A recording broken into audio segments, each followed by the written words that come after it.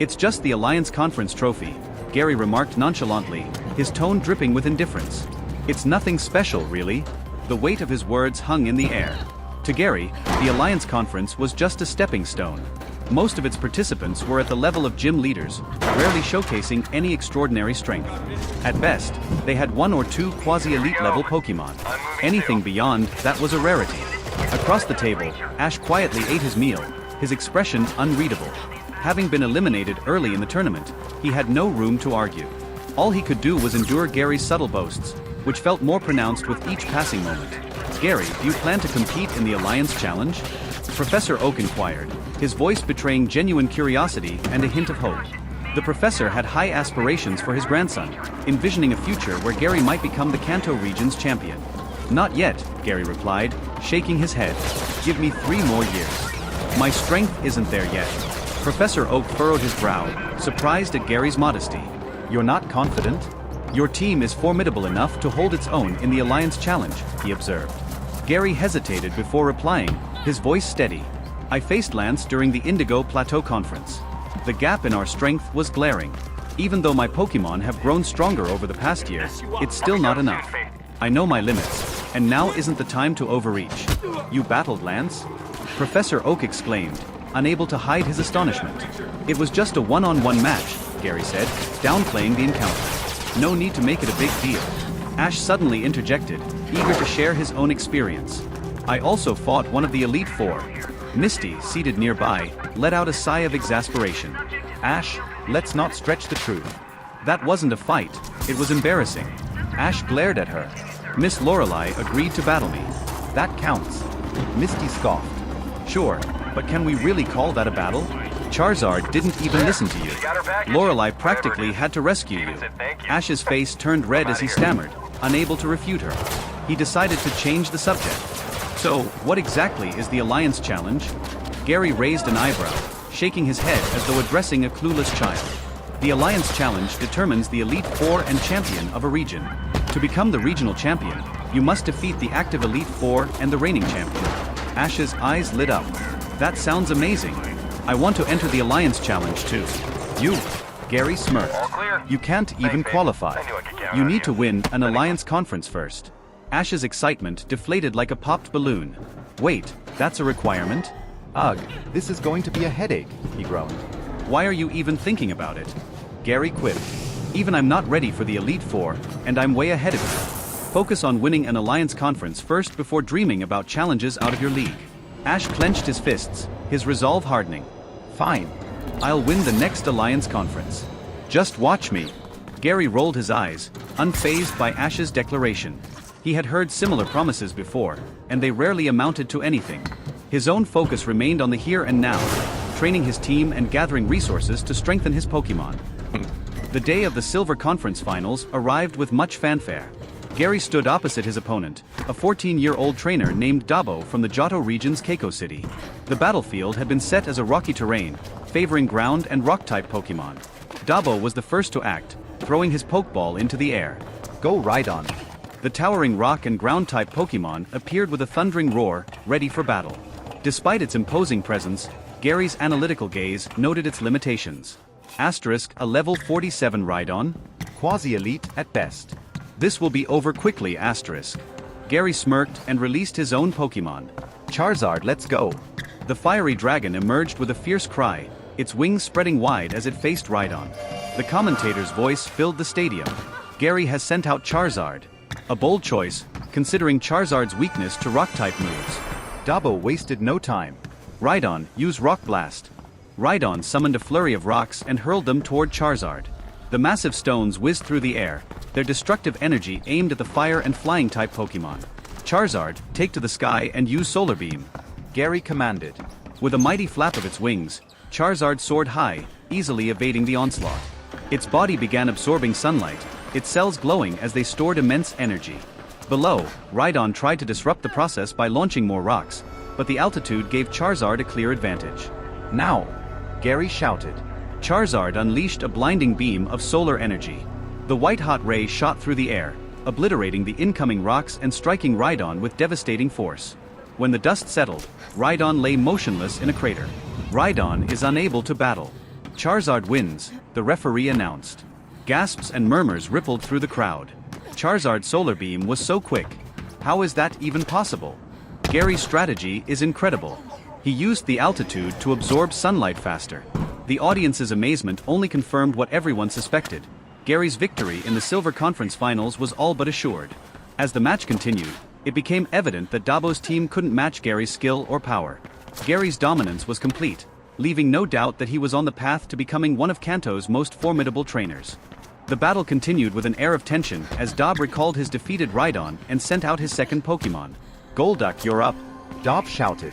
With a flash of light, a sleek blue Golduck materialized on the field. The announcer's voice boomed through the stadium. Dab has chosen Golduck as his second Pokémon. Let's see if this will turn the tide of battle. Golduck immediately sprang into action as Dab commanded, Golduck, use Rain Dance. Golduck's eyes glowed an intense blue, summoning thick rain clouds over the battlefield. Rain began to fall, dampening the rocky terrain and setting a dreary atmosphere. Dab smirked, confident that the rain would weaken Charizard's fire attacks and disrupt its strategies. But Gary remained calm. He recognized Dab's strategy but also knew the inherent flaw in it. Rain might weaken Charizard's fire-based moves, but it also empowered flying Pokémon. Charizard Hurricane, Gary ordered. Charizard flapped its massive wings, whipping the drizzling rain into a violent storm. Wind blades swirled within the hurricane, carving through the field with destructive force. Stone pillars shattered, debris flying as the storm raged on. Golduck struggled against the battering winds, but the relentless onslaught left it no chance. The powerful winds hurled Golduck into the protective energy shield at the edge of the arena before it collapsed to the ground, unconscious. The referee raised his hand. Golduck is unable to battle. Charizard wins again. The crowd erupted in awe, and the announcer exclaimed, unbelievable. Rain Dance not only failed to hinder Charizard but amplified the devastating power of Hurricane in this weather. Dab's confidence wavered. He had underestimated Gary's experience and strategy. But he wasn't ready to give up. Clenching his fists, he sent out his next Pokémon. Steelix, I choose you.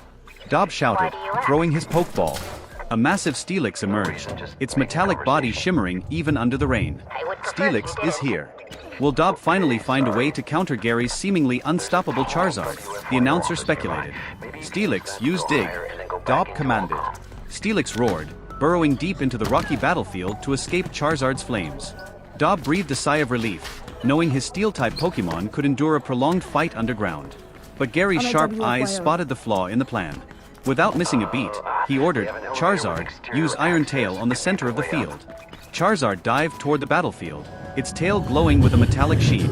It struck the ground with immense force, sending tremors rippling across the arena. The rocky surface cracked and crumbled, the vibrations forcing Steelix out of hiding. The massive Pokémon emerged, its body rattled from the sudden quake. Now, Flamethrower, Gary commanded. Charizard unleashed a torrent of flames at the exposed Steelix. The fire engulfed its opponent, the intense heat overwhelming its defenses. Steelix let out a pained wail before collapsing to the ground, its massive body smoldering. The referee stepped forward. Steelix is unable to battle. Charizard wins. The audience watched in stunned silence as Gary's Charizard defeated yet another of Dab's Pokémon. In less than 5 minutes, 3 of Dab's Pokémon had fallen, leaving him visibly shaken. The halftime break arrived with Dab reeling from the first half. He sat in the rest area, staring blankly at the Pokeballs in his hand. Meanwhile, Gary remained composed, resting calmly and sipping water. As the announcer signaled the second half, both trainers returned to the battlefield. The second half begins. Will Dab turn things around, or will Gary's Charizard continue its unstoppable rampage? Gary wasted no time. Charizard, you're up again. The fiery dragon emerged with a mighty roar, and the crowd cheered wildly. For many, Gary's dominance with Charizard was nothing short of legendary. Dab summoned his next Pokémon. Piloswine, I need your help. The shaggy ice and ground-type Pokémon appeared, bracing itself against the looming Charizard. Gary's eyes narrowed. Charizard Flamethrower. Piloswine tried to counter with Blizzard, summoning a powerful storm of ice and snow. But the icy gusts were no match for the searing flames. The fiery attack melted through the blizzard and struck Piloswine head-on, leaving it scorched and unable to continue. The referee announced yet again, Piloswine is unable to battle. Charizard wins. Dab's frustration grew as he called out his fifth Pokémon, Heracross. The dark blue beetle stood firm, determined to turn the tide. Heracross, use Mega Horn. Dob ordered. But Gary was unshaken. Charizard Hurricane. Charizard flapped its wings, summoning another devastating storm. Heracross, despite its valiant effort, was caught in the raging winds and knocked out within seconds. With only one Pokémon left, Dob reluctantly sent out his ace. Meganium, it's all up to you. The elegant grass-type Pokémon emerged, its flower-like petals glowing under the rain. Its level was higher than Dob's other Pokémon, but the difference in power was still stark. Gary didn't hesitate. Charizard Inferno. Charizard soared into the air, unleashing a massive sphere of blue flames. The fiery attack surrounded Meganium like a cage, its heat intensifying with every second.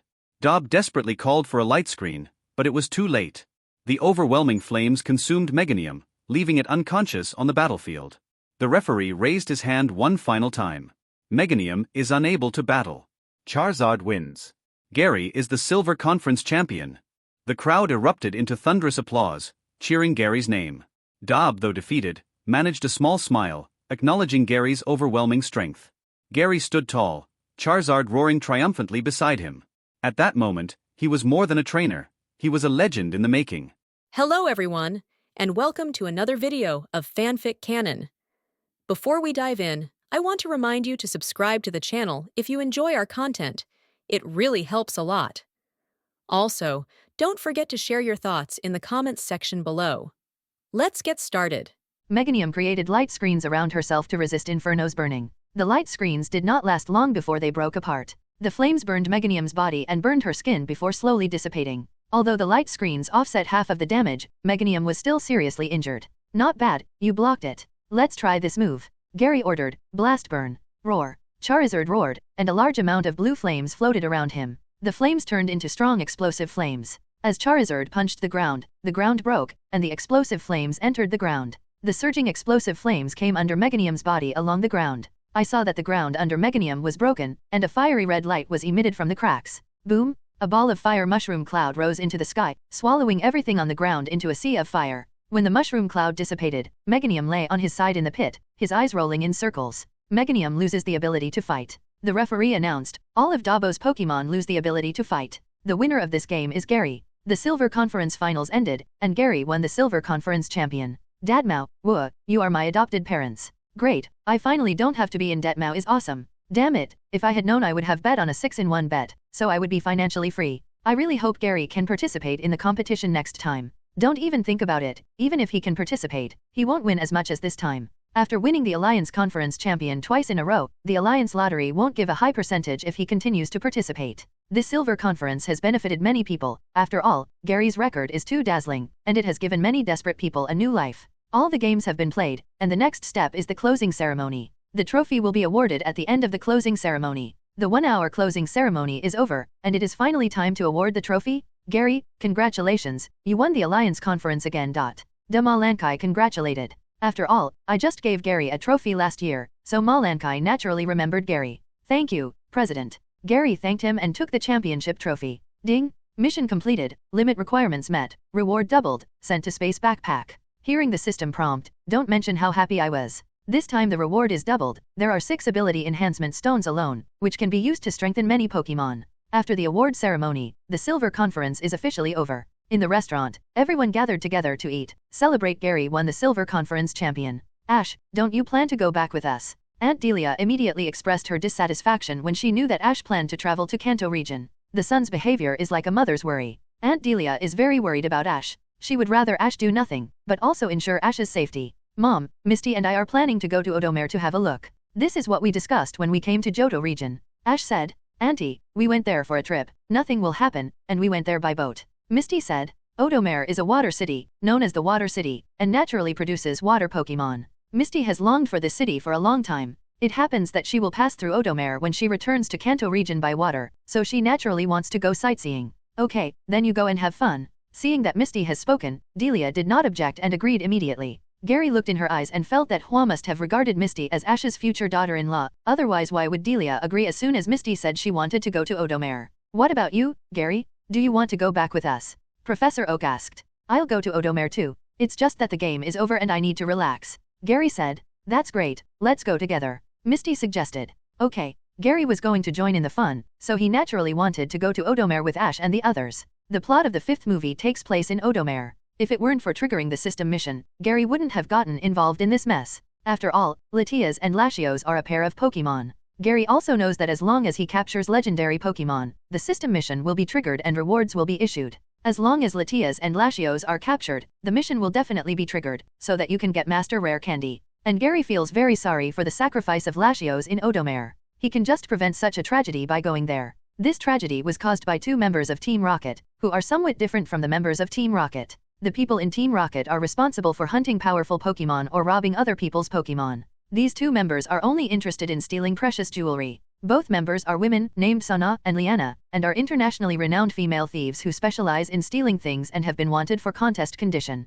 If we plan well, we can use these 2 people to help Gary conquer Latias and Latios. After lunch, Professor Oak and Aunt Delia left Johto region by car in the afternoon and flew back to Kanto. Gary and Ash contacted Professor Oak's laboratory directly to teleport the Pokémon participating in the Silver Conference back, and sent a few more Pokémon over. Gary teleported all the 6 Pokémon on him back, and took Blastoise, Gengar, Eevee, Alakazam, Magnezone, and Charizard on him. Magnezone only needs to consume electricity, and usually it can be struck by lightning, which can reduce a lot of weight for Gary. Ash also sent all the Pokémon on him back to Professor Oak's laboratory, leaving Pikachu behind. It's an old tradition. Any Pokémon can be placed in Professor Oak's laboratory, but Pikachu cannot, and must stay on him. Eevee, Gengar, come out. Gary released Eevee and Gengar after getting the Pokémon sent by Xiaojian. Bui, Gengar. Eevee and Gengar knew that Gary won the Silver Conference champion, and congratulated Gary. Thank you, we need your help in the next trip, you can do your job. Gary said. Gengar nodded and sneaked into Gary's shadow, and Eevee followed Gary.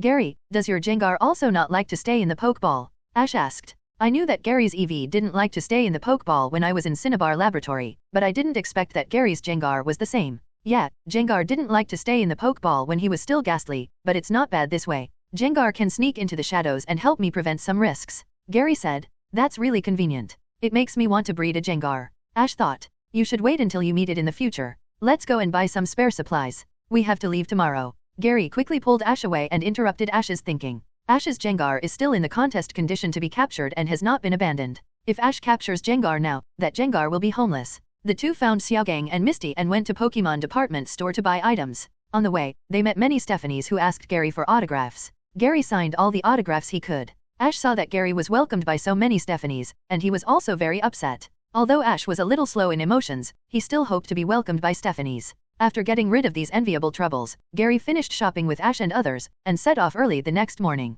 120 went to the seaside, took a boat to Odomare. After a week, everyone finally arrived at Odomare. During this week, Gary did not train much and lived a very ordinary travel life. However, because there were so many people, everyone had their own responsibilities and everything was done very quickly. Especially with Xiaogang, the all-round nanny, there was no need to worry about the problem of Pokemon eating. After all, the food they carried was limited, and the 4 of them had only a few days of rations. But with Xiaogang here, they can also collect some fruits and plants on the road as food, so they don't have to worry about food shortage. Ash can travel until now, thanks to Xiaogang. After all, they got lost many times in the originally planned itinerary. If it weren't for Xiaogang, they would have starved to death in the wild. Even if they didn't starve to death, they would definitely get sick from hunger. Wow, this is Odomare, a city built on the water, so romantic. Misty got off the boat and was particularly excited when she saw the waterway on the side. Ash and Xiaogang were the same, including Gary, who was visiting such a unique city for the first time and couldn't help but watch it for a while. Okay, I want to participate in the water race, let's go sign up. Misty ran away with her hands and feet dancing. Gary and others looked at each other and followed. On the way to Odomare, Misty investigated all the strategies about Odomare. Knowing that there would be a water race here, she wanted to participate as soon as possible. The water race is a very lively event in the city of Alto Mare. It is held every week. Everyone quickly found the registration location and registered at the Pokemon Center. You came at the right time. The water race will be held tomorrow. If you want to participate, you should register now. Joy said. I want to register. Misty raised her hand and actively registered. As long as it is a water-related competition, Misty will participate without hesitation. Okay, then I want to participate too. Ash also planned to join in the fun. As long as it is a competition, how could Ash miss it? Little. You don't have any water Pokemon on you, why join in the fun? Misty asked in confusion. It's not that simple. I'll contact Professor Oak to help me teleport Totodile. Ash said. Misty forgot that Pokemon can be teleported. Then let's compete to see who can take first place. Misty said. Let's compete, the first place will definitely be won. The 2 of them immediately started arguing. Hey, Gary, you're not participating. Misty suddenly found Gary watching quietly on the side, and couldn't help wondering. Yes, Gary, you have blast was, why don't you participate? Ash asked. I'm too famous now, I need to keep a low profile. Gary said. Misty and Ash were sweating profusely. It had been a week since the Silver Conference ended, and now they were all overseas. How could anyone remember who the Silver Conference champion was? The two didn't say much to the arrogant Gary. They thought it was fine if Gary didn't participate. After signing up, Ash went to the teleporter and contacted Professor Oak's laboratory. He asked the little athlete Totodile to teleport over, and then began to visit Odomare, tasting the unique delicacies here. Gary was visiting the scenery along the way, looking here and there, trying to see if he could find Latias. Latias is very naughty. She likes to turn into a girl and wander around the city. Unfortunately, Latias didn't seem to be around today and didn't show up. Gary wasn't worried. Following Ash's succubus body, he wouldn't be able to meet legendary Pokémon.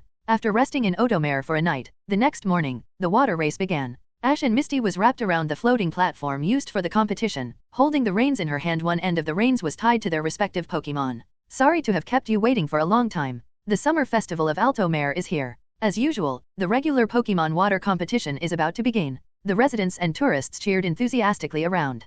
Pika, Chi-Yi, Pikachu and Eevee were also cheering for Ash and Misty. Who will win the glorious Alto Mare glass trophy? Let's wait and see. As soon as the voice fell, there were 3 NATO and 1 Zeto renting lights at the starting point. The 3 NATO stood on the head of Zeto. Every second, a NATO launched dual wing beat until Zeto launched dual wing beat, and the competition officially started. In an instant, the water Pokémon in the water swam quickly in the water like wild horses. Totodile and Ash were in the lead, followed closely by Misty, and a bunch of other players were following closely behind.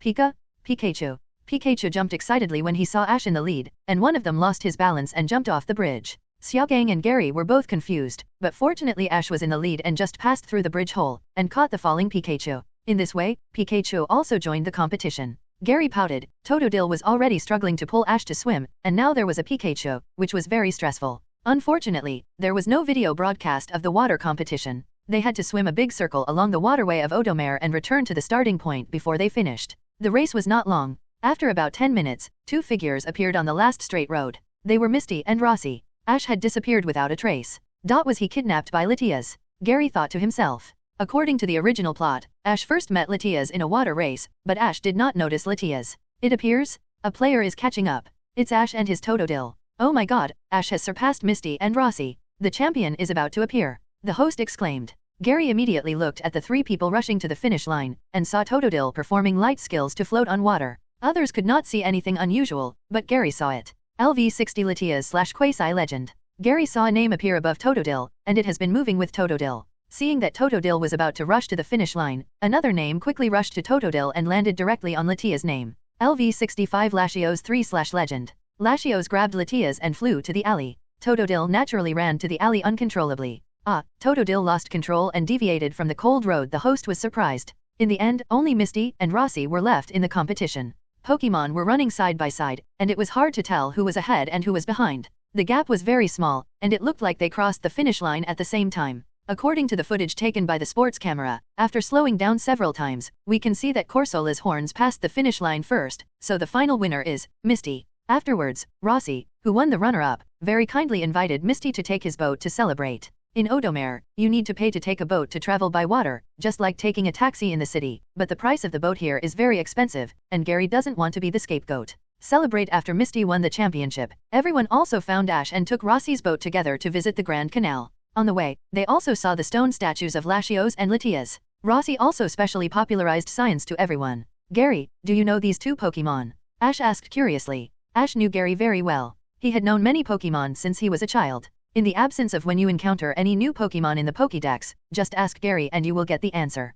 Yes, Latios and Latios are legendary Pokémon. They are very fast, almost Mach 4, and they can be seen in all regions. The current known information is that the scales on their bodies can be invisible, and there is a trainer who has captured Latias. Gary said. What? Someone has captured Latias? Rossi said in surprise. Ash and others were also very surprised. They didn't expect that someone could capture legendary Pokémon, but then they thought that Gary in front of them had also captured it, so they were not too surprised. I don't know about this. I looked at my grandfather's database and saw the detailed data of Latias. With such detailed data, Latias must have been captured or captured. Gary said, with my grandfather's personality, if it is a Pokémon captured illegally, he will definitely not conduct research, so there is only one possibility that he has captured it. Ash and the other 2 nodded thoughtfully. They had all met Professor Oak and believed in his character. After touring the Grand Canal, Rossi sent Ash and the others back to the city and told them that there was a very good pancake shop nearby and they could go and try it. As Stephanie's daughter, Misty naturally loved this snack very much. After getting off the boat, everyone went to the pancake shop excitedly.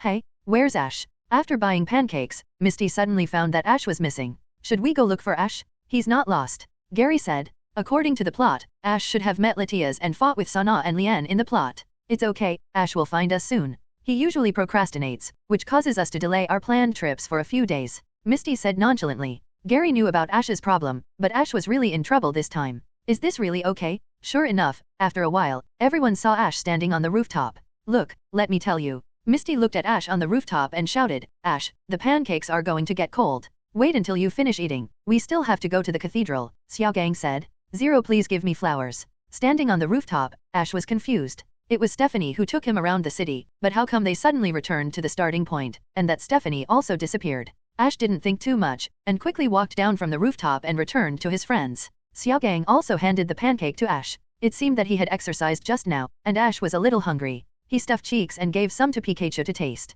Ash, where did you go just now? Gary asked. I just went to find Pikachu, and then I saw a girl being bullied by 2 adults, so I helped her. Ash said. Oh, where is that girl? Misty asked immediately. Zero. After I saved her, she dragged me around the city, around here and there, and then came to the rooftop, and then she disappeared. Ash said. Really? Misty questioned. When they found Ash, they didn't see any girls around Ash. Of course, if you don't believe me, ask Pikachu, Ash said.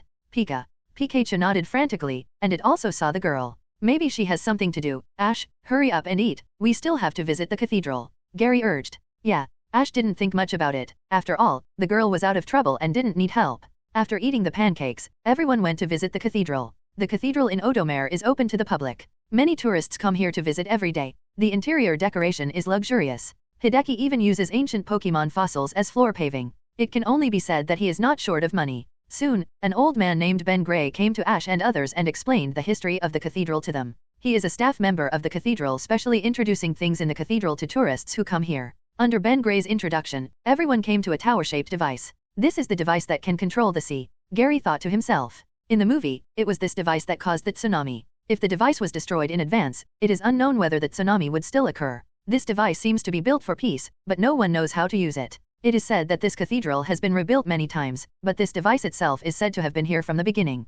Everyone listened to Ben Glee's explanation, but Ash found a red-haired girl on the second-floor corridor. The girl was the girl Ash rescued not long ago. Misty, Xiaogang, Gary, you go back to the Pokémon Center first, I have something to do. After leaving this sentence, Ash ran away. Ash, what's wrong? Xiaogang and Misty were both confused, wondering why Ash suddenly became strange. Only Gary knew what Ash was doing. Of course, he went to have a romantic date with Latias, but unfortunately, he recognized the wrong person this time. The girl was really Kennen, not 170 Latias. Let's go back to the Pokémon Center and wait for Ash, Gary said. After visiting the cathedral, Gary had to take a break after a busy day to deal with emergencies in the evening. As for Ash, let him date Latias properly. Evening. Ash returned to the Pokémon Center around evening. Ash, where have you been? You came back so late and made us worried. Misty complained dissatisfiedly. Sorry, I just saw the girl I met in the afternoon, but I couldn't find her. I was also lost in the city. If I hadn't met Kennen by chance, I might not have come back. Ash explained.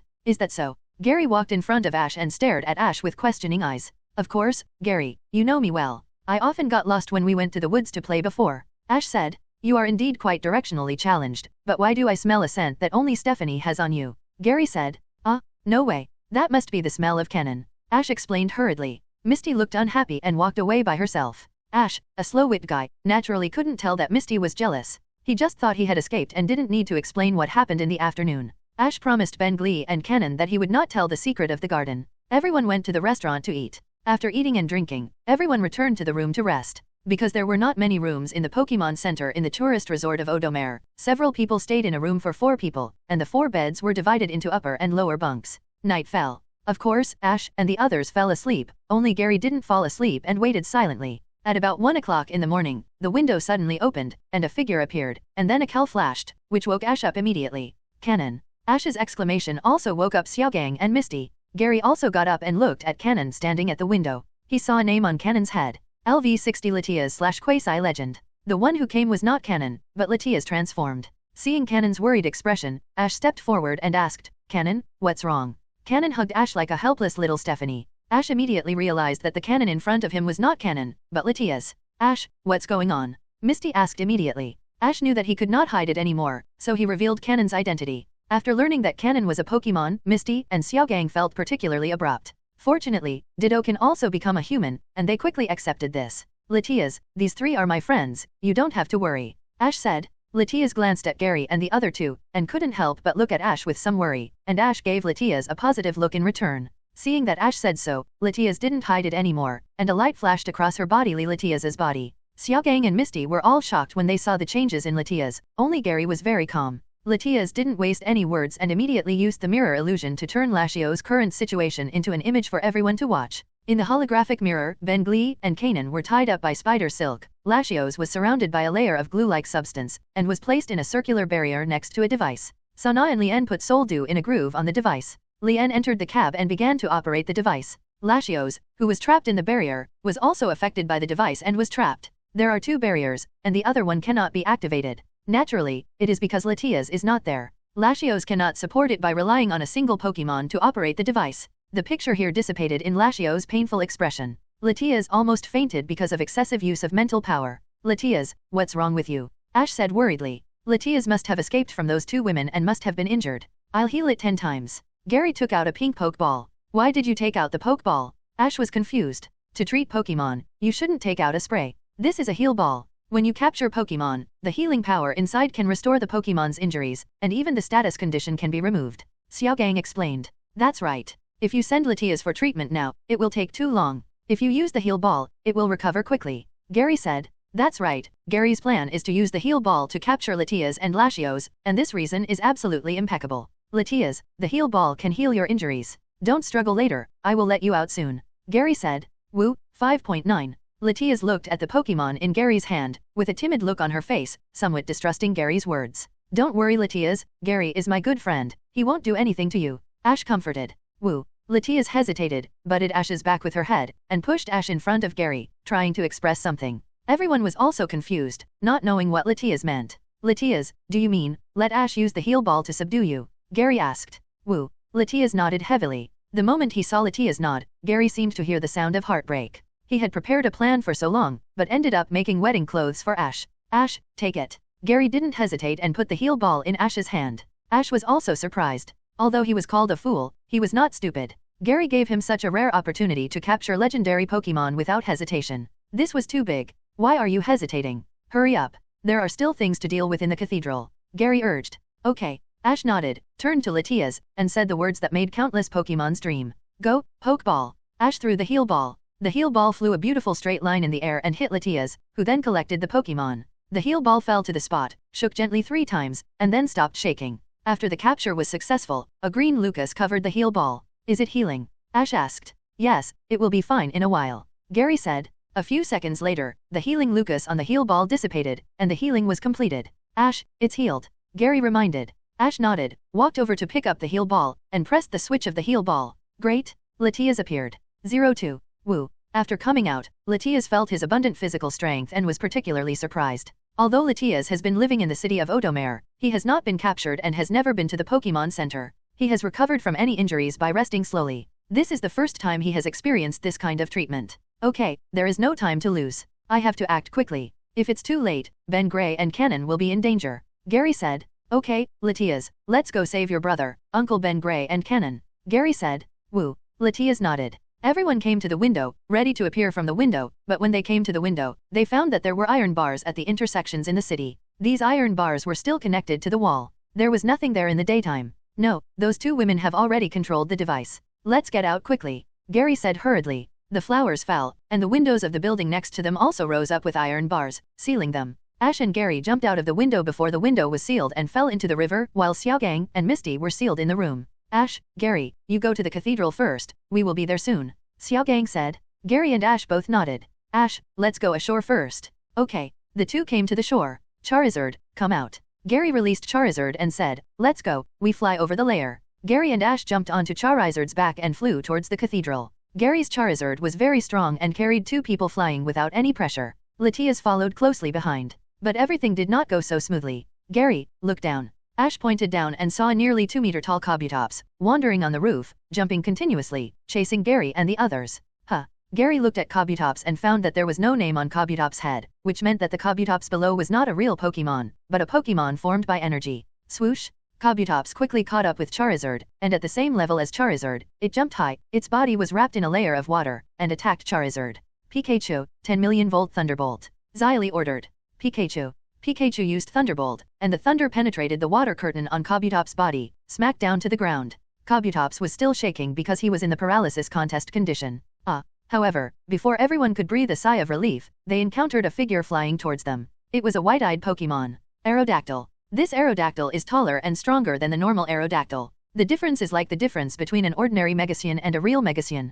Zapdos, I'll leave it to you to deal with Aerodactyl. Gary took out a Pokeball and opened it. Gah! Zapdos appeared and immediately shot a Thunderbolt at Aerodactyl, who dodged to the side. He knows how to dodge, it seems he has a certain IQ. Gary said. Zapdos. Ash looked puzzled, because he remembered that Gary did not bring Zapdos with him. At this time, Cathedral C. What? Zapdos. Lien saw the scene of soaring in the sky through the image transmitted by the device. Great, Zapdos was also caught, all mine. Lien's ambition rose in her heart, and she wanted to capture Zapdos as well. Suddenly, the waves were surging, and the water seemed to have consciousness, rising into the air, trying to surround Zapdos. Zapdos knew that his mission was to delay time, and had no intention of fighting. He immediately took off to avoid the blockade of the water flow and electrocute Aerodactyl by the way. Ash and Gary had already arrived near the cathedral at this moment, but they were lucky. Lien also noticed their arrival. The water in the river quickly flowed to the shore, turning into a huge wave, covering the entire sky. At the same time, water walls rose from all directions, which was to trap Gary and the others in the water.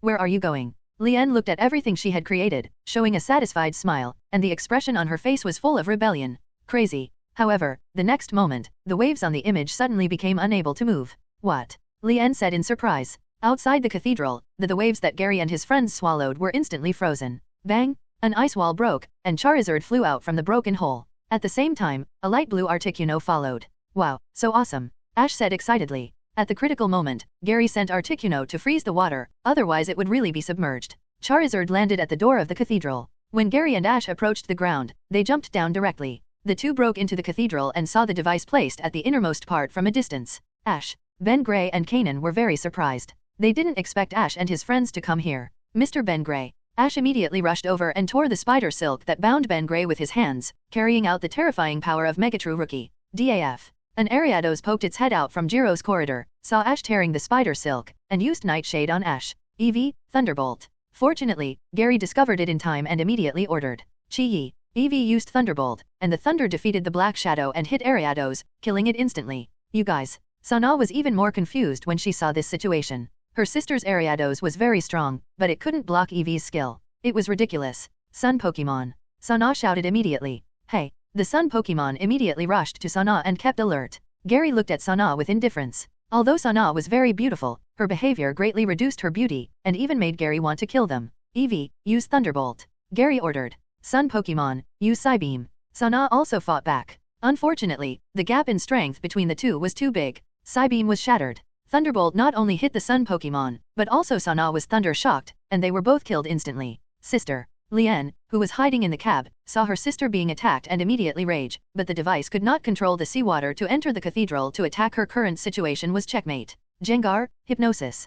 Gary ordered calmly. A Jengar appeared beside Lien. What? Before Lien could react, Jengar used Hypnosis and successfully subdued her. Jenga. After hypnotizing Lien, Jengar poked his head out and gave Gary an OK sign. Bring Lien out. Gary said. Jengar brought his face out, and then Gary took out the rope he carried with him, and together with Jengar, tied up Lien and Sana. What are you doing? Sana was only paralyzed, but did not lose consciousness. Seeing Gary tied her up with ropes, and tied up the unspeakable parts, she immediately looked ashamed and angry. You are famous thieves wanted by Interpol. If I don't tie you up tighter, you will escape. Gary said. Why don't you just tie up our hands and feet? Why do you tie us up like this? Sana looked at the rope that bound her and felt extremely ashamed and angry. She wanted to find a crack to crawl into. Gary looked at Sana who was tied up, especially the white part under her collarbone that was almost squeezed out, and asked in confusion, where did you learn how to tie? Gary only tied up Sana and Lien's hands and feet, and the rest were tied up by Jengar using Psychic to manipulate the rope. This tie-up is similar to the tie-up play in some small movies. Jenga. Of course, they learned it from TV. The bad guys in TV all tied up the heroines like this. Gary didn't understand what Jengar wanted to express, and he was too lazy to ask. He first came to the barrier that bound Latios. Latios was trapped in a circular barrier, which continuously released arc energy similar to electric current, stimulating Latios, and Latios looked painful. Woo. Latias saw the pain. Latios was also worried, not knowing what to do. Everyone, attack the barrier together and see if you can stop it. After saying that, Gary also threw out the Pokeball and released Blast Waz. Everyone, use your strongest skills to attack and break the barrier. Eevee, you just use Thunderbolt. Gary gave an order, and everyone's Pokemon used their skills. Charizard and Blast Waz used Hydro Cannon and Blast Burn respectively. Pikachu and Eevee used Thunderbolt at the same time. Jengar used Shadow Ball. The skills were fired at the same time, and the fire, water, and electricity caused a chemical reaction, resulting in a violent explosion. Boom! The running device stopped, and the barrier that trapped Latios also lost its function. Latios fell to the ground and fainted directly. Everyone immediately surrounded Latios to check on his condition. He was still breathing, and even his injuries were too serious. It would take more than 10 or 20 days for him to recover from this injury alone. Let me treat Latios, Gary said. When they heard that Latios was going to be treated, everyone made way. Eevee, Charizard, use Shadow Claw to tear the mucous membrane on Latios' body. Gary said. Chi-Yi 1. Roar. Eevee and Charizard used Shadow Claw to tear the mucous membrane-like substance on Latios' body into pieces. Then, Gary took out the heal ball and threw it at Latios 10 times. The heal ball successfully took Latios in. The heal ball landed on the ground, shook slightly 3 times, and then stopped shaking. Ding! Task released. Conquer the legendary infinite Pokemon Latios and Latias/reward. Each captured will be rewarded with Gold Bottle Cap X1. All captured will be rewarded with Master Rare Candy X10 and God's Crown X1. Ding! Successfully conquered Latios, rewarded with Gold Bottle Cap X1, has been sent to the Space Backpack. The system's task was immediately released. Unfortunately, only Latios was conquered, and Latias was not conquered, otherwise he could get Master Rare Candy and God's Crown. When the flashing green light on the heal ball switch dissipated, Gary picked up the heal ball and pressed the switch. Great! Latios appeared again, but was still in a coma, but the wounds on Latios' body have been repaired. Woo! Latias approached Latios and gently nudged Latias' jaw with his head. Woo! As expected, Latios opened his eyes quickly. Great! Seeing that Latios was fine, Kanan was greatly relieved. Latios was confused and didn't know what happened, but seeing that Sana and Lien were tied up, all problems should be solved. Well, what should I do with Soldew? Gary pointed to the device behind him. There was a groove on it, where Soldew was placed. This device was also activated by Soldew. However, according to the records left by the ancients, if a person with an impure heart touches Soldew, Hahao will disappear, and then a tsunami will be caused, and Latios will be sacrificed. Since Latios has been subdued, even if Latios cannot be taken away, Gary does not want Latios to be sacrificed. Gary didn't know if he was a pure-hearted person. When it came to Gary's pure heart, Gary himself didn't believe it, so he didn't dare to touch Soldew. Everyone looked at the Soldew on the device. The Soldew, which originally had a pure luster, became black and was completely stained by dirt. According to the Guardians of Generations, Soldew will disappear once it is touched by an evil person. Ben Gray said. It means that only people with pure hearts can touch Soldew. Gary asked in confusion, who among us thinks that they have a pure heart? Everyone was silent. They thought they were good people, but no one dared to guarantee that they had a pure heart. Woo, woo. At this moment, Latios and Latias suddenly called out, and they came to Soldew. The next moment, Latios and Latias emitted a clean light, illuminating the cathedral. The dark inside the tainted Soldew was gradually dissipating, and in more than 10 seconds, Soldew completely recovered to its original clean blue appearance. After seeing Soldew recover, the haze in everyone's hearts was swept away, and the group was finally over. Ash, Gary. Oh no, the water in the river suddenly disappeared. At this moment, Xiaogang and Misty's voices came from outside the door. Especially after hearing what the two said, everyone was confused. You didn't see it wrong? Gary asked hurriedly. This Soldew was not damaged, and it was repaired by Latios and others. How could a tsunami still occur? This is unscientific. Let's go out and take a look. Ben Gray took the Soldew off the device and came to the outside of the cathedral with everyone. What? The sea disappeared. How is this possible? Everyone went outside and found that not only the water in the river disappeared, but also the sea in the Grand Canal. No one knew what happened. Gaw, gaw. At this time, 2 cries came from the sky, and 2 figures, one golden and one white, hovered in the sky. They were Zapdos and Articuno. They had already dealt with Aerodactyl and Kabutops. The next moment, the whole city suddenly shook. In the distance, a huge tsunami that stretched for several miles swept towards Odomare. If such a terrifying tsunami hit, the whole of Odomare would be submerged.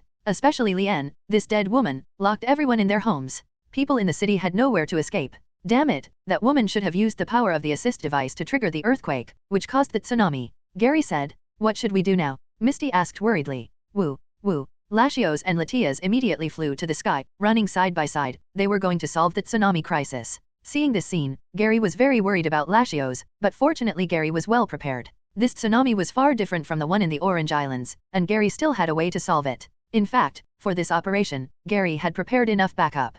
Molters, come out. Gary threw the pokeball, and a brilliant firelight lit up the square outside the cathedral. Molters, Ben Gray exclaimed. He was just wondering how Zapdos and Articuno appeared, and now he was shocked to see Gary release Articuno. Huh. Latios looked at Gary's sudden release of Molters, not knowing what Gary was going to do. Latios, Zapdos, and the others have the ability to quell natural disasters. They will help you. You don't have to fight too hard, you know. Gary shouted. Woo, woo. Latios and Latias nodded at the same time. Then, Gary ordered, Zapdos, Articuno, Molters, use your power to stop the tsunami, please. Guru, Guru, Guru. 3 cries resounded through soaring in the sky, and the 3 sacred birds were covered with red, yellow, and blue energy and flew towards soaring in the sky. Under the influence of their power, the originally rushing water gradually calmed down. Latios and Latias also rushed towards the tsunami without hesitation, their bodies shining with a clean luster, turning into a huge energy ball, crashing into the tsunami, and the tsunami that was hit instantly collapsed. Under the influence of the 3 sacred birds, the tsunami also completely subsided, the flow rate of the sea gradually became slow, and the sea water slowly flowed back into the river channel of the city.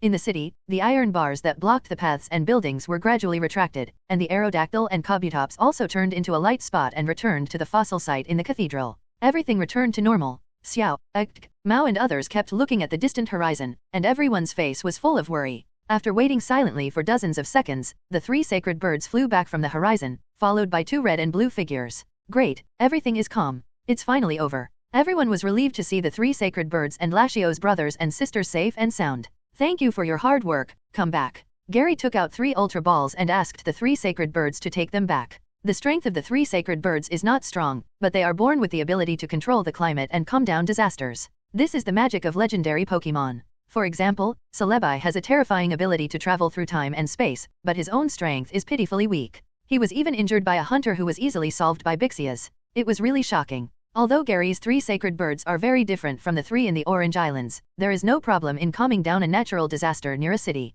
Let's go back and clean up. Don't ask about it later, Gary suggested. It's already 4 o'clock in the morning, especially after experiencing such a terrible thing just now. Everyone in the city has died. This matter must be hidden. Well, let's go back and put Soldew back into the pool, Ben Gray said. Everyone returned to the church, passed through a wall, and entered the mysterious garden in the cathedral. Cannon put Soldew back into the groove of the pool, and the water in the city's river was instantly dyed green. Why the water in the city of Odomare is green has always been a mystery. In fact, it is caused by Soldew. The water with the power of Soldew has the ability to calm the sea, so Odomare can exist on the sea for so long. Then, Junsha also brought people over and detained the 2 sisters Sana and Lien. Everyone followed them to the police station and explained what happened. Ben Gray's family was responsible for guarding the secret of the mysterious garden. Naturally, they had some connections in Odomare. After a little operation, Junsha understood what happened and let everyone go. It can be seen that Junsha also understood that there were unknown secrets in the cathedral, but she didn't know what they were. However, since the international organization had spoken, she didn't ask too much. Everyone came out of the Pokémon Center and returned to the secret garden in the cathedral. Latias saw Ash and others return, and immediately flew over and circled around everyone. It can be seen that Latias's mental state is very low, just like a child. Woo. Latios also came to Gary and thanked him. He was in a coma before and didn't know what happened. When everyone went to the police station just now, Latios had learned from Latias that Gary provided help, not only saving himself, but also healing his sister. Latios was naturally very grateful to Gary and wanted to thank him in person. You're welcome. Gary took the opportunity to touch Latias's body. If you touch it carefully, you will find that Latias's body is not skin, but small scales. It's just that because the scales are too thin, it looks like complete skin. After all, it is a dragon-type Pokémon. Dragon-type Pokémon have scales on their bodies, including Pokémon with dragon species. For example, Charizard, Gyarados, and Milotic have scales on their skin. Mr. Ben Gray, those 2 girls are world-famous thief, and they are also members of Team Rocket. I think you'd better dismantle the device in the cathedral, otherwise you may be targeted by Team Rocket. Gary said. The Rockets have many spies, and even Mutwo who hid in the mountains and forests can be found by them. Sana and Liana were arrested by the police. It is hard to guarantee that there are no Rockets spies in the prison. When they ask Sana how they were locked up, Banmu will know, and he may target Odomare. The Banmu in this world is an extremely ambitious guy. If he knew that the device in the cathedral could trigger a tsunami, he might really do it.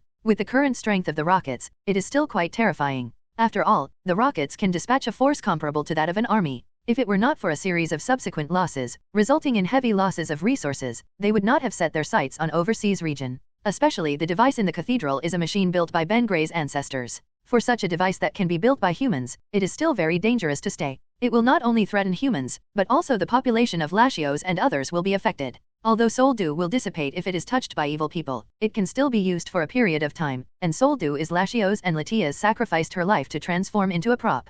If Ban Mu targeted them, it would be a devastating blow to the Lashios and their species. Don't worry about this, I have already planned to deal with it, Hoenn Lei said. After the lesson learned from this incident, it is no longer something Ben Gray can handle. Alliance and Interpol know that since there is such a risk in Odomare, the risk must be eliminated. Soul Dew will naturally not be moved, because without Soul Dew, the entire Odomare will be in trouble. The device must be dismantled if it can be dismantled, and it will never be activated again. By the way, Gary, when did you bring the 3 sacred birds with you? Ash suddenly asked. Ash wanted to ask before, but the incident was urgent at the time, so Ash didn't ask. When you went on a date with Latias in the afternoon, I asked Xiaojian to teleport here. Gary said. Knowing that something like this would happen in Alto Mare, Gary naturally had to prepare well, and deliberately waited until this time to teleport the 3 sacred birds. Why teleport the 3 sacred birds? Ash asked in confusion. Everyone obviously came to Alto Mare to travel, not to challenge the gym, and there was no need to replace Pokemon. I planned to go back to Pallet Town first, so I teleported the 3 sacred birds.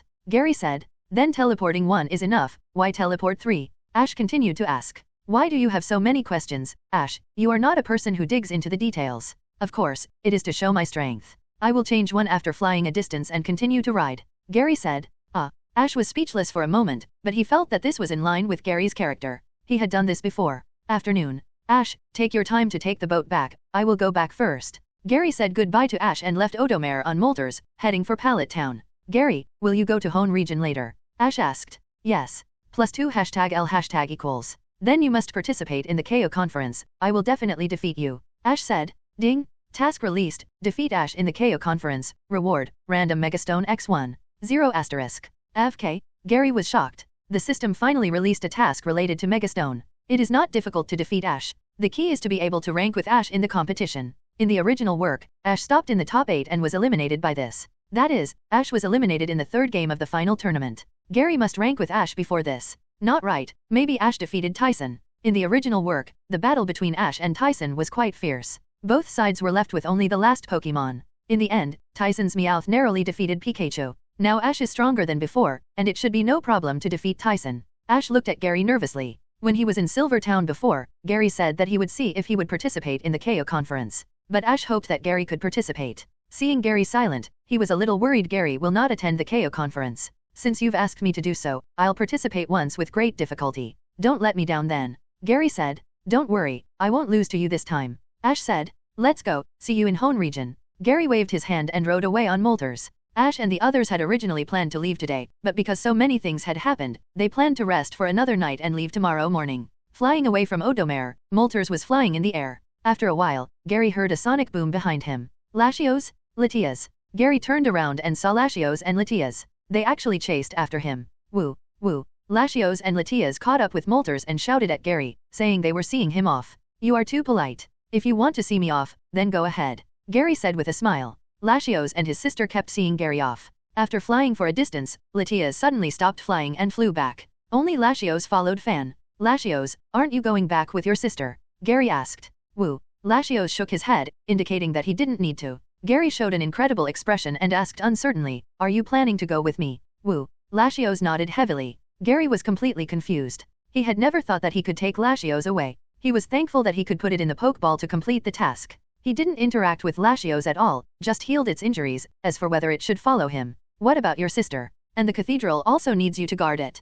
Can you leave? Gary asked. Woo. Lashios yelled, it's okay, our guarding period is up, there are other 293 Lashios and Latias to guard, as for its sister, it will naturally follow Ash. Okay, since you want to follow me, then come, but let me make it clear first, if you want to leave, you can leave at any time, I won't stop you. Gary said. Woo. Lashios nodded, and believed in Gary's character even more. Then come in. Gary took out the heal ball and put Lashios into it. The Pokeball was not teleported back to Professor Oak's laboratory, because Gary had already asked Professor Oak to cancel the upper limit of Gary's Pokemon carrying. After all, sometimes there are many things to deal with, and 6 Pokemon are not enough. The reason for limiting the number of Pokemon that trainers can carry is naturally because the Pokemon of trainers are very strong. If they carry too many Pokémon, there will be certain risks, so the Alliance stipulates that trainers can only carry 6 Pokémon on their bodies at most. In order to restrict young trainers like Gary and Ash, the Pokémon Pokédex is set with a teleportation function. If they carry more than 6 Pokémon and capture new Pokémon, they will be automatically teleported to the Great Laboratory. Trainers who don't have a Pokédex don't have this worry, but every time they go to the Pokémon Center, they will be tested for the number of Pokémon they carry. If they exceed 6, they need to teleport the extra Pokémon. Gary looked at the heal ball in his hand and checked Latios's attribute. Pokémon, Latios 3. Attribute, Dragon, Psychic. Level, 65. Potential, Legend. Ability, Float, can automatically float the body. Skills, Stored Power, Help, Confusion, Tailwind, Safeguard, Dragon Breath, Luster Purge, Heal Block, Zen Headbutt, Dragon Pulse, Simple Beam. Intimacy, 160, Full Value 255. Looking at Latios's data, Gary can be sure that this Latios has not undergone any training and has grown to level 65 naturally. Because Latios' skill pool is too poor, many racial skills that Latios should awaken have not been awakened. Normal Pokémon that have been trained by trainers can awaken more racial skills. Wild Pokémon will only do what they are used to because of their habits, resulting in many racial skills not being awakened, and only key skills being awakened. This kind of thing will also happen to legendary Pokémon. I'll teach you a few more skills when we return to Pallet Town. Gary sighed. This Latios has the strength of an elite level, but it only has a few attack moves. The only attack skills that can be used are Luster Purge, Zen Headbutt, and Dragon Pulse. The rest of the skills are auxiliary skills, and Dragon Breath is too weak. To be honest, Latios is not a strong Pokémon.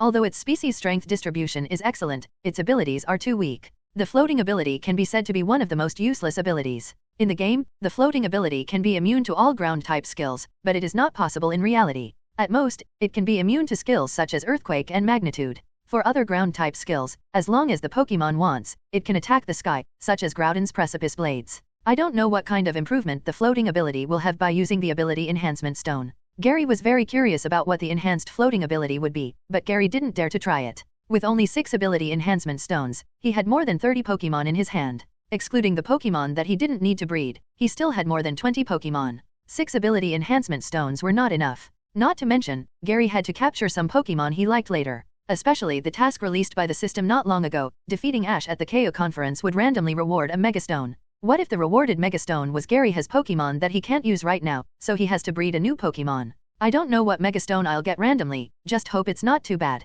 Gary muttered.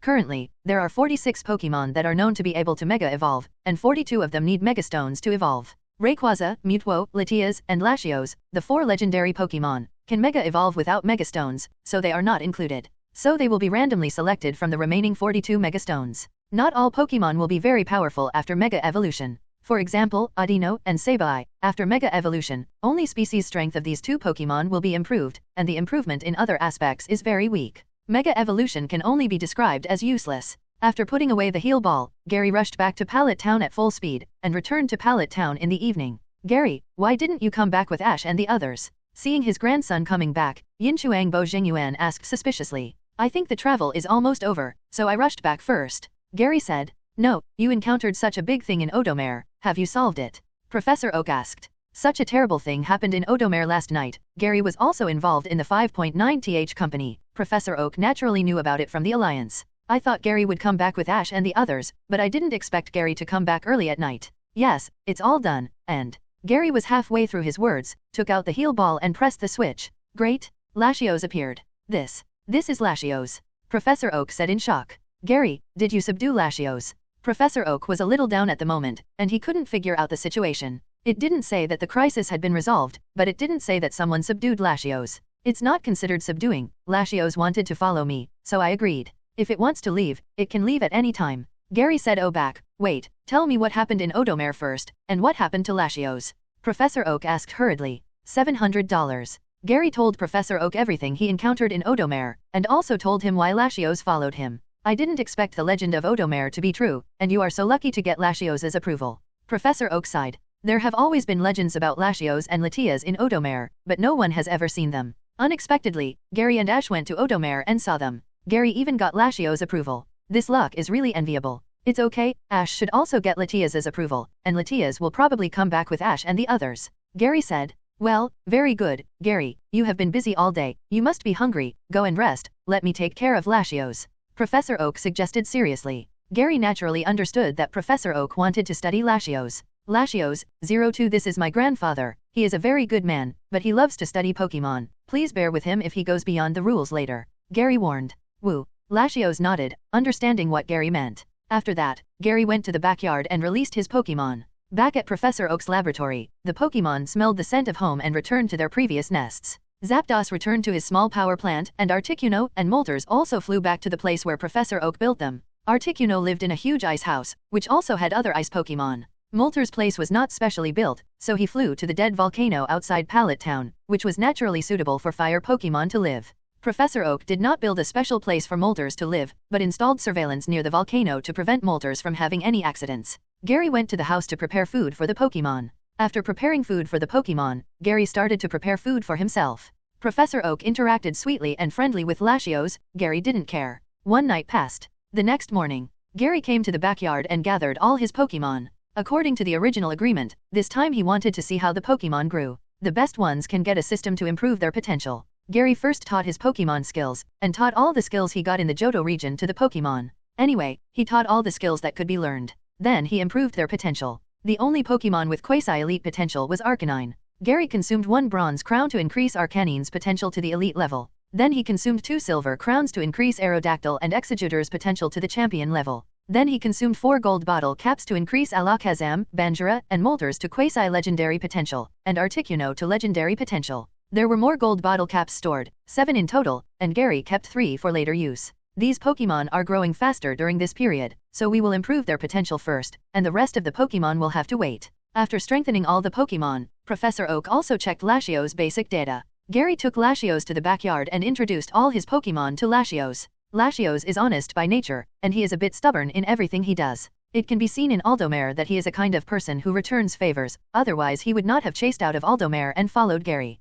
After introducing his Pokemon to Latios, Gary reached out and touched Latios' dragon scales, and taught Latios all the skills at once. Woo, 2A. Latios was stunned. 10 skills were awakened at once, which made it unbelievable. Don't be surprised, this is my ability, the skills recorded by me. As long as you have the talent to learn, I can let you master them directly. Remember, this is our secret, keep it secret. Gary comforted. Woo. Latios nodded in surprise. It didn't expect Gary to have such ability, but it was good that it followed a great human. In the following time, Gary stayed at home to rest. Every day, he took care of the Pokemon in the laboratory with Xiaojian, and occasionally wandered around the town. When the people in the town saw Gary, they all congratulated Gary on winning the White Eye Conference. Because of winning the Alliance Conference Championship twice in a row, Pallet Town also became famous. During the time when Gary was away, many tourists came to Pallet Town to see Gary, but unfortunately Gary was not there at that time. A week later, Gary packed his luggage and was ready to go to Hoenn region. Hoenn region is a very ancient place. According to the research of geologists, it is the first continent formed on the Earth, and there are many ancient ruins. Gary is sure of this because there are Mega 643 fossils in many ruins, and Stevens Megastone and Keystone were also found from the ruins exploration. In order to make the trip go smoothly, Gary brought 3 Pokemon, Super Iron Tyrannosaurus, Eevee, and Latios, with him. The Super Iron Tyrannosaurus was naturally for excavation, Eevee was used for early warning, and Latios was used as combat power. 2 elite level and 1 quasi-elite level, such combat power is enough to deal with all difficulties. After all, there is no need to bring water-type Pokemon, because Latios itself is a dual-purpose Pokemon for water and air. Gary, are you going to leave now? Aren't you going to wait for Ash? Professor Oak asked. No, we can meet in Hoenn region later. Gary said. Gary didn't want to interfere too much with Ash's trip. It would be best for Ash to travel according to the original plot, so that he could save many crisis events. Then be careful along the way. Professor Oak said. Well, Grandpa, take care of yourself too, don't stay up late all the time. Gary gave instructions and left the Tianxia laboratory with the mountain bike. Gary went directly to the dock of Pallet Town, took a speedboat to Vermilion City, and then took a cruise to Hoenn region. The journey took quite a long time, and it took nearly half a month to get there by boat. The main reason was that the route from Kanto region to Hoenn region was not open yet, so he could only go there by boat. Now we've arrived at the harbor of Mabai Town. Gary stood at the edge of the cruise ship and could see the harbor of Mabai Town at a glance. He was looking forward to this trip. Chai. Eevee also jumped onto Gary's shoulder. During this time on the cruise ship, it was thanks to Eevee that Gary passed the time. The cruise ship was originally going to pass through Dewford Town, but because Professor Oak asked Gary to meet Professor Birch first, Gary had to come to Mabai Town first. Arriving at the harbor of Mabai Town, Gary took out the latest flip phone and looked at the electronic map on it. At present, the development of mobile phones is changing with each passing day. From the black and white phones in Kanto region, they have developed into color screens, and they also have GPS positioning functions. As long as the weather is not too bad, you can use GPS to determine your location, and basically there is no chance of getting lost. After determining the location of Otomaki Laboratory, Gary rode his mountain bike there. LV4 Zigzagoon/normal, LV3 Wormhole Female Sign/elite, LV3 Acorn/normal. It's really nostalgic. Along the way, Gary saw the Pokemon unique to the Hoenn region and couldn't help but feel nostalgic. If we talk about the most popular game in the Pocket series, it is naturally the Red, Blue, and Green Gem series. Although it is not popular enough, it has the greatest spread and the most pirated copies. There are also various modified versions. It is a very classic one. Gary also misses the Pokemon in the Hoenn region very much. This time when he came to the Hoenn region, he must breed the 3 starters. I don't know what the potential of the 3 starters in Professor Birch is. If possible, it would be nice to get one here. Gary remembered that when he first played the Emerald Gem, the first choice of Pokemon was Torchic. Now when he thinks of Torchic, Gary really wants to capture one. The road was smooth and Gary arrived at the Otomaki Laboratory before noon. Professor Birch likes to study the habitats and distribution of Pokemon, so he deliberately built the laboratory in a more remote location to facilitate his research. Gary looked at the door of the laboratory and rang the doorbell. Ding ding ding. Soon, a man in a white coat walked out of the laboratory. When he saw Gary at the door, the man asked, "Are you here to pick up the Pokemon rookie trainer?" "No, my name is Gary. Professor Oak asked me to come here to deliver something to Professor Birch." Gary said, "So Professor Oak sent you here. Come in." Hearing that Gary was sent by Professor Oak, the man immediately changed to a respectful attitude, which shows that Professor Oak is very respected in the research field. Gary parked the mountain bike and followed the man into the laboratory. "Professor Birch, Professor Oak sent someone here." The man took Gary to a room. Professor Birch was inside, and at the same time, there was a teenager standing next to Professor Birch. Both sides looked at each other. Gary was shocked because he recognized the boy next to Otomaki Hiro. "Oh, you are Gary." At the same time, the boy next to Professor Birch exclaimed, "Xiao, do you know him?" Professor Birch asked in confusion. "Dad, he is the champion of this year's Silver Conference. His name is Gary, and he is Professor Oak's grandson." "You don't know this?" Xiao asked in confusion. "Oh, Professor Oak's grandson." Professor Birch was surprised and said awkwardly, "Sorry, I don't pay much attention to Alliance Conference." The boy named Xiao is one of the protagonists of the Gem series. Mei is the heroine. If Xiao is chosen as the protagonist, then Mei will become Professor Birch's daughter, otherwise, Xiao is Professor Birch's son. In the animation plot, Mei is Norman's daughter, so Xiao is naturally Professor Birch's son, but Xiao has never appeared in the animation plot, and only appeared a few times at the beginning of the movie.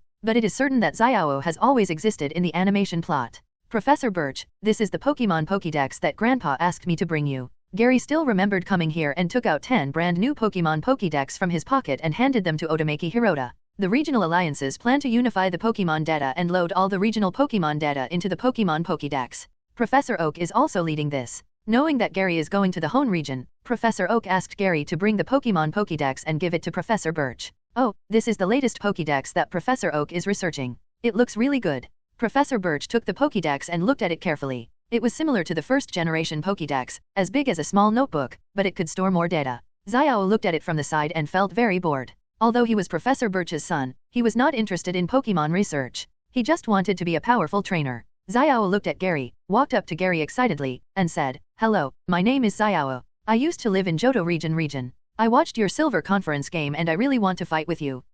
Gary was a little confused. Gary was used to sudden challenges, but he didn't expect Xiao to take the initiative to challenge. For his impression of Xiao, Gary thought he should be very calm. "I didn't expect him to be a warmonger." Chai. Evie was also surprised. "You are a rookie trainer?" Gary asked. "Yes, I just became a trainer today," Xiao said. Gary, surprised face. Evie, confused face. Gary and Evie were both confused. These rookie trainers were all so jumpy, always looking for veteran trainers to fight. Wang Xiahao, too brave. "Xiao, Gary has been a trainer for several years, you are not a rival," Professor Birch reminded. Although he didn't pay much attention to the Alliance Conference, Professor Birch naturally knew the gap between trainers. A rookie was definitely not a rival of a veteran trainer. Unless the veteran trainer used a weaker Pokemon, a rookie trainer could not be a rival. "How do you know if you don't try it?" Xiao retorted. He still wanted to fight Gary and give it a try. "It's up to you." Professor Birch saw that Xiao was determined to do so, so he didn't try to persuade him. Anyway, it still depended on whether Gary agreed or not.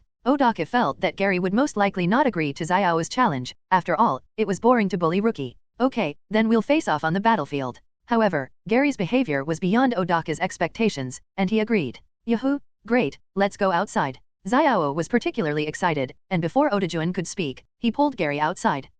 It seems that Xiao's first Pokemon battle will end in defeat. Professor Birch had no choice but to follow and see, hoping that nothing would happen. After all, Xiao was still a rookie, and it would definitely not be Gary's rival. Because Xiao was a novice, Professor Birch asked the two to fight in the open grass outside. Evie, this battle is up to you, Gary said. Chai. Evie nodded. I'm good at bullying novices. Evie trotted in front of Gary and looked at Xiao opposite him cutely. Evie. Xiao knew Evie, and knew that Evie was not a very strong Pokemon. He thought that Evie should be a Pokemon that Gary had bred not long ago. Professor Birch was looking forward to the outcome of this battle when he saw Evie. He also felt that Evie was not very strong. Okay, this is my Pokemon.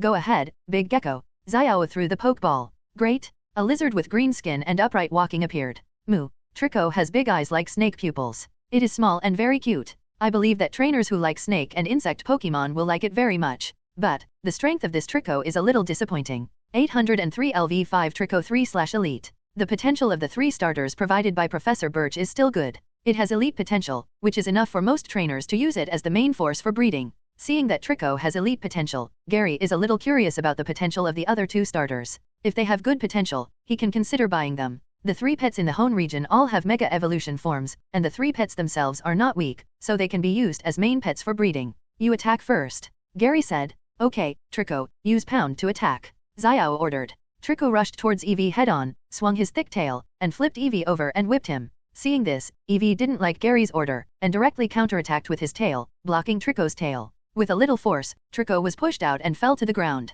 What? The power gap is so big. Xiao was shocked. He could see that Eevee didn't use any strength at all to push Trico back. Your Trico is too low level, far behind my Eevee. AC/DC, Gary said. Really? Then try this move. Xiao said in disbelief. Trico, use Triza. Trico clapped his hands and rubbed out green energy leafage, which turned into petals and attacked Eevee. Quick attack. Gary issued an order. Swoosh. A white light passed by, directly dispersing the leafage, and the head pushed Trico several meters away. Bang! Trico fell to the ground, his eyes spinning, and was killed instantly. Xiao was very surprised. He knew that there was a big gap between him and Gary, but he didn't expect Trico to be unable to resist even one move. Thank you, Gary said. Eevee didn't use his full strength just now, otherwise Trico would not be as simple as flying several meters away. Okay, Xiao quickly send Trico to the laboratory. There are treatment equipment inside. Odaki urged. Xiao nodded and rushed into the laboratory with the gecko. Although Xiao looks a bit reckless, he still cares about Pokemon. Sorry to trouble you, Professor Birch said. How could he not see that Gary didn't take the battle seriously at all, and was obviously giving in to Xiao? It doesn't matter, rookie trainers are basically like this. Gary said indifferently. By the way, Professor Birch, can I see the Pokemon you have selected for rookie trainers? Of course, no problem, follow me. Professor Birch took Gary back to a room in the laboratory. On a table, there were 2 Pokeballs. The missing Pokeball was naturally the Trico that Xiao took away. The Pokemon we selected for rookie trainers in Hoenn region are these 3. Professor Birch opened the 2 Pokeballs on the table. Great. LV5 Mudkip 3/Quasi Elite. LV5 Torchic 3/Elite. Professor Birch introduced. This is Mudkip. This is Torchic. The grass-type Pokemon is Trico, which has been chosen by Xiao. They are all very cute. Gary squatted down and looked at Mudkip and Torchic carefully. When Torchic saw Gary, he immediately showed a timid look and hid behind Mudkip. Mudkip looked at Gary cutely, not afraid at all. So timid, this Torchic should be Maze. Professor Birch, are these Pokemon shipped from the breeding house? Gary asked. Yes, they are all breeders assigned by the Alliance, specially for rookie trainer breeder. Professor Birch said. Why? Gary, do you want to breed Mudkip too? I really want to breed one.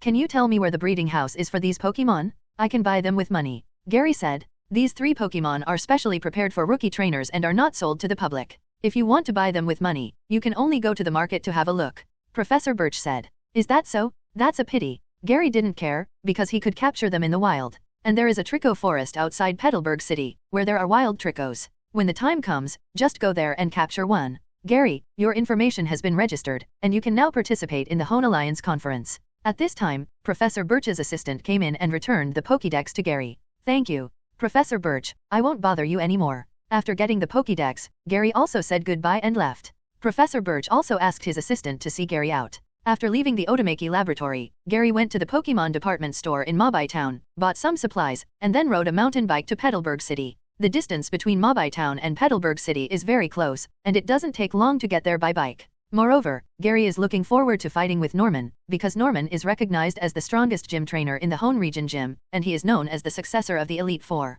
If he can fight with Norman in a gym without saving his strength, the task rewards issued by the system should be very generous. Arriving at Petalburg City, it was already dusk. Gary didn't plan to challenge the gym today, so he came to the entrance of the Petalburg gym first to trigger the system to release the task. Ding! Released task. 1. Get the Petalburg gym badge/reward, intermediate rare candy x6, Giga Impact permanent skill learner, top quality silk scarf x1. 2. Use Hoenn region Pokemon to get the Petalburg gym badge/reward, intermediate rare candy x10, normal series self-selected permanent skill learner, naturally teachable normal series skills, random in battle effect item x1. Gary was stunned. The task released by the gym challenge was changed. There were 2 options. One was the same as the previous challenge, and the second changed the choice of skills and props, but required the gym challenge to use the Pokemon mouse from the fringed region. System, do you mean the Pokemon captured in the Hoenn region, or the Pokemon on the Hoenn region Pokemon Pokédex? Gary asked quickly. Pokemon on the Hoenn region Pokemon Pokédex. Gary immediately looked constipated. Gary has captured nearly 40 Pokemon, and except for Latios, there are no Pokemon from the Fate region plus.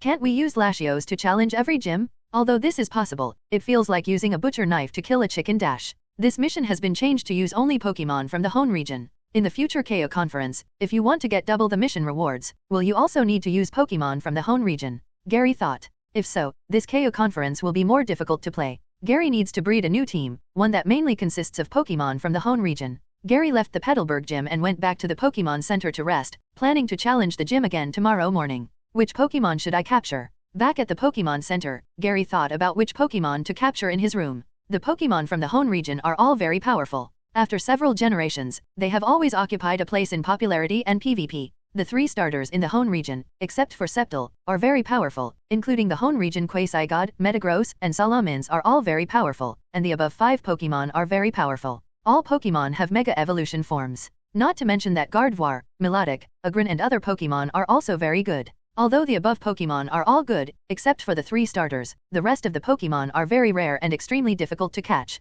Gardevoir's original form was Ralts, which, like Abra, can only teleport. The key is that the red organ on the head of Ralts can sense the emotions of living things, so when the trainer shows a little bad emotion, it will directly scare Ralts away, and the capture rate is extremely low. Needless to say, the 2 Quasigod Pokemon are forbidden to be bought and sold, and can only be captured in the wild, which depends entirely on luck. Forget it, let's start with Trico. What's the point of thinking so much? Even if these Pokemon can be captured, Gary's resources are not enough for these Pokemon. One night later, the next morning, Gary came to the door of Petalburg gym again and pressed the doorbell. Who is it? It's you?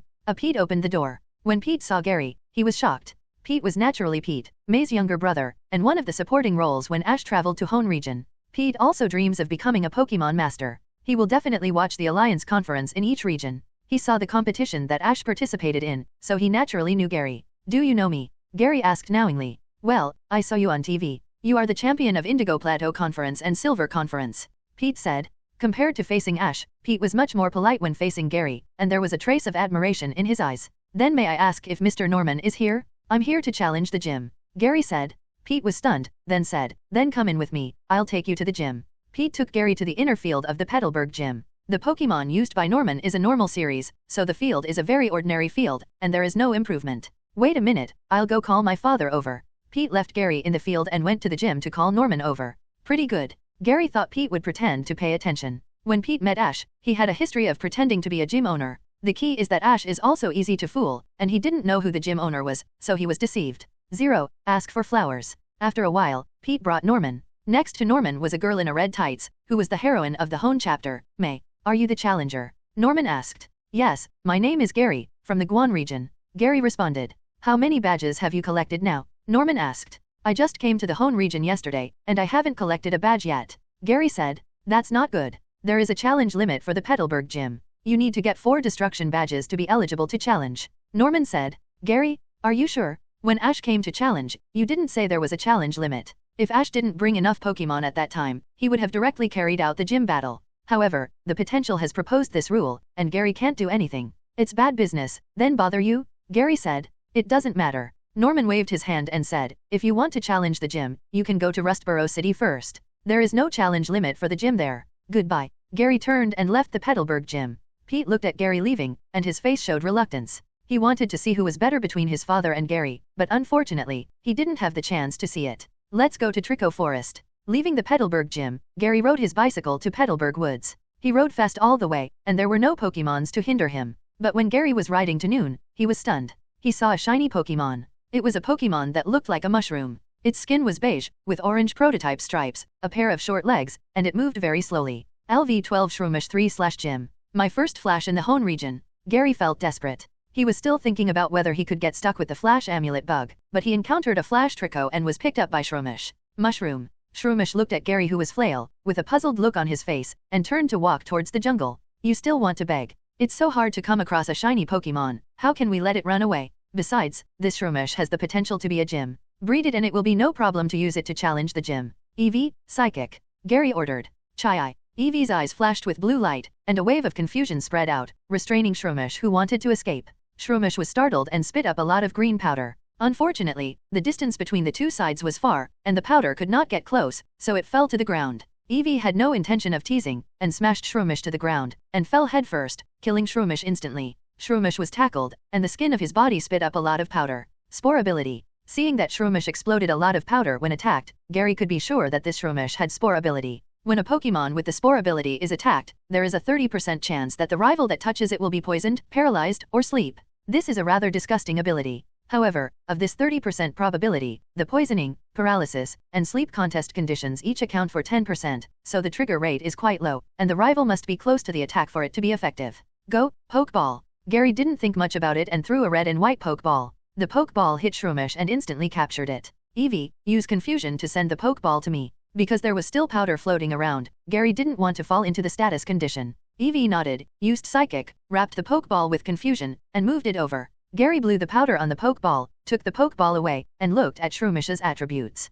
Pokemon, Shroomish 3, Flash. Attribute, Grass. Level, 1-2. Potential, Gym. Ability, X-Spore. After being attacked, there is a 60% chance that the rival that touches you will be poisoned, paralyzed, or sleep contest condition. Skills, Tackle, Absorb, Stun Spore, Leech Seed. Intimacy, 90, max value 255. What? X ability. Gary was shocked. This was the first time he had captured a Pokemon with enhanced ability. In this way, Pokemon's ability is not only strong and weak, but also has a level difference. X ability is almost twice as strong as ordinary ability. Hashtag 60% chance of putting rival into status condition. This is too amazing. Gary thinks that if this Shroomish evolves into Breloom, there will be almost no rival in close combat in the future. As long as the rival is as powerful as Breloom, it will definitely be hit by the spores if it fights close combat with Breloom, unless the rival has the dustproof ability or carries safety goggles. Gary hesitated. He originally wanted to collect shiny Pokemon, but this Shroomish with the X-Spore ability is really worth breeding. In addition to the tasks issued by the system, it is estimated that the KO conference will definitely require Gary to use the Pokemon in the Hoenn region to participate in the competition.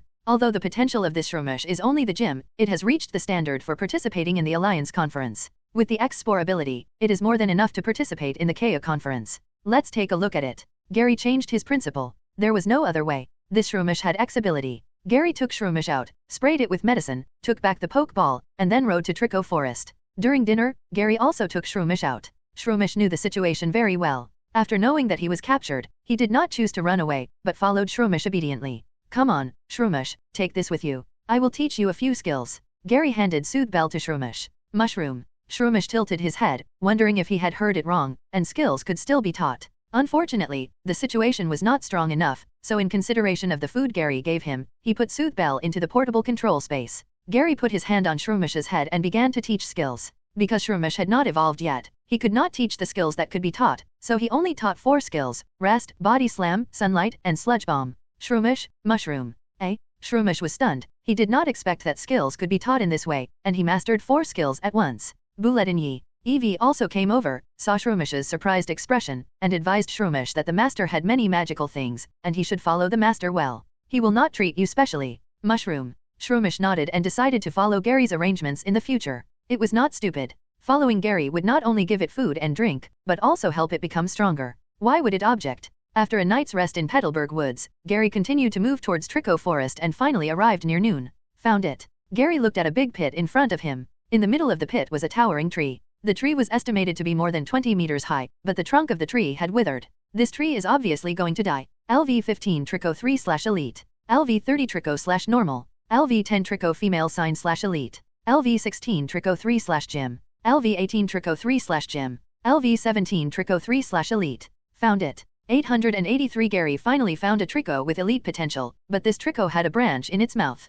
Obviously, it was Ash's Trico. Is this the only one? Gary was quite troubled. To be honest, he didn't want to steal Ash's Trico. The key is, this one in front of him Trico is very special. He was born on this tree and has a lot of feelings for this tree. Even if the tree dies, he will still protect it. Finally, after a series of events, Ash finally tamed this Trico. Even if Gary has a way to make Trico listen to him, if the problem of this tree is not solved, Trico will definitely have a knot in his heart, especially this Trico is very vulnerable to psychological trauma. After evolving into Gravel, this Trico fell in love with a Meganium, but that Meganium liked Tropius. Finally, because of love, it evolved into Septal. However, after evolving into Septal, it directly forgot how to use skills. It took Ash a lot of effort to let Septal find out how to use skills. Although this Trico has good potential and character, its psychological defense is too fragile, too easy to get mental illness. See if there are other Tricos. Gary decided to look for it first. If there is no second Trico with elite potential, he will consider intercepting Ash. It was almost noon. Gary prepared food for his Pokemon on the spot, and also prepared a few more grass-type Pokemon feeds. Gary planned to attract all the Tricos to come here, so that it would be easier for him to find them. When he was in Petalburg City, Gary prepared all the materials. The smell of food quickly attracted all the Tricos. These Tricos were not afraid of humans, because they would pass through the Trico forest to go to Rustboro City, so the Tricos here often saw humans and were no longer surprised. If you are hungry, you can also come and try it. Gary said. Moo. The Tricos were very surprised, but also very vigilant, because Tricos are very good Pokemon, and many trainers use food to trap Tricos. However, the wild Pokemon's defense is just like that. When faced with food, there are still a few Tricos who can't hold back and actively approach. LV8 Trico 3/Elite. LV10 Trico 3/Elite. LV11 Trico 3/Ordinary. Gary looked at the three Tricos approaching, and used the leaves he had picked up temporarily as a container, put the prepared feed on the leaves, and then handed it to the three Tricos. Try it and see if it suits your taste. Gary put the leaves on the ground and did not approach the three Tricos. The three Tricos looked at each other, and finally couldn't help but came to the leaves, picked up a piece of feed and tasted it. As soon as they took a bite, they felt it was very delicious, and threw away their vigilance and started to eat. The surrounding Tricos who had been watching the contest condition couldn't help seeing the three Tricos' stuffed cheeks, and one by one, a few more Tricos came over. Gary also continued the same way, putting the feed on the leaves, and then placed it on the ground, letting the Tricos come to eat by themselves. Gradually, the surrounding Tricos came over one by one, even Ash's Trico came over. This Trico was very brave and was not afraid of Gary. He came over, sat down, and started eating. After eating, he didn't know where to run. Gary looked at the direction where the Trico left and knew that there was a water source in that direction. This Trico went to fetch water to water the dead tree. Unfortunately, Trico's efforts were in vain. The life of this big tree has come to an end. It is destined to die. However, this big tree will still leave seeds. If it is planted again, another towering tree will grow up. If this tree does not die completely, this Trico will not leave the Trico forest. Moo. At this time, a Trico jumped down from a tree not far away, walked to Gary, and stretched out his hand to eat. Gary was also stunned when he saw this Trico. Moo. Seeing Gary stunned, Trico was puzzled. He gave food to other Tricos, but not to himself. Here you go. Gary reacted and handed Trico a portion of food. Trico was not afraid at all, took it actively, sat down on the spot, and started eating directly. Gary looked at the Trico in front of him carefully. LV17 Trico 3/Elite. This Trico has the potential to reach Elite, which fully meets Gary's standard of breeder Pokemon. I didn't expect that there were two Tricos with Elite potential in the small Trico forest. After experiencing the pain of finding high-potential Pokemon, I understand that it is extremely rare for a group to have quasi-elite potential Pokemon, let alone two elite potential Tricos. Gary looked at the withered trees and thought that Trico was born on trees. When they were eggs, they stayed on the trees and automatically extracted energy from the trees. It can be said that the trees gave birth to Trico. This big tree withered. Could it be because it hatched too many Tricos, and then it gradually died? Gary looked at the stuffed cheeks Trico in front of him and asked, Trico, do you want to consider becoming my Pokemon? I can help you become stronger. Moo. Trico was stunned.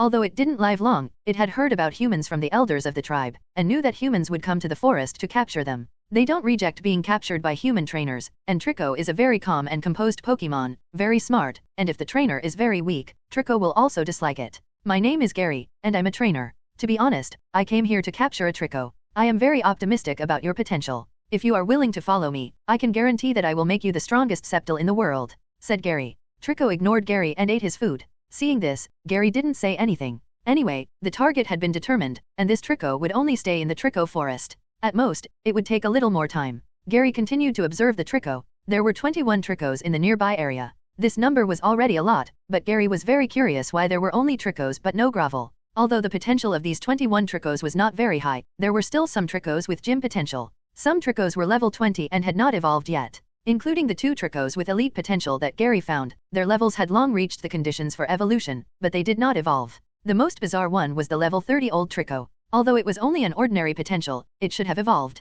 Could it be that there was some secret in the Trico forest that could suppress the evolution of Pokemon here? It's not that there is no such environment in nature, such as the place where Everstone is produced, that, good, area Pokemon basically won't evolve, and they don't need to carry Everstone. As long as Pokemon live in that area, they won't evolve. After lunch, the Tricos also went outside to fetch water to water the big tree they live in. Tricos are born on trees and will take care of them. Trees where Tricos live will live long. The towering tree in the pit can grow so big because of the care of Tricos, but the lifespan of trees is also limited, and it has come to an end. Afternoon. Gary didn't rush to capture the Tricos he had set his sights on, but trained nearby, mainly training Shroomish, letting Eevee practice with him, and mainly training Shroomish's reaction ability. Breloom, the evolution of Shroomish, is a fighting type, and will fight close combat in the future, so training and reaction ability must be included in the training program. The training method is also very simple. Eevee uses Psychic to control the surrounding stones and branches to attack Shroomish. Shroomish only needs to dodge. The Tricos ate Gary's meal and felt that Gary was harmless, so they didn't care about him. Those who needed to rest rested and those who needed to water were watered. Only 2 Tricos were observing Shroomish's training on the tree. These 2 Tricos are naturally the only 2 Tricos with elite potential in the tribe. Ash's Trico is actually very strong. In the original plot, he was defeated by Seevapor, practiced high-altitude spinning pound, and then went to get back at the place. Obviously, he is a master who refuses to admit defeat. If it weren't for the withering of the tree it lived in, this Trico would have chosen to follow a trainer and leave. Okay, the training is over, you can rest now. An hour later, Gary ended the training. Chi-Yi, Mushroom, Eevee and Shroomish both returned to Gary and drank the water Gary gave them. As a grass-type Pokemon, Shroomish still needs water, especially since its body surface is like a mushroom. Mushrooms only grow in a humid environment, so the surface of the body needs a certain degree of moisture. Shroomish, you are in good condition, work hard. Gary praised. Mushroom. Shroomish smiled and nodded. It also felt very good. It was so comfortable to be with Gary. It only needed to train every day, and didn't have to worry about eating and drinking. After praising Shroomish, Gary looked up at the 2 Tricos on the branches who were watching him train Pokemon, and asked, "How is it? Do you want to consider following me? I will train you like this too." The Trico of Ash didn't react at all, turned around and ran back to the big tree in the pit, and the other Trico jumped down from the tree and walked to Eevee. Gary and Eevee were both confused, not knowing what Trico was going to do. However, in the next second, Trico suddenly attacked Eevee, pulling out a white light from behind, and slapped Eevee with one palm, knocking Eevee away. Although Eevee was at a high level, because of its own weight, Trico's strength could still knock it away. What? Eevee was angry. What do you mean, suddenly attacking me? Gary was stunned for a moment when he saw this scene, then he reacted and said, "Trico, do you want to fight with me?" Moo. Trico raised his mouth slightly and nodded. He just wanted to see Gary's strength. He didn't know whether Gary was strong or not. He would know after a fight. Okay, then Eevee, use quick attack. Gary ordered. Swoosh. Eevee rushed towards Trico quickly. Trico was stunned for a moment. He didn't expect Eevee to be so fast. He jumped back quickly, but the speed of the jump was too slow. Eevee immediately chased after him, jumped into the air, and hit Trico's abdomen, knocking him several meters away. Bang! Trico fell to the ground and lost consciousness. The surrounding Tricos also gathered around, but they didn't come up to stop him. They understood that this was their companion's own choice. Gary shook his head slightly. This Trico was very brave, but he chose the wrong rival. Eevee is no match for it. Go, Pokeball. Gary took out the Pokeball and threw it at Trico. The Pokeball hit the target and captured Trico. There was no struggle. The Pokeball shook slightly and was captured directly. Gary walked over, picked up the Pokeball, and looked at the detailed data of Trico. Pokemon, Trico 3. Attribute, Grass. Level, 17. Potential, Elite. Ability, Lush. When 1/3 of the physical strength is left, the power of Grass-type skills increases by 1.5 times. Skills, Pound, Leer, Leafage, Quick Attack, Detect. Intimacy, 110, maximum value 255. The data of Trico itself, Akbij, looks very plain. It has no lethality in the game, but in reality, Sceptile is very strong and has extremely high flexibility. Even facing Blaziken, it may not lose. After looking at the data of Trico, Trico was released, treated, and then not put back into the Pokeball, waiting for Trico to wake up. Okay, say goodbye to your companions, we will leave here tomorrow. Gary said. Moo. Trico nodded, went to say goodbye to the old Trico in the tribe, and then went to the big tree in the pit to say goodbye to the stubborn Trico. In fact, these Tricos were all born on the big tree in the pit. They knew that the big tree was going to die, so they moved to the surrounding trees to live. Song Yuash, Song Muxiao was guarding the big tree in the pit. The other Tricos all hoped that this Trico would give up, but this Trico was too stubborn. It didn't give up its inner obsession until the big tree in the pit died completely. For such a stubborn Trico, the other Tricos still admired it, so Trico specially persuaded this stubborn Trico again. Unfortunately, this stubborn Trico was still unmoved and wanted to continue guarding the big tree. Gary didn't know why the Trico he subdued wanted to persuade rival. After Lashio's translation, the group understood. It turned out that these two Tricos were born on this big tree at the same time. Both sides had been growing up with Arnold. They are both playmates and rivals. The two Tricos are also geniuses in the tribe. Until the big tree had problems, Ash's Trico began to take care of the big tree and stopped competing with his playmates, so Trico hoped that his partner could cheer up.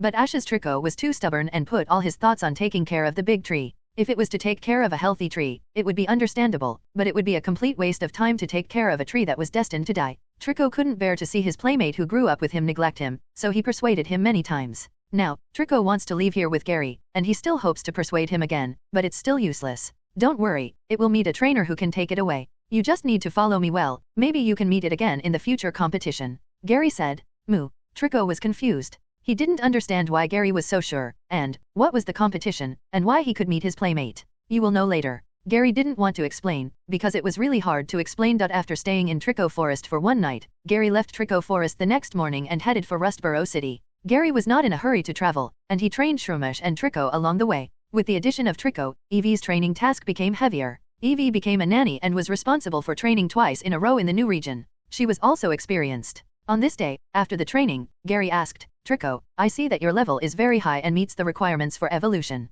Do you feel that you can evolve, or do you not want to evolve? Moo. Trico was also stunned. It was the first time he thought of this question. It was not that he did not want to evolve, but because everyone was like Trico. Once they evolved, they had to leave Trico Forest and kept suppressing their evolution. You can become stronger after you evolve. Don't suppress your evolutionary instinct. Xiao Mao said. Moo. Trico nodded, closed his eyes silently, felt the changes in his body carefully, relaxed his body, and the restlessness in his body suddenly rose. This time, Mu Xiao did not suppress it. Instantly, Trico's body was covered by white light. After the sapling, Trico's body grew rapidly, and soon it grew to a height of 1 meter. His limbs also became longer, especially 3 leaves grew on his wrists, and a very long leaf grew on his head. Although they are all leaves, the 3 leaves on the wrists are very sharp and can easily cut rock. The long leaves on the head are also very tough and can be used for whipping attacks. The light dissipated, and Trico evolved into Grovel. Gary immediately checked Grovel's data to see what new skills he had awakened after the evolution. Pokemon, Grovel male sign. Attribute, Grass.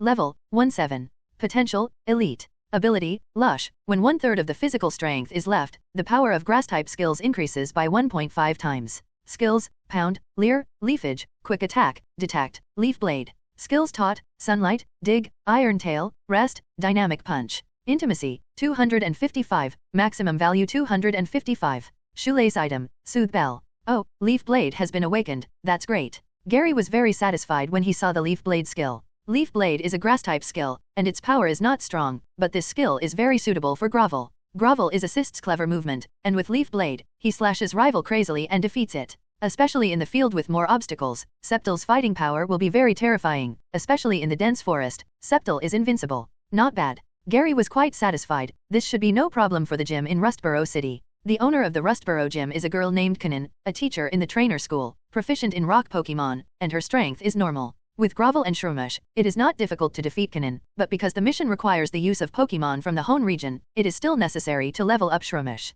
A week later, Gary came to Rustboro City. It took so long, most of the time was wasted on training Shroomish and Grovel, but in 7 days, the levels of the 2 Pokemon have also increased a lot. Shroomish LV 12-15, Grovel LV 17-20. I don't know what good products Devon Company has developed now, and whether Steven has dug up Megastone yet. Gary asked curiously. There are Megastone reserves in the Hoenn region, and there is a chance to find them in some ancient ruins. Gary brought the Super Iron Tyrannosaurus with him just to look for them. According to Gary, there are many rare stones in the Granite Cave in Dewford Town. Steven even went there to dig, but he didn't know if there were any Megastones in it. Regardless of whether there are any or not, Gary plans to go to Dewford Town to explore. Anyway, Gary will go to the places Steven has explored. Oh, right. There may be Megastones in the popular waterfalls in the north of Rustboro City. Meteor Falls is a large cave formed by the fall of meteorite. It is named Meteor Falls only because there is a waterfall inside. It is said that there are many rare meteorites inside. Gary thinks that the meteorite that can be smashed into Meteor Falls is very likely related to Megastones.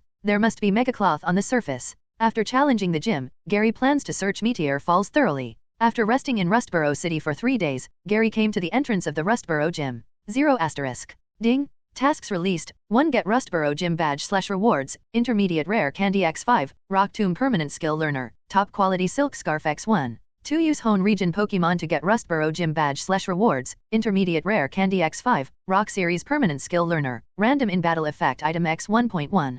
The tasks released by the system are the same as when going to the Petalburg gym, with 2 options. Rock Series self-skills. Gary had a headache. Rock Series really didn't have any powerful skills. The only useful skills were Stealth Rock and Sandstorm. Gary pressed the doorbell. Soon, a muscular man opened the door. The man was obviously a staff member of the gym.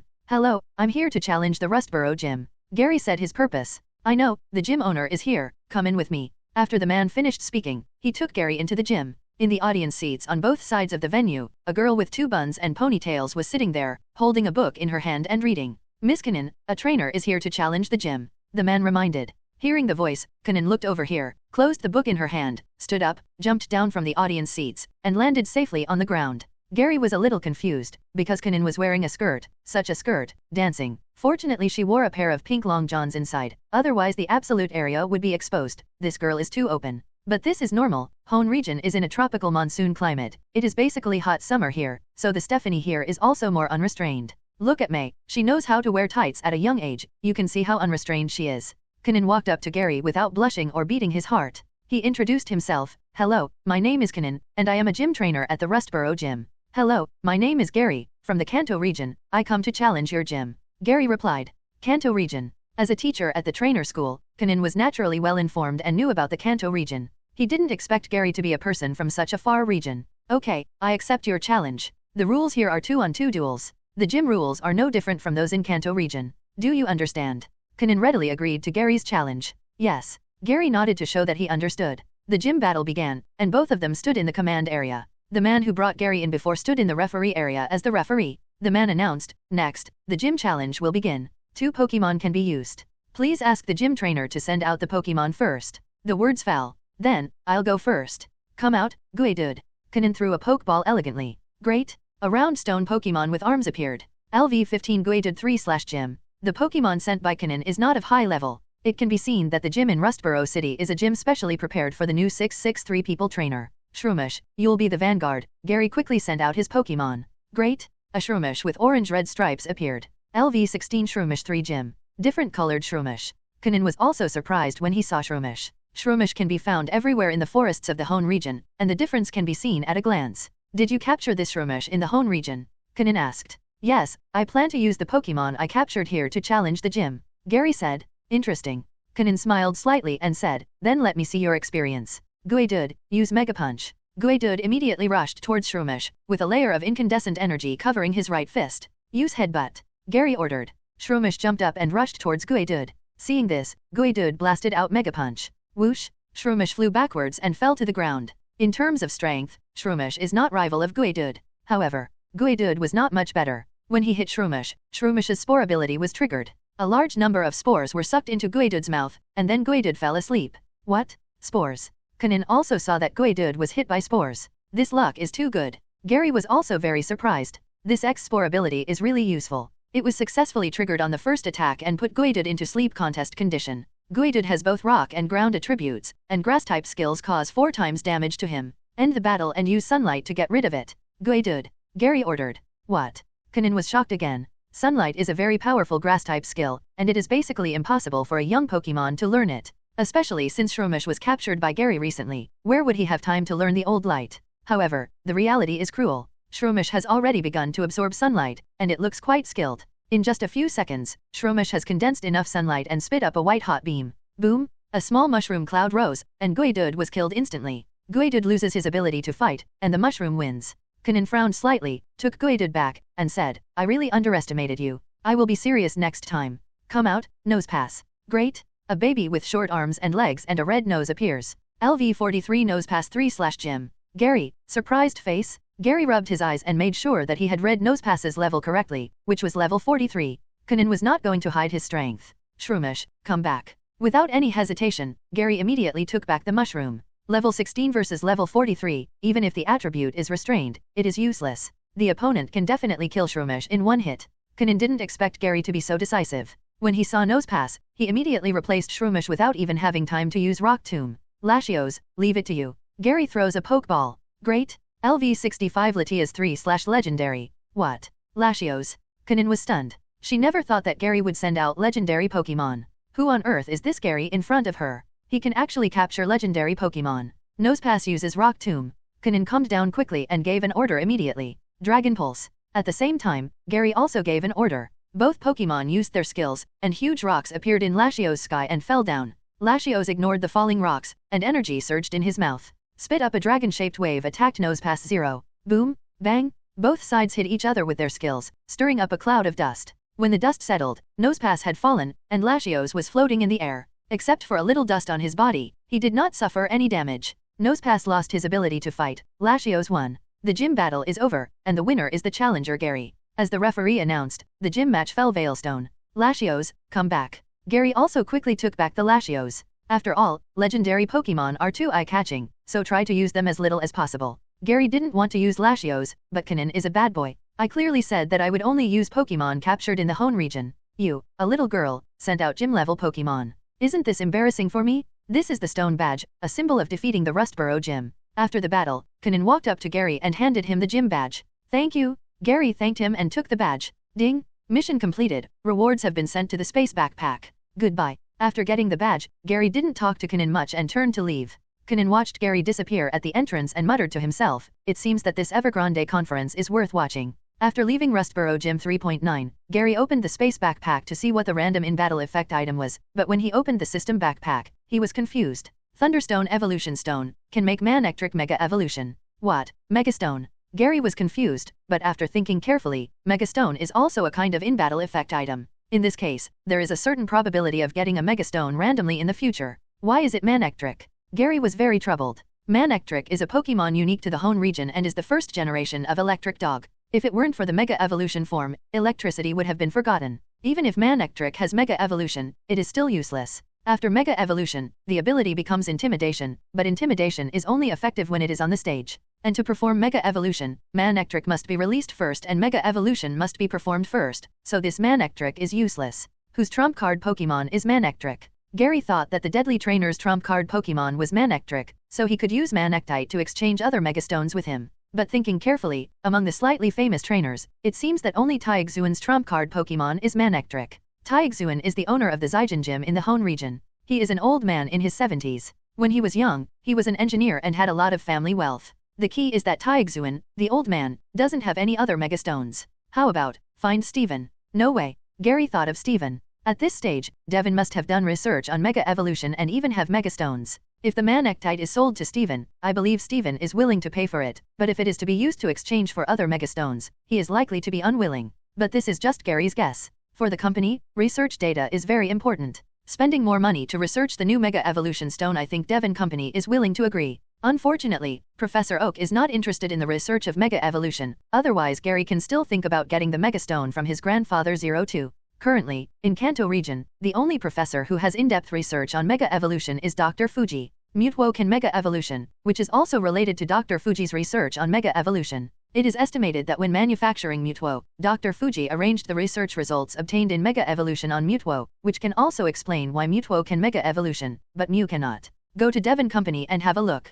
Gary decided to try his luck at Duan Company. He believed that the other party would attach great importance to the data of Mega Evolution. Even if they suffered a loss, they should be willing to exchange. Which skill should I choose for this self-selected skill? Then, Gary began to think about which rock skill to choose. Originally, Gary wanted to choose one of the two skills, Stealth Rock and Sandstorm, but after thinking about it carefully, the battle in reality is not a game. There are many ways to remove Stealth Rock and Sandstorm. It is not necessary to rely on specific skills to remove them. System, choose the Rock Slide skill. Ding! Self-selection is successful, and Rock Slide permanent skill learning device is obtained. Gary finally chose Rock Slide, because there are many Pokémon that can learn Rock Slide, and Rock Slide is also very edible, which can attack a large area. After choosing the skills, Gary also went to the restaurant for lunch. In the afternoon, Gary came to Devin Building.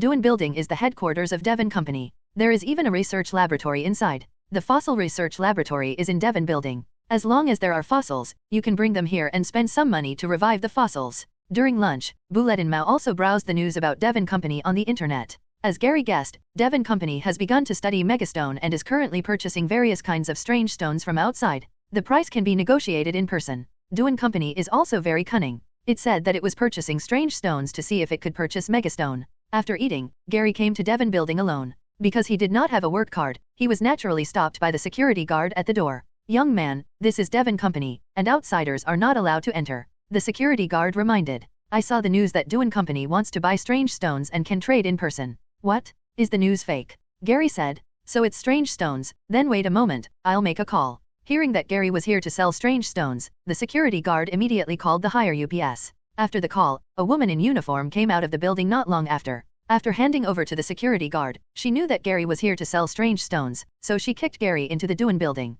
Little boy, I haven't asked for your name yet. On the way, the woman asked Gary's name. My name is Gary, from Kanto region. Gary said. Kanto region, you actually came from such a far place. The woman said in surprise. Although the acquisition information released by Duan Company covers the whole world, the people who come to sell strange stones are all from Hoenn region. So far, no one from other regions has come to sell strange stones. I came to participate in the KO conference and came here after seeing the news released by Duan Company. Gary said. Is that so? The woman nodded. At this time, the elevator also came to the top floor, and the woman took Gary to a luxurious room, which was the chairman's office. There were two people in it, an elderly man and a handsome young man. Gary knew them. The elderly man was called Zifuki Majin, and the young man was called Zifuki Stephen. They were a father and son, and the helmsman of Duan Company. Stephen is here too. Gary thought Stephen was digging stones in some corner, but he didn't expect him to be in Rustboro City. President, young master, this is trainer who is here to sell strange stones. The woman stepped forward and introduced. Well, you can do your thing. Yunwu said. Yes. The woman nodded, and then retreated, leaving the chairman's office. Please sit down. Stephen invited Gary to sit on the sofa. Gary was not polite and took the initiative to sit on the sofa. By the way, he looked at the 513 decorate in the room. It must be said that Stephen is really a rich man. It's just an office, but it's more luxurious than the presidential suite. Stephen and Mujin saw Gary looking here and there, looking like he had never seen the world, so they thought Gary should be easy to handle. If the strange stone he brought was the megastone they needed, they could get it at a low price. Mujin gave Stephen a look, and Stephen understood and asked, Excuse me, what's your name? My name is Gary, from Kanto region, Gary replied. Kanto region. Stephen, like the secretary just now, was surprised that Gary Jingen came from such a far place. Stephen didn't ask Gary what he was doing in Hoenn region, and went straight to the point. Gary, can I say the strange stone you brought? Gary originally thought that the person he would talk to would be a researcher, but he didn't expect Stephen to come in person to talk, which shows that Stephen attaches great importance to mega evolution. No problem. Gary took out the manectite and placed it on the table. Stephen and Mujin were shocked when they saw Gary take out the manectite, but their faces did not change at all. After all, one was the chairman of Duan Company and the other was the former champion of Hoenn Alliance. They had already mastered the ability to remain calm even when faced with a huge disaster. Can I take it and observe it? Stephen asked. Yes. Gary was still very confident in Stephen's character. Just because Frederick took away the ancient megalith and Stephen did not take it back, he was sure that Stephen was a person who understood the right and wrong and would definitely not steal his megastone. Stephen immediately took out a magnifying glass, picked up the manectite in his right hand, and carefully observed it with the magnifying glass. Under the magnifying glass, the willow-shaped mega icon inside the megastone could be clearly seen. Stephen could be sure that this was the megastone, and he had never seen it before. Stephen did not observe it for too long. He put the megastone in his hand back on the table and asked, Gary, I am very satisfied with this strange stone. How much do you plan to sell it for?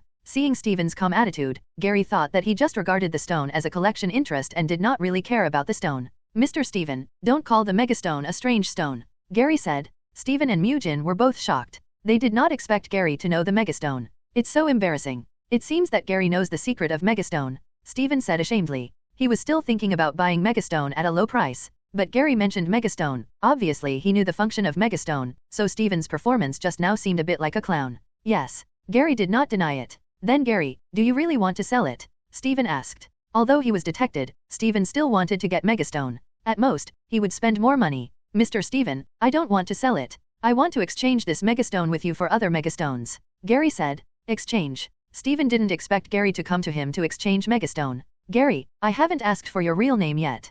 Can you tell me the bottom? Yin Yu asked. Only people in Kalos region can know mega evolution. Even people in Kalos region are not common. Mega evolution has only been studied in recent years. My full name is Oak Mao, and my grandfather is Professor Oak. Gary said. Professor Oak. Stephen and Mujin were both shocked. They didn't expect Gary to be Professor Oak's grandson. No wonder Gary knew about mega evolution. Since you want to exchange megastone, you should know the function of megastone. I know. Gary nodded and said, I need megastone of Blastwaz, Charizard, Sceptile, or Gyarados. Mr. Stephen, do you have it? Duan Company must have a lot of megastones, but they are definitely not complete. Gary can only name a few more Pokemon. Stephen looked calm on the surface, but he was very surprised in his heart. All the Pokemon Gary reported had megastones, which showed that Gary had a deep understanding of mega evolution. Is Professor Oak also studying mega evolution? Stephen asked. I can only say that my grandfather studied it before, but not now, Gary said. Then how can I know when Professor Oak studied Mega Evolution? Steven asked. I don't know the exact time, maybe before I was born, Gary said. Steven and Mu-jin were shocked. They were not surprised that Professor Oak would study Mega Evolution, but Professor Oak studied Mega Evolution too early. Gary looked only 11 or 12 years old, and Professor Oak had studied Mega Evolution more than 10 years ago, which was really early enough for him to be exposed to Mega Evolution. After all, Mutuo was born 10 years ago, and Dr. Fuji at that time had already been exposed to Mega Evolution, so Professor Oak had naturally studied it. Mr. Steven, let's talk about exchanging Megastones. Do you have the Megastones of the Pokemon I just mentioned? Gary asked. To be honest, we only have Septolite for the 4 Pokemon you mentioned, and we don't have the Evolution Stones for the other 3 Pokemon. Steven said. Gary thought it was quite normal. After all, this was the Hoenn region, and it was no problem that the Megastones excavated would be used by the Pokemon in the Hoenn region. Then exchange Septolite. Gary said. That's no problem, but I want to know which Pokemon the Megastone in your hand is used for. Steven asked. This Megastone is for Manectric. Gary said. Are these all developed by Professor Oak? Facing Steven's question, Gary smiled and said, I can't answer you this question. Then Gary, come with me, I'll take you to get Septil's Megastone. Steven said. Okay. Mu-jin didn't have any objections. Although he was the president of Devon Group, he had gradually begun to hand over Devon Group to Steven. Steven took Gary to the 7th floor of the building, which was a research room where many Pokemon researchers were conducting research. Steven took Gary to a middle-aged man wearing glasses. The middle-aged man was also confused, mainly wondering why Steven was followed by a teenager. The laboratory on the 7th floor is dedicated to Mega Evolution. It is currently a confidential contest condition. Outsiders are not allowed to enter, and children of Gary's age are even more prohibited. Even if the other party was brought in by Steven, he seemed very unruly. Professor Ward, excuse me, please give me Septil's Megastone. Steven said. Ward was stunned for a moment. He thought about the follow-up arrangements for Mega Evolution, but it was still too far from the implementation of the follow-up plan. President, won't the follow-up evolution have to wait a few years before it can be implemented? Ward asked puzzledly. Li Wang's, there is no follow-up plan to be implemented. This is Gary, Professor Oak's grandson. He came here today to exchange Megastone with me. Steven explained degree. Oh, Professor Oak's grandson. Professor Oak has also started to study Mega Evolution. Ward stared at Gary with shining eyes. Gary just smiled awkwardly. He had seen the look in Ward's eyes many times on Professor Oak. Professor Ward, help me get Septil's Megastone. Steven reminded again. Oh June. Ward reacted, walked to the safe, opened the safe, took out a box and walked over, put the box on the table and opened it, and there was a Megastone inside. The Megastone in the box is turquoise in color, and the willow leaf logo inside is made up of 3 colors, fuchsia, dark green, and light brown. It is Septil's Megastone. This is Septil's Megastone. Do you need to test it on the spot? Steven asked. That's not necessary. Gary said. Let's test it. Mega Evolution cannot guarantee success 100%. After the current test, in order to complete Pokemon Mega Evolution, the trainer and Pokemon need to have a strong enough bond. Steven explained. I understand. Gary said helplessly, unfortunately, my Septil is still Grovel for the time being, and has not evolved to its final form, so I can't test it now. Steven? Ward? What? You haven't even bred Septil yet, and you're coming to exchange for a Megastone. You're planning too early. That's a pity, Ward said regretfully. He also wanted to test the data fluctuations generated after Gary used Mega Evolution. According to their research, Pokemon Mega Evolution will produce energy fluctuations. The greater the fluctuations, the stronger the combat power of Pokemon will be. However, if the energy fluctuations are unstable, Pokemon Mega Evolution will cause degradation and confusion. However, after research, it was found that the more powerful the trainer, the more stable the energy fluctuations produced by Mega Evolution, and the Pokemon will not show any status condition. Can I see your keystone? Steven asked. Keystone? I don't have one yet. Gary said. Without the keystone, it can't react with the Super 253 stone and can't achieve Mega Evolution. Jwid reminded. I know, but I can ask my grandfather for it later. Gary said indifferently. Although Professor Oak is not currently studying Mega Evolution, it is not easy to ask the Alliance for a keystone given his status in Kanto Alliance. Ward was speechless. He also believed that with Professor Oak's status, it would be easy to get the keystone. Even if the Alliance doesn't give it, as long as Professor Oak beckons, those institutions and companies that study Mega Evolution will be willing to offer it with both hands. Gary, since you don't have a keystone, I'll give you one. Steven suddenly said. Gary was confused. Although the keystone is not as precious as the Megastone, it is also a very rare item. Even if Steven is very generous, he won't be so generous. Seeing Gary stunned, Steven explained, don't get me wrong, this keystone has been modified by our company and can record the energy fluctuations generated by Mega Evolution. We need this data, just treat it as the price you pay. Okay, I agree to your request. Gary agreed. Then we have a happy cooperation. Stephen smiled, a bite, and informed, Professor Ward, please go get the mega ring. Okay. Ward nodded and ran to get the mega ring. Gary was surprised. He didn't expect that Devon Company had not only started researching mega evolution so early, but even created mega ring. It can be seen that Devon Company's research on mega evolution has been very in-depth. In a short while, Ward came back with a mega ring. Gary, this is the mega ring. You should know how to use it, right? Ward asked. Yes, I know. Gary nodded. The use of keystone is very simple. You only need to think to activate the keystone and react with the nearby megastone, but the premise is that the Pokémon carrying the mega cloth must be the Pokémon of the keystone holder. Otherwise, the keystone and megastone cannot react, because to activate the keystone and megastone, there must be enough bond between the trainer and the Pokémon. Then goodbye. Sceptle's megastone was in hand, and Gary also said goodbye and left. Before leaving, Gary also exchanged contact information with Stephen. The next day, Gary didn't rush to leave Rustboro City.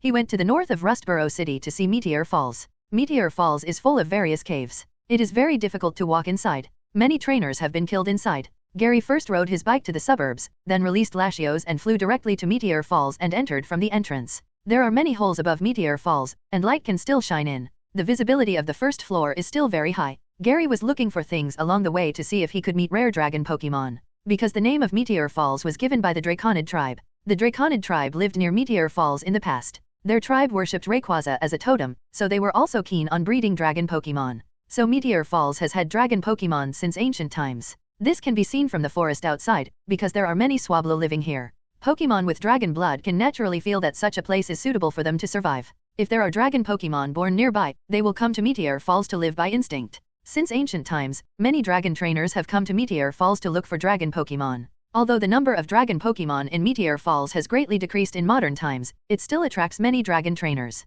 In addition to looking for Keystone and Megastone, Gary came to Meteor Falls this time to see if there are Dragon Breath Pokémon here. So far, Gary has not captured a single dragon Pokémon. He has traveled to the Hoenn region, so he should capture a dragon Pokémon. It seems that there are no dragon Pokémon on the entrance level. After searching for a while, Gary did not find a single dragon Pokémon. There are only two types of Pokémon, Zubat and Solrock, on the entrance level. Because it is daytime now, Solrock came out to bask in the sun, and when it is night, Lunatone will come out. These two Pokémon need to bask in the sun and moonlight to refill their energy, so they are quite easy to feed. Giant Iron Tyrannosaurus, you come to dig. Gary released the Gyarados. Duh. Giant Iron Tyrannosaurus looked at the ground and immediately started to dig. Gary was watching next to the hole. Gary originally planned to find the entrance to the lower level, but he couldn't find it after searching for a while, so he could only dig a hole. The underground of Meteor Falls is not deep. The giant iron Tyrannosaurus felt the depth of the underground and quickly dug through to the next level. Gary also entered the next level along the oil port. When they came to the underground, it was naturally pitch black.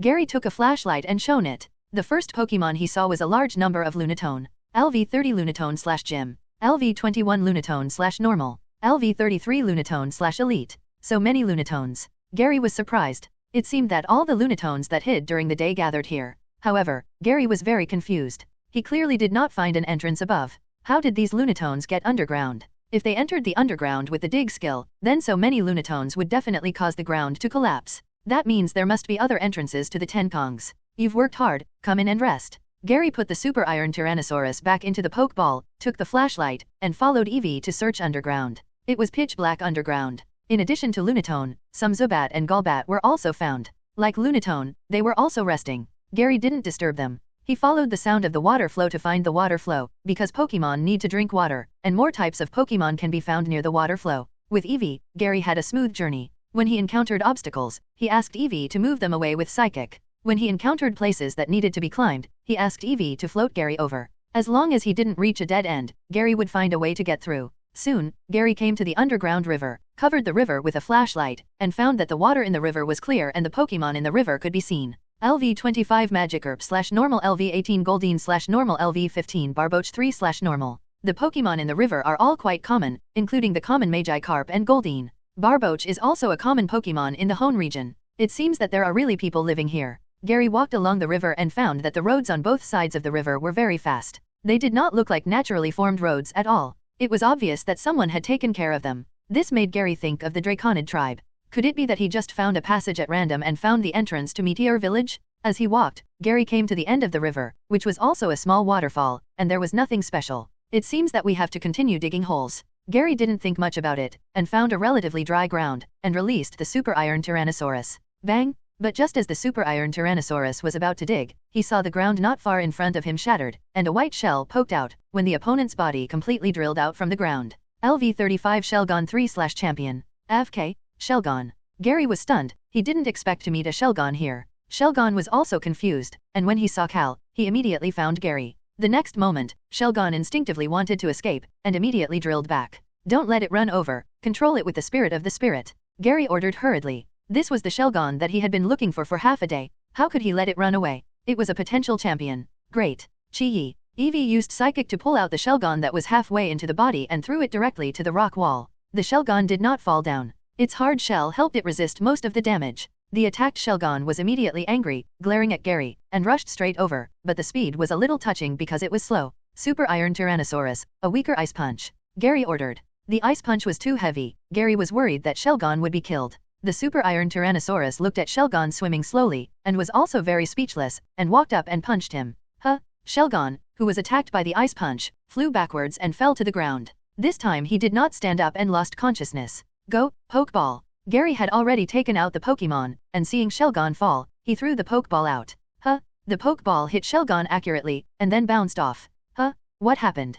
Gary was stunned. Why did the Pokeball bounce after hitting? This is not scientific. Could it be? Gary immediately walked to Shelgon's side. Shelgon closed his eyes, obviously losing his ability to fight. Gary picked up the Pokeball that had just bounced off, facing the switch side to Shelgon, and pressed it lightly. The Pokeball opened and wanted to put the Pokemon in, but a layer of red light appeared on Shelgon, blocking the capture of Pokeball. It has an owner. Gary frowned. He never thought that the Shelgon in front of him actually had an owner. Who is this? Where did he go when he didn't take good care of such a precious Shelgon? Gary looked puzzled. This is underground, and this Shelgon just came out from underground, which means that Shelgon came up from the next level. Could it be that its trainer is still underground? Super Iron Tyrannosaurus, dig down along the hole dug by Shelgon. Gary said. 0, ask for flowers, 0. The Super Iron Tyrannosaurus nodded, walked to the hole where Shelgon came out, and began to dig down.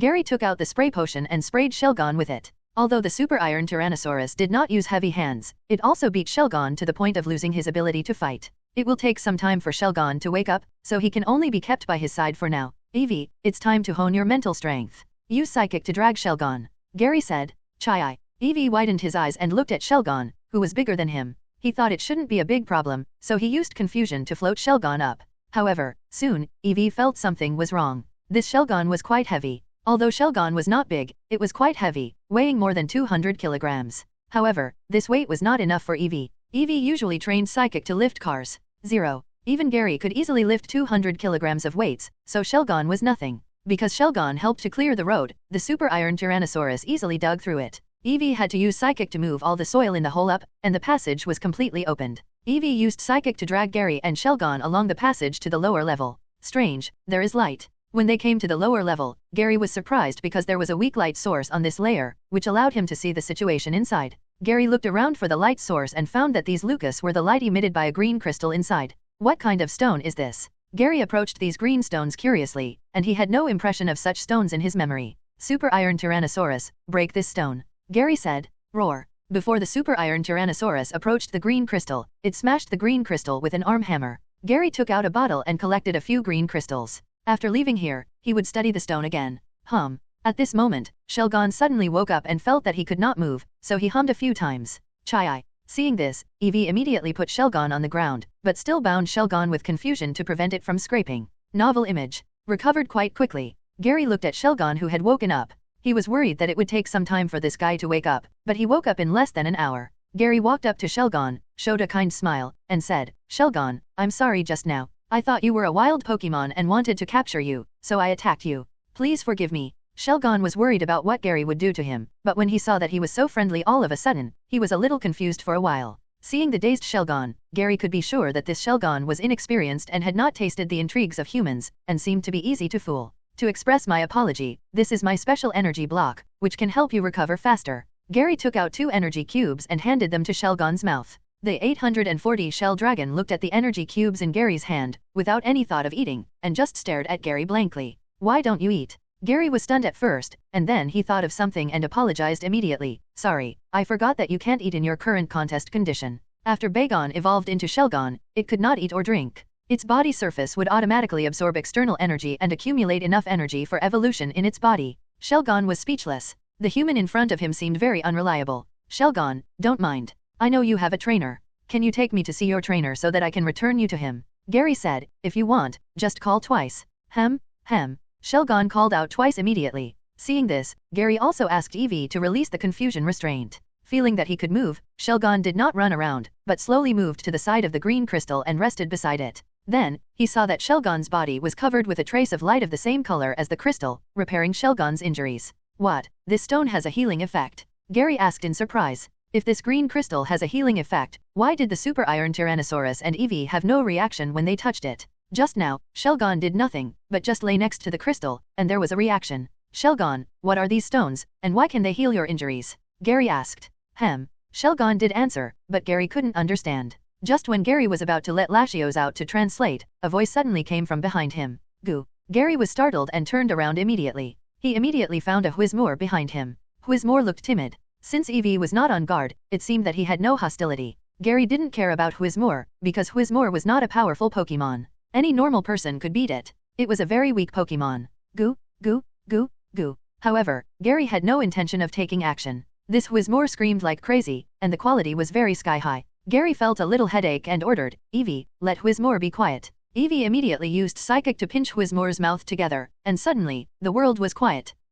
Shelgon suddenly yelled at Evie. Hearing this, Evie also released Psychic, and Whizmoor started to hoot again. Do you know him? Gary asked in confusion. Since Evie listened to Shelgon's words, it was obvious that Shelgon knew this Whizmoor. Maybe Shelgon's trainer sent Whizmoor to find Shelgon, so after Whizmoor found Shelgon, he called out loudly. Gary did not continue to stop Whizmoor from calling out. A few minutes later, a figure appeared beside Whizmoor. When Whizmoor saw the person coming, he finally stopped growl. Gary was very surprised to see the person next to Whizmoor. Zinnia. Gary was secretly shocked. The person coming was Zinnia, the inheritor of the Draconid tribe, but the Zinnia in front of him looked about the same age as Gary, with a wheat-colored skin, and looked very healthy. Zinnia was very alert at the moment. Although she had never lived in the outside world, there were trainers from the outside world who visited Meteor Village. Jana had seen them when she was a child. Especially when she saw the clothes Gary was wearing, she could be sure that he was from the outside world. Hello, my name is Gary, this is your Shelgon, right? Gary said.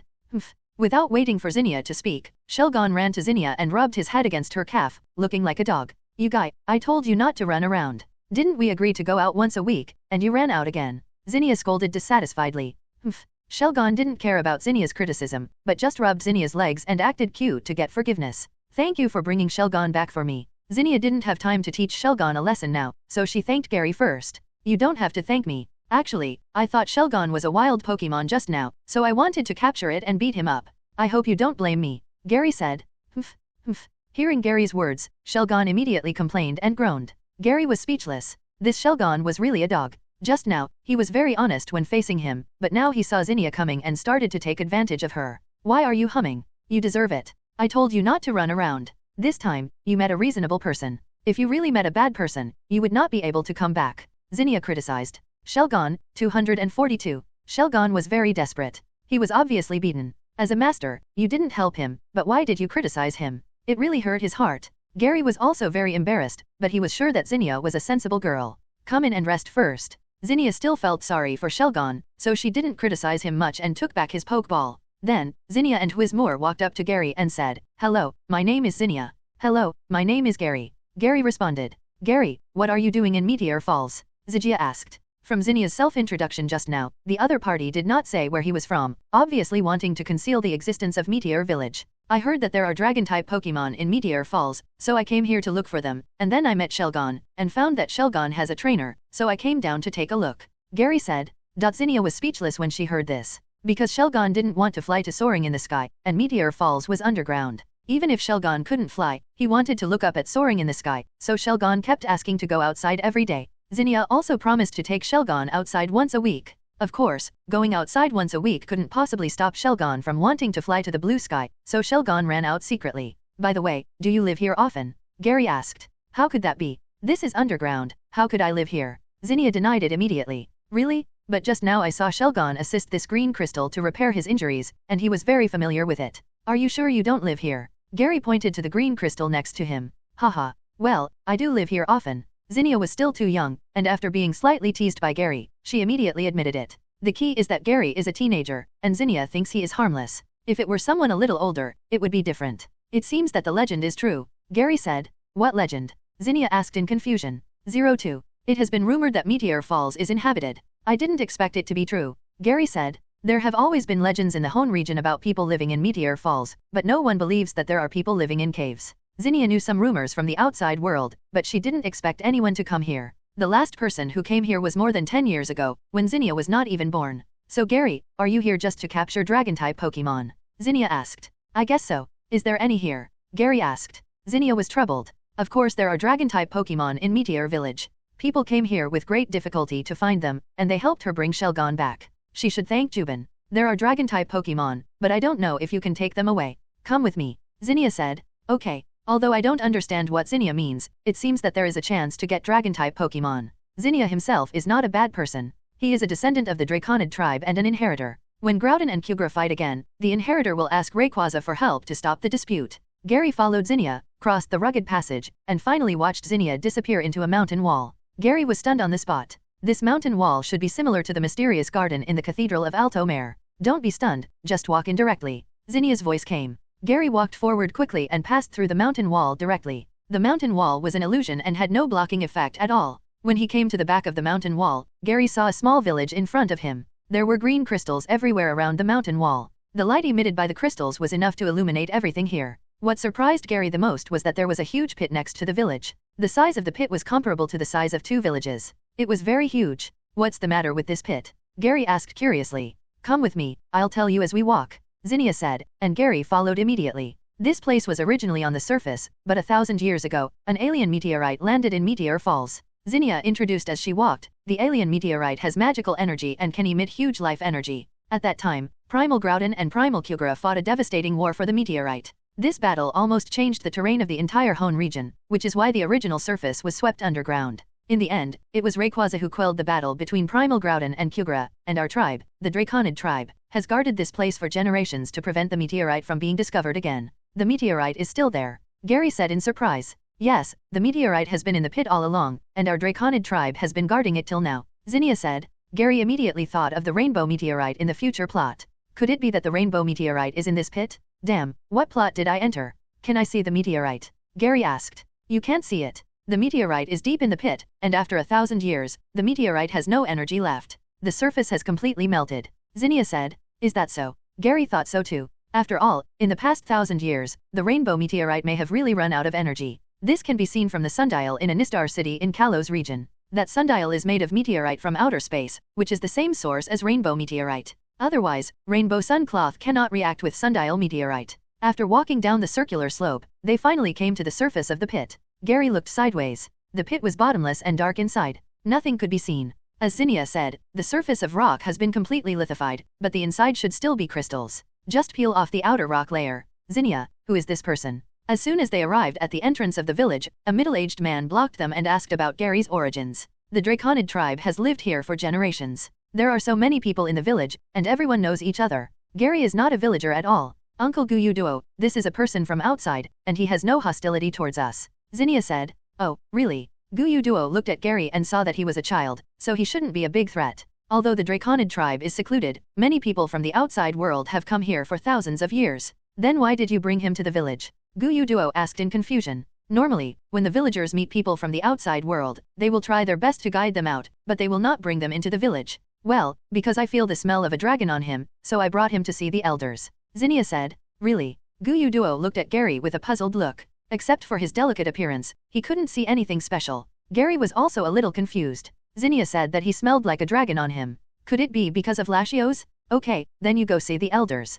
Guyu Duo didn't make it difficult for the two and let them in. The village is a very ordinary village, nothing special. There are also many Pokemon in the village, mostly Trapinch, Barboach, and Baltoy. Entering the village, Gary ignored the gazes of the villagers and asked curiously, Zinnia, you just said that I smell like a dragon. What does that mean? You smell like a dragon Pokemon, and it's not a normal dragon Pokemon. You must be a good person to be recognized by such a powerful dragon Pokemon, Zinnia said naively. Looking at Zinnia's innocent smile, Gary felt a little ashamed, because he didn't think he was a good person, but he wasn't a bad person either, just a handsome guy with some knowledge of Pokemon. Are you a dog?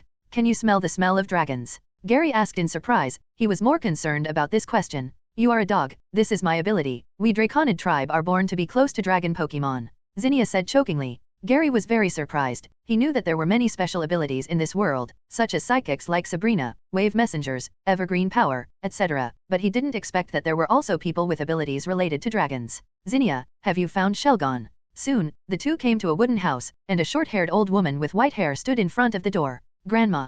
Zinnia saw the white-haired old woman, walked over quickly, and said, "Yes, I found Shelgon." Zinnia's grandmother nodded slightly, and then looked at Gary, staring at Gary with her cloudy eyes, making Gary feel like he was being detected.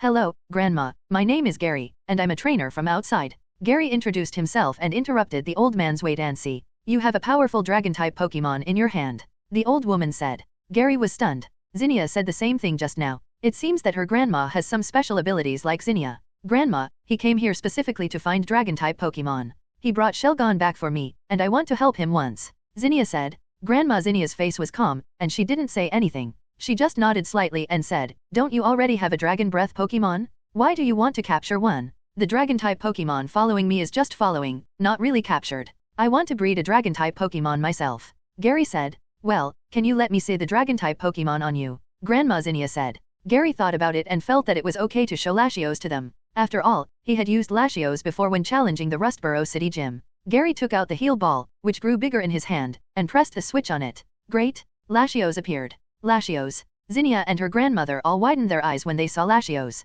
Woo! Latios was confused. Although he didn't know where this place was, the energy in the air made Latios feel very comfortable, more comfortable than living in Odomare. "You actually got Latios' approval." Zinnia's grandmother was shocked. "What's the problem?" Gary felt that the other party was making a fuss, and there were Latios trainers in the summer event. For example, the Darko who appeared in the Sinnoh region subdued Latios, and there was also Joy who subdued Latias, including Ash who has subdued Latias. "We, the Draconid tribe, worship the dragon god very much. Any dragon-type Pokemon will be well taken care of in Meteor Village. Latios is even a legendary dragon-type Pokemon, so we are naturally very surprised," Zinnia's grandmother explained. Gary knew that the dragon god that Zinnia's grandmother was talking about was Rayquaza, but Rayquaza was not as great as the Draconid tribe thought. The so-called calming of Groudon and Kyugra's anger was because Rayquaza also wanted to obtain the Rainbow Meteorite, and it would resist Meteorite because Meteorite contained a lot of energy and was Rayquaza's food. Rayquaza itself is not so selfless. If you want to talk about selfless Rayquaza, there is also a selfless Rayquaza, that is Black Rayquaza in the movie version.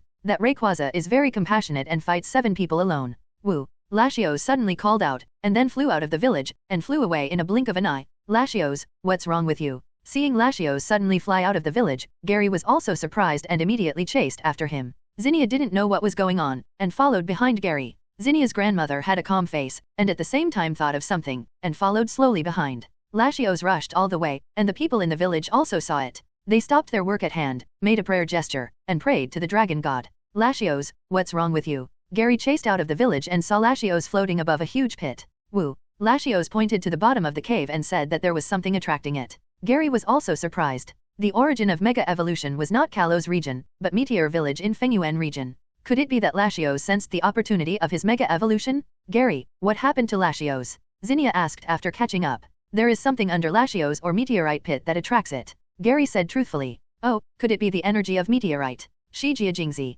"You know." Gary looked at Zinnia, hoping to get the exact news from her. "I don't know about this." Zinnia looked embarrassed. Although she grew up in Meteor Village, she knew nothing about the meteorite in the meteorite pit. She only knew the stories handed down from ancient times. It seems that Latios sensed the energy emitted by meteorite. An old voice came from behind. Gary and Zinnia turned around and saw Qian Yozhao, Gianna's grandmother, walking slowly. "Grandma Zinnia, do you know what the reason is?" Gary asked. "Gary, do you know Mega Evolution?" said Grandma Zinnia. Gary raised his eyebrows. Of course he knew Mega Evolution, and he also knew that Mega Evolution was related to the meteorite that fell in ancient times, but he just pretended not to know. "I know Mega Evolution, but what does it have to do with meteorite?" Gary asked in confusion. "Because the origin of Mega Evolution comes from this meteorite," Grandma Zinnia said calmly. Gary was surprised. He always thought that Mega Evolution originated from Kalos region, but he didn't expect it to originate from Meteor Village. According to records, Latios has a Mega Evolution form. Although the energy of meteorite has been lost a lot, it still has a certain amount of energy.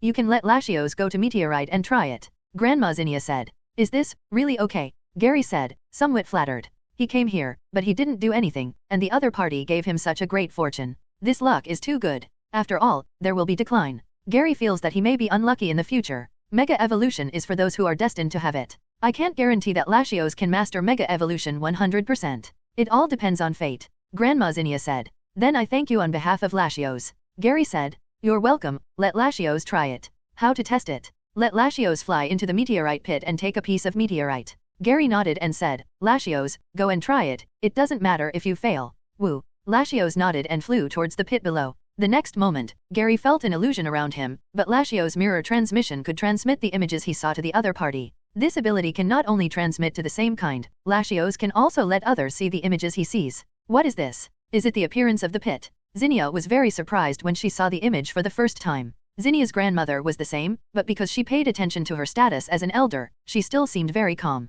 This is an ability of Latios. It can transmit the images it sees in the form of images. Gary said. Oh, so powerful. Zinnia was very surprised, because she had lived in the meteorite village since she was a child. She knew about the outside world from her elders. Seeing these images, she was very surprised. Soon, Latios came to the bottom of the meteorite pit. There was a huge groove inside. The meteorite normal was exposed outside, and the rest of the normal was buried in the pit. The surface was completely covered by rock. Latios approached the meteorite and used Dragon Claw to attack the meteorite, breaking the rock layer and revealing a rainbow card. Gary was shocked. The life energy in this ancient meteorite was not completely dissipated, but was covered by the rock layer. Latios also felt the light emitted by the rainbow meteorite, and the cells in the body were disturbed by the huge life energy. Gary, your bag is bright. Zinnia suddenly reminded. Gary was stunned for a moment, and found that a corner of his waist bag was emitting light. Keystone? Gary immediately opened his waist bag and took out the mega ring inside. The keystone on the mega ring was shining with rainbow light. Gary was confused. Latios' mega evolution in the game requires the reaction of megastone and keystone before mega evolution can be carried out. But Latios in the animation may need megastone, but definitely does not need keystone. In the theater version, Latios and Latias, who were regarded as reinforcements, did not rely on keystone and completed mega evolution directly. Gary, activating the power of keystone should help Latios complete mega evolution. Zinnia's grandmother reminded. I'll try. Although he didn't know what was going on, Gary still wanted to give it a try and shouted, Latios, mega evolution. Instantly, the meteorite pit erupted with a rainbow light. Although the light was not dazzling, the morning light below could be seen from the edge of the pit. The rainbow light below did not last long and dissipated after a few seconds. As the rainbow light dissipated, the surrounding images also disappeared. Gary looked down worriedly, worried that Latios would get into trouble. Mega evolution was not without negative contest conditions. If Latios went berserk, there was no way to stop it. Woo. Latios' growl came from the pit, and then a purple figure flew up. It was Latios who had completed mega evolution. After Latios' mega evolution, the blue part of his body turned purple, his body became larger, his arms became thicker, and the original dual wing beat was also transferred, to the outside of his arms. After mega evolution, Latios' dual attack was greatly improved. It can be said that in mega evolution, almost all of Latios' 700 species strength are valid species strength, but unfortunately the ability is a bit rubbish, and it still doesn't float. Woo. Latios looked at his new body, quickly flew back to Gary, and confided his excitement. Gary touched Latios' arm and checked the data after Latios' mega evolution. Pokémon, Latios 3. Attribute, Dragon, Psychic. Level, 65. Potential, Legend. Ability, Float, can automatically float the body. Skills, Stored Power, Help, Confusion, Tailwind, Safeguard, Dragon Breath, Luster Purge, Zen Headbutt, Dragon Pulse, Simple Beam. Teaching skills, Waterfall, Body Slam, Sunlight, Thunderbolt, Shadow Claw, Destruction Death Beam, Rest, Water Flow Break, Aura Sphere, Dream Eater. Intimacy, 255, Full Value 255. Carrying Props, Latios Megastone. Latios' data has not changed, the only change is that there is an extra Megastone on him. But Gary is very confused, he doesn't know where this Megastone came from and why there is an extra Megastone.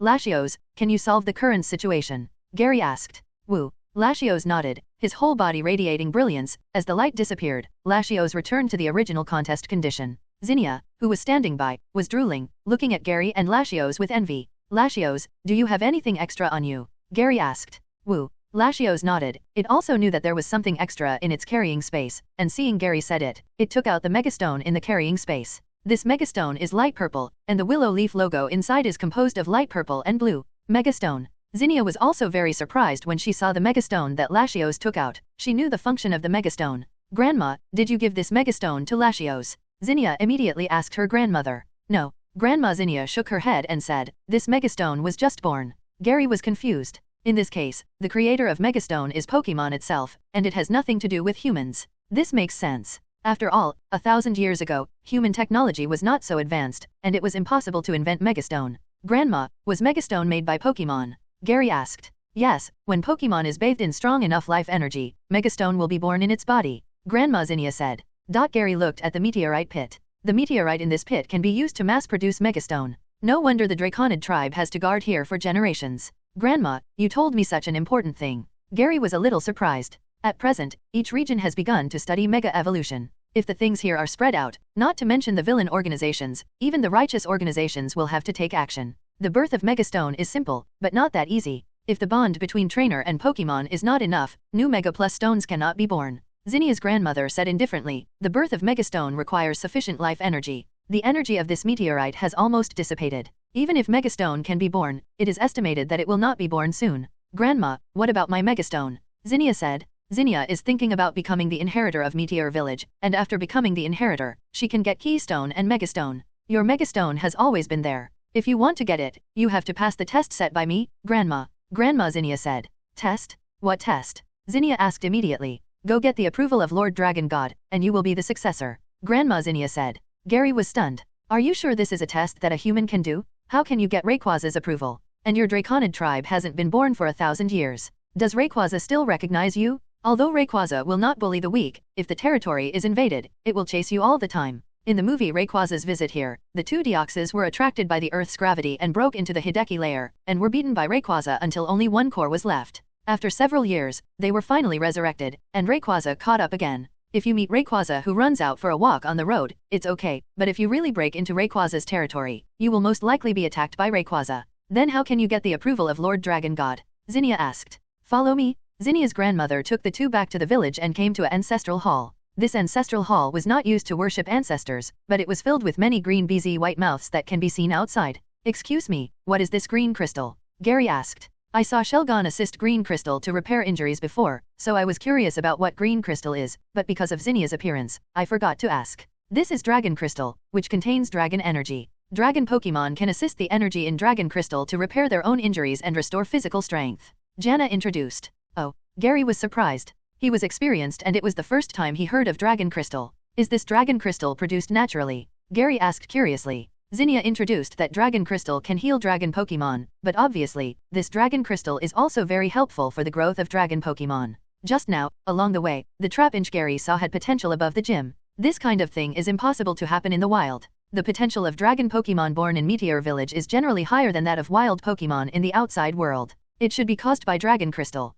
I don't know about this. Zinnia has not thought about this problem, because she has seen dragon crystal since she was a child. For Jana, it is similar to the cloth scraps that can be seen everywhere outside. No, dragon crystal is a mineral transformed by Rayquaza absorbing life energy and has been preserved to this day, Grandma Zinnia said. Gary was shocked. He didn't expect that the dragon crystal was actually related to Rayquaza. The life energy of the rainbow meteorite was indeed huge. Even with primal Groudon and primal Kyogre, the rainbow meteorite could not be completely digested. Zinnia, bring this meteorite to Lord Dragon God. As long as Lord Dragon God accepts you, you will be the new inheritor. Grandma Jana took out 10 meteorites from the altar and handed them to Zinnia. The meteorite was not big, only the size of 2 fists. It looked like an ordinary meteorite, but Gary was sure that this meteorite must not be normal. Grandma, where else can I go to find Lord Dragon God? Zinnia asked. Go to Skypillar. Where is Skypillar? Zero asked for flowers. On an isolated island near Pseudopolis City. You can find it when you go there. Let Gary accompany you. Grandma Zygia said. Wait a minute, why do you want me to accompany Zinnia? Gary said in surprise. Although he didn't know what Zinnia's grandmother wanted to do, this trial had nothing to do with him, so Gary didn't want to join in the fun. Want to ask why? The 3 ancient Pokémon were too irritable, and they might get killed. Because Zinnia has lived here since she was a child and has never been outside, I'm worried about her going out alone, and I hope you can take care of her. Zinnia's grandmother said. The outside world is changing with each passing day, and the Draconid tribe has always lived in the Meteor Village and has never been in contact with the outside world. It is very inconvenient for the villagers to go out without household registration. Eating, clothing, living and traveling outside are inseparable from identity proof. Zinnia, an illegal resident, can't even treat Pokémon. If Drew goes out alone, he will definitely be unable to move, and he may even be arrested by the police. Gary was very embarrassed. If he agreed, he would get into trouble, but if he didn't agree, he would get the Lashio's Megastone from them, and it would definitely be unreasonable to refuse. By the way, you are here to capture Dragon-type Pokémon. If you are willing to accompany Zinnia to the Sky Pillar, I will give you a Dragon-type Pokémon. Grandma Zinnia said. Grandma, you are too polite. I will help you if you help Lashio's Mega Evolution, not to mention Dragon-type Pokémon. Gary immediately greeted with a smile. By the way, what is the Dragon-type Pokémon you are talking about, Grandma? Zinnia, rightward arrow. Although Zinnia is not very experienced, she also despised Gary when she saw him change his face so quickly. She really didn't understand why Latios liked him. Grandma Zinnia just smiled kindly, and then took Gary and Zinnia to the place where Pokémon were raised in the village. The place where Pokémon are raised here is also very simple. It is just a piece of land enclosed by stones. There are many dragon crystals embedded in the surrounding mountain walls. There are several young dragon Pokémon playing in it. There is a person who is responsible for taking care of Pokémon in the room. Novel image. Elder, why are you here? The person who is responsible for taking care of these Pokémon is a woman named Zymen. Seeing Grandma Zinnia coming, she was also very confused because today is not the day for the villagers to choose Pokémon. Zymen, this is a trainer from outside, named Gary. I asked him to accompany Zinnia out and promised to give him a dragon Pokémon. Grandma Zinnia said. Zymen heard the trainer coming from outside and immediately looked at Gary beside Zinnia. Hello, my name is Gary. Gary responded politely, but he was also stared at by Zymen for a while. Since it is the Elder's commission, then you can choose a Pokémon here, Zymen said, opening the trapped door. Gary and Zinnia walked in and saw several Pokémon raised inside, all of which were Trapinch and Bagon. The number of large-jawed 443 ants was the majority, and there were only 3 Bagons. LV7 Bagon 3/Elite. LV8 Bagon 3/Elite. LV10 Bagon 3/Elite. LV10 Trapinch 3/Champion. Gary looked at the Trapinch and Bagon inside and was speechless. All 3 Bagons have elite potential, but there is one Trapinch with champion potential. Aren't all the dragon Pokémon here nurtured by Dragon Crystal? Why are there so few Pokémon with high potential? Gary also forgot what the wild Pokémon outside are like. It's hard to find a Pokémon with gym potential in the wild Pokémon outside. The dragon Pokémon here all have gym potential. Moreover, the dragon Pokémon here are bred for the people in the village. Naturally, the dragon Pokémon with high potential have been transferred away long ago. Who of you 3 wants to go with me? Gary looked at the 3 Bagons. Dongbei, Dongbei, Dongbei. The 3 Bagons all rushed to Gary and expressed their willingness to follow him. Gary was also a little confused. Could it be that he was a dragon and was naturally attracted to dragon Pokémon? He just said a few words and attracted 3 Bagons to follow him. You guys, you can't come back this time. You have to think clearly. Don't ignore everything just to watch soaring in the sky, Zinnia reminded. Dongbei, Dongbei, Dongbei. The 3 Bagons nodded resolutely. In order to fly to soaring in the sky, they would even give up their lives. The meteor village cannot hold the fully fledged Bagon. Gary was sweating profusely, but he forgot that Bagon was born to want to fly to the sky. These 3 Bagons lived in the dark underground, so they would naturally want to follow the trainer from the outside world to leave here. Now, Gary was in a dilemma. All 3 Bagons were willing to follow him. If he chose one to take away, the other 2 Bagons would be very sad. Sister Zymen, were these 3 Bagons hatched at the same time? Gary said. Yes, they were born in the same nest. Zymen said. Then I want to choose it. Gary pointed to the Bagon with the highest level. Boom. The chosen Bagon jumped up excitedly. Gary chose this Bagon not because it was the highest level, but because the 3 Bagons were hatched at the same time. The highest level Bagon naturally means that this Bagon is more diligent in training and has a heart that wants to become stronger. In this respect, it is very suitable to be a trainer Pokémon. Woo woo woo. Woo woo woo. The 2 Bagons that were not chosen burst into tears. Be good, don't cry. It doesn't matter if you are not chosen. When the next batch of children in the village come to choose Pokémon, you will have trainers. Zymen hugged the 2 Bagons to comfort them. Gary felt a little bad, but there was nothing he could do. He could only take Bagon with him. Bagon, please teach me. I will breed you into salamins as soon as possible and let you fly to soaring in the sky, Gary said. Dongbei. Bagon nodded like pounding garlic. He had been looking forward to flying since he was born. Then come in. Gary took out a Pokeball and placed it in front of Bagon. Bagon's little paw tapped the switch on the Pokeball and was taken in directly. The Pokeball shook slightly in Gary's hand, and then stopped shaking. He was captured successfully. Gary also checked the data of salamins immediately. Pokemon, Bagon.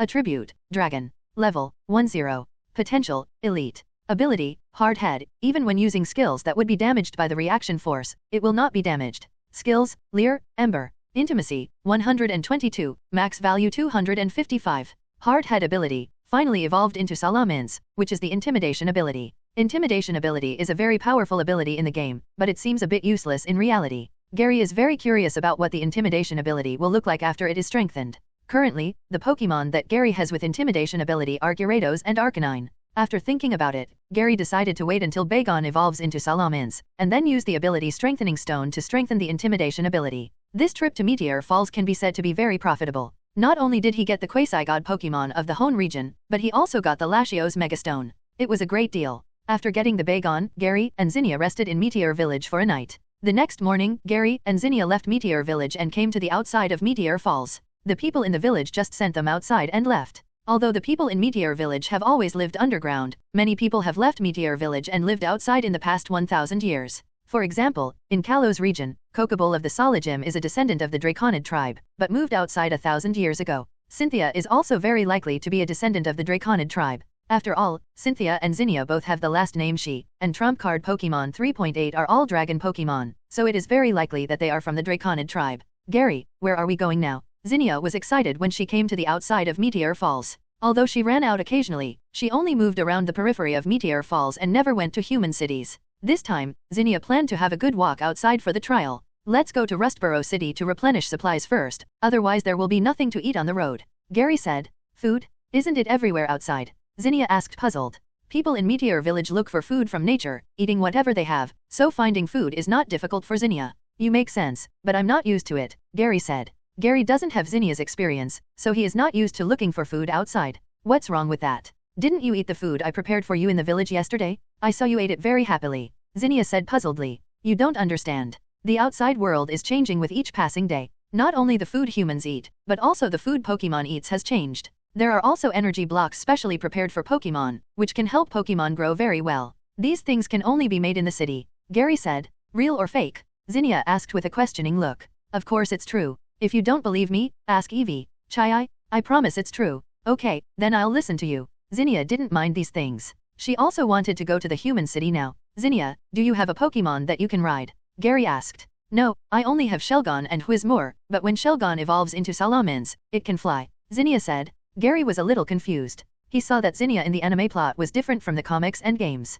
Except for the trump card Pokemon being Salamence, there were big differences in other aspects. For example, in the special comic, Zinnia's Whizmoor was called Whizmoor, not Zinnia. This Shigia02NA was Zinnia's playmate since Arnold grew up. Originally, Aster was the real successor, and Aster was also recognized by Rayquaza. But at that time, the Pokemon Association was implementing a plan to capture Rayquaza. Aster sacrificed himself to help Rayquaza escape, and Rayquaza was also captured by the Pokemon Association. Zinnia named Whizmoor Aster because she missed Aster. In the plot of the game, Aster also died, and there was no introduction to the process of his death. He was a transparent person, so there was no need to mention it. However, there is one thing that deserves Gary's attention. That is, at the beginning of the movie version of Prince of the Sea, there is a scene of Rayquaza being captured, which actually appeared in the animation plot. This means that Rayquaza will be captured by humans at some point in the future, and the time of capture will happen during Ash's trip to the Hoenn region. Although Rayquaza finally escaped, the process must have been very bumpy. And these experiences are very likely to be experienced by Zinnia, and Gary must have to pay attention to this.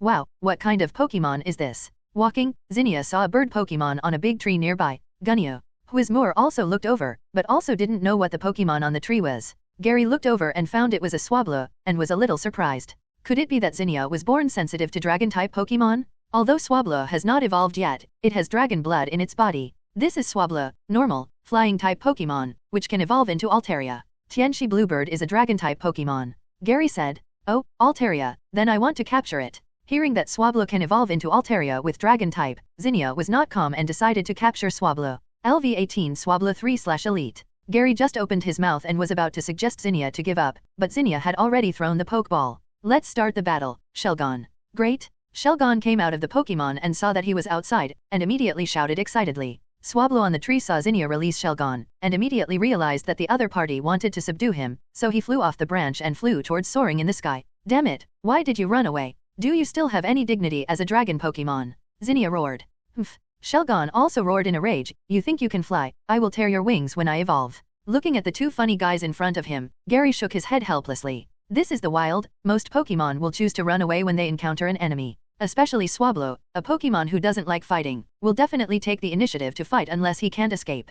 Don't shout, wild Pokemon will run away when they encounter a strong enemy. If you want to subdue Pokemon, the premise is that you can't let the other party have a chance to escape. Gary reminded. Zinnia frowned and asked in confusion, what should I do? Birds can fly. There are many ways. You can choose to anger Swablu, or use the skills to prevent Pokemon from escaping to prevent Swablu from escaping. Gary said. Is there a skill to prevent Pokemon from escaping? Zinnia was surprised. Gary couldn't bear it. This Zinnia was a complete rookie trainer, even more new than Ash at the beginning. This is the Pokemon Pokédex. If you encounter any questions about Pokemon, you can ask directly. Gary handed his Pokemon Pokédex to Zinnia. Zinnia looked at the Pokemon Pokédex that was only the size of her palm and was very confused about how to use it. You can say it directly, or you can point the Pokédex at the Pokemon. Gary said. Zinnia nodded and said, "What kind of Pokemon is Swablu?" Pokédex, Swablu, a cotton bird Pokemon, likes cleanliness and will wipe dirty things with its cotton-like wings. Pokédex not only introduces the basic information of Swablu, but also introduces its attributes and habits. 270 Really talking. Zinnia was very shocked and immediately pointed the Pokédex at Shelgon. Pokédex, Shelgon, a stamina Pokemon, whose body is covered with something like bones, which is very hard and can bounce back the enemy's attacks. It hides in the cave waiting for evolution. Pokédex, Whizmore, a whispering Pokemon, is scared by its own voice after a loud cry and makes a more intense cry. After the cry, it will fall asleep because it is too tired. Like the curious baby, Zinnia also scanned her 2 Pokemon and found it very interesting. "Let's go, you walk and look," Gary said. With the Pokemon Pokédex, Zinnia finally calmed down. She scanned any wild Pokemon she saw along the way and listened to the Pokédex's explanations. Although a little uproar, Zinnia's learning attitude was still very good, at least much better than when Ashruki was there. Because Zinnia didn't have a Pokemon to ride, the two could only walk. Fortunately, there were more downhill roads on the road from Meteor Falls back to Rustboro City. The two arrived in Kana City before noon. "Is this the village where people from outside live? It's so big." Zinnia was shocked when she saw the appearance of the Rustboro City area. She had never thought that the buildings could be so magnificent and there were such tall houses. "Don't be too surprised. This is a city, not a village," Gary reminded. Zinnia was too ignorant. If she stayed with modern people, she would definitely reveal some clues. "What? This is not a village. Is there no village outside?"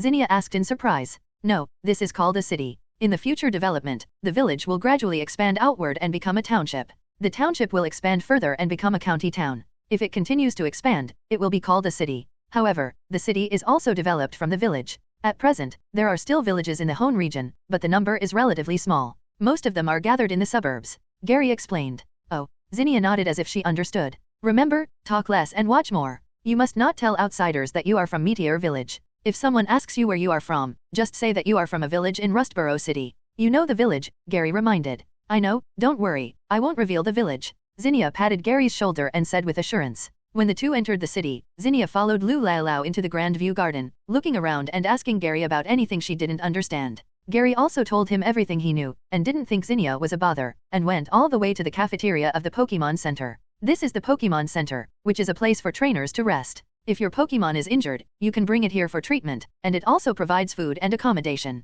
Gary introduced it attentively. After all, Gary couldn't be with Zinnia all the time, so he would introduce some important places to Zinnia in detail, so that Zinnia wouldn't be unable to find a place to eat and rest when he was not there in the future. "There is such a good place." Zinnia was shocked. She didn't expect the Pokémon Center to have such comprehensive functions, to heal Pokémon, and to provide food and accommodation for trainers. "Of course, but you didn't buy medical insurance, so you need to pay a high treatment fee, that is, money. Do you have money?" Gary said. Now it is a currency trading system, and in Meteor Village, it is still bartering. Without enough money, it is really difficult to move forward in modern society. Money is easy to get, but the key is that Zinnia has no place to save money. Gary can use his identity to open a bank card for Zinnia, but what about Pokémon medical insurance? If Pokémon medical insurance cannot be purchased, Zinnia will have to pay the full treatment fee every time she treats Pokémon, which is very expensive. "Money? What is that?" Zinnia asked in confusion. She grew up in the village since she was a child, and the village has no trade with the outside world, so she naturally doesn't know what money is.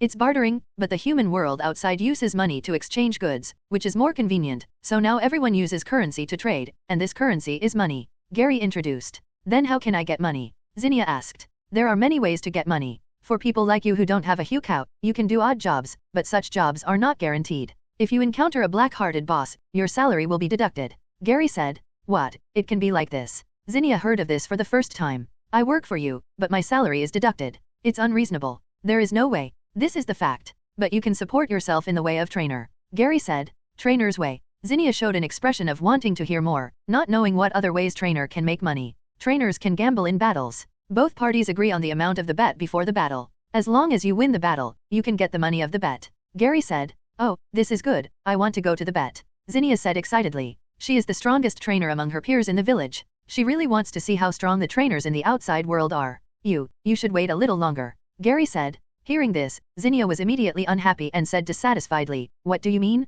Do you think I am weak? You only have 2 Pokemon in total. Although Shelgon can fight, it is too slow. Even if it can win, it will delay Shelgon's evolution. I suggest you breed a new Pokemon that can fight," Gary said. Zinnia currently has 2 Pokemon, Whizmore and Shelgon.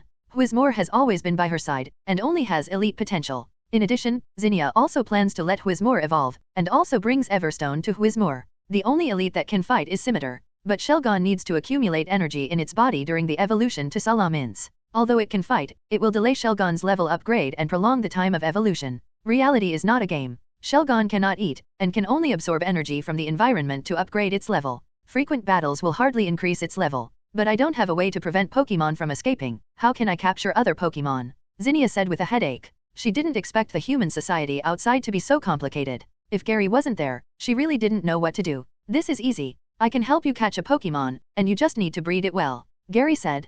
Pokemon is still easy to catch. Although Zinnia can't catch Pokemon with high potential, Pokemon with gym potential is still no problem. I only want Dragon-type Pokemon, and I will be a Dragon Master in my country, Shigia nodded. Gary rightward arrow? Do you really think that dragons are something that normal people can afford? Even Gary doesn't have many dragons, and Zinnia's Dragon-type Pokemon is not as good as the pot in Gary's hand. Zhao's, okay, then let's look for it slowly. Anyway, you are following me now, and you are not short of money, so you can take your time, said Gary. The Dragon-type Pokemon in the Hoenn region, excluding legendary Pokemon, only have Salamins, Flygon, and Swablu. The number is okay, and they are all worthy of being the main Pokemon to breed. Zinnia nodded, and was soon attracted by the food served by the waiter. The food she usually eats in the village is relatively simple, and she has never seen the food in modern society. The spices are crazy and hit Zinnia's taste buds, making her unable to stop. After lunch, Gary took Zinnia to the Pokemon department store and introduced the role of the Pokemon department store to her in detail. Anyway, everything that Pokemon can use is sold in the Pokemon department store. Gary bought Zinnia a space backpack, some supplies, and some supporting tools, and prepared to leave Kana's city tomorrow. Early in the morning, Gary and Zinnia have left Rustboro City and rode all the way. They are going to Dewford Town. Dewford Town is on the southwest island of Hoenn region. If you want to go there, you can only fly or swim on Pokemon. Of course, you can also take a boat. Gary plans to train Pokemon well, so he is not in a hurry and decides to take a boat to Woolio Town with Zyga. There is a small town in the harbor where you can take a boat. There are boats to Dewford Town every day. You can just go there directly. However, before reaching the harbor, Gary and Zinnia need to pass through Petalburg Woods. At noon, Gary chose to camp next to a stream. While preparing food, Eevee suddenly found something. His long ears moved and he looked towards a jungle. An electric mouse with yellow fur came out of the bushes. Pika. The electric mouse is Pikachu. When he saw Eevee, Pikachu was also startled. Chai. Eevee was also startled and immediately recognized the Pikachu in front of him as Ash's. What Pokemon is this? Zinnia immediately took out the Pokemon Pokédex and pointed it at Pikachu. Pokédex, Pikachu, an electric-type Pokemon, can store electricity in the power pouch on its cheek. If it is discharged in one go, it can release enough electricity to attract lightning. Oh, an electric-type Pokemon. Zinnia was amazed. This was her first time seeing an electric-type Pokemon. Pikachu. Gary also noticed the situation here. When he saw Pikachu, he was stunned. LV59 Pikachu 3/champion. A Pikachu of such a high level must be Ash's. Pikachu. Pikachu was also very surprised to see Eevee and Gary, and immediately shouted behind him. Pikachu, did you find anything? Soon, Ash, May, Pete and Xiaogang came out of the bushes one by one. Gary. Ash and his group were very surprised to see Gary. They didn't expect to meet here in such a huge crowd. Do you know each other? Zinnia said with a puzzled look on her face. Soon, everyone got along well. Ash was currently preparing to go to Rustboro City to challenge the gym. Because it was noon, everyone was looking for a place to rest and prepare lunch. He asked Pikachu to help find a place with water, and he found it. Is that so? Then you have to work harder. I have already obtained the Rustboro Gym badge. Gary said proudly. It is only a matter of time before I get the badge. We will say the truth at the KO conference. Ash said indifferently. After being ridiculed by Gary for his badge collection speed so many times, Ash also knew how to deal with it. But Gary has one more badge than you, and you lost to Gary twice in the Alliance conference. Can you really beat Gary? Pete reminded. Pete. Ash gritted his teeth and wanted to tear Pete to pieces. Pete, how can you say that? May also blamed Pete for not being able to speak. After all, the two siblings were traveling with Ash, and they had to take care of each other along the way. Don't say anything that would not be conducive to unity. Oh, I won't say it then. Pete immediately learned his lesson after hearing his sister's reprimand. Gary, who is she? Ash didn't care about Pete's words. He was more curious about who the girl next to Gary was. He didn't know her at all. My name is Zinnia, from Rustboro City, and I'm a rookie trainer. Zinnia took the initiative to introduce herself. Rookie trainer, that's the same as May, Xiaogang said. Hearing Xiaogang's words, Zinnia immediately stared at May, her eyes full of fighting spirit. Hehe. Hello, my name is May. May was a little nervous when Zinnia stared at her, so she had to introduce herself first. Since we are all rookie trainers, let's have a Pokemon battle. Zinnia said. A battle. May was stunned. She had only been a rookie trainer for a few days, but she had never thought about a battle. What? Do you want to refuse? Zinnia said dissatisfiedly. She really wanted to fight with the trainers outside, and Mei was undoubtedly the most suitable player. Mei, just agree to it. It's a good opportunity to see Torchique's strength. Anyway, you will experience it sooner or later. Ash said. Yes, sister, just agree to it. Pete was also looking forward to seeing Mei's trainer level. Okay, then I agree to fight with you. Seeing so many people suggesting that she fight, Mei simply agreed. Then you start now, I'll prepare lunch for everyone, Xiaogang said. So, Xiaogang took on the responsibility of the chef, and Gary and others used a place near the river as the battle site. How do you want to fight? Gary naturally acted as a referee. I only have one Pokemon, and I can only accept a one-on-one battle. Mei said. 1v1 is good. Zinnia only has one Shelgon to fight, and Mei currently has only one Torchique, which is not a rival of the Shelgon. Okay, then 1v1. Zinnia agreed. Okay, then please send out your Pokemon. The flower fell, and Zijiabai threw out the Pokeball. Go, Shelgon. Zinnia immediately threw out the Pokeball. Great, Shelgon appeared. Oh, Shelgon. Pete was shocked. As a person from the Hoenn region, he naturally knew that Shelgon was a very strong Pokemon. Shelgon. Mei, a newbie, really didn't know what kind of Pokemon Shelgon was, and immediately took out the Pokemon Pokédex to scan Shelgon.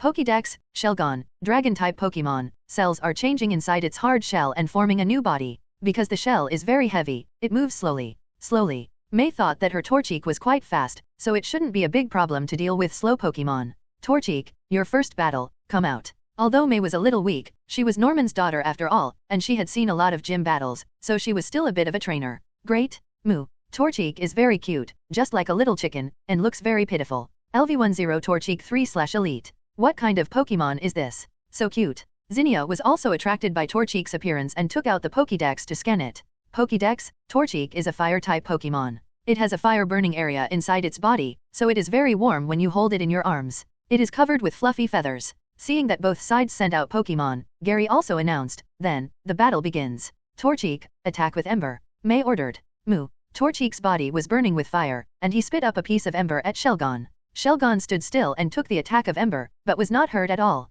What? It's okay. Mei said in surprise. Your Ember is too weak, Torchique, watch us. Zinnia ordered. Shelgon, use Headbutt. Shelgon stockpile on the spot, lunge out, and hit Torchique. Torchique immediately jumped up, jumping 2 or 3 meters high, avoiding the headbutt of the Shell Dragon. Very good, use Ember. Mei immediately counterattacked. Torchique landed and spit up Ember counterattacked. Although it hit Shelgon, it didn't have much effect. Although the level gap between the two sides was large, it was still very difficult for Shelgon to hit the agile Torchique because of his slow speed. Shelgon, use the scary face. 11 Jana ordered. Humph. Shelgon looked at Torchique with a ferocious expression, which immediately scared Torchique. Very good, I am willing. Shelgon spit up and a green dragon breath attacked Torchique. Torchique followed Mei's instructions and used Ember. The two skills collided, Ember was swallowed, and Torchique was also hit by the dragon breath. Moo. Torchique wailed and fell to the ground, and was killed instantly. What? Mei couldn't believe it. They were fighting back and forth at the beginning, but how come Torchique couldn't even block a single move from the opponent?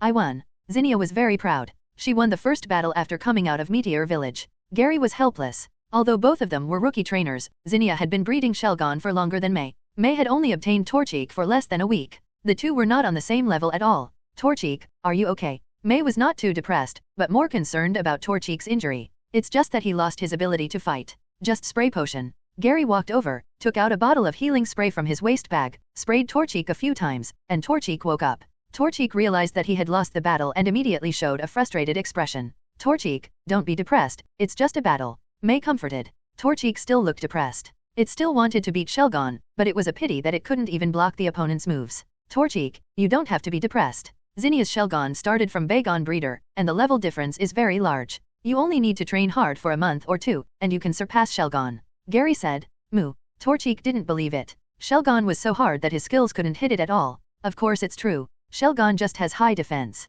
When you evolve into Combusken, with your speed and flexibility, you can play with Shelgon at will. Gary said. Moo. Torchique began to look forward to his evolution, and he could beat Shelgon. If you want to evolve, you must work hard, trainer. I believe you will evolve soon. After comforting Torchique, everyone began to help Xiaogang prepare lunch. Everyone, come out. Ash released his Pokemon. LV18 Tailo 3/Elite. LV18 Trico 3/Elite. LV40 Fortos Male Sign Gym. Gary also saw Xiaogang and Ash's Pokemon. Tailo and Trico were naturally the Pokemon that Ash captured in the Hoenn region, and Fortos was Xiaogang's breeder in the Qingdu region. When he came to the Hoenn region, he brought 10 Song Fortos with him. But Gary was very curious, why Ash didn't release Latias. Didn't Latias follow Ash? Gary, you actually captured Grovel. Ash also paid special attention to the Pokémon captured by Gary. When he saw Grovel, he was a little surprised. He knew that Grovel was the evolution of Trico. Yes, I went to the Trico forest. I also captured your Trico there. Gary said. Yes, your Grovel was also captured there.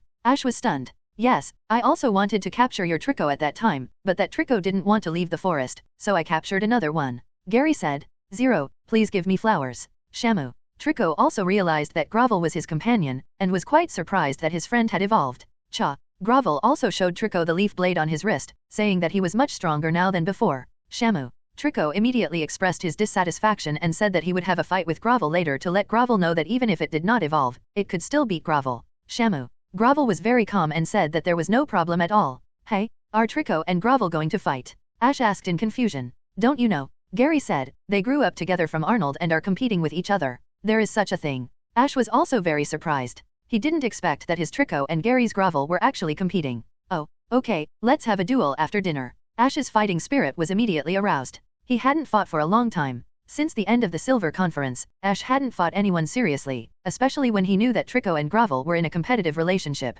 just like the relationship between Ash and Gary. If he didn't fight, it would be unreasonable. Okay, but do you only have 3 Pokemon on you now? Gary asked. Yes, I only brought Pikachu to the Hoenn region this time. Tailo and Trico are Pokemon I collected in the Hoenn region. Ash said. Didn't Latias follow you? Gary asked. Anyway, everyone here is trustworthy, so there is no problem in telling about Latias. Latias? What Pokemon is that? May asked. Latias is a legendary dragon Pokemon. Zinnia said, then stared at Ash and asked in confusion, you also have the smell of a dragon, which is very similar to the smell on Gary. The smell of dragon? Ash was also confused. He didn't understand how Zinnia could smell the smell of dragon. It was sharper than a dog's nose. Latias, I put it in the Great Art Laboratory. Ash said. Gary didn't know what to say. It was so hard to get a legendary Pokemon delivered to your door, but you just threw it into the warehouse. You are really an idiot. What? Ash, you actually have legendary Pokemon. Pete was shocked. He didn't expect Ash to have legendary Pokemon. It was incredible. Pete was making a fuss. Ash later in the Alola region, he captured 3 legendary Pokemon at once, Ultra Beast, Phantom Pokemon, and Top Legendary Pokemon. He basically captured one of all 3 types of legendary Pokemon. Yes, I do have legendary Pokemon. Ash said. Then can you show me a chance? Pete really wanted to see Latias now. Wait for a chance in the future. Latias is too strong. It's useless to keep him around. Let's talk about it at the KO conference. Ash said. It must be said that Ash, under Gary's intentional or unintentional influence, has become much more mature than in the original work. He even knew that Lottie 817 Yas was too strong, it's useless to keep him around. That Latias is also elite level. If it is placed next to Ash, it will definitely not get the best training. On the contrary, there are a lot of elite level Pokemon in Professor Oak's laboratory. Latias can find various rivals and get the best training. By the way, Gary, you should have got Latios. Ash suddenly said. Latias has followed Ash, so he will naturally tell Ash where Latios is. Gary did not reply, but silently took out the pink heal ball and pressed the switch. Great! Latios came out of the Pokeball. Latios. Pete was stunned. Conquering legendary Pokemon is the highest honor for all trainers. This is just like the highest honor for all generals is to seal the wolf and live in Sioux. Similarly, conquering legendary Pokemon is the same. May also immediately took out the Pokemon Pokédex scan. Pokédex, Latios, infinite Pokemon, gentle and doesn't like fighting, flies faster than a jet when dual wing beat is folded. Woo. Latios saw Ash and took the initiative to greet him. Haha, Latios, long time no see. Ash also responded politely. He had spent a happy hour with Latios in the secret garden of Alto Mare. Latios, take Bagon to the sky to play for a while. Remember, don't let anyone find out. Gary said. Woo. Latios nodded, put Bagon on his back with Psychic, and rushed to soaring in the sky with Bagon, and his body also entered the invisible contest condition. Dongbei? Dongbei. Bagon experienced the joy of flying in the sky for the first time, and was very excited. Zinnia's Shelgon was not happy. It used to look up at soaring in the sky, but never enjoyed the feeling of flying on soaring in the sky. It immediately complained to Zinnia. Gary. Zinnia looked at Gary with a begging expression. Okay. Gary had no objection to this. He let Latios get off and carried Shelgon to the sky for fun. Shelgon was so happy that he even raised his level by 1 level after flying on soaring in the sky. After Xiaogang finished cooking, everyone gathered together for lunch. After a short rest, the highlight came. The duel between Gary and Ash. Unfortunately, this duel was proposed by Ash's Trico, and it did not trigger the system's task. The two came to the place where May and Zinnia had fought before. Trico and Grovel were already standing on the field. The atmosphere between the two sides was tense, as if they would fight in the next second. Trico, you need to use Assist's body's agility to win, and use quick attack to confuse Grovel. Ash ordered. Trico immediately rushed out, leaving a white light behind him, surrounding Grovel. Grovel didn't care at all, because its eyes could observe 360 degrees. In the eyes of the forest attractor, Trico's actions were not confusing at all. Seeing that Grovel didn't react, Ash continued to order, "Find an opportunity, pound." Trico went around behind Grovel and rushed towards the back of Grovel's head. He turned his body slightly and prepared to whip Grovel's back of the head with his tail. But things didn't go so smoothly. Grovel quickly turned his head and shook his head. The long leaves on his head whipped forward. Trico could only swing his tail to defend. Snap! The tail and the long leaves collided. Trico was outmatched and was knocked out, but Trico did a backflip in the air to relieve the impact and landed safely. Zero-leaf blade. Gary ordered. The leaves on Grovel's wrist were covered with grass energy and turned into two-leaf blades. Then he quickly rushed towards Trico. Trico also used Pound to counterattack. The two Pokemon's bodies intertwined. Leaf Blade slid and slashed, trapping the Palace Blade Minister, Shamu. Although Trico was affected by Leaf Blade's attack, but he didn't fall down. After all, the level difference between the two sides was not big, and Grass-type Pokemon had high resistance to Grass-type skills. "Since you're holding on, let's try this move, Dynamic Punch," Gary ordered. Grovel rushed towards Trico quickly and threw a punch. Trico also used his tail to resist, but the difference in strength between the two sides was too great. At the moment of contact, Trico flew backwards and hit a stone before stopping. At this point, Trico's last bit of physical strength was exhausted by the collision with the stone, and he lost his ability to fight. "Ah, I lost." Ash was a little dissatisfied in his heart. After all, the two Tricos were Pokemon of the same period. If they both lost to Gary, wouldn't it mean that Ash was not as good as Gary in terms of breeding new Pokemon? "Grovel, come back and rest." Gary took back Grovel. Although the level difference between Grovel and Trico is not big, one has evolved and the other has not evolved, the gap is still big. After all, not all Pokemon can defeat their own 4.3 evolutions like Pikachu. Ash, the gap between Trico and Grovel is big. Although Grovel is bigger than Trico is bigger, but Grovel is faster and more responsive than Trico. Grovel has a 360-degree field of vision. "Your previous confusing behavior was a complete waste of energy," Gary preached. "I know. I will never lose to you next time," Ash said unconvinced. "I hope so. But I will use the Pokemon captured in the Hoenn region to participate in the KO conference this time. If you use the Pokemon you used to breed, you should have a chance to beat me," Gary said. Ash was stunned. He originally wanted to use all his strength in the KO conference, but Gary only used the Pokemon captured in the Hoenn region to participate. Even if he beat Gary, it would not be glorious. "Gary, since you said so, I will also use the Pokemon captured in the Hoenn region to participate in the competition," Ash said. "Are you sure? You can't beat me like this," Gary reminded. Ash also stopped in the quarterfinals at the KO conference because, except for Pikachu, the rest of the Pokemon in the competition were captured in the Hoenn region. If Ash still makes this decision, he is likely to stop in the quarterfinals again, and he may not even meet Gary. "We all started from scratch, why should I lose to you? At worst, I can just capture a powerful Pokemon directly," Ash said unconvinced. "Then I wish you good luck." Gary didn't say much. Ash is like this. It's still too difficult for him to change. But it's okay. After all, facing the Pokemon that Ash had bred before, Gary will feel pressure to participate in the competition with only the Pokemon in the Hoenn region.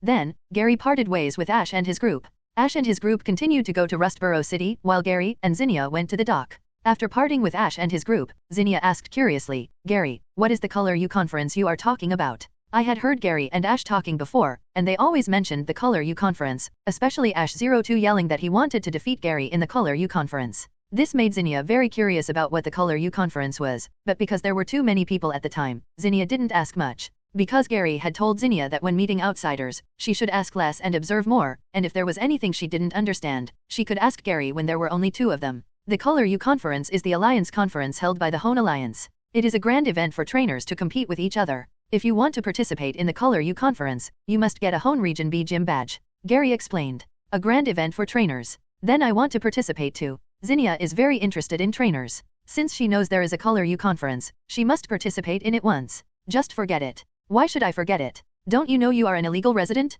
You can't even buy Pokemon medical insurance. You need proof of identity to attend the Alliance conference. Gary said. What should I do? I also want to attend the KO conference. Can't you help me solve the household registration problem? Zinnia complained. You think too highly of me. You should ask your grandmother about this question. If the people of you in Meteor Village are willing to believe in the Hoenn Alliance, then the problem is still easy to solve. Gary said. It's not that Gary can't solve Zinnia's illegal household problem, but he needs to ask for help. Gary can ask his grandfather for help, but the premise is to give a very reasonable explanation, and then he must tell his grandfather Zinnia's true identity. That will lead to the exposure of Meteor Village, especially Meteorite, the rainbow in Meteor Village. At this time, the more people know the existence of Meteor Village, the less safe it will be. Even if Professor Oak will not tell the public, he will definitely record the things about Meteor Village in the database. Gary remembered that Professor Oak's research data was stolen by Professor Jung, and it was the data stolen by Professor Jung that made Gary know that Professor Oak had participated in the research of Mutuo. Because Mutuo had never seen Professor Oak since its birth, and Ash and the others' memories were deleted by Mutuo, it was impossible to reveal it to Professor Oak, which only meant that Professor Oak had also participated in the research of artificial Pokémon, and even intervened in the manufacturing process of Mutuo. Forget it then, Zinnia said uninterested. Meteor Village has been hidden from the world, and Zinnia dare not make decisions for the people in the village, so she can only put up with it for the time being. 3 days later, Gary and Zinnia hurried to the dock and took a speedboat to Dewford Town. Dewford Town is just a very ordinary town. There is not even a Pokemon department store in the town, so there is naturally a lack of props to assist Pokemon. Zinnia is still the same. Every time she arrives at a place, she will take a careful look. After a few days of Gary's words and deeds, Jana has understood the basic survival rules of modern society. Gary, are you going to challenge the gym directly? Zinnia asked. I plan to go to Granite Cave first. Gary said. At present, there are only 3 Pokemon in the Hoenn region. Gary plans to breed an Agron, and there are many errands in the Granite Cave. I should be able to meet many high potential ones. What are you going to Granite Cave for? Zinnia asked puzzled. Go there to find Aaron. I plan to breed an Agron. Gary said. Steel Pokemon are very resistant Pokemon no matter where they are. Agron is also very good for steel Pokemon. Of course, in addition to Agron, Metagross is also a good choice, but Metagross is too difficult to obtain. Steven has one, but he will definitely not give it to him. Before, Steven was so generous in giving keystones, all for collecting Pokemon Mega Evolution data, and the two sides were in a mutually beneficial relationship. If Steven really wanted to give a Beldum, Professor Oak's grandson wouldn't be so generous. Agron? Is it a Dragon-type Pokemon? Zinnia asked. No. Gary shook his head helplessly. Zygia was indeed a Dragon-type Pokemon enthusiast. Whenever Gary mentioned the name of any Pokemon, Zinnia would ask if it was a Dragon-type Pokemon. No, Agron is a Steel and Rock dual attribute Pokemon. Gary said. Is that so? Then I'll go to Granite Cave with you. Zinnia said. Okay. Gary was also worried about leaving Zinnia alone in the Pokemon Center, and was really worried that she would cause trouble. Rested at the Pokemon Center for one night. The next day, Gary and Zygia went to Granite Cave. Come out. After entering the Granite Cave, Gary released the Super Iron Tyrannosaurus. Granite Cave is similar to Meteor Cave, both of which have underground. There are 3 underground floors in total. There are many precious stones inside, which is a holy place for stone lovers. Even Steven often comes to Granite Cave to dig. Gary guessed that Steven must have found Megastone in Granite Cave, otherwise he would not come here to dig so frequently. This time, in addition to coming to Granite Cave to subdue Aaron, he also wants to see if he can pick up Megastone. Gary, how are you going to find Aaron? Zinnia asked. Aaron usually eats iron ore, and normal is underground. Gary said. Super Iron Tyrannosaurus, dig. Roar. The Super Iron Tyrannosaurus digs on the spot, and uses the vibration of the ground to sense the depth of the ground, looking for the closest way. Eevee is also helping to move the soil in the cave up. Soon, the Super Iron Tyrannosaurus dug a cave, and Gary and Zinnia went underground through the cave. Dora. When they came to the underground floor, Gary turned on the flashlight and saw that he and Zinnia were surrounded by 5 Aarons, and each of these 5 Aarons looked unfriendly. Is this Aaron? Zinnia was not afraid at all and took out the map to scan. Pokédex, Aaron, a steel armor Pokemon, a headache Pokemon. In order to build an Orberg body, it will dig iron ore from the mountain to eat, but occasionally it will eat bridges or iron dollar tea. LV11 Aaron 3/Elite. LV10 Aaron/Normal. LV12 Aaron/Elite. 5 Aaron's level is no more than 15, so naturally they are weak, but they all look unhappy. Sorry to bother you. Can you forgive us once? Gary apologized. Dora. Obviously, these Aarons are not good-tempered and do not intend to let Gary go. Seeing that they could not reach an agreement, Gary said helplessly, Super Iron Tyrannosaurus, scare them? Duh. The Super Iron Tyrannosaurus made a terrifying expression to the Aarons, and immediately scared away the 5 Aarons. You are so timid. Zinnia felt ashamed for Aaron. The Super Iron Tyrannosaurus did nothing, and you were scared away. Most wild Pokemon are like this. When they encounter a tall Pokemon, they will basically run away after being scared directly. Okay, we can start looking for stones, said Gary. Looking for stones? Aren't you here to subdue Aaron? Zinnia asked in confusion. Capturing Aaron is just a side job. I have requirements for the breeders of Pokemon. If the potential is not high, I will not waste time to breed it. Gary said. Are there different potentials for Pokemon? Zinnia asked in confusion. Of course. You don't think that if you just capture a Pokemon and breed it, it will have strong strength. Gary said. Zinnia thought carefully. The Dragon-type Pokemon of the elders in the village have different strengths, but they are all Pokemon bred at the same time. It seems that there are differences in potential strength among Pokemon. Then what about the potential of my Shelgon? Zinnia asked curiously. Your Shelgon has good potential. According to the evaluation system of modern society, the potential is at the gym day, Gary said.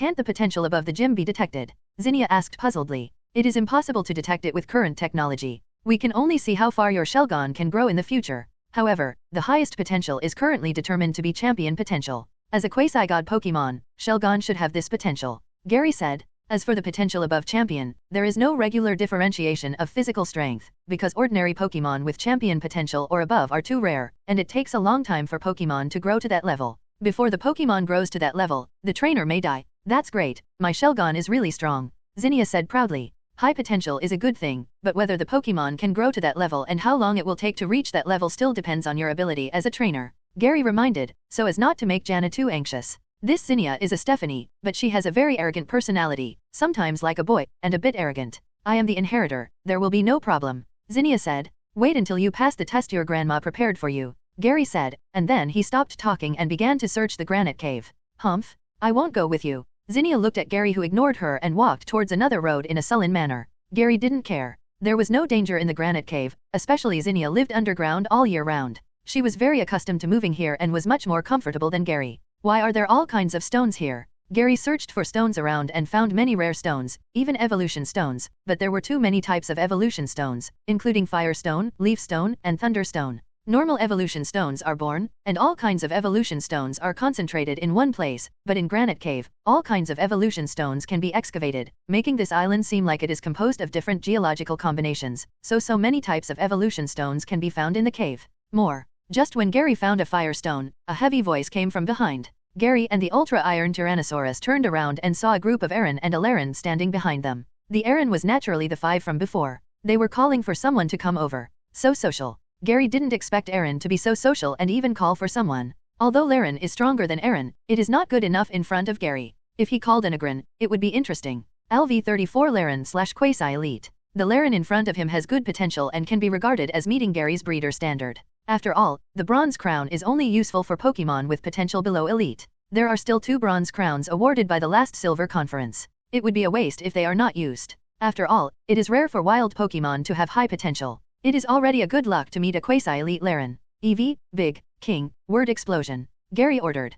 Chi-Yi. Eevee jumped into the air, and spit up a ball of fire. Dora. Laren was startled, and the Aarons behind him were all confused. They didn't expect that the seemingly weak Eevee was so cruel and attacked right away. Bang! Fire blast hit Laren and killed him instantly. Go, Pokeball! Gary also threw a Pokeball at Laren and successfully captured him. Aaron watched Laren being captured, and they all ran away in fear. Is Aaron's revenge heart so strong? Gary looked at Aaron, who was running away, and felt very strange. It was clearly recorded in the Pokédex that Aaron was not a Pokemon with a bad temper. He just let the Super Iron Tyrannosaurus scare them, but they even called Laren to come. How social. Chai. Eevee held the Pokeball in his mouth, ran to Gary, and handed the Pokeball to Gary. Gary took the Pokeball and checked Laren's data. Pokemon, Laren. Attribute, Steel, Rock. Level, 34. Potential, Quasi-Elite. Ability, Heavy Metal, its own weight will be doubled. Skills, Tackle, Harden, Metal Claw, Rock Tomb, Protect, Iron Head. Intimacy, 76, maximum value 255.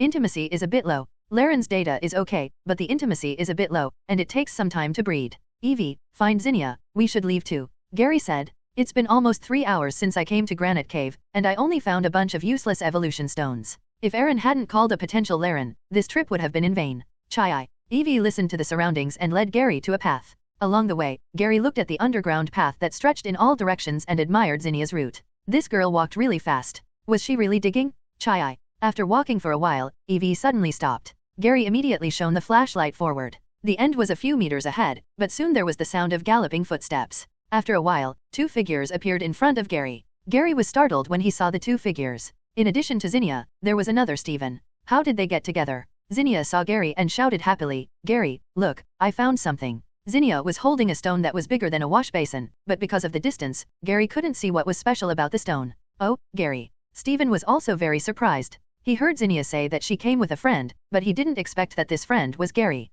Gary walked over quickly and asked, Zinnia, why are you with Mr. Steven? I was working alone in the cave and met him on the way. This is not important. Look at what this is. Zinnia showed off the stone in her hand, not realizing who she was with just now. Gary looked at the stone in Zinnia's hand. There were obvious bone-like stones on it, which were fossils at first glance. Fossils? Did you dig it? Gary asked in surprise. Zinnia's luck is really good to find fossils in the wild. Yes, Mr. Steven helped dig it out, and Mr. Steven also said that his family can help revive the fossils. Zinnia said. Gary was surprised. He didn't expect that the two of them would meet under such circumstances and find fossils together. Mr. Steven, Zinnia didn't cause you any trouble, did she? Gary said. Zinnia's clone is special. Although Steven is a former champion, he is also an alliance champion. I don't know how Zinnia talked to Steven. I hope she didn't reveal too much. No. Steven shook his head and said, Zinnia has a strong execution ability. She should have excavated frequently in the past. Almost. Zinnia was a little embarrassed by the praise. Living in the meteor cave, Zinnia has been staying underground for so long. It would be strange if she didn't have strong mobility. Mr. Steven, are you here for fossils too? Gary asked. Yes, I have a hobby of collecting stones. I also came here yesterday. I didn't expect to meet you, Gary. Steven said. More.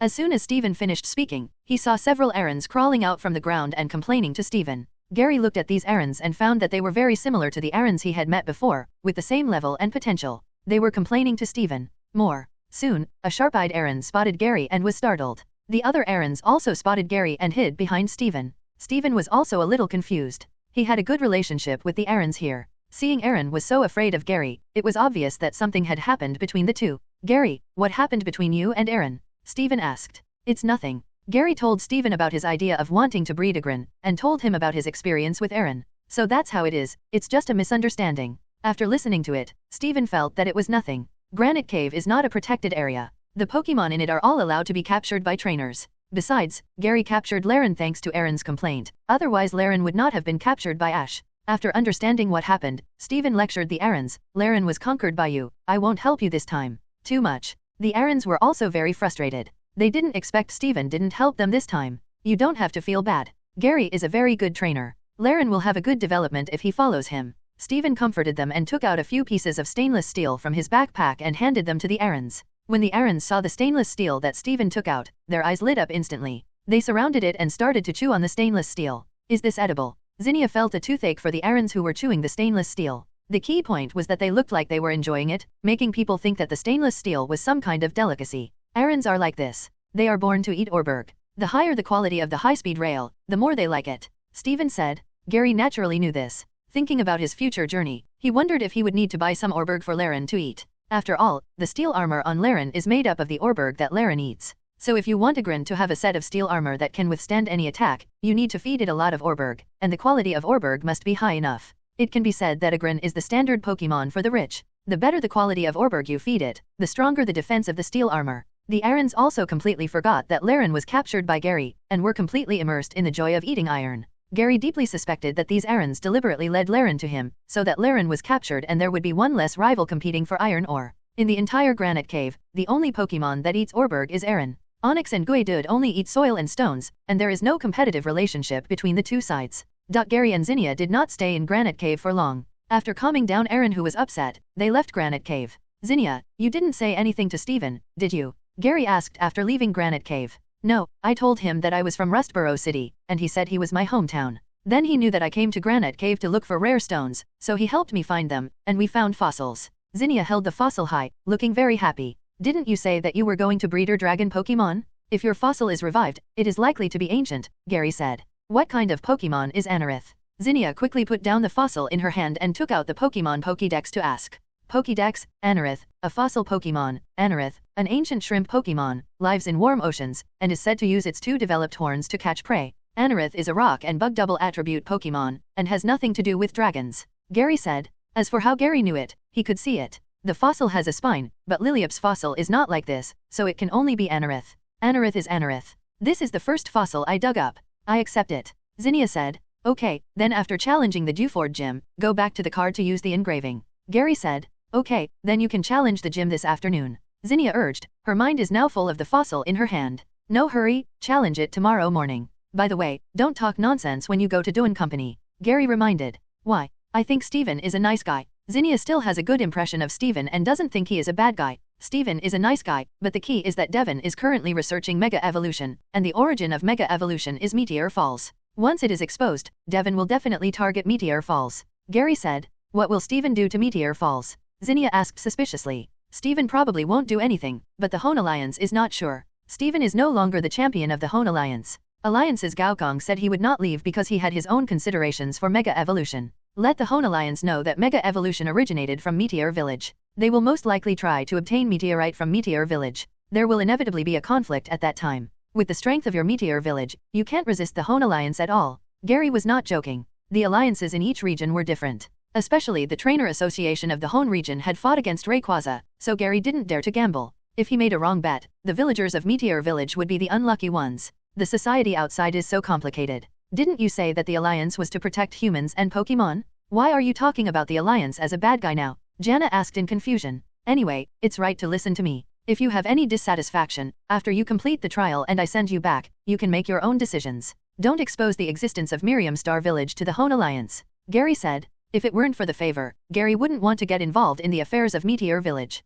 After all, there are many organizations researching Mega Evolution at this stage. In addition to Dewford Company, Team Flare is also researching Mega Evolution, and Team Flare's goal is Rainbow Meteorite. Let Rathicate know the existence of Meteor Village, and Rainbow Meteorite will definitely come and find ways to get rid of Meteorite in Meteor Village. Got it, I won't tell you. Zinnia pouted and agreed. After being out for so long, Zinnia encountered everything that was pretty good, and had never encountered any evil in the world. She was still a rookie. At this moment, Gary wished that the people of Team Lava and Team Aqua could come out and do something bad, so that Zygia could see what evil people are. Back to Dewford Town. After Gary handed Laren to Joy, he went to eat with Zygia. After waiting for Laren to be treated, Gary released him and began to train him. In the past, Gary had to use soft and hard tactics to ease the relationship with Pokémon. But now Gary has more than 20 skills in his space backpack. Any Pokémon will increase their intimacy after contacting Gary. Even though Laren's intimacy with Gary is only 76, after being touched by Gary, Laren's opinion of Gary has changed a lot. 0. Asking for flowers. 0. Pokémon, Laren. Attribute, Steel, Rock. Level, 34. Potential, Quasi-Elite. Ability, Heavy Metal, self-weight will be doubled. Skills, Tackle, Dig, Harden, Metal Claw, Rock Tomb, Protect, Iron Head. Teaching skills, Rock Slide, Destruction Beam, Stone Edge, Rest, Thunderbolt, Shadow Claw, Body Slam, Iron Tail. Intimacy, 156, maximum value 255. After teaching 8 skills, Laren immediately became obedient in front of Gary. Come, eat something. Gary also bought a few pieces of stainless steel for Laren at the scrapyard he passed by. 0. Laren accepted everything and threw it into his mouth and swallowed it directly into his stomach. After all, Orberg is still very hard, and chewing it is definitely not enough. When Laren eats, he will tear the Orberg into pieces of suitable size with his claws, swallow it directly into his stomach, and slowly digest it in his body. The digestion time is determined by the quality of the iron eaten. The higher the quality of the Orberg, the longer it takes to digest. Laren can digest all the Orberg bought by Gary in one day.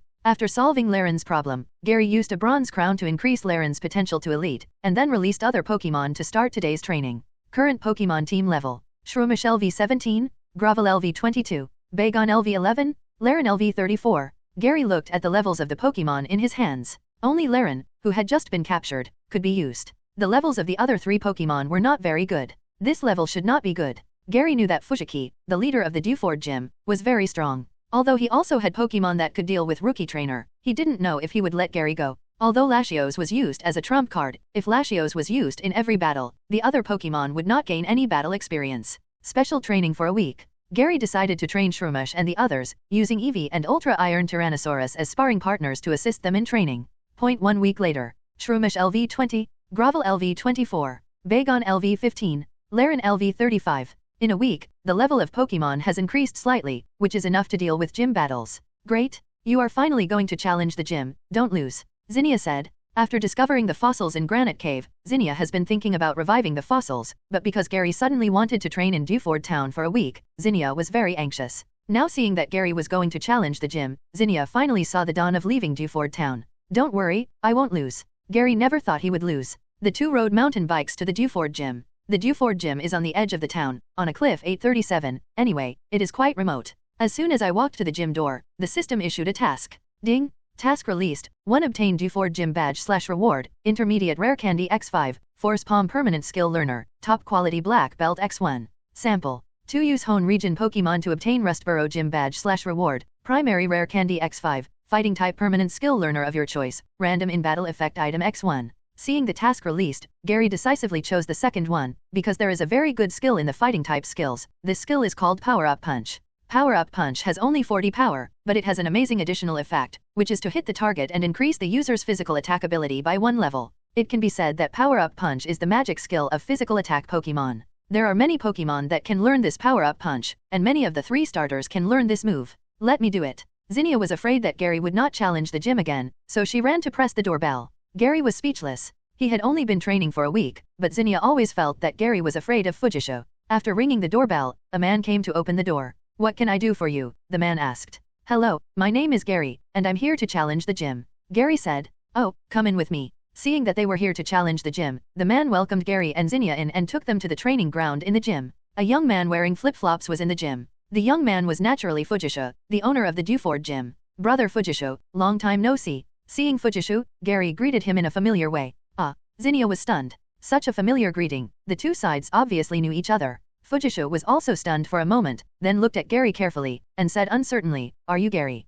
Brother, do you still remember me?" Gary said with a smile. "When I went to Chuck to learn martial arts, Fujisho was there too, but within a few months, Fujisho went to Kanto region to practice. A year later, he returned to Qin City to visit Chuck, and he never saw him again. It's really you. I didn't expect you to become a trainer," Fujisho said with some nostalgia. Gary, who was still a little kid at the time, has now not only become a trainer, but also come to Hoenn region to challenge the gym. Time flies so fast. "Yes, brother, I came here this time to ask for advice," Gary said. "Okay, let me see how strong you are, brother." Fujisho smiled confidently, walked to the command area, and introduced, "The rules of my gym are 2-on-2 duels. The rules of Fujisho's gym are the same as those of the Qin gym, and the number of Pokemon used is 2. I understand." After that, Gary walked into the command area and waited for Fujisho to release Pokemon. Fujisho didn't rush to start, and continued to ask, "Gary, you have been a trainer for a while. This time, are you going to challenge the gym with your previous Pokemon or your new breeder Pokemon?"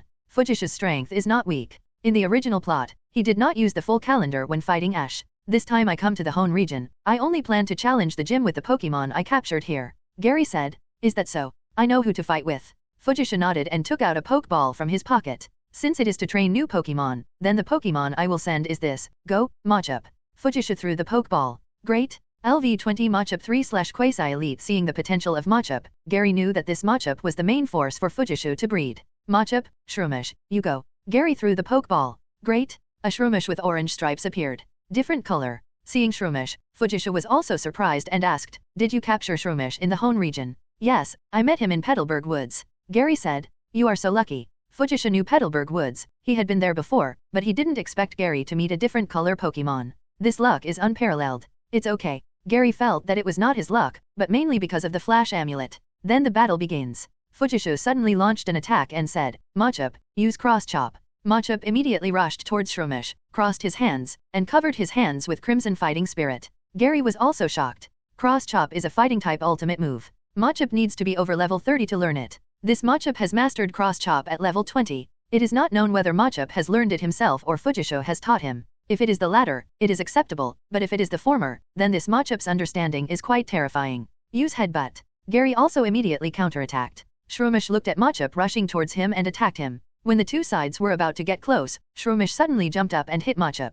Machop crossed his arms and hit out to send Shroomish flying. Shroomish was hit, and a large number of 4.1 spores burst out of his body. In an instant, Machop felt bad and realized that he was in a certain status condition. Machop. Spore ability. Fujisho keenly observed that something was wrong with Machop's condition, and at the same time guessed Shroomish's ability. "Brother, Mushroom Bitter is not a Pokemon that Salation can touch," said Gary. Although Shroomish itself is not strong, its X-Spore ability is very targeted at melee Pokemon, and it has been used to fight melee Pokemon. "Really? Then we can only make a quick decision." Fujiki was not too surprised, and immediately ordered, "Machop, use Dynamic Punch." Oops. Machop roared, his muscles all over his body turned red, and he quickly rushed towards the mushroom. "What? Perseverance ability." Gary was shocked, forgetting that Machop's basic ability has Perseverance ability, and fell into status condition, increasing his physical attack by 50%. Shroomish uses Stun Spore. Gary shouted hurriedly. Shroomish shook his body on the spot, and a ball of cocky powder fell from the surface of his skin and floated around. Machop Stun Spore, as expected, came in front of Shroomish, and Dynamic Punch attacked, knocking Shroomish more than 10 meters away.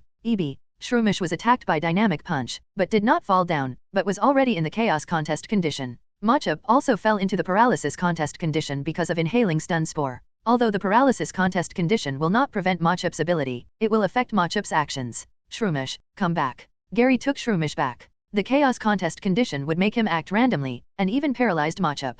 Gary didn't want to waste time. Once the Perseverance ability is triggered, it will adapt to the paralysis over time. "Grovel, I leave it to you." Gary threw out the Pokeball and replaced it with Grovel. Cha! Grovel came out of the Pokeball and saw his rival Machop, and taunted. Machop, who was flushed all over, heard Grovel's taunt and stared at Grovel. As long as Fujisha came down, he would take action immediately. Machop, use Cross Chop. Fujisha ordered. 02 Machop rushed towards Grovel, and his speed was obviously reduced a lot due to the paralysis. Leaf Blade. Grovel rushed towards Machop quickly, and the leaves on his wrists merged together to form 2 leaf blades. When the two sides approached, Grovel swung the leaf blade and slashed with the double blades, leaving 2 wounds on Machop's chest and abdomen, and Machop was knocked to the ground. Machop, who was paralyzed, moved slowly and could not keep up with the flexible Grovel. Machop had a lot of strength, but he had nowhere to use it. He was beaten unhappily. Even if he counterattacked a few times, he couldn't hit Grovel. Finally, he was defeated by Grovel's leaf blade. As expected of Grovel, he is really flexible. Fujisha took back Machop and sent out the second Pokemon. Come out, Makahita. Great. LV25 Makahita 3/Elite. Makahita, who looks like a lucky bag of fish roe, appeared.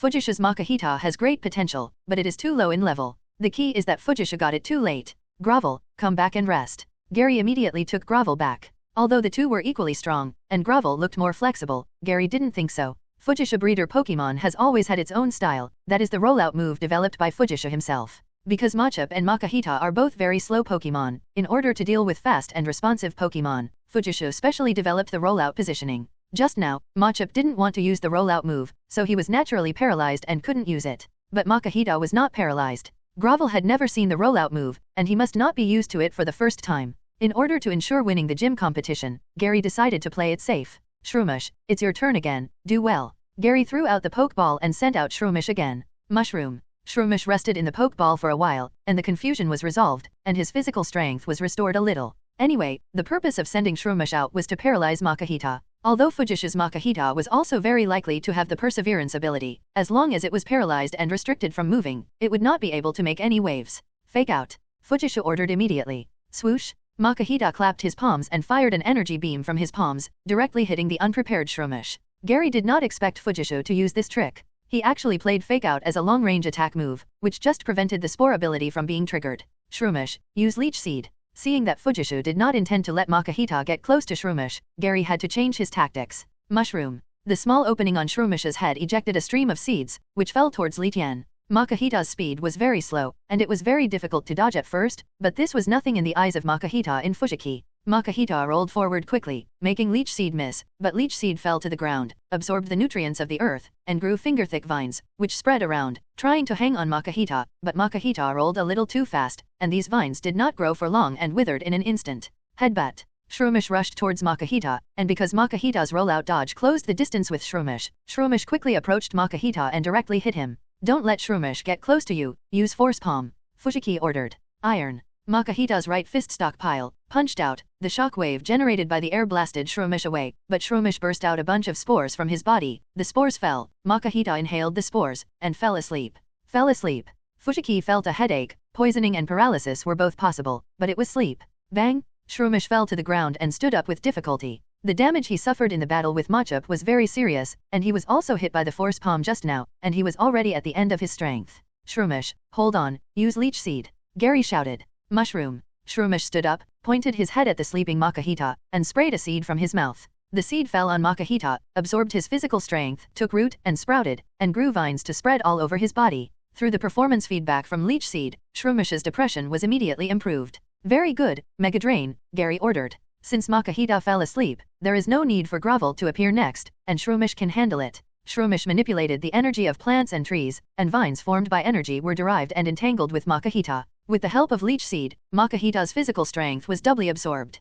Makahita, wake up. Fujisha shouted with sweat on his forehead. He didn't expect the battle to develop to this situation. If he lost, it would be too aggrieved. Unfortunately, Makahita didn't respond at all. His physical strength was drained by Shroomish and he lost consciousness. Makahita lost his ability to fight. Shroomish won. The referee also announced, both Pokemon of the gym owner Fujisha were defeated, and the winner is the challenger, Gary. Really? Fujisha was speechless and had no choice but to take back the defeated Makahita. Junior brother, your Shroomish breeder is very good. After the battle, Fujisha also praised Shroomish. Although Shroomish is a grass-type Pokemon, it has a fighting type when it evolves into Breloom, and Breloom is the only evolved Pokemon that many fighting players love. Breloom is a very aggressive Pokemon, and it punches very quickly, which is very suitable for fighting Pokemon. Normal, I just didn't fight according to the rhythm of my senior brother, otherwise the result is hard to say. Gary said. Fujishu is a fighting trainer, and his fighting mode is naturally close combat, and only close combat can show his unique fighting style. It is precisely because Gary knows this that he changed his tactics, because once he falls into Fujishu's fighting rhythm, Gary will definitely lose. Don't be modest, this is the knuckle badge, surround it. Fujishu took out his own gym badge and gave it to Gary. Thank you. Gary took the badge. Ding. Mission completed, rewards sent to space backpack. You must work hard at the KO conference and strive to win the championship. Fujishu said. Okay, I'll try my best. It is certain that Fujishu has not watched the Alliance Conference of other regions in the past 2 years, and does not know that Gary has been the champion of the Alliance Conference for 2 times. Leave Duford Gym. Gary, now we can go. Zinnia muttered. Leave in the afternoon. Gary said. Why not now? Zinnia said aggrievedly. Because there is no ship now, it will be noon soon, and there is no food on the ship. Are you sure you don't want to eat lunch? Gary asked back. Okay, then leave in the afternoon. Zinnia is also a foodie. After all, there are no entertainment activities in Meteor Village. If there is a good meal for the children in the village, it is like eating in the land. Zinnia stopped making a fuss, and Gary also checked the space backpack. Superb muscle band. Pokemon carrying this item will have their physical skills increased by 20%. Not bad. The muscle band is pretty good. It increases physical attack moves and can be used by physical attack Pokemon. Unfortunately, I didn't get a Megastone this time. My luck was not good. Then, Gary used the natural fighting skill permanent learning device to exchange for the amplified punch skill. After lunch, in the afternoon, Gary and Zinnia took a speedboat and returned the same way. Originally, Gary planned to follow the route in the game, and after defeating the Duford Gym, he would go directly to Slateport City, and then from Kana City to Dutong City. But because Zinnia wanted to revive the excavated fossils, she could only return to Rustboro City. Then she had to change her itinerary and go from the east of Rustboro City, from the Rusturf Tunnel to Greentown, and then from Greentown to Violet City. A week later, Gary and Zinnia returned to Rustboro again. City. This week, we stopped and walked, and trained Pokemon in the middle. Bullet and Mao's Pokemon also improved a little. Shroomish LV22, Gravel LV25, Bagon LV17, Laren LV36. Shroomish is still 1 level away from the evolution level, which makes Gary a little anxious, because after Shroomish evolves into Breloom, it will have an extra palm, and can learn more skills and be more suitable for battle. Gary, let's go quickly. After putting the luggage at the Pokemon Center, Anna dragged Gary to Devon Company. Gary was helpless. Ever since the fossil was dug up, Zinnia had been thinking about reviving the fossil. To be honest, Anorith is not a powerful Pokemon. Even if it evolves into Armaldo, its strength is just normal. The 3rd generation Pokemon are all very strong, but the fossil Pokemon is very weak, far inferior to the 1st generation fossil Pokemon. Under Zinnia's drag, the two came to Devon Building. Is this Mr. Stevens' company? It's so big. Zinnia was shocked. She had seen Devon Building in Rustboro City before, but she didn't expect that this Devon Building was Stevens' home. Yes, Devon Company is one of the top 10 companies in the world. It has a huge industrial chain and is rich enough to rival a country. Gary said. Zinnia swallowed her saliva. She really didn't expect that Steven, such a simple person, would have such a huge power.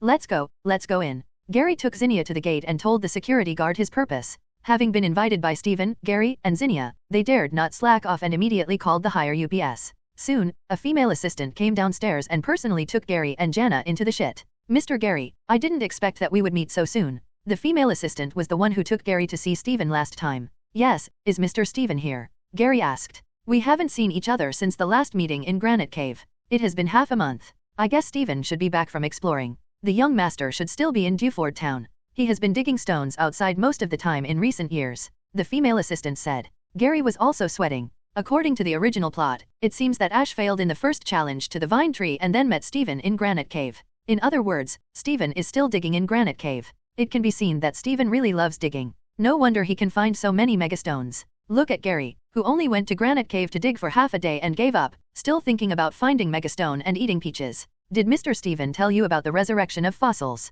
Gary asked. I have called to inquire, and I will help Mr. Gary revive fossils for free, the female assistant said. Seeing this, Gary did not ask more. The female assistant took Gary and Zinnia to a laboratory on the 3rd floor of Devon Building. There was a researcher in the laboratory wearing a white coat and round-framed glasses. He looked about 30 years old, Qian Wang, and he was the only one in the entire laboratory. Professor Doi, we are asked by the young master to help Mr. Gary restore a fossil, the female assistant said. It's not him, it's me. Zinnia immediately stood up to correct. Sorry, I made a mistake. Seeing that she made a mistake, the female assistant immediately apologized. Seeing the other party apologize, Zinnia didn't care, but looked at Professor Doi and asked curiously, Uncle, can you really help me revive the fossil? As long as the fossil is intact. Professor Doi said, can I see the fossil you brought? Zinnia immediately took out the fossil from his backpack. When Doi saw Zinnia take out the fossil, his eyes immediately fixed on the fossil. He is the developer of fossil revival technology and naturally loves fossils. Uncle, Gary said that this fossil belongs to Anorith, is it true?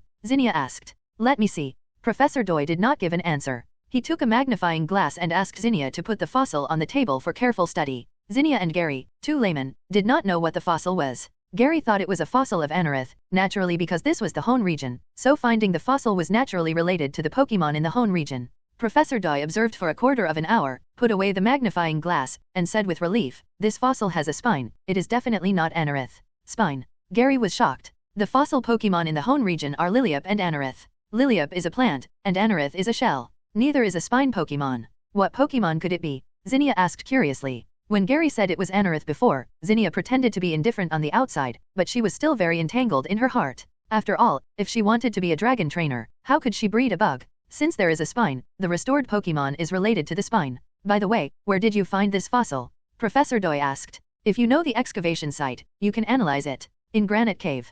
Zinnia said. The fossils excavated in Granite Cave so far, the Pokémon revived are Lillipup and Anorith. This is the first time that a Pokémon fossil with a spine has been excavated. Professor Doi was also somewhat interested. After so many years, it is the first time that a Pokémon fossil with a spine has been found in Granite Cave. Uncle, can you give me a definite answer as to what Pokémon can be revived? Zinnia asked. Zinnia's knowledge is not high, she can't even recognize all the characters, let alone expect her to understand fossils. I don't know what Pokémon will be revived, but I think the probability of Aerodactyl is relatively high. Professor Doi said. What? Aerodactyl? Zinnia smiled and said to Gary, Gary, it's Aerodactyl, I'm so sorry. Gary, surprised face? Seeing Zinnia so excited, Gary knew that Zinnia must have mistaken Aerodactyl for a dragon-type Pokémon. Aerodactyl just has a dragon in its name, it's not a dragon-type Pokémon, don't get me wrong, Acme. Gary reminded. Zinnia's originally bright smile suddenly stopped. Professor Doi and the female assistant looked at Zinnia and immediately realized that Zinnia was a dragon-type Pokémon fan. Unfortunately, Aerodactyl is not a dragon. However, before the fossil revival technology was born, many researchers still believed that Aerodactyl had a dragon type, but with the birth of fossil revival technology and the resurrection of Aerodactyl, after research, it was found that Aerodactyl did not have a dragon type. That's better than Anorith, at least there's a dragon in the name. Zinnia quickly found a reason to comfort herself. Hearing this, Gary thought of the first generation, because there were too few dragon Pokémon. Lance used Aerodactyl, Gyarados, and Charizard to pretend to be dragon Pokémon. Okay, then Professor Doi, when can we start reviving fossils? Gary asked. Now, the incubation time depends on the size of the Pokémon. The larger the size, the longer the incubation time. With the size of this fossil, it can be revived in about 3 hours. Professor Doi said. Then what are you waiting for? Let's get started. Zinnia said impatiently. Okay, then give the fossil to me. Professor Doi also rolled up his sleeves and moved the fossil on the table to the instrument next to him. The computer next to him started to analyze the size of the fossil and the bones inside, and calculated how much breeder fluid was needed. To revive fossils, breeder fluid must be used. Breeder fluid contains vitality factors that can reorganize the genes in fossils and revive fossil Pokémon. As for the potential of the revived Pokémon, it depends entirely on luck. As long as the potential of the fossil Pokémon was not bad before its death, the revived Pokémon will not be too bad. Professor Doi immediately took out 10 bottles of breeder fluid from the storage cabinet and put them in the slot on the revivification machine. Then, according to the start switch, the breeder fluid was extracted and injected into the fossils in the instrument, and the instrument continued to operate. Gary and Zinnia were also waiting here. In the original book, Gary also developed a fossil revivification instrument. Judging from the principle of this machine, it should not be difficult. The key point is still breeder fluid. As long as breeder fluid can be made, it is equivalent to overcoming the difficulty of fossil revivification. After 3 hours of waiting, a white light suddenly burst out from the transparent glass container connected to the instrument. Because the protective cover is specially made, the light is not dazzling, but it is also difficult to see what is going on inside. The light lasted for more than 10 seconds before gradually fading. Gary and Zinnia could finally see the Pokémon in the container. What Pokémon is this? Is it Aerodactyl? Zinnia was puzzled and took out the Pokémon map to scan. Pokédex, there is no information about this Pokémon in the Pokédex. What? This was the first time Zinnia encountered such a situation. Gary and Professor Doi were also horrified, because the revived Pokémon was not Aerodactyl, nor was it a fossil Pokémon from the Hoenn region. This is Tyrant. Professor Doi said unexpectedly. Tyrant. Zinnia was immediately delighted and asked Gary, Gary, is Tyrant a dragon-type Pokémon? Although Gary wanted to say no, Tyrant really has dragon-type, and Zinnia was able to dig up Tyrant's fossils. Is this all fate? Zinnia has 5 Pokémon in the game, including Tyrantrum. The way to get Tyrantrum is to revive the fossils. Of course, Tyrantrum may also exist in some incredible secret realms, but the probability of encountering secret realms is too low. The so-called secret realms also exist in the Pokémon world. There are many rare Pokémon in the secret realms. Because the secret realms are connected to the real world, many Pokémon have mistakenly entered them. When the secret realms are closed, those Pokémon can only continue to survive in the secret realms. LV5 Tyrant 3/Quasi Elite. Yes, Tyrant is a Pokémon with both rock and dragon attributes. You are lucky, Gary said. Great, I really dug up a dragon. Zinnia immediately rushed to the container and observed the sleeping Tyrant, her eyes full of love. Uncle, how is Tyrant now? Zinnia asked immediately. Don't worry, everything is normal. Tyrant is just sleeping now. The specific situation needs to be confirmed after inspection. Professor Doi said. Then check Tyrant quickly. Zinnia urged. No hurry, put Tyrant in the Pokeball first. Professor Doi said, and opened the container door. Tyrant was lying on the platform, his body rising and falling steadily, still sleeping. Seeing such a sleepy Tyrant, Gary suspected that this guy was resting when he died, probably died in his sleep. Zinnia still knew how to use the Pokeball, and the Draconid tribe was not completely cut off from communication with the outside world. After putting Tyrant in the Pokeball, Professor Doi took everyone to the inspection area of the building and gave Tyrant a full body check. Tyrant was also very cooperative, sleeping from beginning to end, without any signs of waking up. Haha, so cute, so good. Zinnia hugged Tyrant, who weighed more than 50 kilograms, and kissed him several times. Don't be too happy, this guy hasn't woken up for so long, aren't you worried? Gary said. Although Tyrant is only level 5, it is still a wild Pokemon, and it is still vigilant. It has been an hour since it was revived, but it is still sleeping. Is it because some genes were not copied when it was revived? Zinnia, who was originally very excited, was a little worried about whether Tyrant had any problems after hearing what Gary said. She immediately looked at Professor Doi and asked, Uncle, why is Tyrant still resting? This. I don't know. After all, Tyrant is a Pokemon that has been revived not long ago. No specific information and data have been collected. If you are worried, you can use Full Heal to wake Tyrant up. Professor Doi said. At present, the fossil revivification technology has just been announced, and the fossil Pokemon of the later generations have also been gradually revived recently. The information about fossil Pokemon is not comprehensive, and even Professor Doi does not know Tyrant. Tyrant, wake up?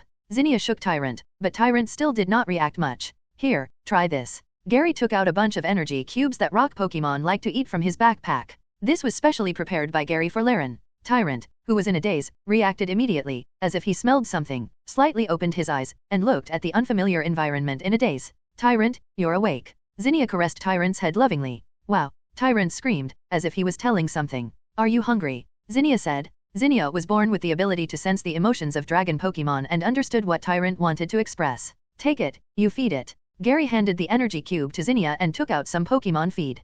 Come on, baby, eat. Zinnia put the energy cube in front of Tyrant's mouth. Gary was about to say something, but when he saw Tyrant open his mouth obediently and didn't bite, he didn't say anything. Tyrant's bite force is terrifying. In the future, many breeders and trainers will suffer a lot because Tyrant is lively and active, and has a rather irritable personality. The breeding process is quite difficult. But Zinnia's Tyrant is very well behaved and does not make a fuss. The baby lizard eats whatever Zinnia feeds. It seems that Zinnia is destined to conquer Tyrant. However, after Tyrant finished eating, he had strength and regained his lively and active personality, and began to make a fuss, but Zinnia did not think Tyrant was noisy at all, and even played with Tyrant. It seems that Tyrant is very healthy. He must have been hungry just now, Wang Yabo said. Professor Doi was also very worried just now. After all, it is a Pokemon revived by Duan Company. If there is something wrong with Tyrant, it also means that Duan Company's fossil resurrection opportunity has flaws. Almost, since Tyrant has also been revived, Zinnia and I will not bother you too much, Gary said. Gary is also in a hurry.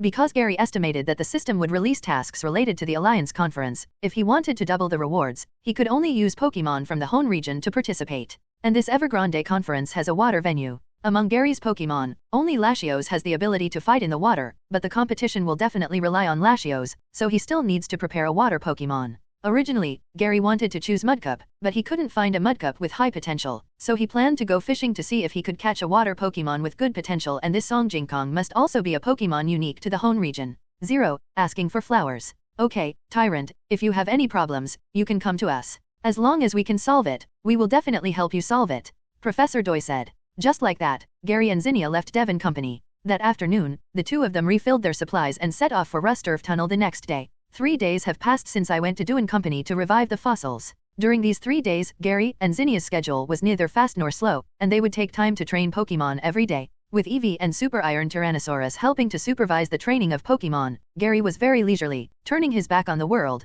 fishing for eternity, and running to fish. Why are they all barboach and Magikarp?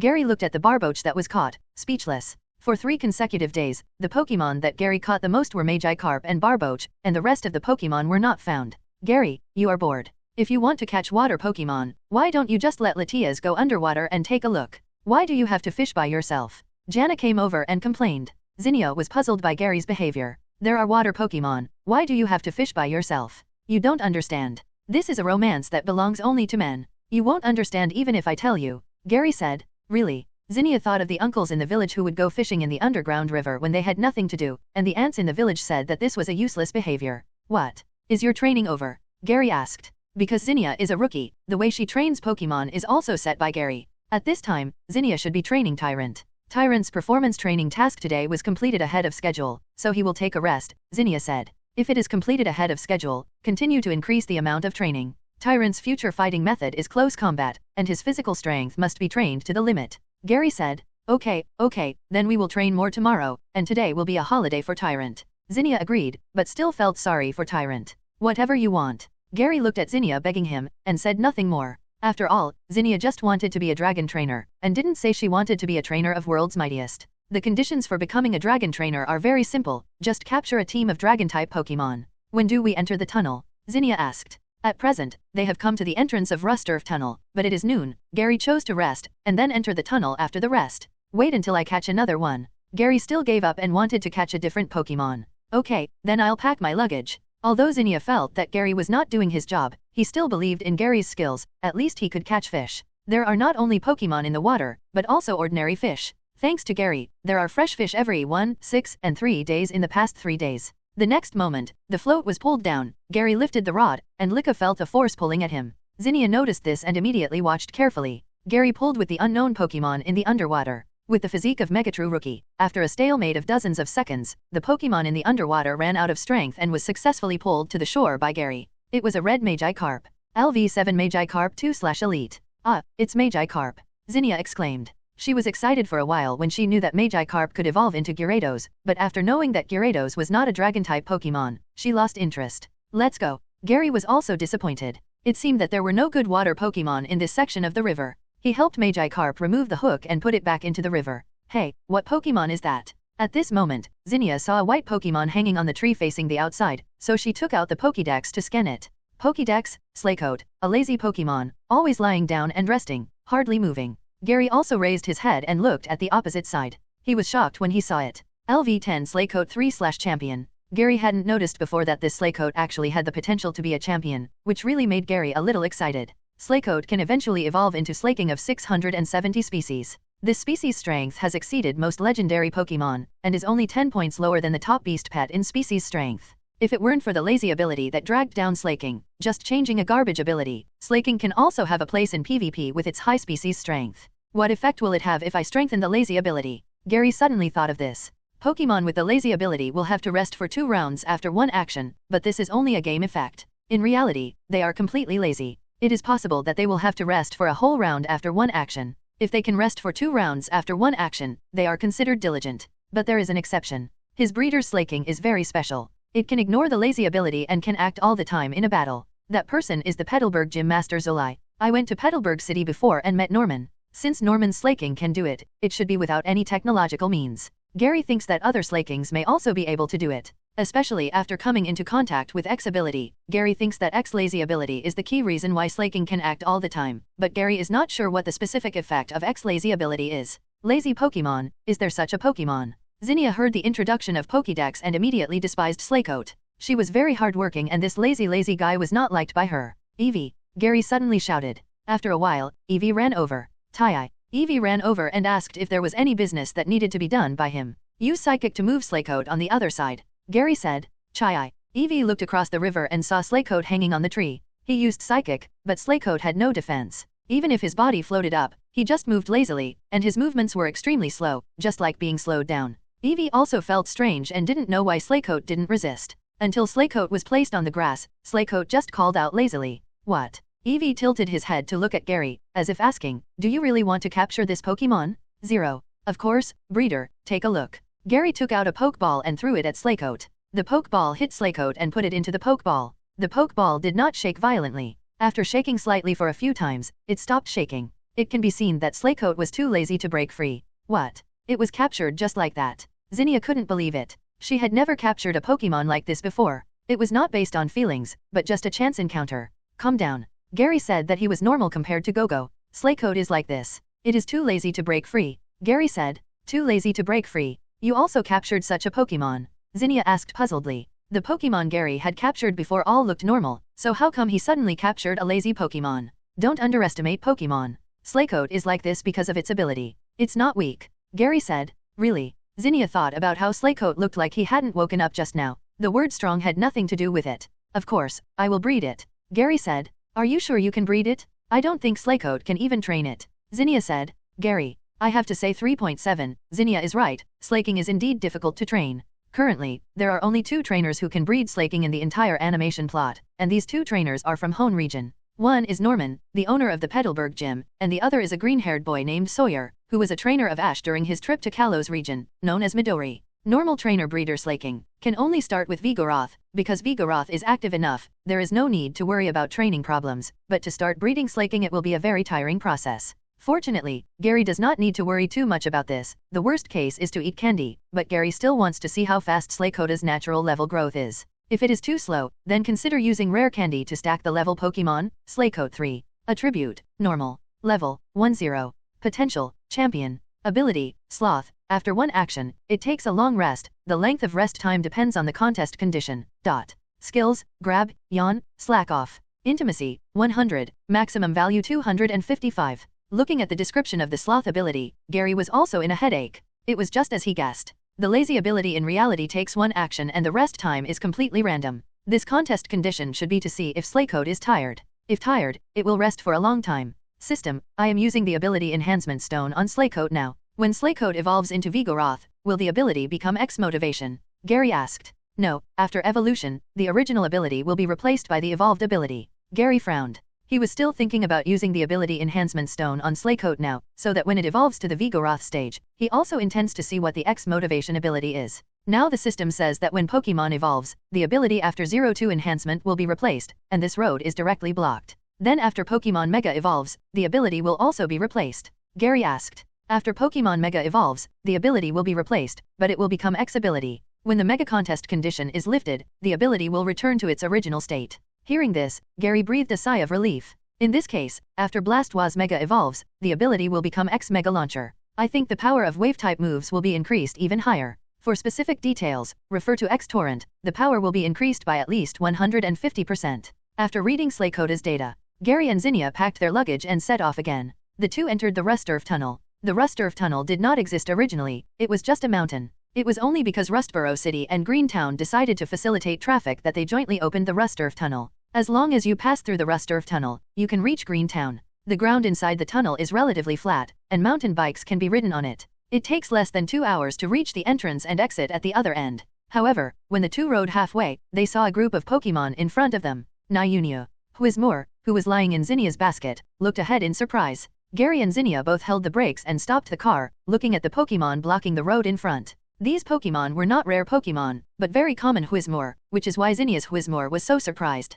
There are also wild Pokemon living in the Rustboro Tunnel, and this Whizmore is one of them, but Whizmore is usually very afraid of humans and it is impossible to gather on such a road. The key point is that after seeing Gary and Zinnia, the Whismas did not intend to run away. One of the Whismas took the initiative to walk in front of the two and shouted, Nyunyu. Chai. Nyunyu. Eevee and Whizmore were shocked when they heard the wild Whizmore's words. Eevee quickly jumped off the mountain bike and shook tail whip at Gary, signaling Gary to follow. Gary understood something and said to Zinnia, let's go, let's follow Eevee. What happened? Zinnia was a little confused at the moment. Whizmore was not a dragon Pokemon, so her ability as a dragon inheritor was useless. But since Gary had taken action, Zinnia had to follow. Everyone followed behind Eevee, no, behind the wild Whismas. The wild Whismas led everyone to another cave. The direction of this cave was not to Greentown, and it seemed that there were traces of human activities. It seemed that this was a tunnel that was being opened.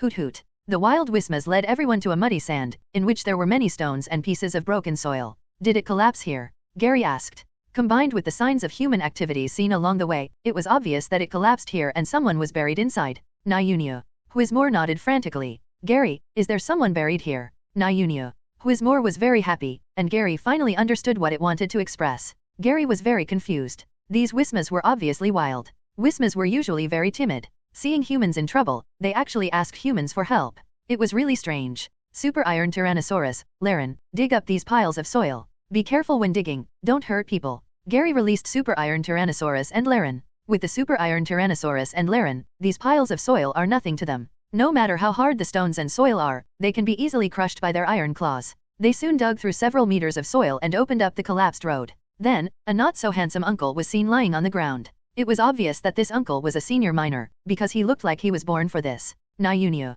The wild Whismore immediately rushed to the uncle and looked at the man with a worried look. It can be seen that the wild Whismore wanted to save the uncle. Although the uncle didn't look good, he might have a gentle heart, which attracted the help of the wild Whismas. Otherwise, if it was a little later, just breathing would be a problem.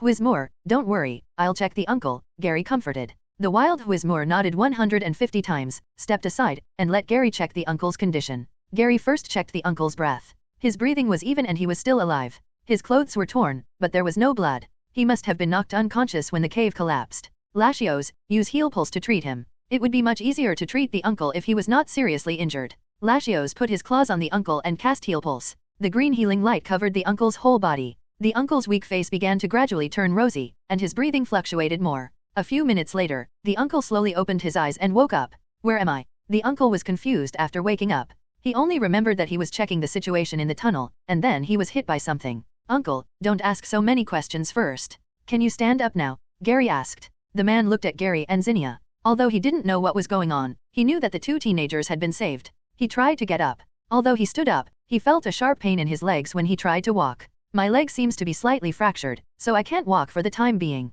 Uncle Yin said. It's okay, I'll let Laren carry you out, just don't complain about Laren's stiff back. Gary said. How can I do that? I can't thank you enough, so how can I blame you? The uncle said in panic. It can be seen that this uncle is an honest man. So Gary asked Evie to use psychic to put the uncle on Laren's back, and everyone hurriedly left this area. After all, it has collapsed before, and no one can guarantee whether it will collapse again. After leaving the dangerous area, the wild Whismas also dispersed. Only the wild Whismore who took the initiative to talk to Gary did not leave, but accompanied Gary and the others, wanting to personally send the uncle out. Whismore, I'm safe now. There is still some distance to the exit. You should hurry back to your companions. The uncle reminded. Nyunya. The wild Whismore was obviously still a little worried and unwilling to leave.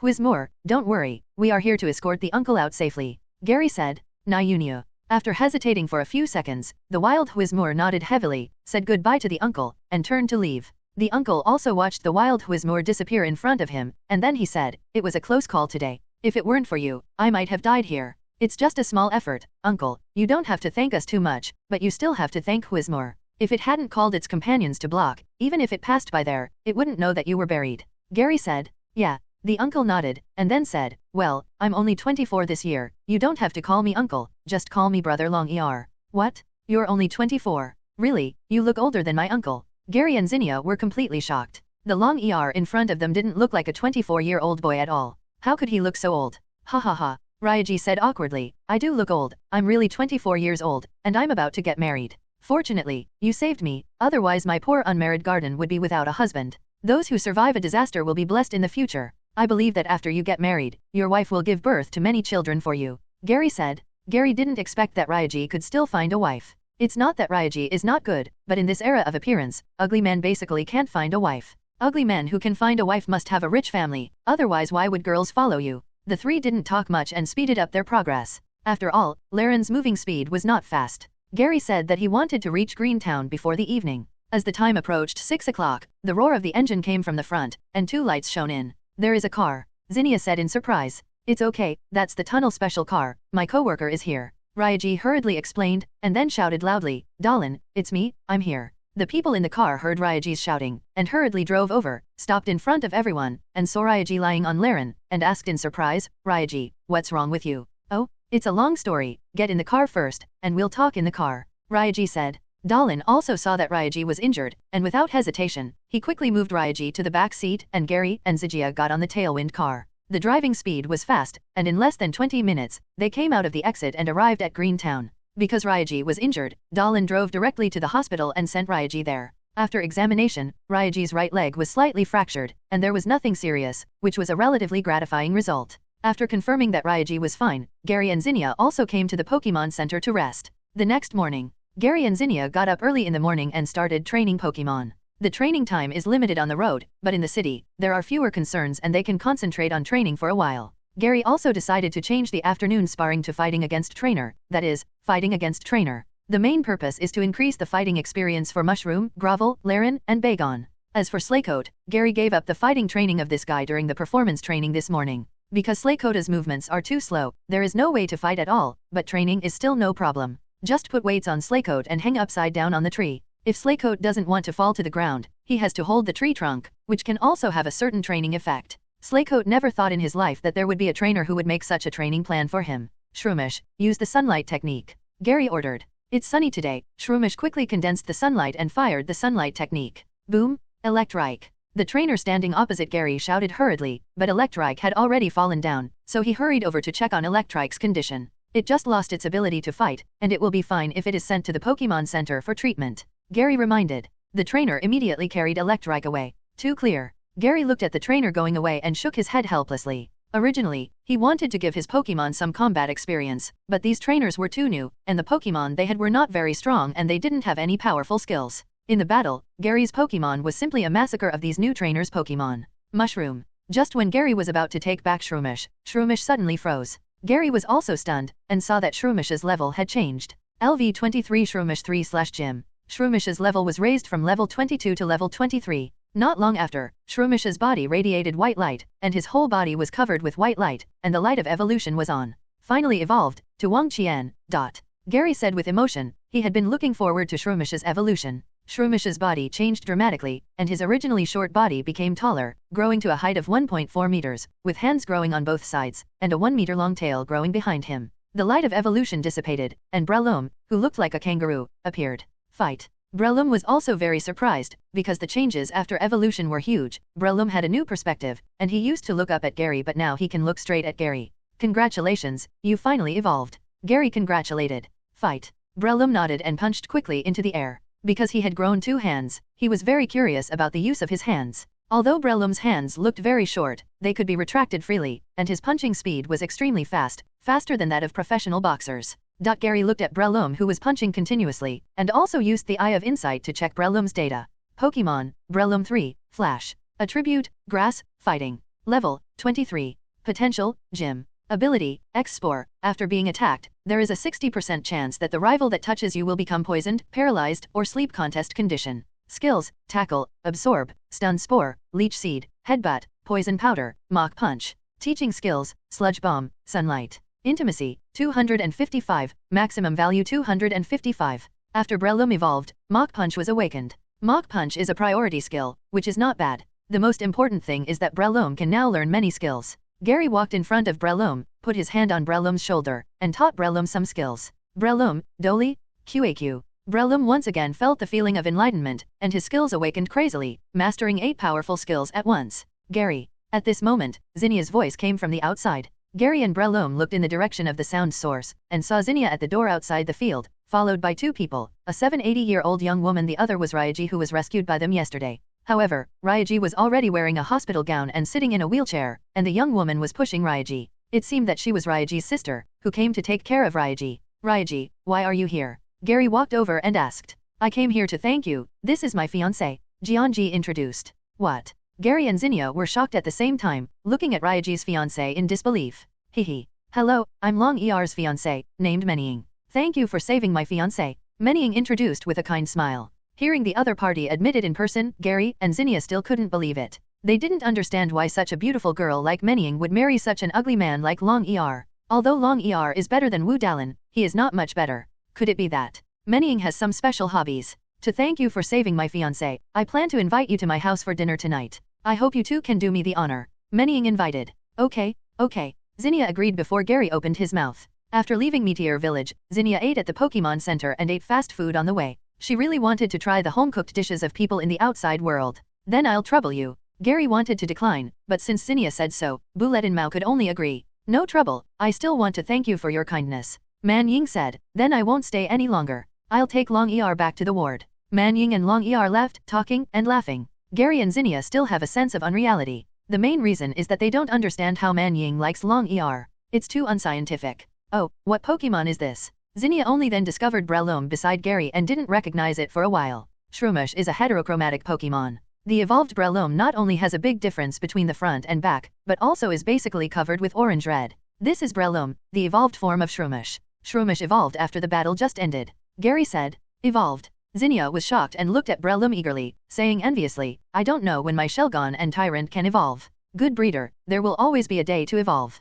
Gary comforted. Zinnia is quite diligent as a trainer, especially with Gary as a role model. Zinnia is also more diligent in training, but Shelgon is like this, needing to slowly accumulate energy to upgrade the level. As for Tyrant, it will reach the evolution condition at level 39, and it will evolve into Tyrantrum during the day. Level 39 is not considered high. With the frequency of Zinnia's current training of Pokemon, it will take about 2 months to reach the level. "Okay, let's go and tidy up, and change clothes by the way," Gary said. "Why do we need to change clothes?" Zinnia asked puzzledly. In human society, when you visit someone's house, you need to dress up, and if necessary, you need to bring some small presents to the door. Gary said, "People outside are really troublesome." Zinnia complained, she had never heard of such a custom in the village. When in Rome, do as the Romans do. That's how the outside world is. Gary said. At dinner time, Menying came to pick up Gary and Zinnia in person. Menying's home is near the Pokemon Center, which is only a 10-minute walk away. Moreover, Menying's home is a 3-story villa, and you can tell at a glance that her family background is not simple.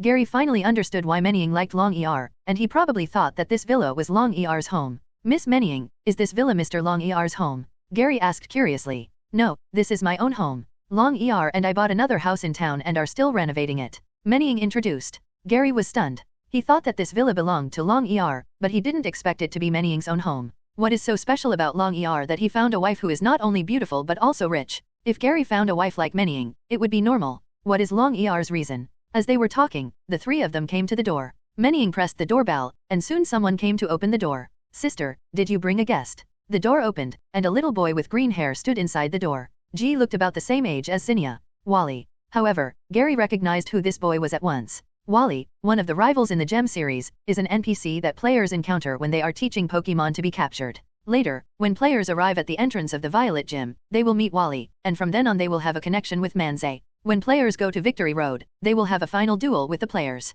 They are very strong, and some players with low training levels have been beaten by Wally and returned to the Pokemon Center on the waterfall. However, Wally did not appear in the animation plot, and Gary did not expect that Wally would appear in the animation. "It's you, Gary." Without waiting for Gary to speak, Wally recognized Gary at first sight. His eyes were full of excitement, and he looked like a lost L brother. Gary and the people present were also confused, and they didn't know what was going on with Wally. "Wally, do you know Gary?" Manze asked. "Sister, he is the champion of the Indigo Plateau Conference and Silver Conference. I have seen him compete." Wally responded immediately. Gary was shocked. It turned out that Wally had seen the Alliance Conference he participated in. Wally's character in the game is a teenager who wants to be a trainer, but because of his weak health, Wally's family does not allow him to be a trainer. However, Wally later became a trainer. In the special comic, Wally used his own power to help Norman awaken Rayquaza and save the Hoenn region. However, the most memorable thing about Wally is that he conquered Ralts. I don't know if the Wally in front of him has conquered Ralts. "Gary, I didn't expect you to be a trainer who won the Alliance Conference champion,"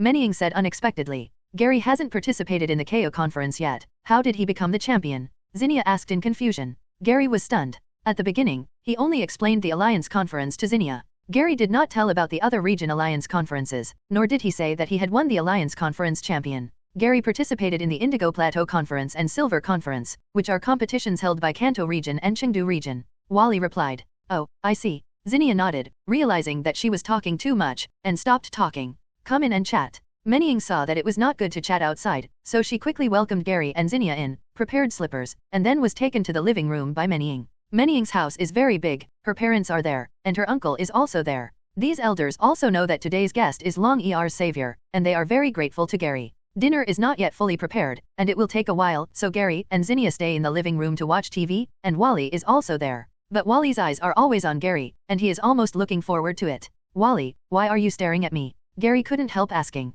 Although Wally, the Pete, is quite handsome, he is a man after all. Even if he is a woman, staring at someone all the time will make people feel pressured. "Because I admire you very much," Wally said. "I've only won 2 Alliance Conference champions. After all, I'm just a trainer. I think you're old enough and can be a trainer." Gary said. "Can I really do that?" Wally looked at Gary expectantly, as if waiting for something. "Of course you can. As long as you're 10 years old, you can be a trainer. Don't you know?" Gary asked deliberately. "I know, but I've been in poor health since I was a child." My family doesn't agree with me being a trainer, and they don't even buy me Pokémon. Wally said disappointedly. You're not a child anymore. Since trainer is your dream, you should give it a try. If it doesn't work, you can give up at that time. But if you don't do anything now, you will definitely regret it in the future, Gary said. Gary's words may be irresponsible, but for Wally, it's no problem at all, although Wally is weak and sick, and he's not so sick that he can't even become a trainer. But my parents won't agree. Wally looked at the busy figure in the kitchen and said helplessly. That's because your parents are worried about you.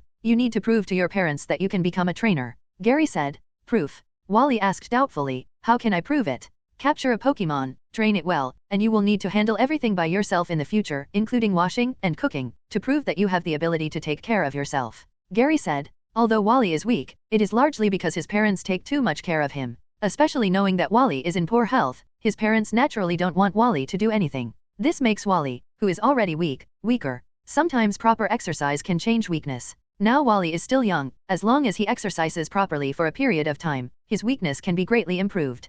Can I really do it? Wally said in disbelief. Since he was sensible, his family members have always said that Wally is in poor health. Wally never thought that he could do this. Of course you can. It all depends on your determination. In addition to taking care of yourself, you also need to exercise your body. With a healthy body, your parents will definitely agree to let you go out to travel, Gary affirmed. But I don't have Pokémon yet, and my parents won't buy me one. Wally hesitated. He was in need of Pokémon right now. If he had a Pokémon, he felt that he could do anything. 0, please give me flowers. Pokémon is easy. Come to me tomorrow and I'll lend you my Pokémon. We'll go out and capture one, Gary said. Really? Wally was immediately excited. Capturing Pokémon was something he had dreamed of, and he never thought that he would have the chance to do it. Of course it's true, but you have to keep it a secret from your parents. You can only say that you came to play with me, Gary reminded. Okay, I understand. Wally nodded and asked, where should I find you? Just come to the Pokémon Center tomorrow morning, Gary said. Gary didn't want to get involved, but Wally hadn't captured any Pokémon yet, so he let Gary be the mentor.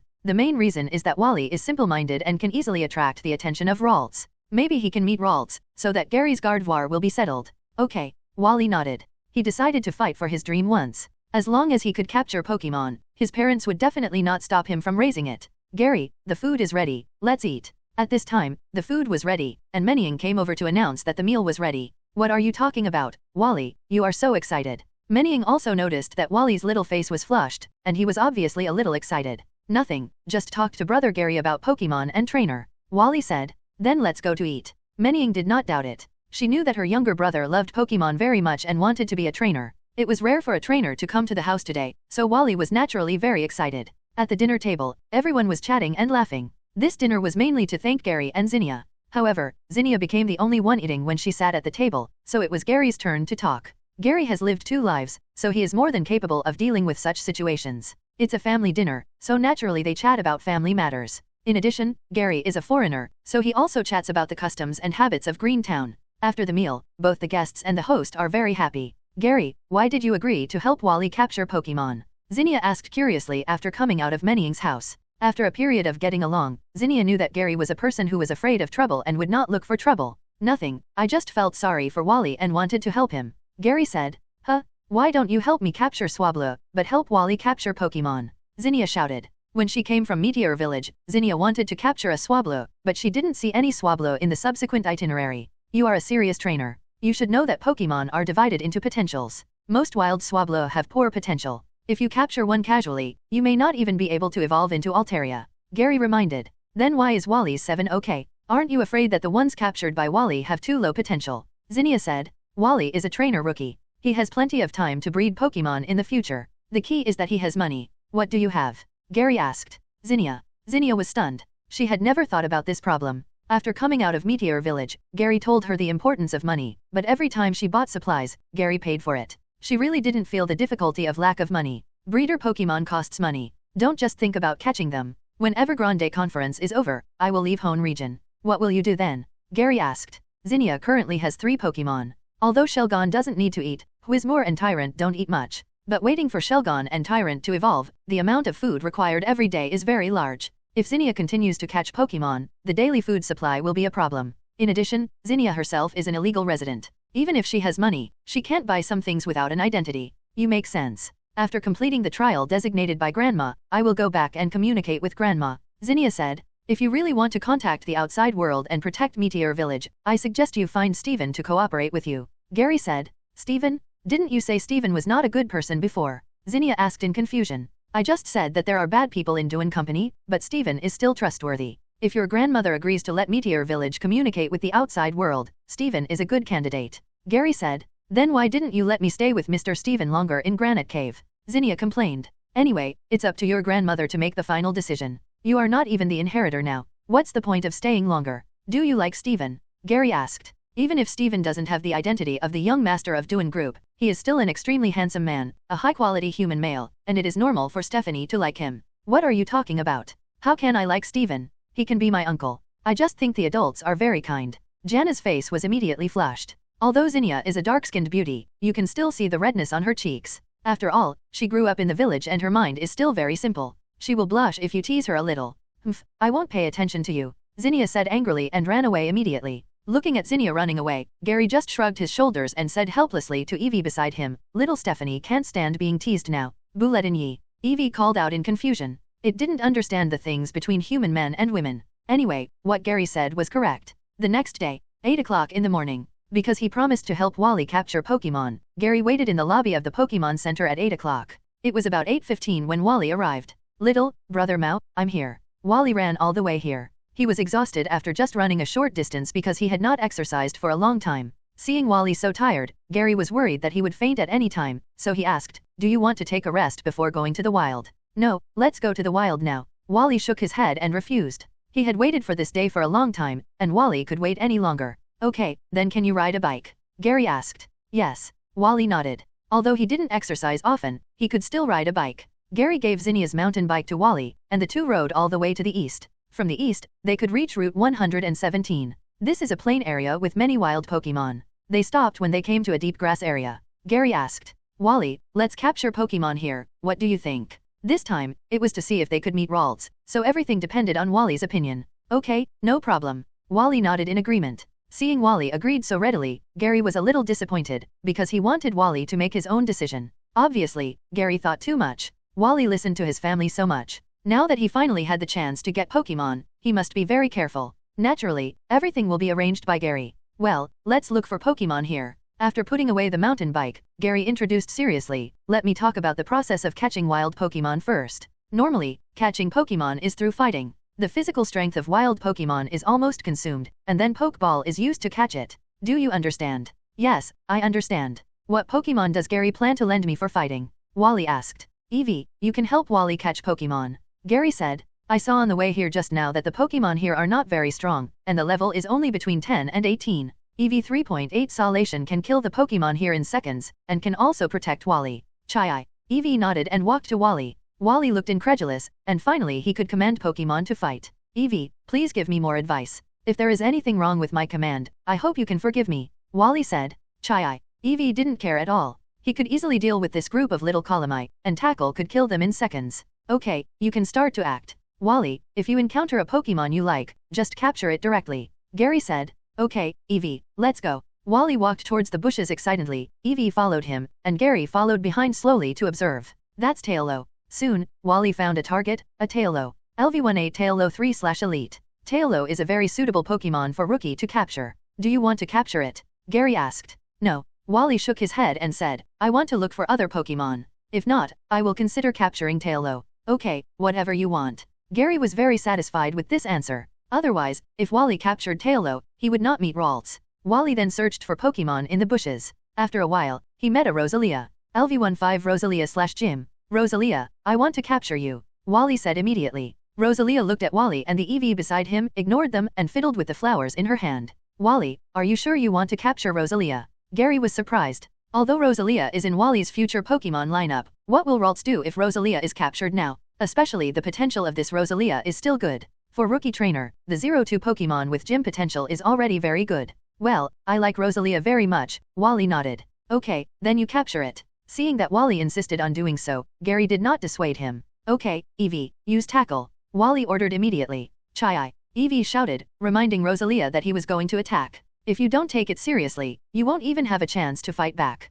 Rosalia glanced at Evie, a little impatient, waved the rose in her hand, and the red and blue petals scattered, turning into petal dance and rushing towards Evie. Be careful, this is magical leaf, get out of the way. Wally saw what skill this was and warned immediately. Chi. However, Eevee rushed out in one step, generating energy cyclones around his body, which bounced all magical leaves away and knocked Rosalia away. Bang! Rosalia flew backwards like a kite with a broken string, fell on the grass, and lost consciousness.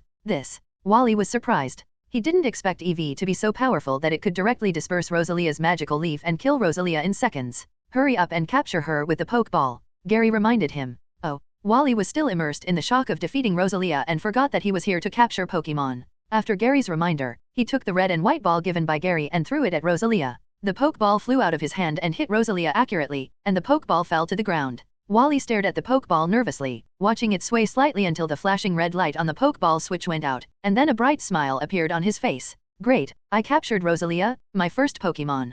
Wally shouted excitedly, and immediately ran over to pick up the Pokeball. Brother Gary, look, I captured Rosalia. Wally showed off his Pokeball to Gary, forgetting that he was able to capture Pokemon thanks to Gary's help.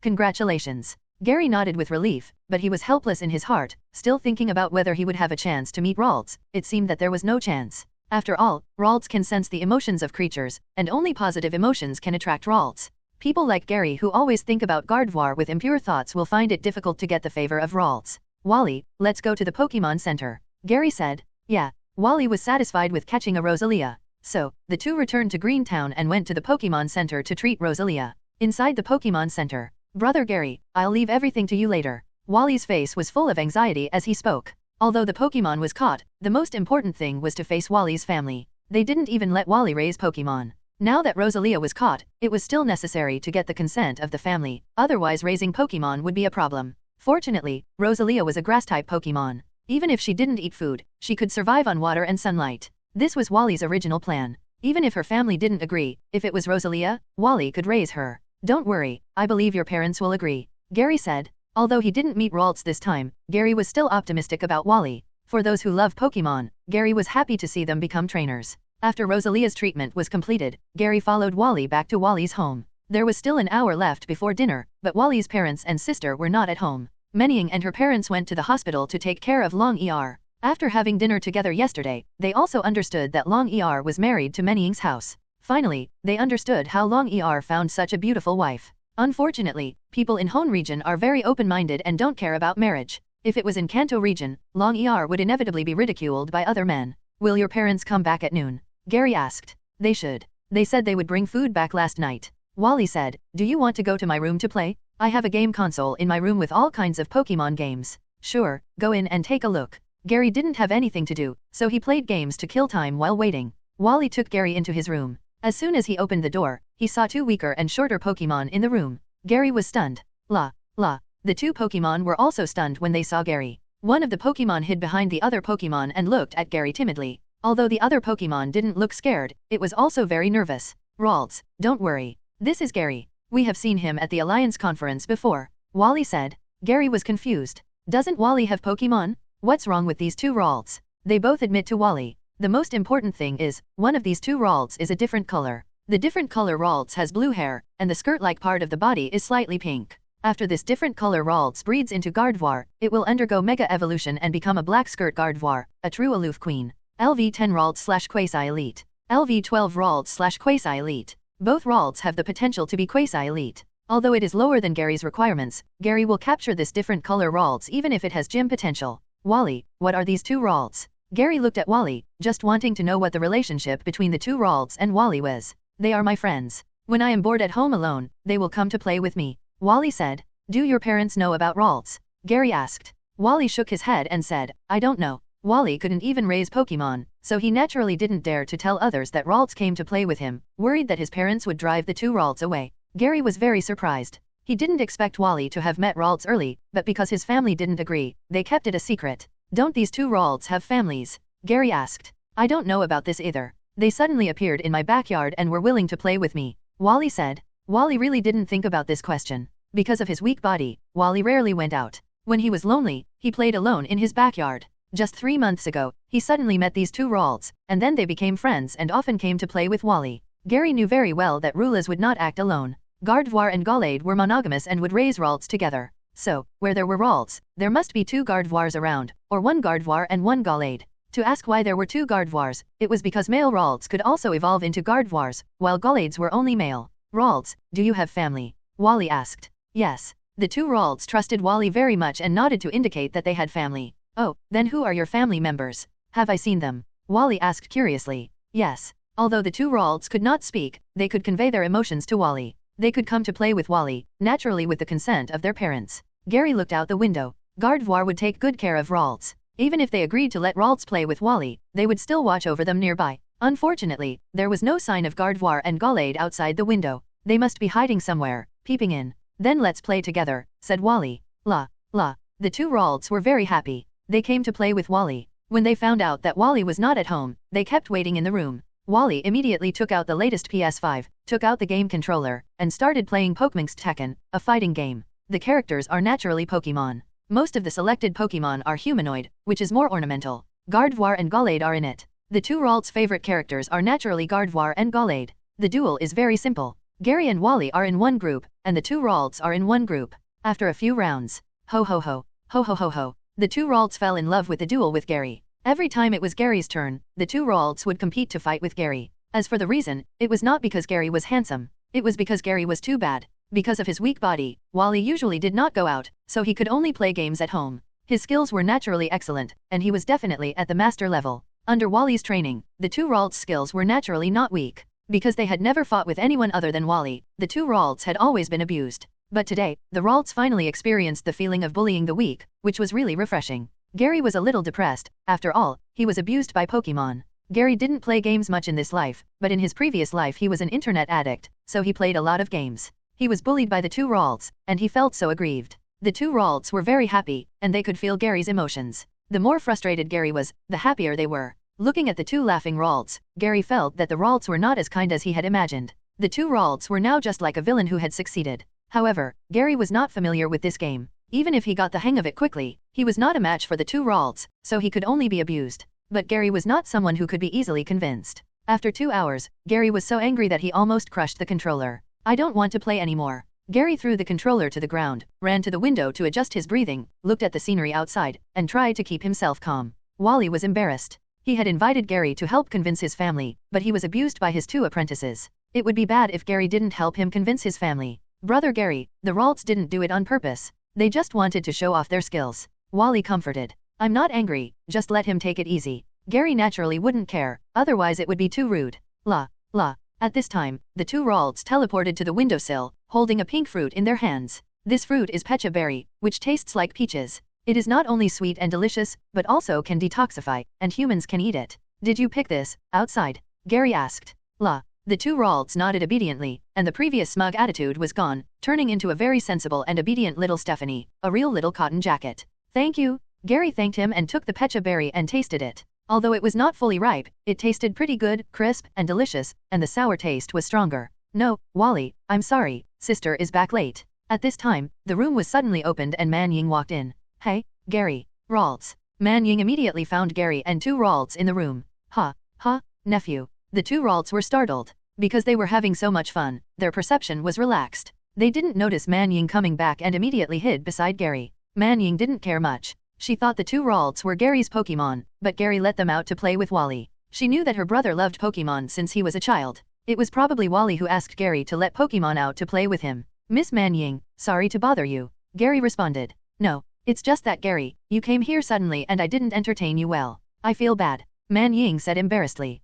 Gary is a guest after all. Although I thanked him once yesterday, he came to visit again. As the host, I naturally have to entertain him well. After all, he saved my fiancé's life. Gary, did Wally invite you here? Menying asked. In the morning, Wally said that he would go to play with Gary, and Menying agreed, but she didn't expect Wally to bring Gary home again. Wally didn't say much, but looked at Gary with expectant eyes, hoping that Gary would quickly convince his sister. Miss Wally, I actually came here to help Wally convince you. Gary said straight to the point. Convince us. Menying was stunned, and then she knew what was going on, and immediately stared at Wally. Wally was still a little afraid of his sister, lowered his head, and didn't dare to look at Menying. Gary, did Wally say anything to you? Menying asked. Wally wants to be a trainer. I helped him capture a Pokémon this morning. I hope Sister Menying doesn't mind. Gary said. Menying was very surprised. She didn't expect that Wally, who was always obedient, would go to capture Pokémon without her knowledge. I'm sorry. It's my brother 773 who caused you trouble. Manning apologized immediately. She thought that Wally must have asked Gary to do this, and he might even have deceived Gary. Sister Manning, your brother didn't cause me any trouble. I know you don't agree with Wally being a trainer. It's me who insisted on helping Wally capture Pokémon. Gary said. Manning looked puzzled. Since Gary knew, why did he help Wally get Pokémon? In Manning's opinion, Mao was not an impulsive person. Because I think Wally will be a qualified trainer in the future. Of course, I also know his physical condition, so I hope you can give Wally a chance to prove himself. Gary said. What chance? Agree to him being a trainer? Manning asked puzzledly. No. Gary rejected and explained, I mean to let Wally prove in front of you that from today on, Wally will live independently. If he can't do it, he will give up being a trainer. On the contrary, if Wally can do it, I hope you can agree to Wally to be a trainer. Manning was very surprised. She didn't expect Gary to put forward such a condition, and then looked at Wally. Wally, look up at me. Manning said sternly. Wally also looked up at Manning. This time, Wally did not avoid it. He looked at the thin body, but his eyes were more determined than ever. Manning saw that Wally was not afraid of herself, so she asked, Wally, is this what you mean? Yes, sister, I want to be a trainer, please give me a chance to prove myself. Wally's tone was firm, and he rarely had such an attitude. Seeing Wally with a firm face, Manning smiled gently, okay, then sister will give you a chance. As long as you can take care of your own life within a year and take good care of your Pokémon, sister will agree to let you be a trainer. Then Mom and Dad. Although Wally was happy, it was useless to just deal with Manning. He also needed the consent of Wally's parents. Don't worry, I can handle it, Mom and Dad. The key is that you have to prove to us that you have the ability. Manning said. As Wally's sister, Manning is naturally very concerned. She also knows that Wally has the idea of becoming a trainer. Wally has mentioned it before, but his parents always suggested that Wally give up, and Wally's attitude is not tough, although he hides this idea deep in his heart. In fact, Wally is a determined person, but he lacks a confirmation. Today, someone who gives Wally confirmation appears, that is Gary. Wally is now more determined than ever, and he must become a trainer. Okay, I will definitely prove it to you, my sister, and to my parents. Wally promised. Everything is happy, and everyone who should help has helped, and the rest depends on Wally himself. Then Sister Manning, I won't bother you anymore. Gary said. Originally, I wanted to solve this matter at noon, but now it's 3 o'clock in the afternoon, and Mao should leave. Don't you want to stay for dinner? Manning said. No, Zinnia is still waiting for me to go back, so I won't bother you anymore. Evie, let's go. Gary was about to leave with Evie. Wait a minute. Manning suddenly said, Gary, aren't you taking your Ralts with you? La. Dy. When the two Ralts saw Manning staring at them, they all realized that they shouldn't be here. These two Ralts are not my Pokémon, but Wally's playmates. They come here to play with Wally when they are in school. Gary said. Although he wanted to capture the heterochromatic Ralts, it was obvious that the two Ralts had parents. They might be willing to leave with Wally, but they would not go with Gary. Especially since these two Ralts had parents, their parents would not agree to let them go with humans. Manning showed a look of surprised. Are Ralts the Pokémon you captured, Wally? Although Manning was not a trainer, she knew that Ralts were very rare psychic Pokémon, and ordinary trainers could not capture Ralts. No, they are my friends, and the Pokémon I captured is Rosalia. Wally said. Is that so? Manning felt that Wally had grown up and secretly brought Pokémon home to play with, and she didn't know what to do. He should not keep his older brother. Then Gary, I'll see you off. Manning didn't say much, and agreed to Wally's request. He could get to know more Pokémon, because their family could afford to support them anyway. Manning sent Gary out of the house and stopped sending him. She also promised Gary that she would fulfill her promise with Wally. As long as Wally could take care of himself within a year, he would be allowed to be a trainer. Walking on the road, Gary felt a little sorry that he didn't capture the Ralts, but there was nothing he could do about it, because the two Ralts had already formed a bond with Wally. Back at the Pokémon Center, Gary went to see Zinnia first and found that this girl was really carefree. After training Pokémon in the afternoon, she started to sleep and was not afraid that Gary would abandon her. Although Gary would not do this, Zinnia was not very experienced in the world, so Gary still hoped that Zinnia would be alert. Otherwise, what would happen to her if she was separated from Gary in the future? Thinking of this, Gary decided to wait until Zinnia's trial was over and send her back to Meteor Village. The next morning. Brother Gary, I'm here. Wally came to the public space at the Pokémon Center on time to find Gary. Gary will stay in Greentown for another week, mainly to train Pokémon, and then he will go to Violet City to challenge the gym. So during this week, Gary will also coach Wally for a while, and he needs to know how Wally should train Pokémon. So, Wally ran to the Pokémon Center early in the morning. Did your sister convince your parents? Gary asked. Well, Mom and Dad agreed.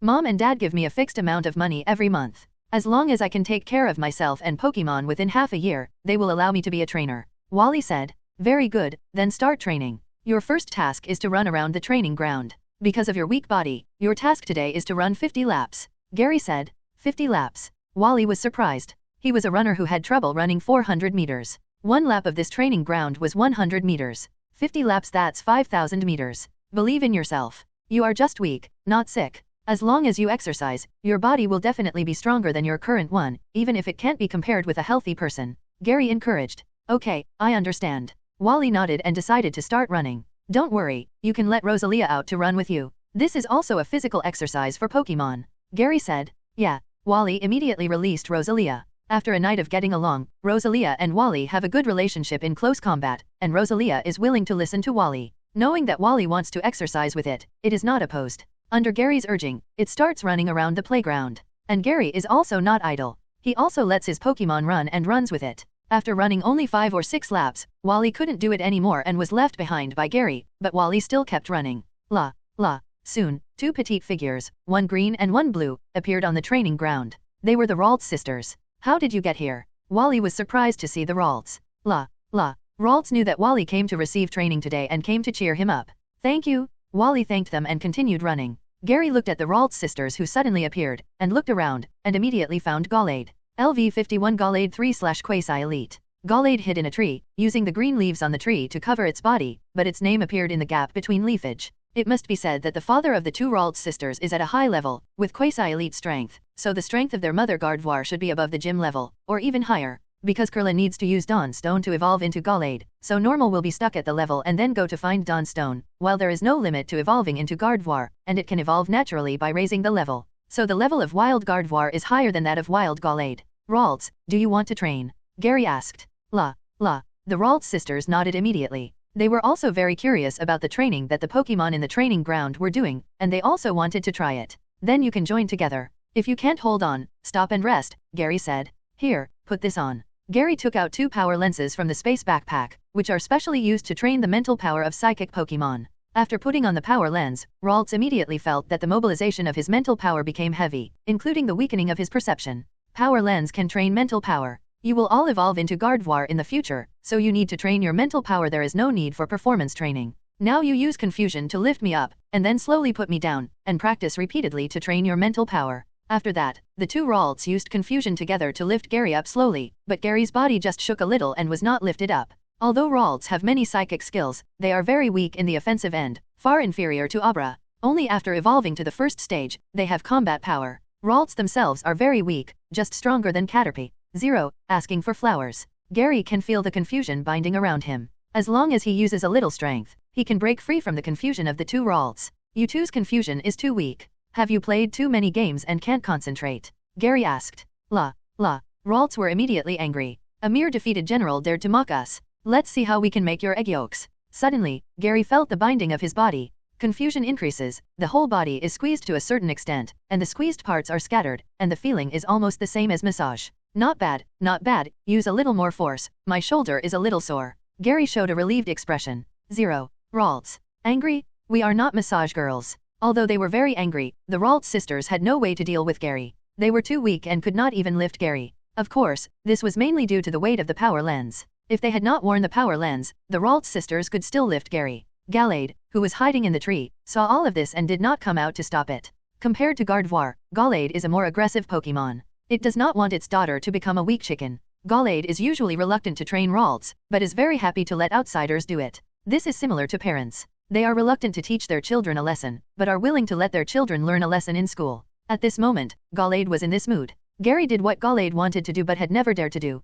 An hour later. Brother Gary, I'm done. Wally walked to Gary's side panting. He ran 50 laps for more than an hour. 50 laps is only 5 kilometers in total, which is normal for Gary in his previous life. But this is the Pokemon world. Even if Wally is not a mega rookie, his physique is stronger than that of ordinary people in Gary's previous life. He was so tired after just 5 kilometers. Is he really weak or is he just kidding? Your speed is too slow. Normally, men can run 5 kilometers in 20 minutes and women can run in 30 minutes. You ran for a full hour, which is slower than normal women. Gary said.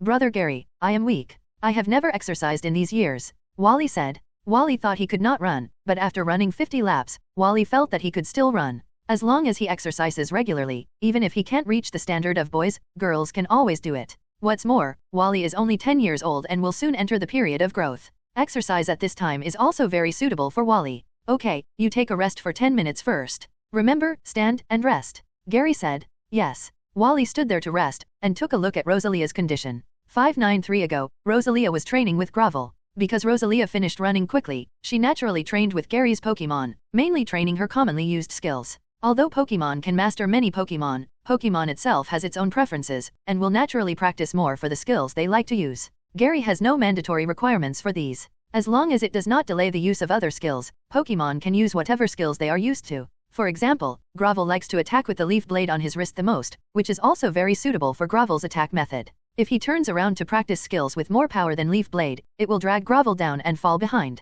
You two should take a rest too. Gary felt that the confusion around him was loose, so he let the Ralts sisters take a break. They had been pressing Gary for an hour, and now it was 10 o'clock and they couldn't press anymore. La. Although Gary asked them to take a break, the Ralts sisters were very unconvinced and arrogantly said they didn't want to. Seeing this, Gary changed his tone and comforted them. In fact, your confusion is not weak, but the power lens weakens your strength. Hearing what Gary said, the two Ralts settled down, lying on the ground tired and breathing heavily. Take off the power lens when you rest, Gary reminded. The Ralts didn't want to, because Gary's other Pokémon were wearing Macho Brace, and even Gravel was not only wearing Macho Brace, but also wearing power lens when training. The Ralts didn't want to lose to Gary's Pokémon. It's up to you. Gary was quite helpless. In fact, power lens only trains mental power. As long as you don't use mental power, you won't be affected by power lens. Gary's other Pokémon were also training. They didn't take a break until noon. After lunch, they rested until 2 p.m. and continued to train. The afternoon training was targeted training, training the weaknesses of Pokémon, that is, the shortcomings. Wally's Rosalia didn't need to participate, just continue skill training. The two sisters Ralts naturally continued to train mentally. Their combat power was very weak. Only when they evolved into Curla could they have a certain combat power. In this way, a week passed. Wally trained every day according to the plan set by Gary for him, and after a week of continuous training, Wally no longer needed more than an hour to run 5 kilometers, and could finish it in about 45 minutes. Although Wally looked like he was about to die after each run, his physical condition was gradually improving, and all of this was seen by Wally's parents and sister. Originally they were worried that something would happen to Wally, but seeing Wally's contest condition is getting better, and I am quite happy. Today, Gary is also planning to leave Greentown. Brother Gary, are you leaving? Wally said reluctantly. Wally knew that Gary was leaving, but he was very reluctant. After this week of getting along, Wally felt unprecedented fulfillment, pain, and happiness. All good things must come to an end. I hope to see you at the Alliance Conference. Gary said. Brother Gary, don't worry, I will definitely attend the Alliance Conference. Wally affirmed. Then see you next time. Goodbye. After saying goodbye to Wally's family, Gary and Zinnia rode eastward and decided to go to Zygon City. When the two Origin vehicles arrived in the suburbs, Chi-Yi, Eevee suddenly called out. Gary knew that the sound made by Eevee meant that there was danger approaching around. Let's stop, Gary said immediately, pulling the handbrake. Zinnia also stopped and observed the surroundings, but saw nothing. Whizmore was also confused. Although it did not have the ability to predict danger, its hearing was very sharp. It could hear any movement at the first time, but it did not hear anything special. The next second, two figures appeared on the road in front of Gary and Zinnia. LV51 Gallade 3/Quasi Elite. LV55 Gardevoir 9/Elite. What are these two Pokémon? Although Zinnia had seen Ralts, she did not know that Ralts could evolve into Gardevoir and Gallade, and immediately took out Gary's map. Pokédex, Gardevoir, a tolerant Pokémon, can even use up illusion energy to create a small black hole as long as it protects the trainer. Pokédex, Gallade, a blade Pokémon, the evolution of Curla, the specific information is unknown. Professor The Pokédex developed by Oak currently records the names of most region Pokémon, but the specific information data has not been updated. These two Pokémon look similar, are they related? Zinnia asked curiously. Gary did not respond to Zinnia's question, but 3.5 looked at Gallade and Gardevoir and asked, are you Ralts' parents? Zinnia, QAQ? Zinnia also trained with them this week, so she naturally saw Ralts. She thought Ralts was Wally's Pokémon, but she didn't expect Ralts to have parents. But, why did Ralts' parents come to her house? Elu. Gallade nodded in acknowledgement, and said that he came here this time because he wanted to ask Gary for a favor. Gary was also stunned. He knew that Gallade could telepathically transmit, so he was not surprised to hear Gallade's words. But Gary was very confused about what Gallade wanted to ask him for help. It seemed that he did not show any ability in front of Gallade. What do you want to ask me for? Gary asked. Elu. Gallade's words stunned Gary. You want me to train Ralts? Gary said in surprise. Gallade just said that Gary should train his child, which really surprised Gary. Elu. Gallade nodded. He had been watching his daughter being trained by Gary for a week. He was very satisfied, so he wanted Gary to continue training his daughter. Gary was very surprised. He thought the two Ralts would become Wally's Pokémon, but he was chosen by the Ralts' parents. I have no problem, but do the Ralts agree? Gary asked. The two Ralts have a good relationship with Wally. They may not want to be separated from Wally. Elu. Gallade said that he could rest assured. He only planned to give one of his children to Gary for training, and the other child to Wally. And Ralts also agreed to his parents' arrangement. Which Ralts is it? Gary asked. As soon as Gary finished speaking, a Ralts poked its head out from behind Gardevoir. It was a Ralts with blue hair. LV-15 Ralts / Quasi Elite. After a week of training by Gary, Ralts' level has also increased. Gary was surprised that Gallade was really good at doing things and actually sent the Ralts he wanted most. Ralts, are you willing to come with me? Gary was not too happy. After all, it is not easy to tame a Pokemon like Ralts. It is useless to just capture it. It must be convinced. Ralts teleported to Gary's side, saying that he wanted to follow Gary, and he would personally lift Gary up with Confusion Bird. After a week of training, the two Ralts sisters successfully used Confusion to float Gary up, but this was done by the two Ralts sisters together, and neither of them could do it alone. If you follow me, you won't be able to see your parents for a long time, and I'm a trainer, and my Pokemon all need to fight. Gary reminded. Yes. Ralts nodded resolutely. It knew what it would face after following Gary, and it was prepared. Since Ralts agreed to follow me, Gary solemnly promised, Gallade, Gardevoir, don't worry, I will not let you down, and I will take good care of it. Gallade and Gardevoir did not question Gary's words, looked at each other, and then used teleport and disappeared on the spot. Leaving now. Gary was speechless. Gallade and Gardevoir were too decisive in leaving. After all, she was their daughter, so they just trusted her to an outsider. Although speechless, this was also Gallade and Gardevoir's recognition of Gary. Gary felt that his emotions must be colorful and pure white to make Gallade and Gardevoir so confident. Ralts, you are my Pokemon now, you need to enter the Pokeball.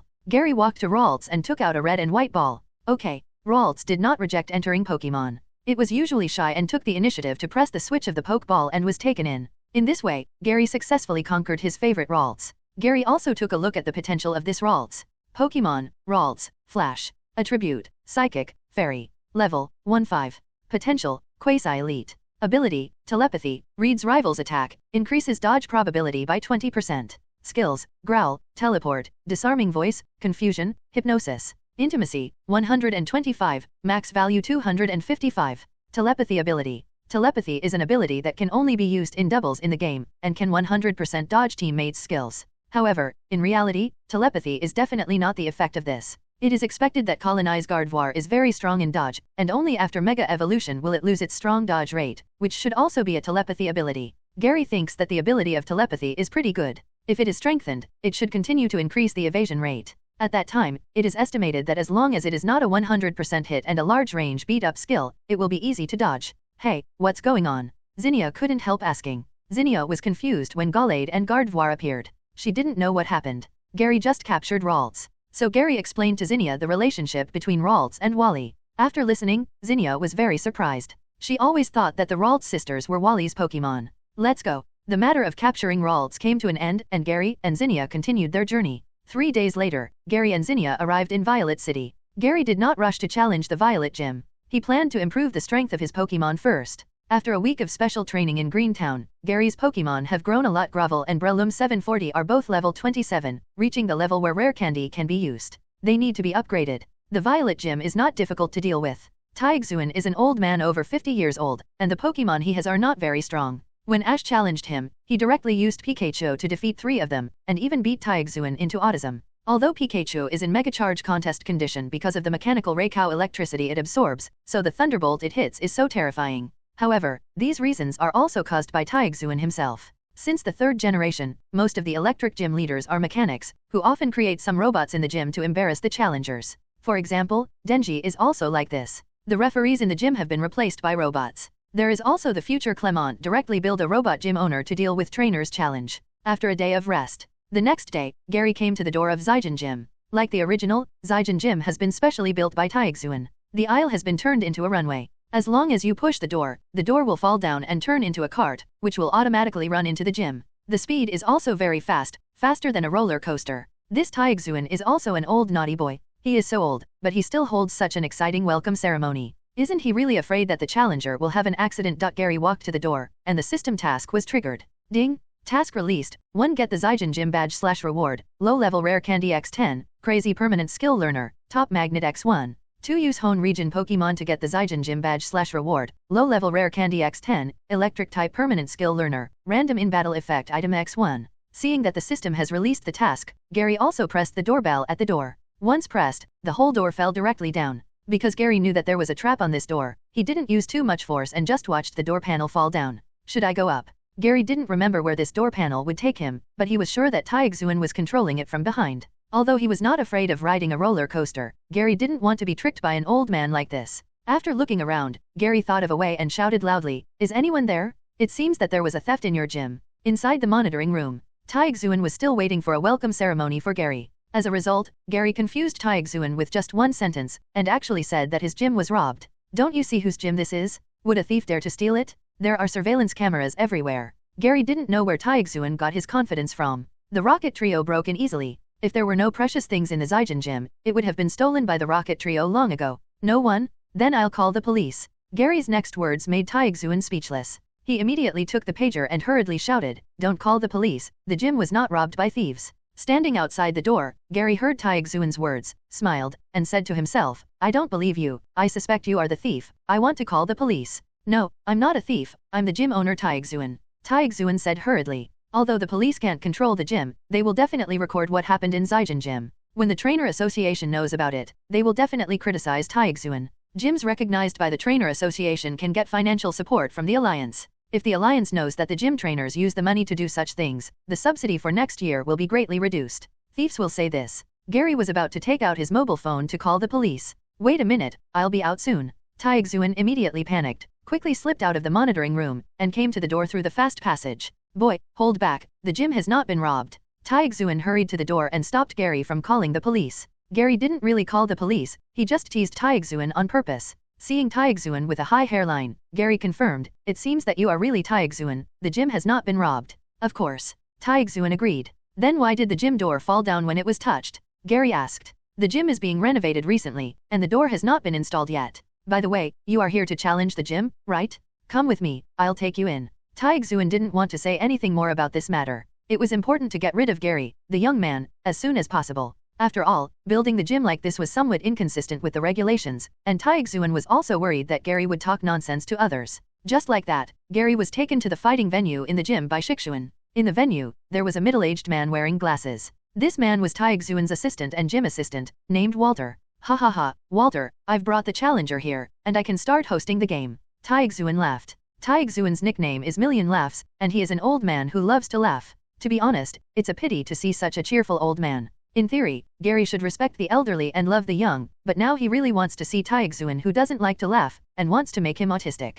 However, it is very difficult to make Taixuan not laugh. First of all, you have to use electric Pokemon to defeat all his Pokemon, and secondly, the electric Pokemon sent must be Pokemon like Pikachu. The reason why Taixuan was beaten into autism by Ash is because he used Pikachu. As an electric gym trainer, being beaten 3 by Pikachu can be said to be extremely harmful and insulting. Both sides are already standing in the command area. Seeing that both of them are ready, Walter introduced, the number of Pokemon that can be used in the Violet Gym battle is 3, and the rest of the rules are the same as the gym battle. "Gary, do you understand?" "Yeah." Gary nodded to show that he understood, and then he kept staring at Taixuan. It's not that Taixuan is good looking, but this old dang is quite unique. Pokemon are all in Pokeballs, but Taixuan put 3 Pokemon outside. LV22 Magnemite/Gym. LV20 Electro Ball/Gym. LV28 Magneton/Gym. The 3 Pokemon are all electric Pokemon, and none of them is over level 30. It is not known whether Taixuan deliberately sent out Pokemon of this level, or because he only had these Pokemon. After all, Taixuan is old, and the Pokemon he used to breed are probably due to injuries or death.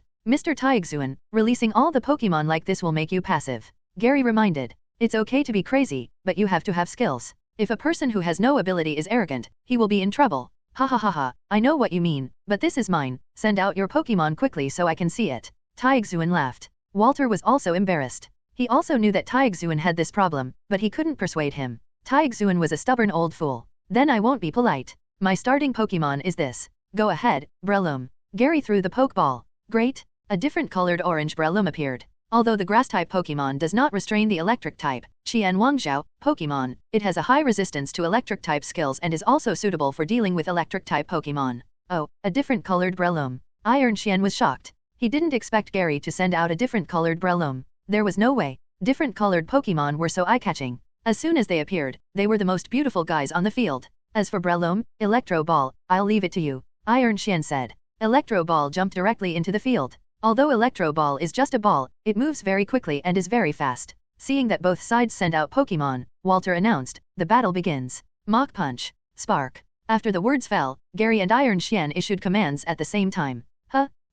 Electro Ball was still a step slower. Just as spark was emitted from its body, Breloom Assist accelerated the preemptive skill and came to Electro Ball first, knocking Electro Ball back with one punch. What a fast speed, but my Electro Ball is not bad either. Taixuan ordered, Electro Ball, use spark to attack. Breloom, use Mach Punch. The Electro Ball was bathed in spark and used its body to collide with Breloom, and Breloom also used Mach Punch to collide with it. After several collisions, the Electro Ball was knocked out by Breloom's Mach Punch because of its strong power. But the next moment, Breloom's movement suddenly froze. No way, it was paralyzed even without hitting. Gary was shocked. When using spark to hit rival, there is a 30% chance of paralyzing rival, but the two sides collided, and spark did not disturb Breloom. Gary really didn't expect that he would be paralyzed like this. Very good, use Screech next. Taixuan also saw that Breloom was paralyzed, so he didn't rush to attack. He first lowered Breloom's defense and then gave him a fatal blow. However, just as Electro Ball was about to release Growl, it cried out in pain. Electro Ball was not feeling well after colliding with Breloom's fist.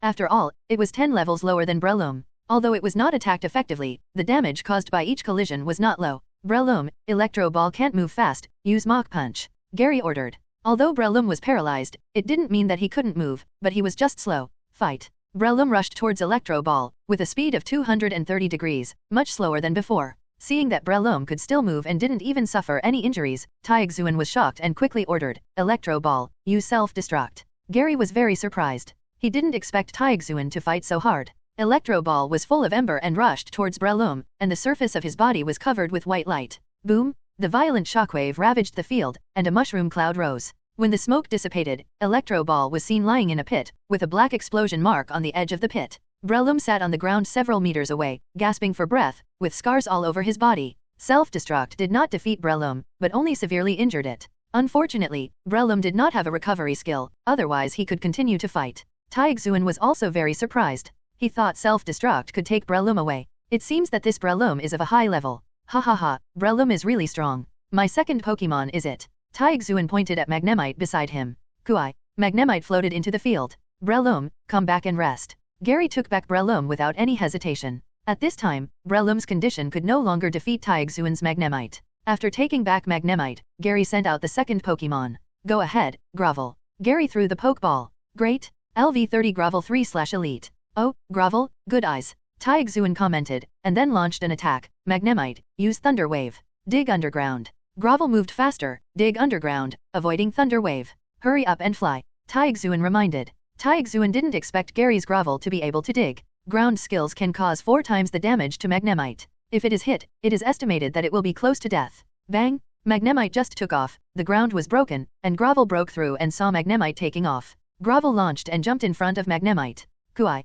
Magnemite was shocked and couldn't believe that Grovel could jump so high. Although Grovel's jumping ability is not as good as Combusken, it is not low, it can easily splash a height of 4 or 5 meters. Dynamic Punch. Gary shouted suddenly. What? Taixuan was shocked. Aka, his eyes almost popped out, watching Grovel's fist shining with white light fall on Magnemite. Dang! Magnemite, who was attacked, fell to the ground and hit the ground hard. Magnemite was seriously injured, but not completely defeated. The sturdy ability saved Magnemite's life. But even with the sturdy ability, that was the limit. Grovel rubbed his hands together, and a leaf flew out, hitting Magnemite, taking away the last bit of his strength. Magnemite, who was hit by Dynamic Punch, was in chaos and could not resist leafage. Taixuan was also surprised. He didn't expect Magnemite to be defeated so quickly, but the game was not over yet. Go, Magneton. Taixuan ordered. Magneton immediately rushed into the field. The defeat of the two teammates made Magneton realize that he was entrusted with a mission in a critical moment, and the task was very heavy. He had to win the gym battle by beating 3 opponents with one quick attack and approach Magneton. Gary ordered. Whoosh! A white light flashed on the field, and Grovel ran around the field, teasing Magneton with his speed. Speed is useless in front of my Magneton. Iron Xian ordered seriously. Magneton lock on Grovel, then use Zap Cannon. The eyes on Magneton's 3 heads locked Grovel tightly, and the magnets emitted electricity slightly. These currents gathered into a spark, and then turned into a beam of light, rushing towards Grovel. It's useless, use Detect to get close to Magneton, and use Dynamic Punch. Gary ordered. Cheap. Grovel's eyes glowed green, and he detected the attack route of Zap Cannon. When Zap Cannon attacked, Grovel climbed the mountain, and his back was almost close to Zap Cannon stretching but not being hit. The Zap Cannon that missed did not stop, but suddenly turned and fell towards Grovel. King Grovel ignored the Zap Cannon chasing him, rushed to Magneton quickly, came behind him, and punched one of Magneton's heads. Bang! Magneton was smacked down on the ground by a punch, and was directly dizzy. Dig. Gary decided to kill Magneton instantly while Magneton was in chaos. Looking at Grovel entering the underground, Taixuan lost his smile and shouted, "Magneton, move quickly, move as you like."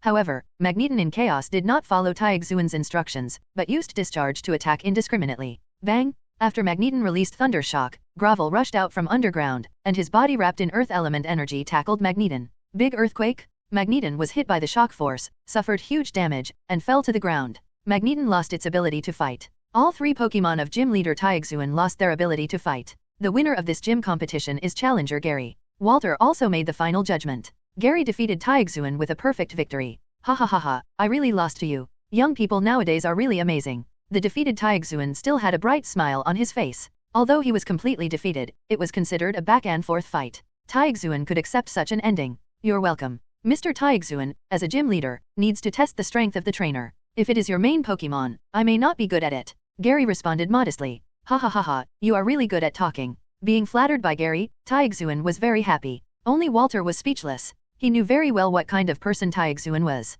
These 3 Pokémon were already Taixuan's strongest Pokémon. As for the other Pokémon, they were too old to be used and were sent to the nursing home. This is the Dynamo badge, the proof of defeating the Violet Gym. Taixuan handed his own gym badge to Gary. Thank you. Gary took the badge. Ding! Mission completed. Rewards have been distributed to the space backpack.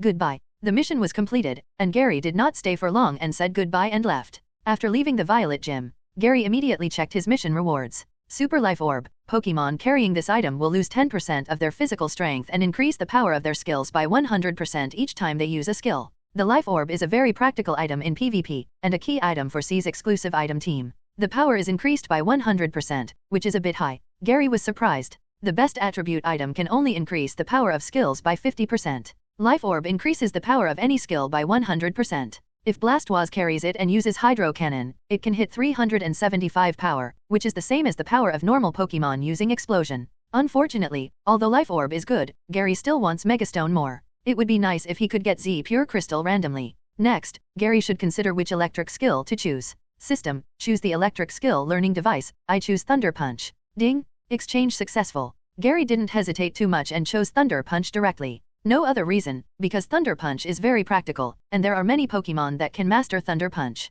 As for other electric skills, they are all exclusive skills, or skills that can only be awakened by fixed electric Pokémon, and they cannot be exchanged. After the skills were exchanged, Gary returned to the Pokémon Center, treated the injured Breloom and Grovel, and taught them Thunder Punch. Breloom and Grovel can both master Thunder Punch. Even Ralts can, but it's too early to teach Ralts skills now. Gary wants to wait. And Laren has 2 more arms after evolving into a Gren, and can also learn Thunder Punch, but he has to wait until he evolves. Slakeoat can also master Thunder Punch, and Gary didn't hesitate much and gave Thunder Punch to Slakeoat directly. Slakeoat's expression, which had remained unchanged, finally showed a slight change, but his expression changed very slowly. I know you are very surprised, but you don't need to make any expression, just be yourself, Gary comforted him. For Slakeoat, in the 1 week in Greentown, Gary realized the difficulty of breeder Slakeoat. After a week of special training, using the training method Gary developed for Slakeoat, Slakeoat only increased by 1 level, and Gary didn't want to waste time. It's better to quickly evolve Slakeoat into Vigoroth, so that the upgrade speed will be faster.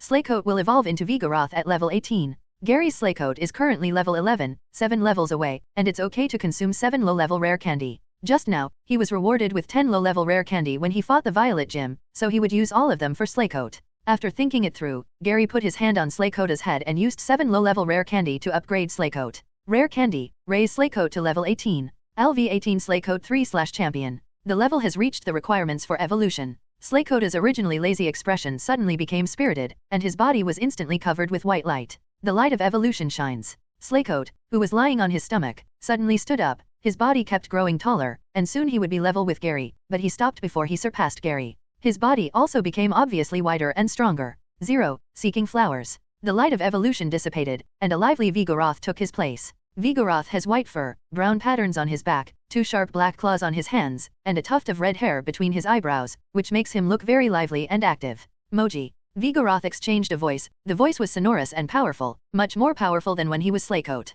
When he was Slakeoat, that growl was really weak, as if it would drop to normal at any time. Gary also looked at Vigoroth's data to see if there was anything special about the motivation ability. Pokemon, Vigoroth 3. Attribute, normal. Level, 18. Potential, champion. Ability, motivation. By stimulating motivation, it will not turn into a sleep contest condition. Skills, grab, yawn, slack off, headbutt, amnesia, fury swipes. Teacher skills, Dynamic Punch, Ice Punch, Rest, Body Slam, Shadow Claw, Thunderbolt, Fire Blast, Sunlight, Rock Slide, Power Up Punch, Thunder Punch. Intimacy, 255, full value 255. After evolution, no new skills were awakened, but the intimacy was full. Considering the lazy nature of Slaking, it is too difficult to expect them to awaken all the racial skills, so we can only leave it to fate. Gary. Just when Gary was about to take back the Pokémon and go to have lunch, a voice came from behind him. Gary turned around and saw a boy standing behind him. The boy was none other than Xiao, whom he met in the Odaka laboratory. Xiao, Gary said in surprise. It has been almost 2 months since we parted in Mabai Town. I didn't expect to meet in Zijin City. Oh, you actually breeded the ape.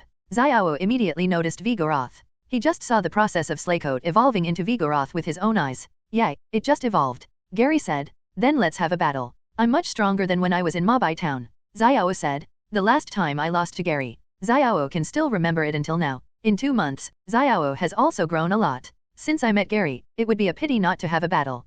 Looking at Xiao who challenged him, Gary didn't rush to agree, and asked, Xiao, how many badges do you have now? 2. Xiao replied, I came to Zijin City, of course, to challenge Zijin Gym, but I haven't challenged it yet. Xiao also planned to participate in this year's Evergrande conference, so he would naturally challenge the 8 gyms designated by Hoenn Alliance, and now he has obtained 2 gym badges. Gary was thoughtful. Xiao has already obtained 2 badges, so he must be strong, at least he can fight against Gary's new breeder Pokémon. How many Pokémon have you captured now? Gary asked. 4 Pokémon. Xiao's speed of capturing Pokémon is okay. It has been almost 2 months since he came out, and he has not captured the Pokémon that fell behind. It can be seen that Xiao also has high requirements for breeder Pokémon. Then let's have a 3-on-3 match, what do you think? Gary asked. Gary was also very curious about Xiao's strength. After all, he is the protagonist of the Gemstone chapter, and his strength must be no weaker than Ash's. Okay, just what I want. Xiao was quite satisfied. 3vm3 can fully detect the basic strength of 10 trainers.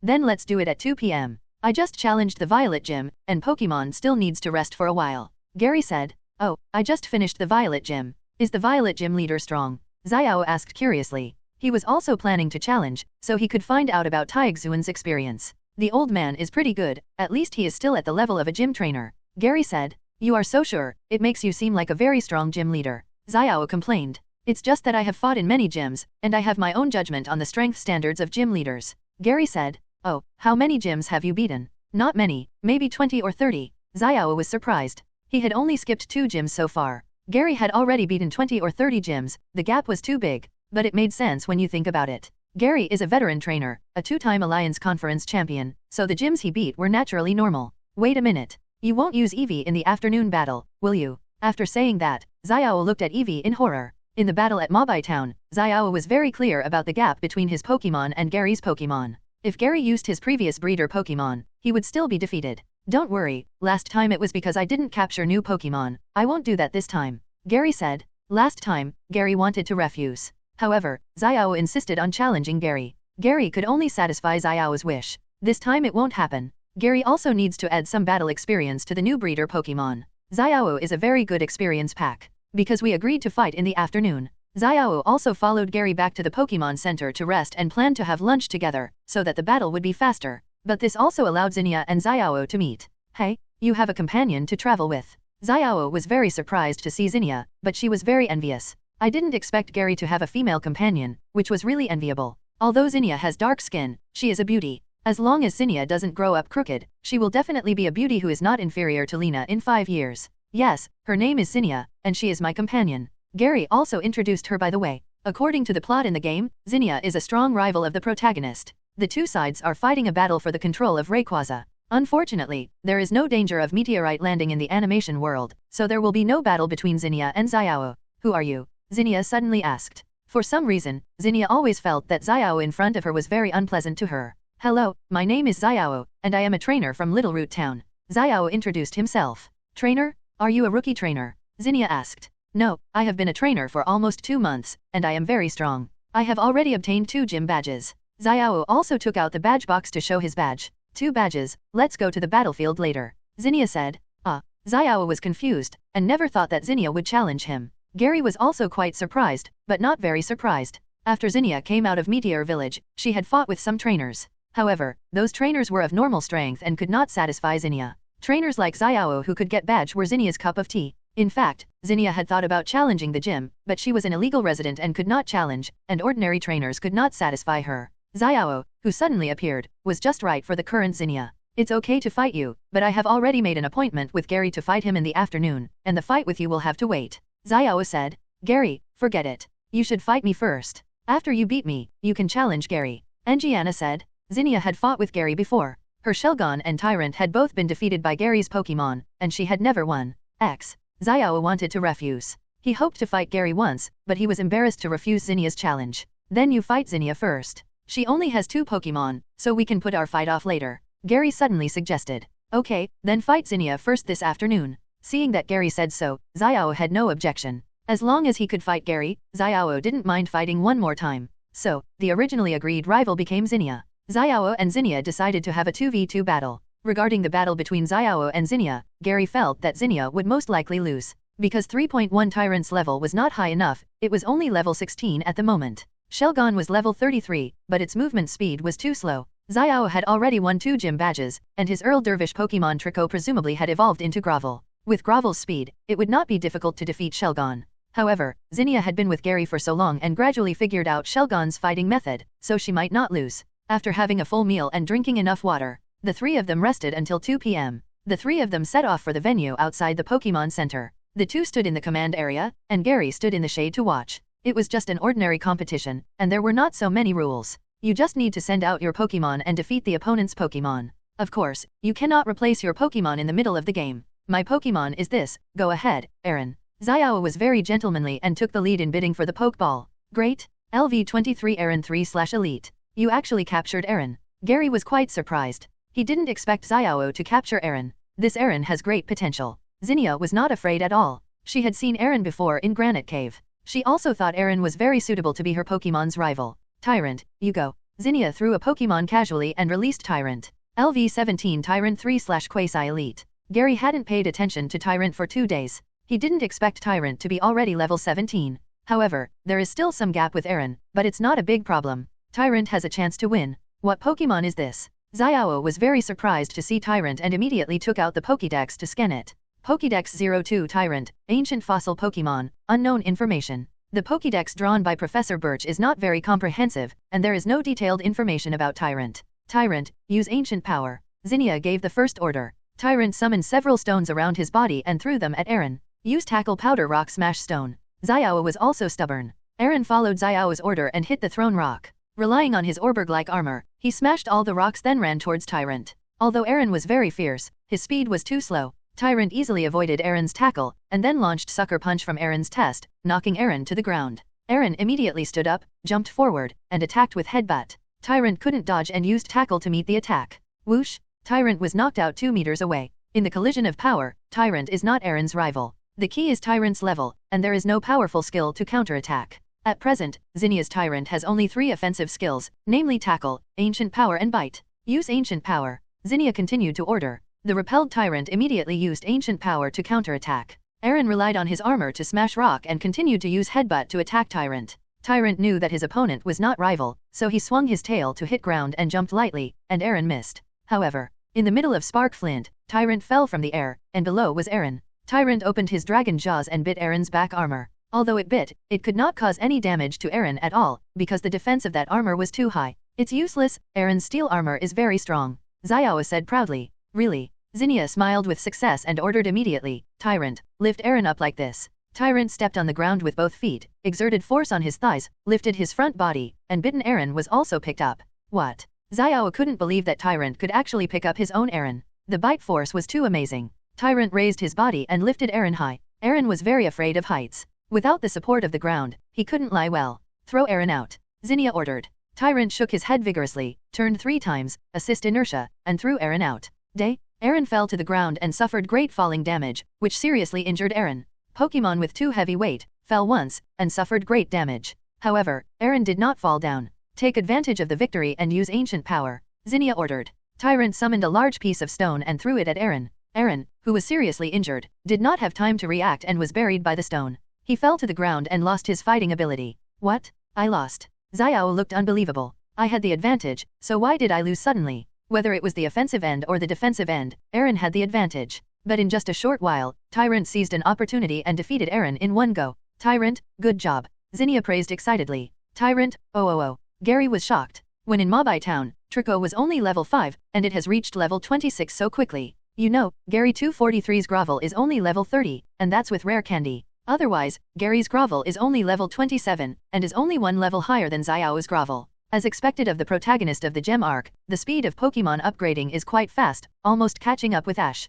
Tyrant, come back. Zinnia saw that the Pokemon sent by Xiao was Grovel, and immediately took Tyrant back. After practicing with Gary for a long time, Zinnia knew very well how powerful Grovel was. Although Tyrant was more flexible than Shelgon, it was still no match for Grovel. Shelgon, please. Zinnia sent out Shelgon. Great. LV37 Shelgon 3/champion. Although Shelgon is not flexible enough, it has a high level. Zinnia still has a chance to win. Xiao was also very surprised to see Shelgon. As a local of Hoenn region, Xiao naturally knew that Shelgon could evolve into Salamence, which is a Hoenn quasi-god. Xiao has been traveling for so long, but has never seen a dragon-type Pokemon. I didn't expect to see one this time. Shelgon is known by so many people in Hoenn region. It is mainly because of the Elite Four of Hoenn Alliance, Dragon Elite Drake, who often puts Shelgon outside. Every time I am interviewed by reporter, I often take pictures of Shelgon. Over time, locals basically know Shelgon. After both sides sent out their Pokemon, neither of them launched an attack immediately, and they wanted to see what the other side was going to do. For a moment, the two were in a stalemate.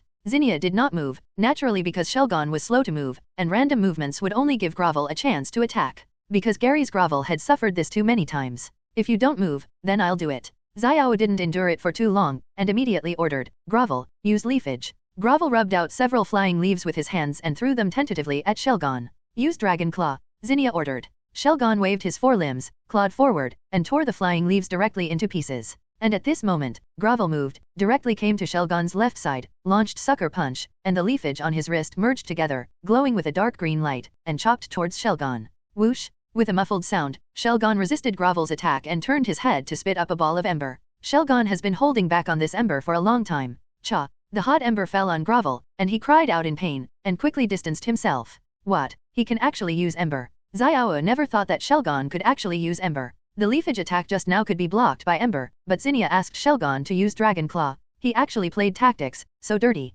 However, just as Grovel distanced himself, Zinnia continued to attack and said, use Dragon Breath. Shelgon's breath spit up Dragon Breath. The attack range of Dragon Breath is much farther than ember, and it hits Grovel instantly.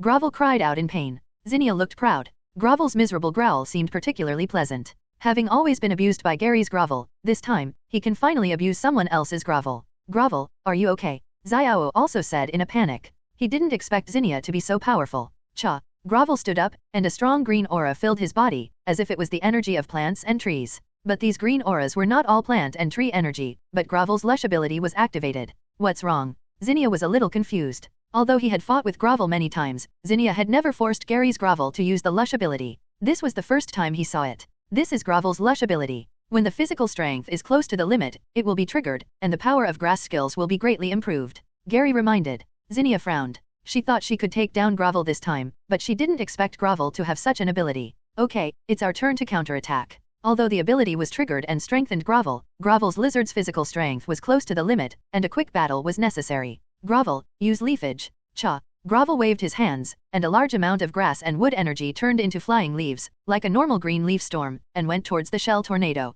Use Headbutt. Zinnia took the initiative to attack. Shelgon used Headbutt and rushed into Leafage without hesitation. Relying on his hard armor, he broke through Leafage's beat-up and hit Grovel head-on. Bang!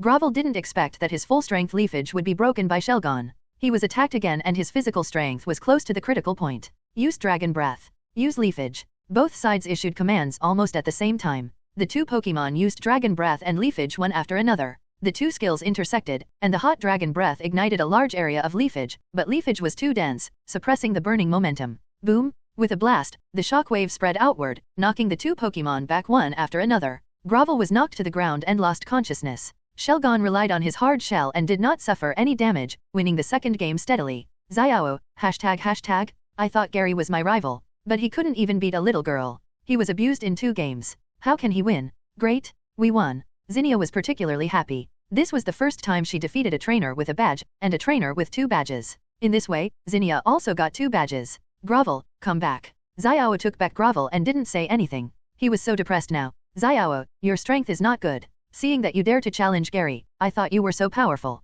Zinnia complained. Xiao was so frustrated that he couldn't find any words to refute. Zinnia continued to complain, I thought your grovel was so strong, but it seems that it is not as good as Gary's grovel. What? Gary also has a grovel. Xiao was surprised. Yes, Gary's grovel is very strong, even my Shelgon can't beat it, but your grovel is just normal, and the skills it knows are not that powerful. Zinnia said. In fact, Gary's grovel is not much stronger than Xiao's grovel. The key is that Gary's grovel knows too many skills, and Xiao's grovel has no skills in commanding races, and no teaching skills. Gary didn't say much when he saw this. Zinnia is just like this. Sometimes she is very arrogant like a dragon. If you want to get her respect, you have to defeat her first. Especially those who are defeated by her will be completely despised by her. Gary, I overestimate my own ability. I will challenge you after I defeat Zinnia. Xiao suddenly said. Gary, surprised face? What, this is? Suddenly the target was shifted to Zinnia. Ma Zhao's, Zinnia, give me your phone number, and when I'm ready, I'll challenge you. Xiao took out his mobile phone. This mobile phone is a cruiser invented by Hoenn Company. It not only has call and cooling functions, but also GPS functions. As long as it is not bad weather, GPS is used to determine your location. At present, the development of mobile phones in this world is still relatively slow, and many functions have not been integrated into mobile phones. If you want to wait for the touch smartphone to come out, you don't need to wait for at least 2 or 3 years. Mobile phone? I don't have one. Zinnia said. What? You don't have a mobile phone? Xiao was shocked. What era is it now? How can someone not have a mobile phone? Aren't the family members worried? Why? Is it strange? Zinnia didn't know the importance of mobile phones, but seeing Xiao was so surprised, it should be very important. Then why didn't Gary prepare one for himself? Zinnia just started traveling and was in a hurry to leave. I was planning to arrange it for her later. Gary said. Zinnia had been following Gary, so Gary didn't pay much attention to it. Xiao suddenly mentioned it, which reminded Gary. It's better to prepare a mobile phone for Zinnia, in case Zinnia gets lost, she can call me. What are we waiting for? Let's go. Zinnia said excitedly. Although I don't know what the mobile phone is used for, it must be a relatively important item. Zinnia doesn't need to spend money anyway, so why not miss it? So, the three returned to the Pokemon Center. After Zinnia handed the Pokemon to Joy, she went to buy a mobile phone with Gary. Because Zinnia was an illegal resident, Qin Mao could only use his ID card to apply for a phone card for Zinnia. Fortunately, this world does not have a service that uses phone bills to recharge other items, otherwise Gary would not dare to use his ID card to apply for a mobile phone card for Zinnia. You know, in Gary's previous life, a mobile phone number could do a lot of things, such as Zinnia's mobile phone was in arrears, and the operator would only ask Gary for money. You need to pay for the mobile phone every month, so you have to recharge it every month. After buying the phone, Gary told Gianna a few things. What? You still need to pay every month? Zinnia was confused. She thought that after buying a phone, she could make 240 calls at will. Yes, calling also costs money. I arranged a monthly fee for you. You have to pay for calling me, but you have to pay for calling other people. It is free within 1 minute, and 10 cents for more than 1 minute. If it is an international long-distance call, it is more than 10 yuan per minute. The farther the distance, the higher the cost. Gary criticized the current mobile phones very much because the charges are too expensive. It will be cheaper only when the communication technology is fully developed. So expensive. Zinnia has been out for a while and has a concept of money. It costs more per minute. She is frugal. More than 10 yuan is enough for a meal. There is no way. This is the way it is. I will pay for your current phone bills, but after the KO conference is over, I will leave and you will have to pay for your phone bills yourself. Gary reminded. I know, I save money regularly. Zinnia has been saving money since she understood the importance of money. She saved all the money she won from gambling and used Gary's money for food and drink. Gary didn't care and just thought he was repaying a favor. Besides, the rainbow meteorite of the Meteor King can, create Megarite. Gary has a lot of Pokemon that can Mega Evolution. I remember in the special comic, Zinnia's grandmother also gave others Gardevoir and Gallade's Megastone. I think Meteor Village not only has Rainbow Meteorite, but also Megastone. Mr. Drake, the Elite Four of the Hoenn Alliance, went to Meteor Village when he was young. His Salamensite was probably obtained from Meteor Village. Take good care of Zinnia, and maybe you can get a Mega Evolution Stone for free from Zinnia's grandmother. Then, after a day of rest in Violet City, Gary and Zinnia headed to Lavaridge Town. However, to get to Lavaridge Town, they had to pass Empty Chimney. Empty Chimney is a living volcano, but it does not erupt. There are many fire-type Pokemon living around it. Among the Pokemon that Gary has captured so far, there is a lack of a fire-type Pokemon, and Gary's target is Torchic. Coincidentally, there is a Torchic near Empty Chimney, and Gary wants to see if there is a Torchic with higher potential. Because the last bronze crown has been used by Ralts, the potential of the captured Torchic must reach Elite. The famous Elite Four more lives in Lavaridge Town. He is a fire-type Elite, and most of his Pokemon were captured here in Empty Chimney. Gary plans to look for wild Torchic first. If he can't find a satisfactory one, he will go to the Torchic breeding house in Lavaridge Town. There is a place to breed Torchic outside Lavaridge town, which is dedicated to providing Torchic to rookie trainers. If there are any remaining Torchic, they will also be sold to the public. It must be said that the potential of the 3 starter Pokémons provided by Alliance breeding is very good.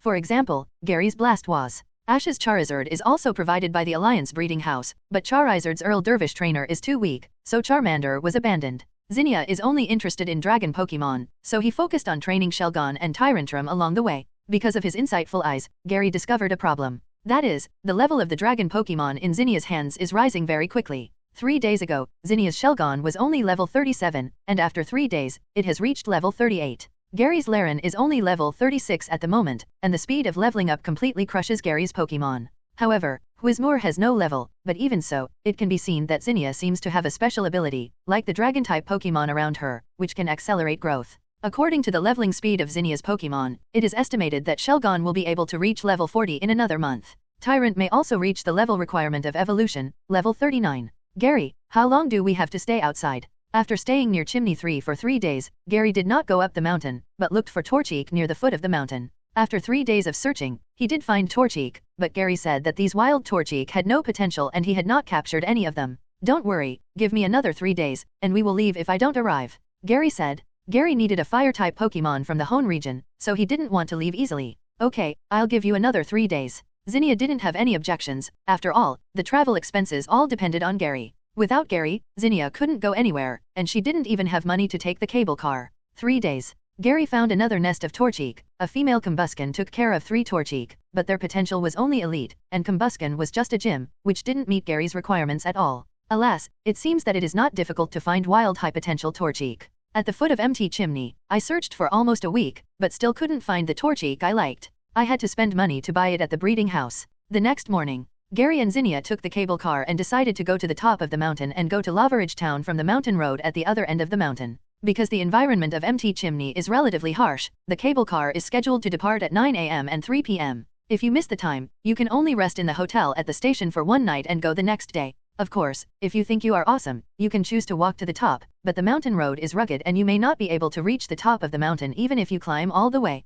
Wait for me. Just as the cable car was about to depart, a familiar voice came. Then, a group of people came running from afar. The leader was Ash, followed by Xiaoao, Xiaogang, and Pete. Ah, we're here. I'm so tired, I can't run anymore. Ash and his group boarded the cable car, but May and Pete, who had not traveled much, ran all the way and exhausted them. Ash was completely fine. He looked at the situation in the cable car and exclaimed, Gary, Zinnia. Xiaogang and the other two immediately raised their heads and saw Gary and Shi Jiana sitting on the bench. Long time no see, I didn't expect to meet you here. Gary responded. Gary was not surprised to meet Ash and his group.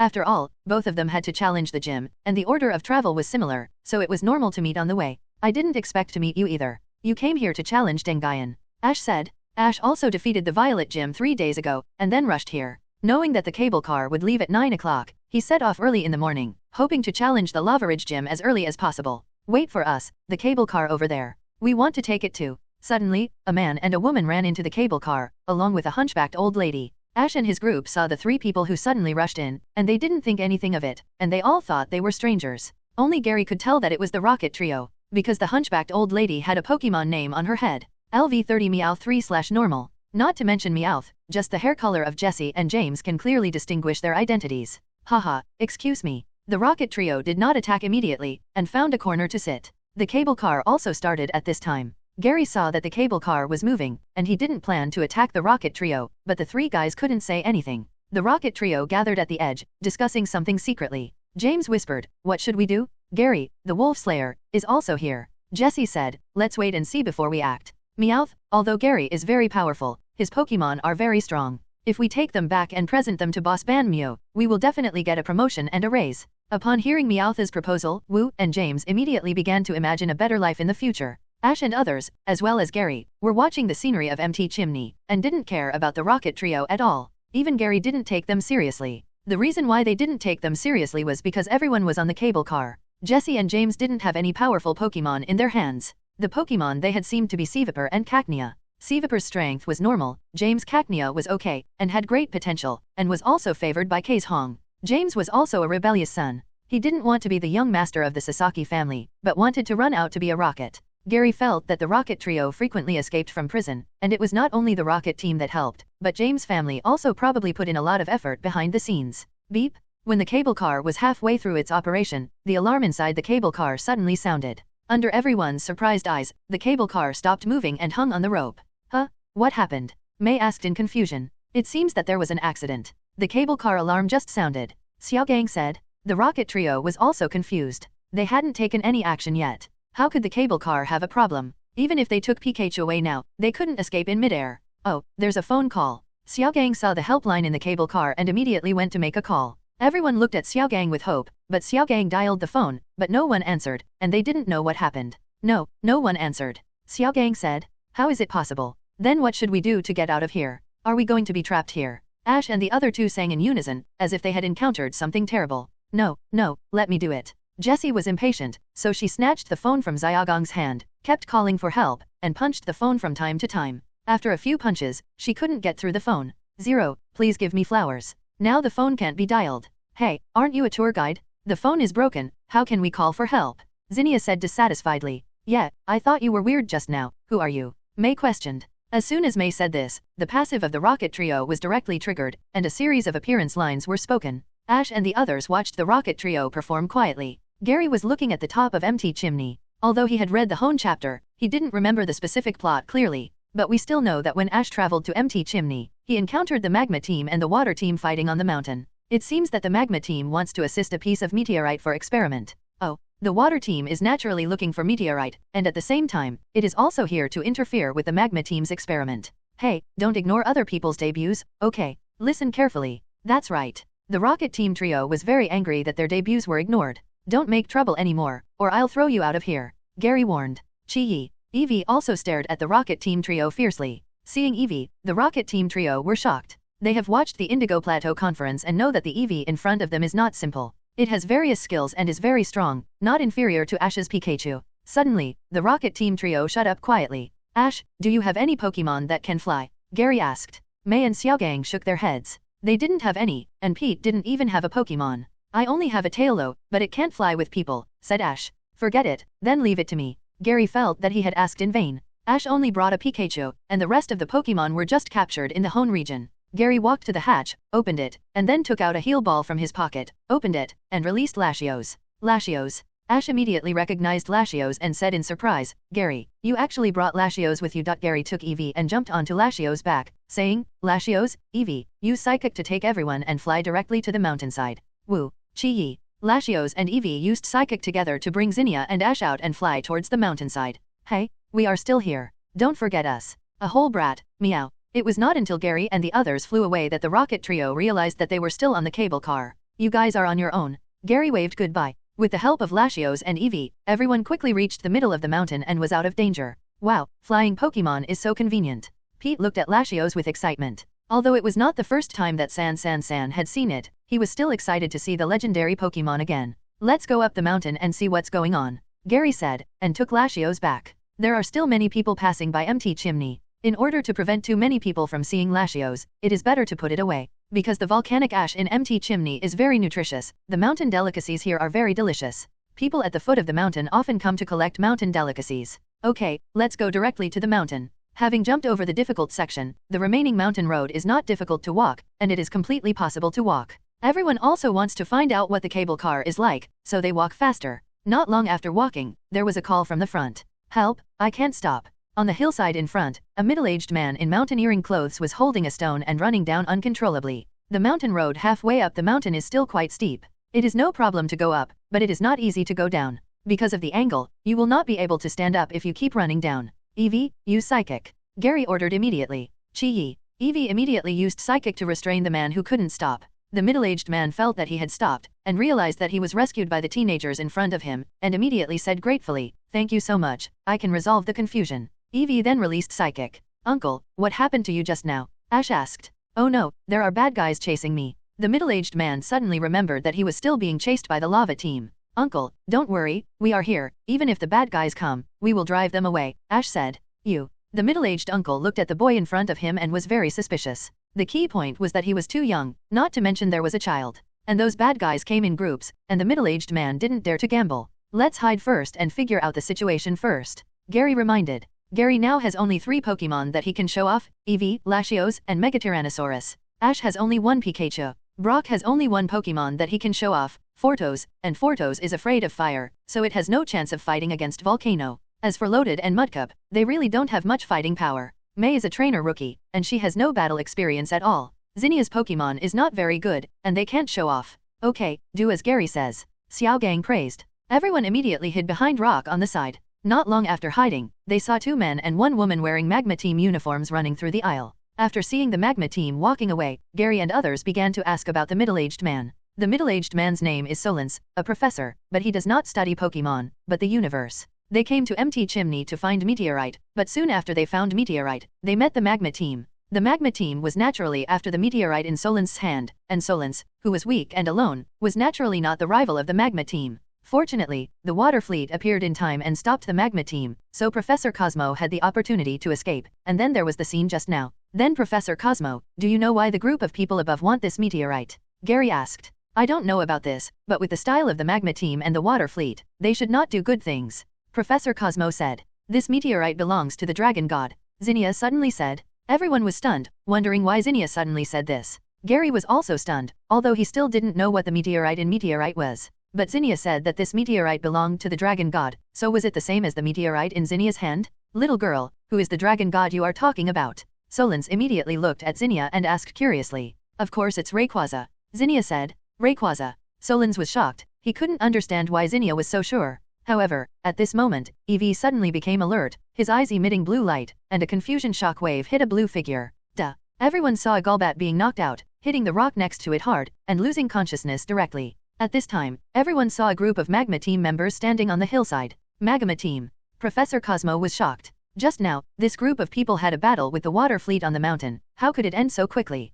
Could it be that the people of the water fleet were defeated by them? The Pokemon used by the people of the water fleet are mostly water-type Pokemon. How could they lose to Magma Team? Metal Tyrannosaurus, Latios, come out. Seeing this, Gary immediately threw out a Pokemon. Great. LV65 Lashio 2.5 S3/Legend. LV60 Metal Tyrannosaurus 3/Elite. You guys come out too. Ash also threw out a Pokeball immediately, sending out Tailo and Corphish. As for Trico, in this area, Pokemon of this type are not suitable for fighting. LV22 Tailo 3/Elite. LV30 Corphish 3/Elite. Beautifully, you come out and help too. May doesn't have any powerful Pokemon, except Beautifully. Great. LV23 Beautifully/Gym. You all come on too. Xiaogang also threw out 3 Pokeballs, and all his Pokemon were sent out. Great. LV20 Mudcup 3/Gym. LV17 Loaded 3/Gym. Zinnia also sent Shelgon and Tyrant out to fight. The leader of the Magma Team was very surprised. He didn't expect that a few young men could send out such powerful Pokemon.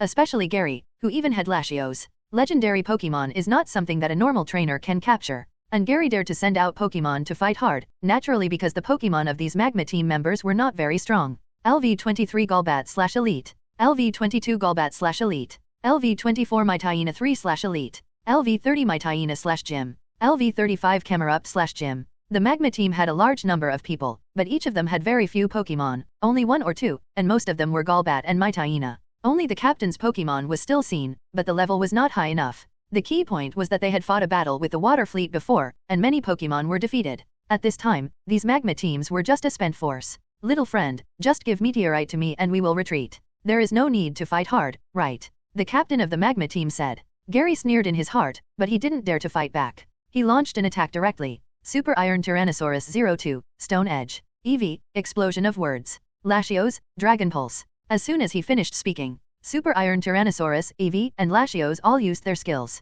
Sharp Stone Blades, Hot Flames, Dragon-shaped Energy Fluctuations. The 2 skills came together and blasted towards the Magma Team. Quick, Flamethrower. Air Slash. Dark Pulse. The Magma Team immediately counterattacked. Ash and others saw this and ordered Pokemon to attack. Boom! There was no need for Ash and others to help. Super Iron Tyrannosaurus, Eevee, and Latios were enough to teach the Magma Team a lesson. Just 1 skill exchange, and a group of Golbat and Mytyena fell. With the help of Ash and others, there are only 3 or 5 Pokemon left of the more than 10 Pokemon released by the Magma Team, and some of them have been injured. The captain of the Magma Team only has 1 Camerupt left to survive. Camerupt, use smoke, we retreat. The captain of the Magma Team knew that this operation could not continue, and the young trainers in front of him were very abnormal. Camerupt immediately spit up smoke, and the Magma Team immediately retreated. Gary, don't you chase? Ash asked. With their current strength, they can definitely keep the magma team. You forgot what Professor Cosmo said, there is still the water fleet. If we force the magma team to stay, the other party will definitely fight us to the death.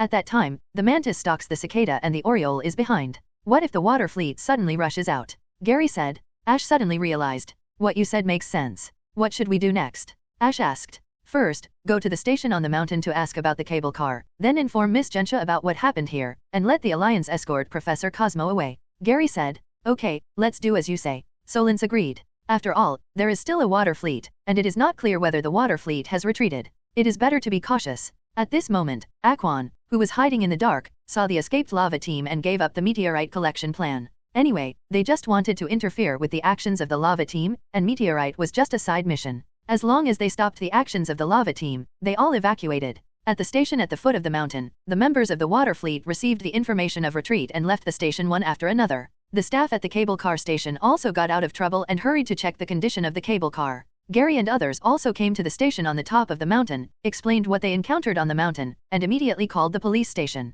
And Gary and others will cooperate with Junsha's questioning later, so they will naturally stay in the station on the top of the mountain and wait for Junsha to get to bed. In the lounge, after Solens put away the meteorite, he asked Zinnia, Zinnia, where are you from? I'm from Rustboro City. Zinnia replied. Rustboro. Solens was a little confused. He had been to Rustboro City before, but he had never heard of anyone calling Rayquaza the dragon god. Zinnia's family lives in a village outside Rustboro City. They rarely come into contact with the outside world. Their village has always regarded Rayquaza as a totem, so they call him the dragon god. Gary interrupted. Although it is not clear why Solens asked about Zinnia, it is obvious that what Zinnia said halfway up the mountain before caught Solens' attention. Professor Cosmo is from the Moss Deep Universe Center. They have been studying aerospace technology and observing changes in the universe. They have been observing Rayquaza's actions and are very interested in Rayquaza. If Solens knew about the existence of Meteor Village, it is hard to guarantee that nothing will happen. So that's how it is. Zinnia, why don't you come to the Moss Deep Universe Center? We can observe Rayquaza there. Solens suggested.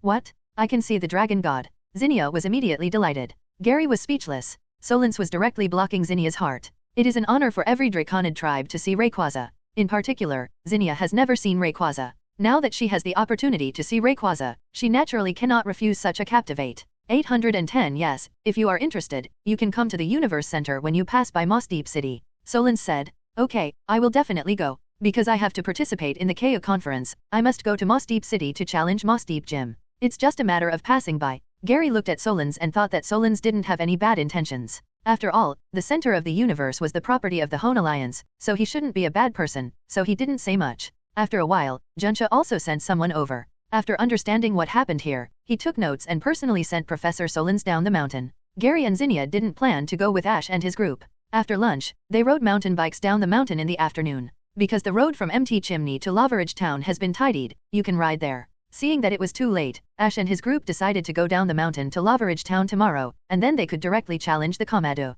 At dusk, Gary and Zinnia arrived at Lavaridge town and stayed at the Hot Spring Hotel in the Pokémon Center. The hot springs in Lavaridge town are very famous, and a bath can relieve fatigue. This was the first time for Zinnia to take a hot spring bath. After trying it, she felt extremely refreshed, the blood in her body flowed smoothly, and her fatigue was instantly eliminated. Gary, when are you going to challenge the Lavaridge gym? Zinnia asked. After agreeing to go to Moss Deep City, Zinnia wanted to go to the center of the universe right now. Don't worry, we will go to Moss Deep City sooner or later. Before you go, you'd better improve your strength. Gary said. Why? Zinnia didn't quite understand. Isn't the center of the universe in Moss Deep City the property of the Hoenn Alliance? After this period of contact, Zinnia also understood the nature of the Hoenn Alliance. It is an organization that maintains peace and stable development in the Hoenn region. It is obviously not a bad guy. Don't think too highly of the Alliance. There are bad guys in the Alliance. Some scientists can ignore the life and death of Pokemon for their own research. Gary said. Professor Cosmo doesn't look like a bad guy. Zinnia said. The center of the universe in Moss Deep City is not just Professor Solens, there are other researchers. Do you know Team Magma? Gary said. Lava Team? Those people we met on the mountain today. Zinnia asked in confusion, not understanding what the relationship between Lava Team and the center of the universe is. Yes, you just need to remember what I'm going to say next, and don't tell anyone. Gary said. Seeing Gary's cautious expression, Zinnia nodded slightly, indicating that she would not tell anyone. The leader of the Lava Team is a man named Maxi, who used to be a staff member of the Moss Deep Center of the Universe. Gary said. What? Zinnia sat up in shock, revealing a black one-piece swimsuit. Gary's old face suddenly turned red. Although Zinnia is still a child, her figure is really good, not worse than May at all. Could it be that the lava team was secretly created by the Moss Deep center of the universe? Zinnia guessed in surprise. No. Gary also admired Zinnia's guess and explained, it's just that Maxie worked in the center of the universe, and then quit the center of the universe and created the lava team. Zinnia was stunned. I originally thought that the Moss Deep Universe Center was full of good people, but it turns out that the magma team was created by people who resigned from the Moss Deep Universe Center. Not only that, the leader of the water fleet is also a resigned person from the Hoenn Alliance. Gary said. Zinnia, QAQ? Gary didn't know much about Archie, but he was sure that he had worked in the Hoenn Alliance before, otherwise how could he know so many secrets about Kyugra? No. Why can these people join the Alliance? Zinnia asked puzzled. Alliance is just a government agency, originally intended to protect the people and Pokémon in the Hoenn region, but the internal personnel are also selected from the masses, and both good and bad people will be selected in. That's why I have been asking you to hide Meteor Village. If the Magma team and the Water fleet know that there is a Rainbow Meteorite in Meteor Village, they may go to snatch Rainbow Meteorite. Gary is sure that Maxie and Archie will come to snatch if they know that there is a Rainbow Meteorite in Meteor Village. As for the reason, the energy contained in the Rainbow Meteorite can be absorbed by Kyugra and Groudon. As long as the Rainbow Meteorite is exposed to the outside, it will definitely attract the competition of Kyugra and Groudon. Zinnia only feels that the outside world is so dangerous at this moment. Before, she thought that people outside were good, but they had to spend money. Now that she knows that the leaders of the Lava Team and the Water Fleet were once members of the Alliance, she can't accept this fact. Then what about my identity? Zinnia asked. Zinnia was still thinking about completing the task assigned by her grandmother and going back to discuss with her grandmother about contacting the outside world. Now that she knows that the outside world is so dangerous, she is also worried that contacting the outside world will lead bad people to Meteor Village. There is no way. If you want to obtain a legal identity, you need to find someone from the Hoenn Alliance to help. There are risks and opportunities in doing anything. It depends on whether you can find the right person. Gary said. Zinnia buried her mouth in the water, spitting bubbles, with a depressed expression on her face. Gary didn't continue. Anyway, Gary has recommended candidates to Zinnia. The only two people that Hoenn Alliance can trust are Steven and Drake. Drake went to Meteor Village when he was young, but he didn't tell anyone about it, which shows that he is very trustworthy. Steven is of course good. Although he is the descendant of a capitalist, he is still a good person. He can sacrifice his life for the Hoenn region. He is not only rich and handsome in material terms, but also rich and handsome in spirit. After a night's rest, Gary didn't rush to challenge the Lavaridge gym. He got up early in the morning and went to the Torchic breeding house in Lavaridge town. The environment of MT Chimney is very suitable for breeder fire Pokemon, so Hoenn Alliance arranged the Torchic breeding site here. The key is because of Moore. After all, Moore is a former Elite Four of Hoenn Alliance and a Pokemon fan, so he admires Professor Oak very much. Wow, there are so many Torchics. When I came to the Torchic breeding house, I saw a bunch of Torchics in the fence. There were 10 Torchics in total. These Torchics were not afraid of humans and were pecking at stones by themselves. LV12 Torchic 3/Gym. LV10 Torchic 37 Quasi Elite. LV11 Torchic 3/Gym. LV11 Torchic 3/Quasi Elite. LV13 Torchic 3/Elite. LV15 Torchic 3/Elite. The potential of the 10 Torchics is not low. The lowest is the gym potential, and the highest is the god potential. Although there are no Torchics with higher potential, the elite potential Torchics have already met the requirements of Gary breeder Pokemon. These Torchics are to be sent to various cities in the Hoenn region to be used as Pokemon by rookie trainers. However, not every Torchic, Li Nyohao, will be sent out, and there will be a lot left every year. Torchic. The 10 Torchics in front of me have not been sent out, but they are still being kept here for the time being. If there are rookie trainers in other places, they will be sent out temporarily. After the second half of the year, if there are no rookie trainers, the village will be sold to the outside. Rookie trainers who can get Pokemon from the Alliance have paid high rookie trainer insurance, otherwise they can't get the 3 starters with such high potential. Excuse me, is anyone here? Gary shouted. Who is it? After a while, a middle-aged man in grey overalls came out of the house. Hello, my name is Gary, a trainer from Kanto region. Is the Torchic here for sale? Gary asked. Cai-kun, who was originally listless, suddenly became energetic after hearing Gary's words, and asked quickly, do you want to buy a Torchic? Yes, I plan to buy Torchic. Are you selling? Gary asked. Judging from the other party's attitude, it seems that he is eager to sell these Torchic. Although Torchic is a good Pokemon, it still costs money to breed it, even if the breeding house has the support of the Alliance. But if these Torchic cannot be sent out, the breeding house will have to keep them. If the level is too high, rookie trainer will not be able to command these Torchic. After all, the Torchic here has high potential. After 3 months of normal breeding, they will almost reach the first stage of evolution. The 10 Torchic we saw just now are almost level 16. If they are not sent out, they will evolve into Combusken. At that time, rookie trainer will definitely not be able to control them. Torchic is very dependent on trainer, but Combusken is different. After Torchic evolves into Combusken, its personality will directly change to Gaotian. If a powerful Pokemon passes by, it will go up and kick it. so CAI-kun is now having a headache about how to deal with these Torchics. After all, Torchics are not very rare Pokemon. If they are put in the takeaway auction, they may not be sold at a high price. The Pokemon at the auction pays attention to the rarity of Pokemon. The rarity of Torchics is naturally not good. If they can be given to rookie trainers for 960, they are naturally not rare. Oh, please come in quickly. CAI-kun immediately changed his face and welcomed Gary and Zinnia into the breeding house and took them to the fence. Gary, the Torchics here are all supplied to rookie trainers in various places. The potential is absolutely guaranteed. The potential of these 10 Torchics will not be lower than the gym level. CAI-kun introduced in detail. How much? Gary asked directly. I have seen the quality of these Torchics when I was outside just now, so I can just buy them directly. Not expensive, 500,000 each. CAI-kun said. Gary was stunned. Seeing Gary stunned, CAI-kun thought that the price scared Gary, and hurriedly explained, this price is not expensive. If it is put on the auction, it can be sold at least 1 million yuan. CAI-kun said the truth, but this is to put Torchic on the auction in other regions. It is not so valuable if it is put on the auction in Hoenn region. Besides, if it is put on the auction in other regions, the auction will charge a handling fee and a series of taxes. The money that can be actually obtained is only 50 or 60 yuan. CAI-kun's price of 500,000 is not expensive, but he will definitely not suffer a loss. Gary was stunned not because it was expensive, but because he thought it was cheap. After all, there are 2 Torchic with elite potential here, and the price of 500,000 is definitely not expensive. If those trainers who specialize in fire Pokemon knew, they would definitely be willing to pay double the price to buy these 2 turkeys. The price is fine, then can I choose the Torchic myself? Gary asked. Of course, do you need my help?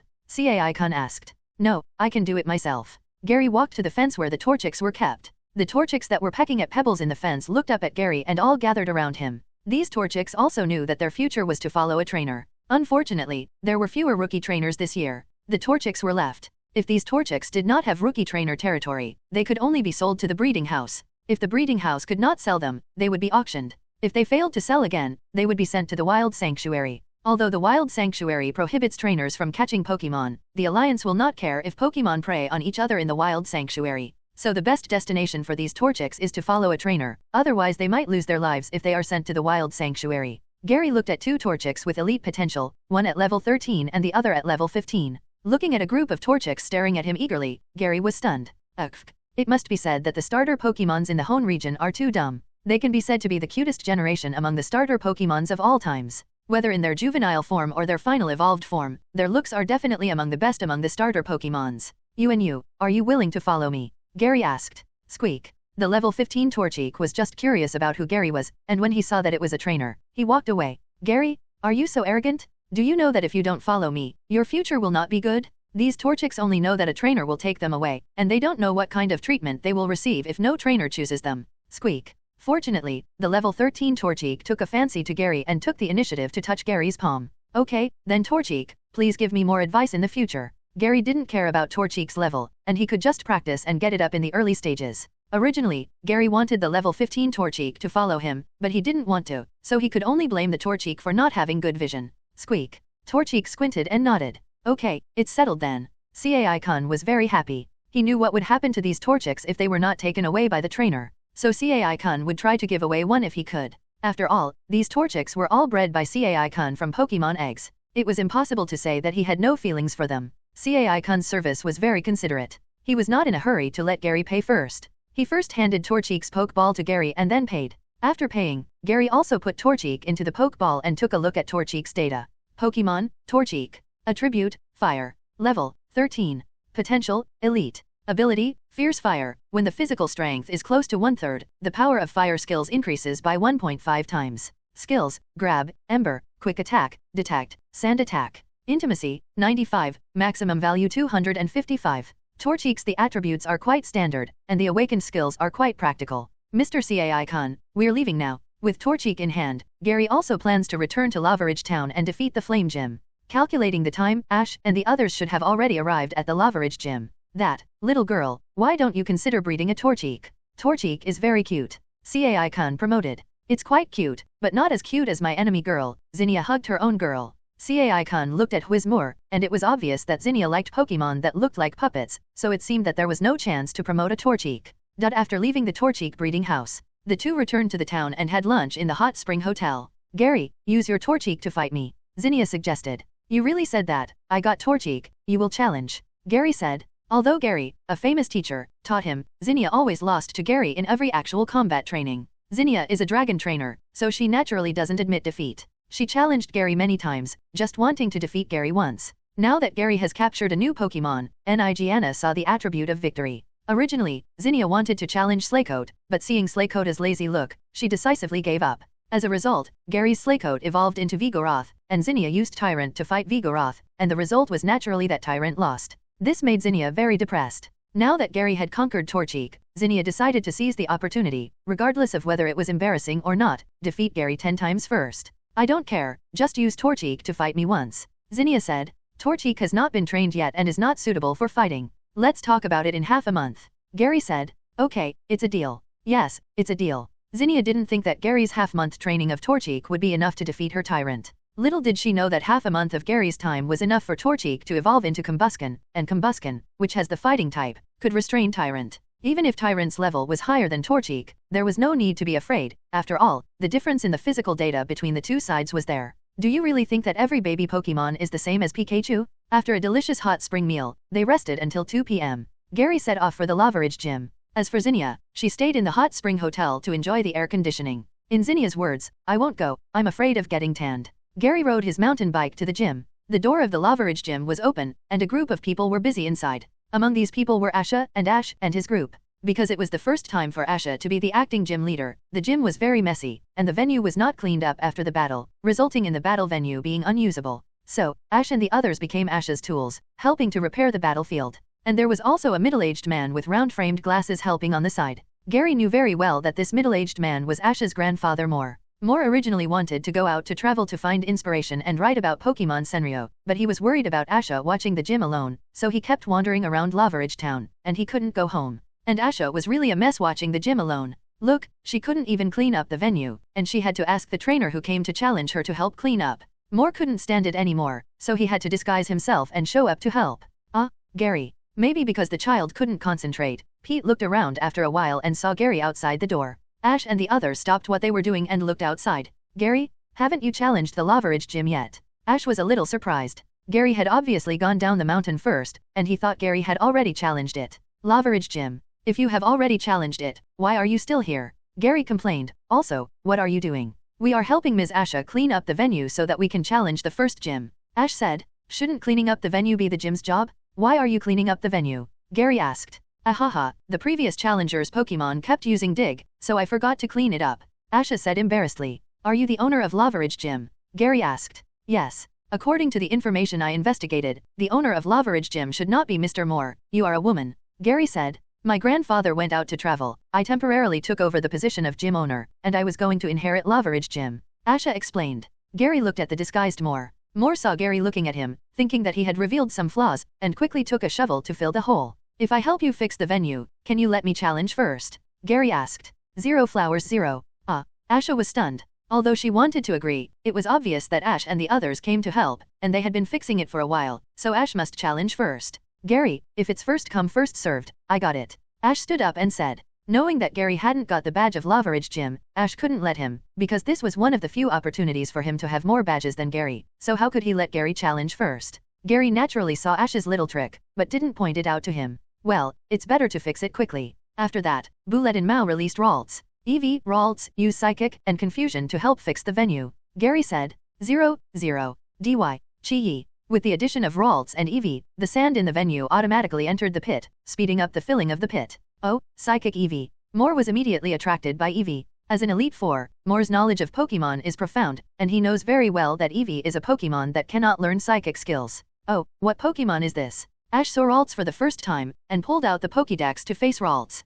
Pokédex, Ralts, a feeling Pokemon, the pre-evolution form of Kurla, has the ability to use the horns on its head to sense human emotions. It rarely appears in front of humans, but when it senses positive emotions, it will automatically approach.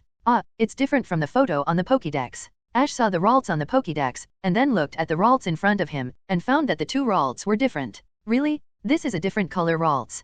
Pete said in shock. Xiaogang and Mei also stared at Ralts immediately, with a curious look on their faces. Ralts, who was busy, saw Ash and the others staring at him, and was immediately scared to put down his work and teleported directly to Gary's side. Don't stare at Ralts all the time, it's quite strange. Gary reminded. Although Ralts was very lively with Wally before, He would return to his timid personality when he met a stranger. 9. Seeing Ralts was shy, Ash and the others stopped staring at Ralts. With the help of Evie and Ralts, the venue was quickly cleaned up. Asha also warmly invited everyone to have afternoon tea. They decided to rest for a while before the gym battle. Miss Asha, can you see the badge of Lavaridge gym? Pete drank a glass of juice and asked curiously. Badge? Asha was stunned. What's wrong? Pete didn't understand why Asha was like this. It wasn't an excessive request to see the badge of the gym. I don't think I will lose the gym battle, so I didn't bring the badge with me, Asha said. Everyone also admired Asha's confidence. Others didn't know Asha's strength, but Bullet and Mao knew it very well. How dare she say that she wouldn't lose? I didn't know that. I thought Moore left his Pokémon 260 in the gym. Then there must be a badge. Pete said. Of course there is a badge. I'll go find it, Asha said. Everyone was sweating profusely. He had been a gym leader for 3 days, but he didn't even wear a badge. Moore, who was in disguise, felt ashamed and was glad that he didn't really go out to travel, otherwise the gym would be a mess. Yasha lived up to everyone's expectations and didn't find the badge. In the end, Moore pretended to go to the bathroom and found the box with the badge in the bathroom and gave it to Yasha. We have the badge. Let's take a break and the gym battle can start, Yasha said. By the way, where is the referee in the gym? Moore asked. There is no referee, Yasha said. Moore almost vomited blood. Since there was no referee, how did the gym battle go on before? Ms. Yasha, if there is no referee, the gym battle can't go on. Then there was no referee in the gym battle before. May and Pete grew up in the gym and knew the rules of the gym very well. Because you need to get a badge to participate in the KO conference, in order to ensure that the participating trainers do not cheat, the Alliance will ask the gym leaders of each gym. But Asha is different. She is now the acting gym leader, and the gym battle must be completed under the witness of the referee. If there is no referee, the acting gym leader conducts the gym battle without authorization. Even if the challenger wins, it will not count. In the past, it was Grandpa's disciples who served as referees. Asha said. What about him? May asked. Grandpa went on a trip, and that person is resting. Asha said. Everyone was speechless. This Asha is really unreliable. If there is no referee, even if Ash wins the gym, he will not be recognized by the Alliance. Pete said. Ash was speechless for Asha. Ash himself is very careless, and he didn't expect to meet a gym trainer who is more careless than himself. The key is that Ash came to challenge the gym today with great enthusiasm, but he worked for others for free, and in the end, he still couldn't have a gym battle because there was no referee. What should I do? Ash asked hurriedly. Upward arrow. Just when Asha was in trouble, Moore couldn't help but stand up and said, let me be the referee. I have the Alliance's referee certificate and can be the referee of the gym match at any time. Everyone was shocked. They were not referees and didn't know whether what Moore said was true or false, but it seemed to be okay. Is this okay? Asha said uncertainly. Of course, you guys go into the gym and fight the boss quickly, Moore said. Gary couldn't stand it anymore and took the initiative to say, Mr. Moore, don't hide your identity. As soon as these words came out, everyone was stunned and looked at the disguised Moore. Grandpa. Asha also called out tentatively. Since the person in front of her appeared, Asha has always felt strange. Not only did he help to tidy up the venue, but he also knew where the badge was. Moore didn't expect that he would be recognized, so he took off the disguise on his face and revealed his true appearance. Grandpa? It's really you? Asha was a little skeptical at first, but now she is sure that it is her grandfather. Grandpa, didn't you go on a trip? Why are you back? Shay asked in surprise. Gary was a little confused. Why did Asha sound like she didn't welcome Moore? Because if Moore was in the gym owner would be Moore, and Asha would be the gym assistant at most. If Moore wasn't there, Asha would be the tiger, and the monkey would be the totem. As the saying goes, there is no prince who has been a prince for 30 years. For Asha, there is no gym assistant who has been a gym assistant for more than 20 years. Moore sighed, it's because I'm worried about you. Look, you have managed the gym like this in just 3 days. Hehe. Grandpa. Asha was also embarrassed. She didn't expect that in 3 days, the gym would be like this. Forget it, I'll coach you for a while, and then I'll go out to travel. Moore said. Moore decided to train Asha for a few months so that he could be assured when he went out to travel. Okay. Asha nodded repeatedly. Although she could be the boss of her own business during these 3 days, it was really a mess. It was more reassuring to have Moore around. Then Ash, you fight first, I'll come back tomorrow, Gary said. The main reason why Gary stayed here was to drive Team Rocket away, otherwise it would delay Ash's challenge process. At present, the 3 members of Team Rocket have not appeared, and they should not appear again, so there is no need for Gary to stay. Are you not going to challenge? Ash asked. Ms. Asha wants to fight you. No matter whether she wins or loses, her Pokémon can no longer fight. If I stay, there will be no gym battles to fight. Gary said. It's okay, I can fight you, Moore said. JV. Gary was stunned. He didn't expect Moore to be willing to fight him. Moore was a former Elite Four. Although he would send Pokémon according to the strength of the trainer, his strength of 2.2 times is comparable to that of ordinary gym trainers. Ding! Task released. 1 Get Lavaridge Gym Badge / Reward, Intermediate Rare Candy X5, Rock Tomb Permanent Skill Learner, Top Charcoal X1. 2 use Hoenn region Pokemon to get Lavaridge gym badge / reward, intermediate rare candy X5, fire type permanent skill learner, random in battle effect item X1. Okay. Hearing the task released by the system, Gary decisively agreed. It is a rare opportunity to fight with Moore. Mr. Moore, I also want to fight with you, Ash suddenly said. Ash was so eager to come to the gym today because he knew that Moore of Lavaridge Gym was the former Elite Four, but the gym leader was replaced. Now that he has the opportunity to fight Moore, Ash naturally wants to fight Moore. No, Ash, you don't want to fight me. It was Ash's turn to be speechless. She had been ready to fight Ash for a long time. Now Ash asked to fight his grandfather, and Asha suddenly felt a sense of loss as if something was robbed. I really want to fight you, Miss Asha, but I want to fight Mr. Moore, Ash said. Asha was very angry. Ash was just a jerk.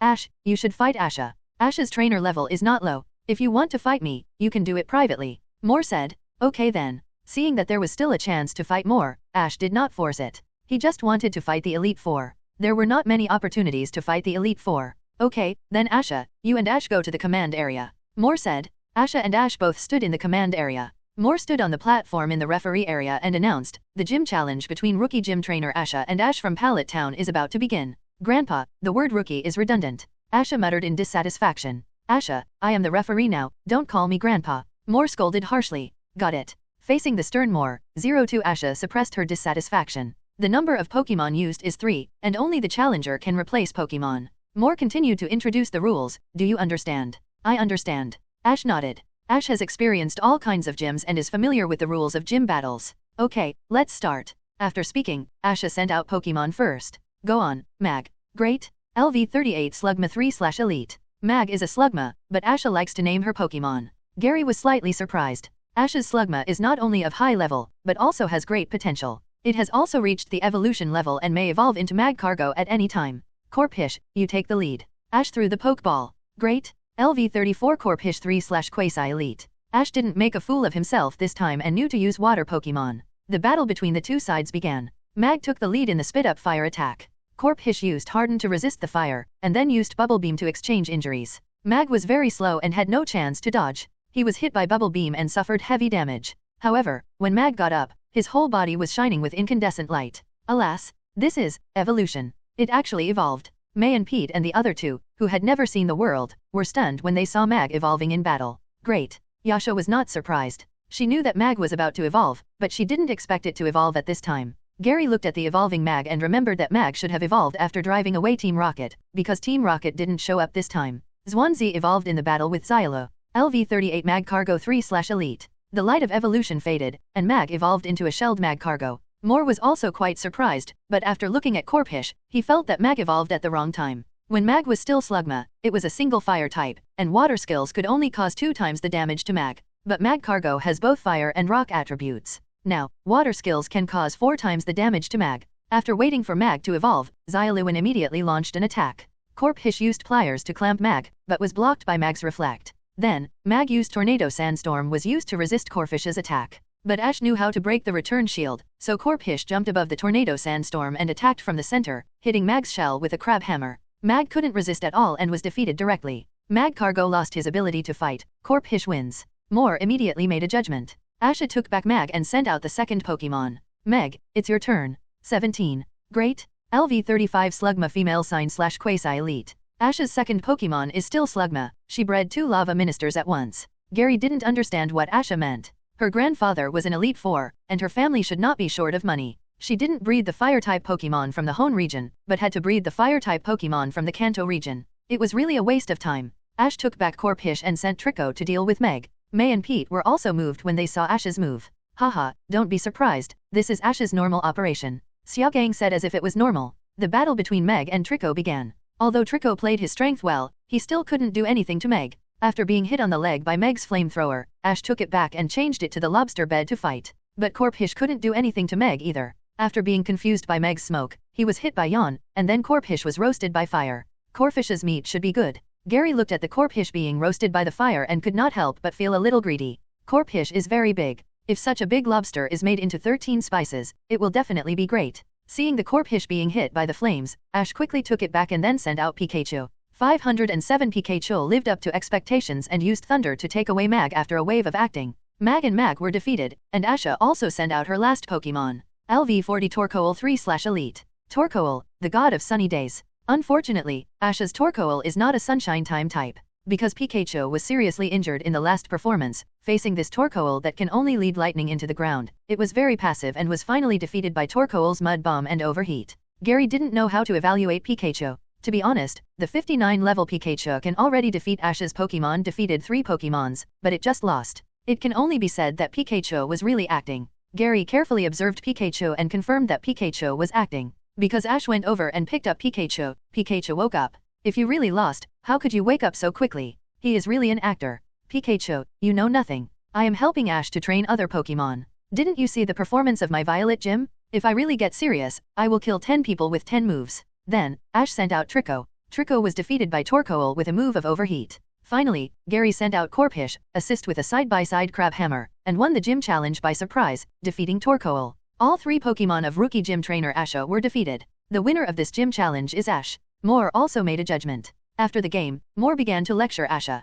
Tell Asha that Overheat is a Fire-type ultimate move and must be saved for last, because Overheat skills have side effects. Each time it is used, the user's special attack is reduced by 2 levels. So the later Overheat is used, the lower the Pokemon's special attack will be. Most Fire-type Pokemon use special attacks, so Overheat should be used with caution. Sorry, I won't do it next time, Grandpa. Asha also saw her mistake. Sometimes her personality is like a Fire-type Pokemon, and she likes to use ultimate moves to defeat rival in one go. Okay, send your Pokemon to treatment, and you will be the referee later. Moore said. Yes. Asha immediately took Ash to the treatment room in the gym, put the injured and defeated Pokemon into the treatment equipment for treatment, and then hurried out to watch the game. Ash also ran out in a hurry, because he really wanted to see how strong Gary is now. Gary said that he would use the Pokemon captured in the Hand Trap region at the Evergrande conference this time. Since they parted at Petalburg Woods, Ash didn't know how strong Gary was, so it was a good opportunity to see how strong Gary is now. Seeing Asha coming back, Gary and Moore both stood in the command area. The gym challenge between gym trainer Moore and Gary from Pallet Town will begin next.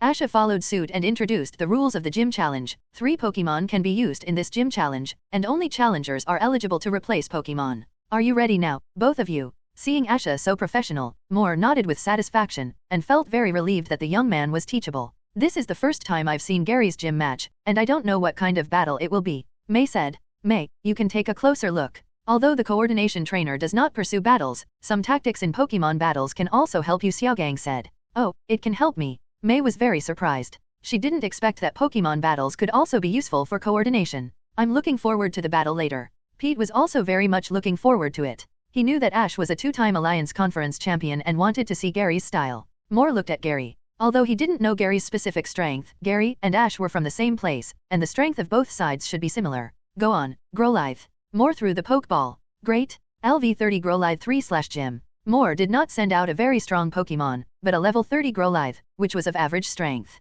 Among the task rewards issued by the system, there was only intermediate rare candy, which means that Moore would not send out 2 strong Pokemon to deal with the gym challenge. Breloom, I leave it to you. Gary threw the Pokeball. Great. LV31 Breloom 3/Gym. Oh, a different colored Breloom. Moore was slightly surprised to see Breloom, and he did not expect to see a different colored Breloom. What Pokemon is this? Ash, who was watching the battle, took out the Pokédex and scanned Breloom. Pokédex, Breloom, a mushroom Pokemon, the evolution of Shroomish, spreads poisonous spores, which will give rival, who is in pain from inhaling the spores, a heavy punch. In fact, Gary didn't want to do it, but the Pokemon Gary captured in the Hoenn region, currently only Breloom, Gravel, Laren, and Latios can be used to deal with the perfunctory gym. I don't need to learn this. Xiaogang said awkwardly. Breloom is a grass-type Pokemon. Why did Gary send out a grass-type Pokemon? Do I need to learn this? May asked. Arcanine also reacted and spit up flames at Breloom. Contest condition. Breloom wailed in pain, and his wrist was pressed by the flame, for money. The hot flame instantly burned Breloom's wrist black, but a large number of spores burst out from the part bitten by Growlithe. Gary didn't dare to let Arcanine take the flames head-on. Fight. Breloom, dig. Gary ordered. Because they were too close, a large number of spores poured into Growlithe's mouth. Growlithe immediately let go, and immediately felt that his mouth lost consciousness, and his body quickly became stiff, falling into paralysis. Sending out the reverse attribute Pokemon to fight is not Gary's style. The remaining 3 Pokemon, except Laren, are restrained by Fire-type Pokemon. Moore is worthy of being a Fire Elite, and he fights according to Growlithe's own characteristics. Laren is the highest level, and he can't use it right away, so it's the evolved form of Shroomish. Ash remembered that Gary had captured Shroomish, but he didn't expect that after Shroomish evolved, its appearance was so different that he didn't recognize it for a while. Use Odor Sleuth. Moore said. Asha saw this scene and her brows jumped wildly. The site that had been repaired with great difficulty had to be renovated again later. Gary didn't learn the good things, but why did he learn from Ash? Gary doesn't plan to use Latios. After all, if he uses Latios, the gym battle will be boring. Breloom had already come under Growlithe, breaking out of the ground directly, with thick earth power on his fists, but Breloom had just broken through the ground and was ready to attack. Breloom went underground to avoid the flames. Moore saw Growlithe suddenly let go, and thought it was Growlithe's own decision, and continued to order, "Don't give Breloom a chance to breathe, Flamethrower. You actually sent out a Grass-type Pokemon. Let me see your strength. Growlithe, use Flamethrower." Moore attacked. Growlithe's nose twitched, and the breath of the Dog King instantly locked on Breloom's position. Growlithe, use Odor Sleuth to lock on Breloom's position, dodge Rival's attack, and use Fire Fang. Moore ordered calmly. Send Breloom was on the field, but there was nothing he could do. Gary hadn't caught a single Water-type Pokemon yet. Growlithe prejudged Breloom's attack route, first pulled away, then pounced on him, and bit the earth power on Breloom's fist with a flaming Fire Fang in his mouth. Breloom quickly rushed to Arcanine and punched Growlithe under the forehead, knocking him back several meters away. Dag, whoosh, Breloom immediately burrowed into the ground. Gary had tried hard and often went fishing, but he had never caught a satisfactory Water-type Pokemon. The main reason was that the Water-type Pokemon in the Hoenn region were not good enough. There were only 2 Water-type Pokemon that satisfied Gary, Melodic and Swampert. Gary didn't want to breeder the rest of the Water-type Pokemon. Gary also immediately ordered Mach Punch. Growlithe spit up flames at Breloom. Dig. Growlithe was embarrassed because it was paralyzed and its sense of smell was instantly disabled, and it couldn't distinguish the smell for a while. Growlithe, what's wrong with you? Moore also found that Growlithe was a little bit wrong at this time, but he didn't know what was wrong with Growlithe. Growlithe was also very uncomfortable because it was paralyzed by inhaling spores, and there was something wrong with its sense of smell, and it didn't know how to express it. Growlithe let the flames surround the whole body. Although Moore didn't know what was wrong with Growlithe, he still knew that the most important thing to do was to deal with the current crisis.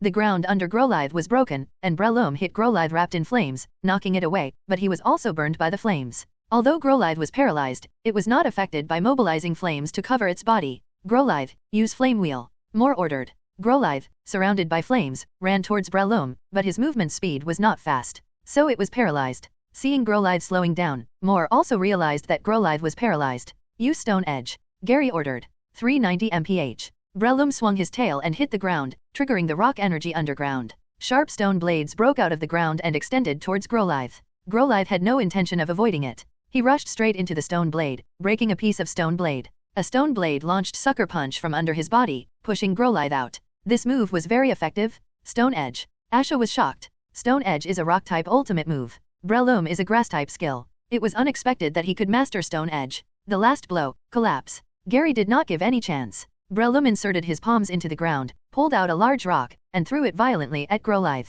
The large rock broke when it came above Growlithe, and turned into countless stones and fell down. Awah! Growlithe wailed and was drowned by the rock. When the dust dispersed, Growlithe's originally red hair was dyed earthy, and it became a small earthen dog, with its eyes spinning in circles. Growlithe lost its ability to fight. Breloom won. Asha preached in the same way. It actually has rock-type skills. Moore looked at Breloom, and the clay ball took Growlithe back. Gary, it seems that you are very good at breeder Pokemon. Moore praised. I praised it immediately. It's not bad. Gary's face was calm, but he was a little embarrassed inside. It is very difficult for a Pokemon to learn other attribute skills, especially if the Pokemon is young. It will take longer to learn skills. Gary's Breloom was bred from Shroomish, and only 3 months have passed. Not only has it reached the elite level, but its skill pool has also expanded. Moore is an elite 4. Although he is old, he still has a vision. He can tell at a glance that Breloom is not an ordinary Breloom, and his talent must be very high. Little did he know that the skills that Breloom mastered were all taught by Gary. Very good, Combusken, use the Flame Vortex.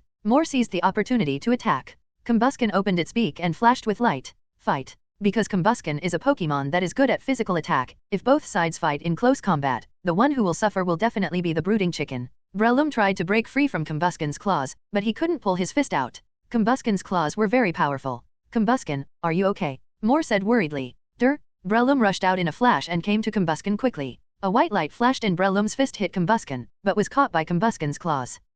Unfortunately, after being hit by the flame vortex, Breloom could not be replaced for the time being. Really? Then let me see how you can deal with this Pokemon. Moore said, throwing a Pokeball. Breloom was also hit by the flame vortex. Oh, it's the evolution of Torchic. May was surprised. She didn't expect that the cute Torchic would become so strong after evolution. Breloom, 242. On the field, the flame vortex dissipated. Breloom did not fall, but his body was covered with burns, and the damage caused to Breloom by Growlithe before, it was already a spent force. LV33 Combustion 3/Elite. This Breloom actually awakened Dynamic Punch. Moore knew that Breloom could awaken Dynamic Punch. Combustion, wake up quickly, use Flamethrower. Moore shouted loudly, hoping to wake up Combustion. Seeing this, Gary immediately ordered, use the other hand, use Dynamic Punch. Kuka. But Dynamic Punch should be awakened when Breloom reaches a very high level. In front of him, Gary's Breloom obviously did not reach the standard level, but it awakened in advance. What kind of Pokemon is this? May also took out the Pokédex to scan the Combustion. Gary looked at Moore's Combustion and originally planned to replace Breloom, but since it was Combustion, there was no need to replace Breloom. Moore's Combustion has great potential, and it is actually at the elite level. Breloom, use Leech Seed. Gary ordered. Breloom shouted loudly, and his other fist covered with fighting spirit hit Combustion, and flames spurted out of the strong chicken's mouth.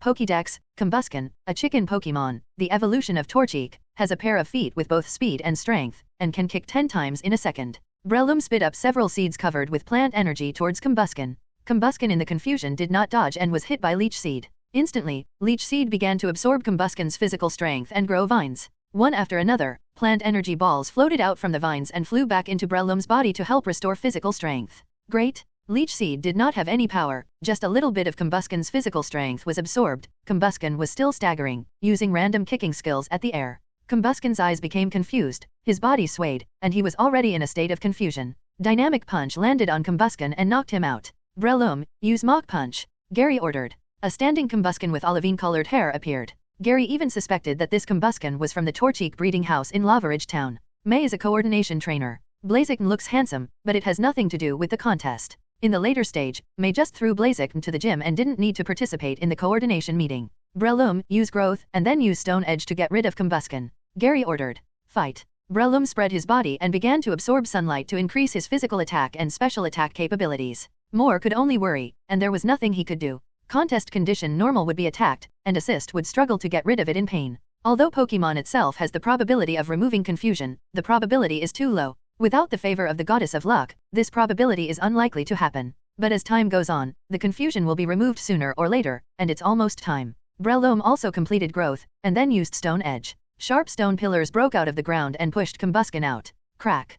Combustion, who was hit by Stone Edge, wailed in pain, and the confusion in his eyes dissipated, and the confusion was removed. Come on, Stone Edge. Gary didn't expect Combustion to not fall down and attack again. Use Aerial Ace. Moore counterattacked at the same time. Combustion used his legs to exert force, the power of Assist Horacio, and jumped up, spreading his arms and flying high. Yes, Combustion flew up. Gary was stunned. The same was true for Breloom. Its Stone Edge method was to attack from underground, which could not reach the sky. Click. Combustion assisted R&D and accelerated, as fast as a ghost, and instantly circled behind Breloom. Bang! Fight. Breloom howled violently, and felt a sharp pain in his back. His body flew forward and fell to the ground, losing consciousness. Breloom lost his ability to fight. Combustion won. Asha announced immediately. Gary's Breloom lost. May exclaimed. It's not bad, at least he has defeated Growlithe, and Breloom also injured Combustion. Pete analyzed rationally, he was still optimistic about Gary. Ash and Xiaogang didn't have any comments, so they watched silently, wanting to see who Gary would send out as the second Pokemon. Thank you for your hard work. Your efforts will not be in vain. Gary took back Breloom and threw a Pokeball. Grovel, please. Great. LV32 Grovel 3/Elite. Huh? Why did Gary send out another Grass-type Pokemon? May asked in surprise. This. Look carefully. Maybe Gary has his own ideas. Xiaogang was confused. He couldn't figure out why Gary wanted to fight with the reverse attribute. Gary didn't want to either. If the mission didn't require the use of Pokemon from the Hoenn region, Bullet Mao didn't want to send out the reverse attribute Pokemon to fight. Ralts can restrain Combustion, but Ralts is too low level, not rival at all. Bagon and Torchic are too low level, so they will die if they go up.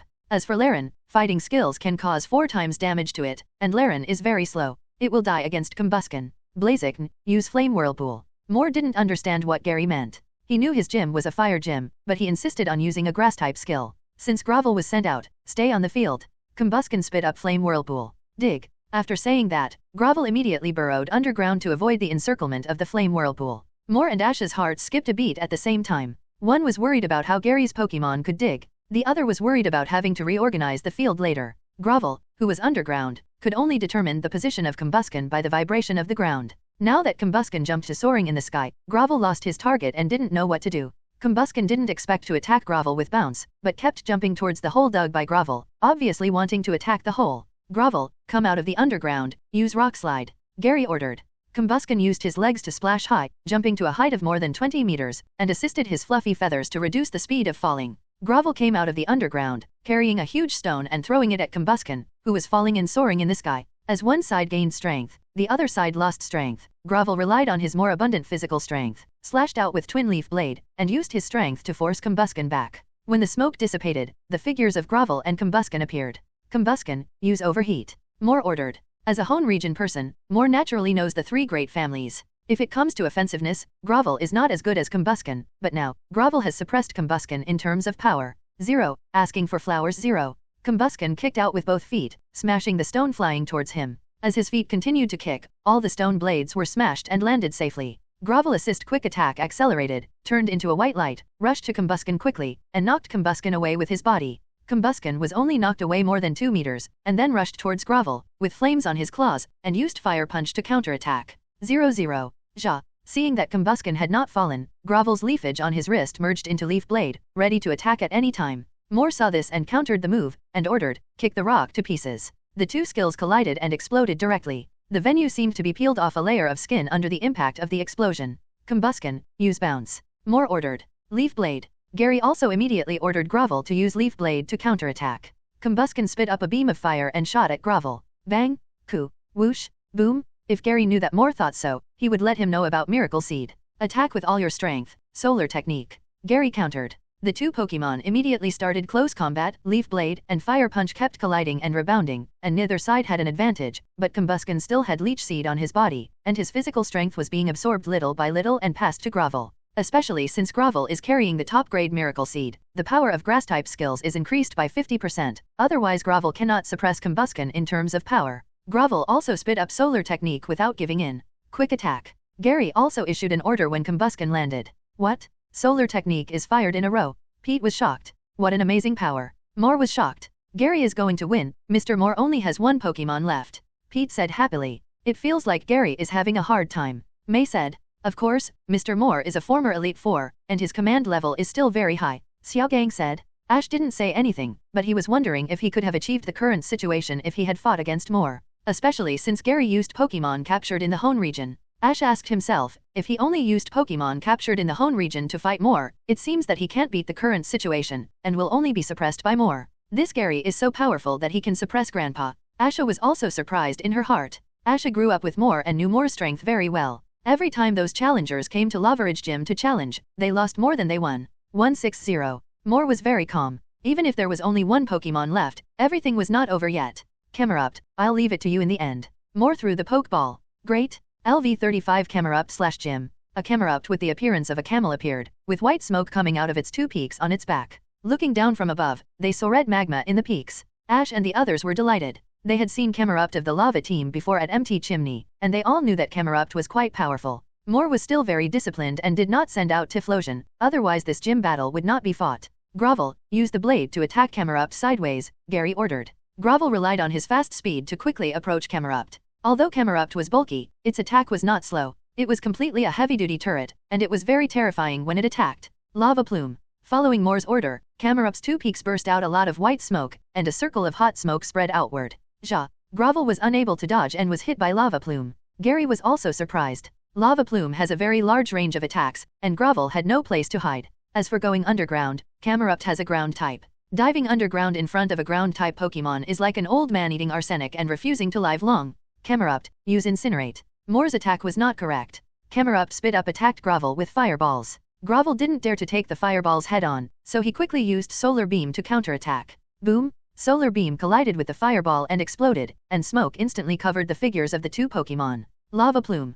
Camerupt used Lava Plume, and the thick smoke from the drum blew away the smoke, but there was no trace of Grovel on the field. Huh? Where is Grovel? Where did he go? May and Pete were both confused. More was stunned for a moment, and quickly ordered, underground, use Bulldoze. Camerupt raised his foot towards ground Bulldoze. Bang! At the moment when Camerupt's hoof landed, Grovel broke out of the ground and appeared 3 meters away from eruption. Leaf Blade. In order to avoid the damage of Bulldoze, Grovel jumped away, and the leafage from his arms and wrists merged into 2 leaf blades, and slashed at Camerupt with one knife.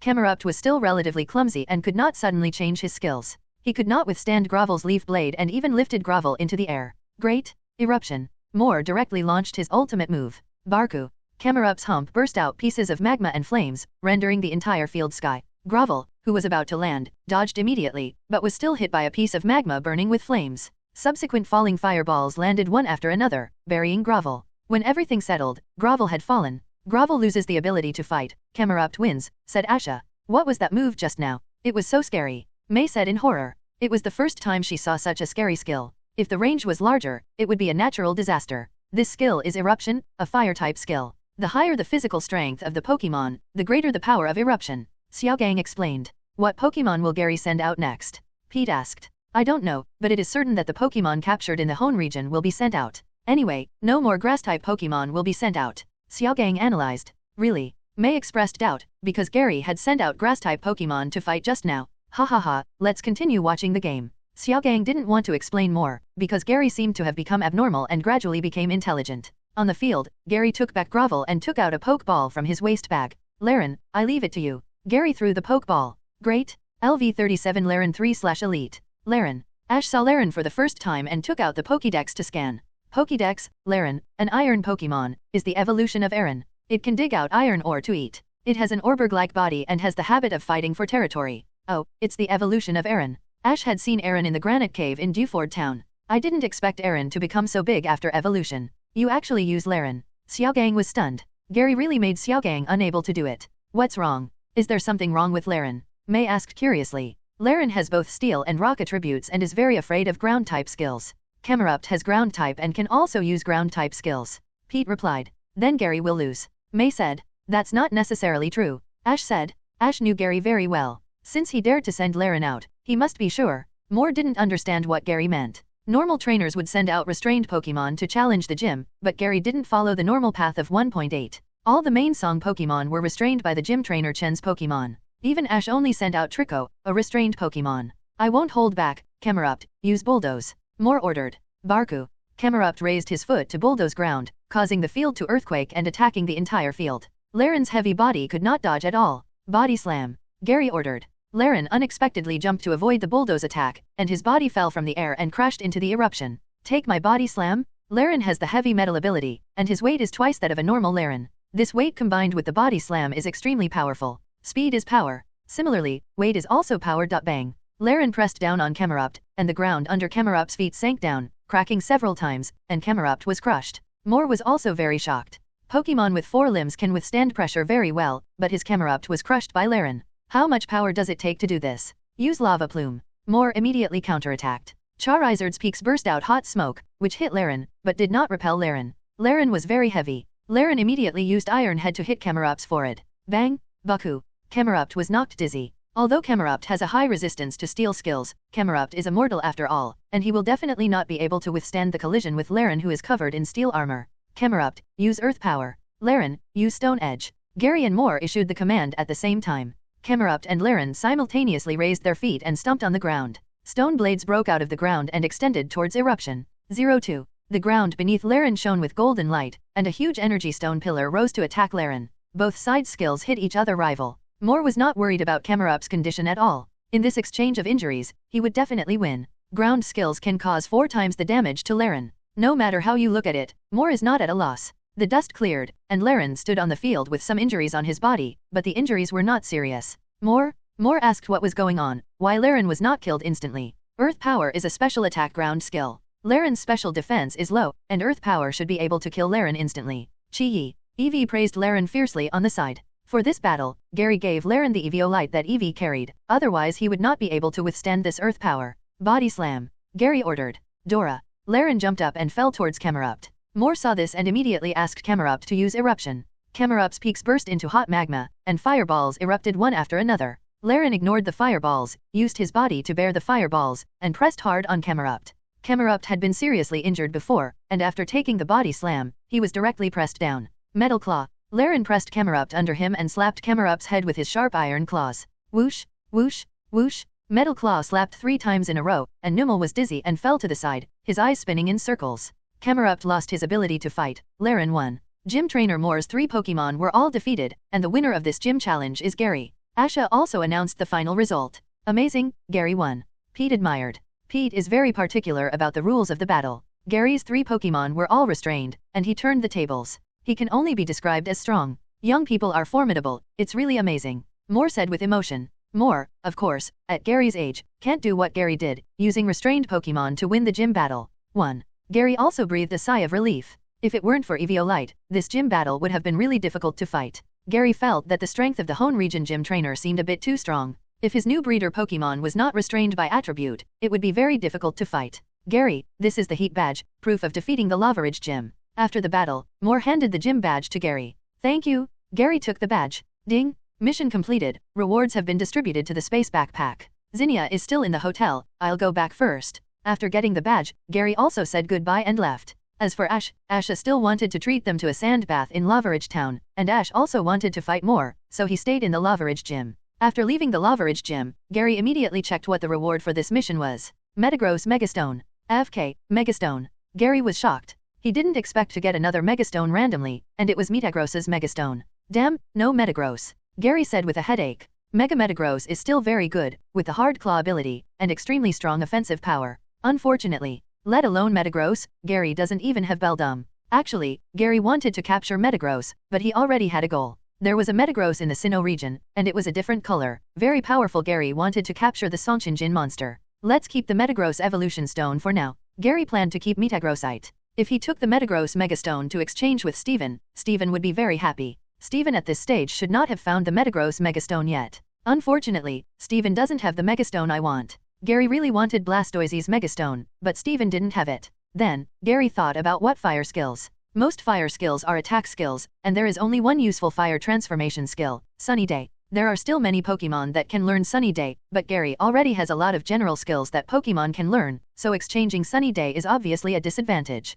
As for Blast Burn, only the Fire Master of the 3 Pokemon can learn it, so the practical rate is not high. The key is that the skill learning device rewarded by the system can only be used on Gary's Pokemon, not on other people's Pokemon. Otherwise, Gary can open a skill teaching to teach skills, and he will become the richest man in the world in a short time. Just choose to go all out. Gary thought about it and decided to choose a Fire-type physical attack skill. Go all out is a new Fire-type physical attack skill in the Zuza version, with a power of 75, but this skill has an effect. If the skill in the previous round did not hit rival, or the Pokemon itself cannot move, the power of Go All Out will double. In this case, Pokemon can use the Destruction Death Beam to deliberately make itself unable to move, and then use Go All Out to attack. The key is that Gyarados can learn this skill. Gyarados is a physical attacker. After mastering Go All Out, it is very terrifying. Skill exchange successful. After exchanging for the skill Go Fighting, Gary decisively taught it to Torchic and Tyrannosaurus, because both of them could learn it. After teaching the skills to Tyrannosaurus and Torchic, Gary waited for the Pokemon to be healed before returning to the inn to find Zinnia.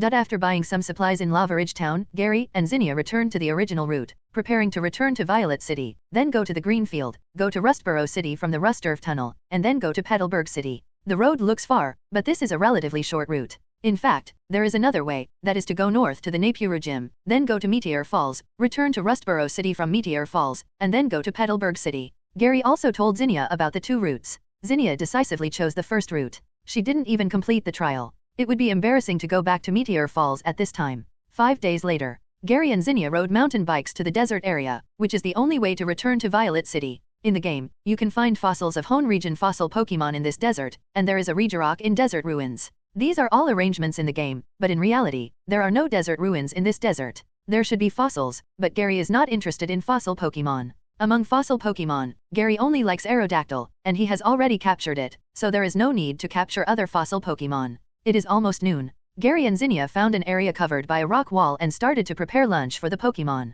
Following Gary for such a long time, Zinnia also prepared Pokemon feed and was busy distributing the feed. Suddenly, a Trapinch came out from the sand not far away. It's Trapinch. Zinnia was delighted when she saw Trapinch. She lives in Meteor Village, and there are breeder Trapinch in the village. Xena also knows that the ant can eventually evolve into a dragon-type Flagon. Gary also looked at Trapinch. LV20 Trapinch 3/Elite. This Trapinch has the potential to be an elite, and is obviously not suitable for catching a breeder. This Trapinch has little potential, so I suggest you don't catch it. Gary said. Really? Then there should be other Trapinch here. Zinnia said. Trapinch itself lives in dry deserts. There should be quite a few in this desert, but I suggest you better not go. Giant is not a friendly Pokemon in the wild. Gary reminded. How could it be? Trapinch is so cute. Zinnia looked at the Trapinch in front of her and felt that Trapinch was very cute, not unfriendly at all. Trapinch is a carnivorous Pokemon. Someone in your village is raising it. Wild Trapinch will lurk in the sand and deliberately create quicksand. Once a creature falls into the quicksand, it can't get out and will eventually become food for Trapinch. Gary introduced. You're kidding. Zinnia was terrified and couldn't believe it. Not only is Trapinch dangerous, but even the evolved Vibrava and Flagon are very dangerous Pokémon. Especially Flagon will make a beautiful song, deliberately attract people into the desert, trap them in the desert, and share prey with Crocodile. Gary said. Zinnia was like being hit by a bolt strike. In her eyes, all Dragon Breath Pokémon are very friendly. She never thought that Flagon is so cruel. Seeing that Zinnia still didn't believe it, Gary picked up a stone beside the fire and threw it towards the location of Trapinch. The stone hit the sand and instantly fell into the sand. Trapinch immediately crunched the stone, and the stone was directly crushed by the bite. Zinnia, _ if you still don't believe it, you can try to get closer, as long as you are not afraid of being bitten off a piece of meat. Gary said. No, I believe it. Zinnia shook her head like a rattle and immediately moved away from Trapinch. Zinnia knew Eevee's strength very well. She thought Eevee was weak before, but since she accepted the training formulated by Gary, she realized that Eevee was very strong, and all her Pokémon together were no match for Eevee. Then I'll go. The growl just now should be the growl of Pokémon, right? Is it the growl of Crocodile? Zinnia asked. Zinnia originally wanted to subdue Trapinch, but now that she knew Trapinch's habits, she suddenly felt a little repulsive. Gary was stunned when he saw the name of the Pokémon. Dongu. Chai. Okay, then Eevee, you accompany Zinnia to see it, and I'll stay and prepare food. Gary said. Should we go over and take a look?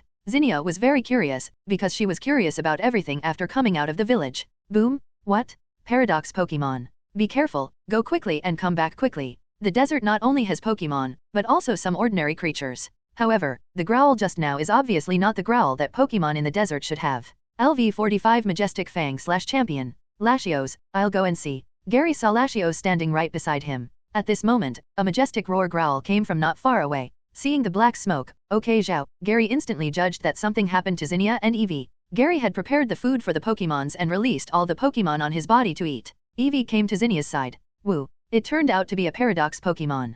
Gary and Zinnia were both startled, not knowing what happened. All the Trapinch hiding in the sand hid in the fool and dared not show their heads. Why haven't you come back yet? Gary looked at the direction where Zinnia left and asked in confusion. The growl just now was very loud. It felt that only a large Pokémon could make such a loud sound. It was very similar to the growl of Mamoswine, but this is a desert, so it definitely couldn't be Mamoswine's. Shouldn't the paradox Pokémon appear in the Padaya region? In less than a minute, Gary arrived at the place where the black smoke was floating, and saw Eevee confronting a huge Pokémon. The Pokémon confronting Eevee was a four-legged Pokémon, with a height of more than 2 meters, but a body length of more than 3 meters. Compared with Eevee, it was definitely a behemoth. Latios didn't care about continuing to eat, and quickly took Gary to the direction of the black smoke. I'm not sure, but it shouldn't be Crocodile. After Gary gave a warning, he continued to work on his work. With Eevee following him, there was no Pokémon in this desert that could hurt Zinnia. The next moment, there was an explosion in the distance, and a wisp of black smoke rose up. More than 20 minutes later, something happened. How could it appear in the Hoenn region?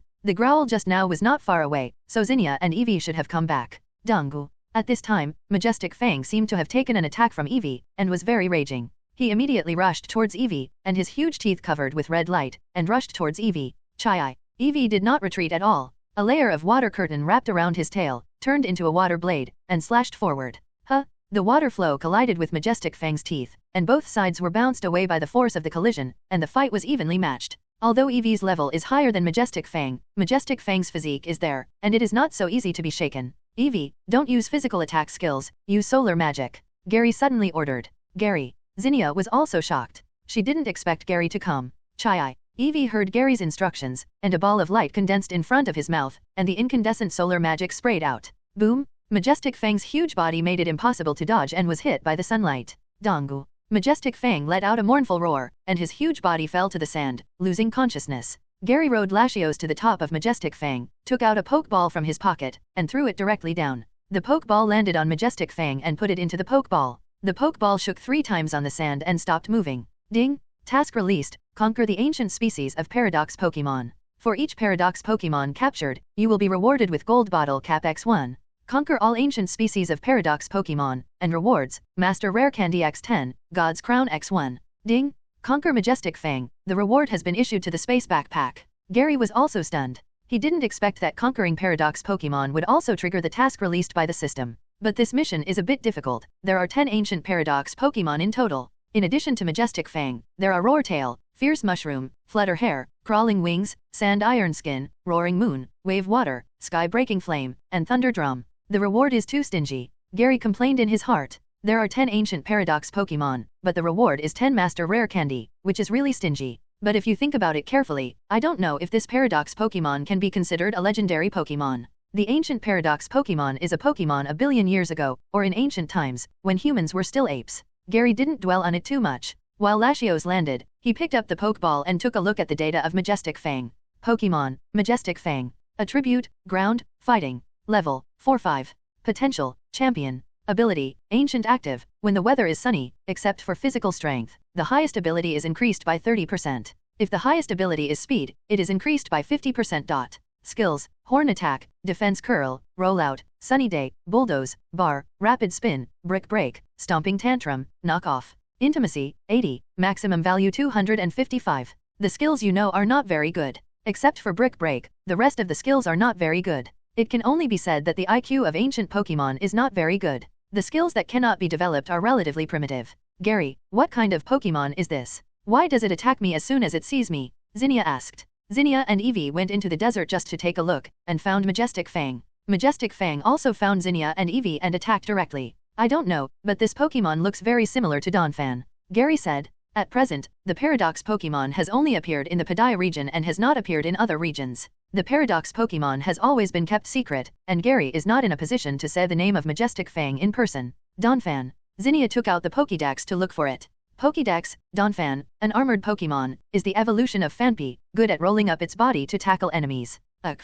It looks a bit like it, but why is the tooth so big? Zinnia looked at the photo on the Pokédex. Donphan and Majestic Fang are indeed very similar, but the difference is also quite big. Majestic Fang is a bit like the final evolution of Donphan. It may be a Pokemon from other regions. Gary said. Is there any Pokemon you don't know? Zinnia asked in confusion. Gary usually has a very deep understanding of Pokemon. How could there be Pokemon that Gary doesn't know? Of course there are. I'm just a child. The world is so big and there are many unknown Pokemon. But I can ask my grandfather. He should know. Gary said. Paradox Pokemon is the latest Pokemon discovered, and it was discovered only within the past 5 or 6 years. Only the Padiah Alliance knows that Paradox Pokemon exists, and the rest of the Alliance is not aware of it. Professor Oak may not have seen Paradox Pokemon, but he should know that Paradox Pokemon exists. However, Xian Gui cannot be handed over to Dabo Wang for now. Judging from Xian Gui Fang's data, his intimacy with Gary is only 80, which means that Xian Gui Fang is relatively unfamiliar with humans and should have appeared in this area not long ago. But Gary is very strange.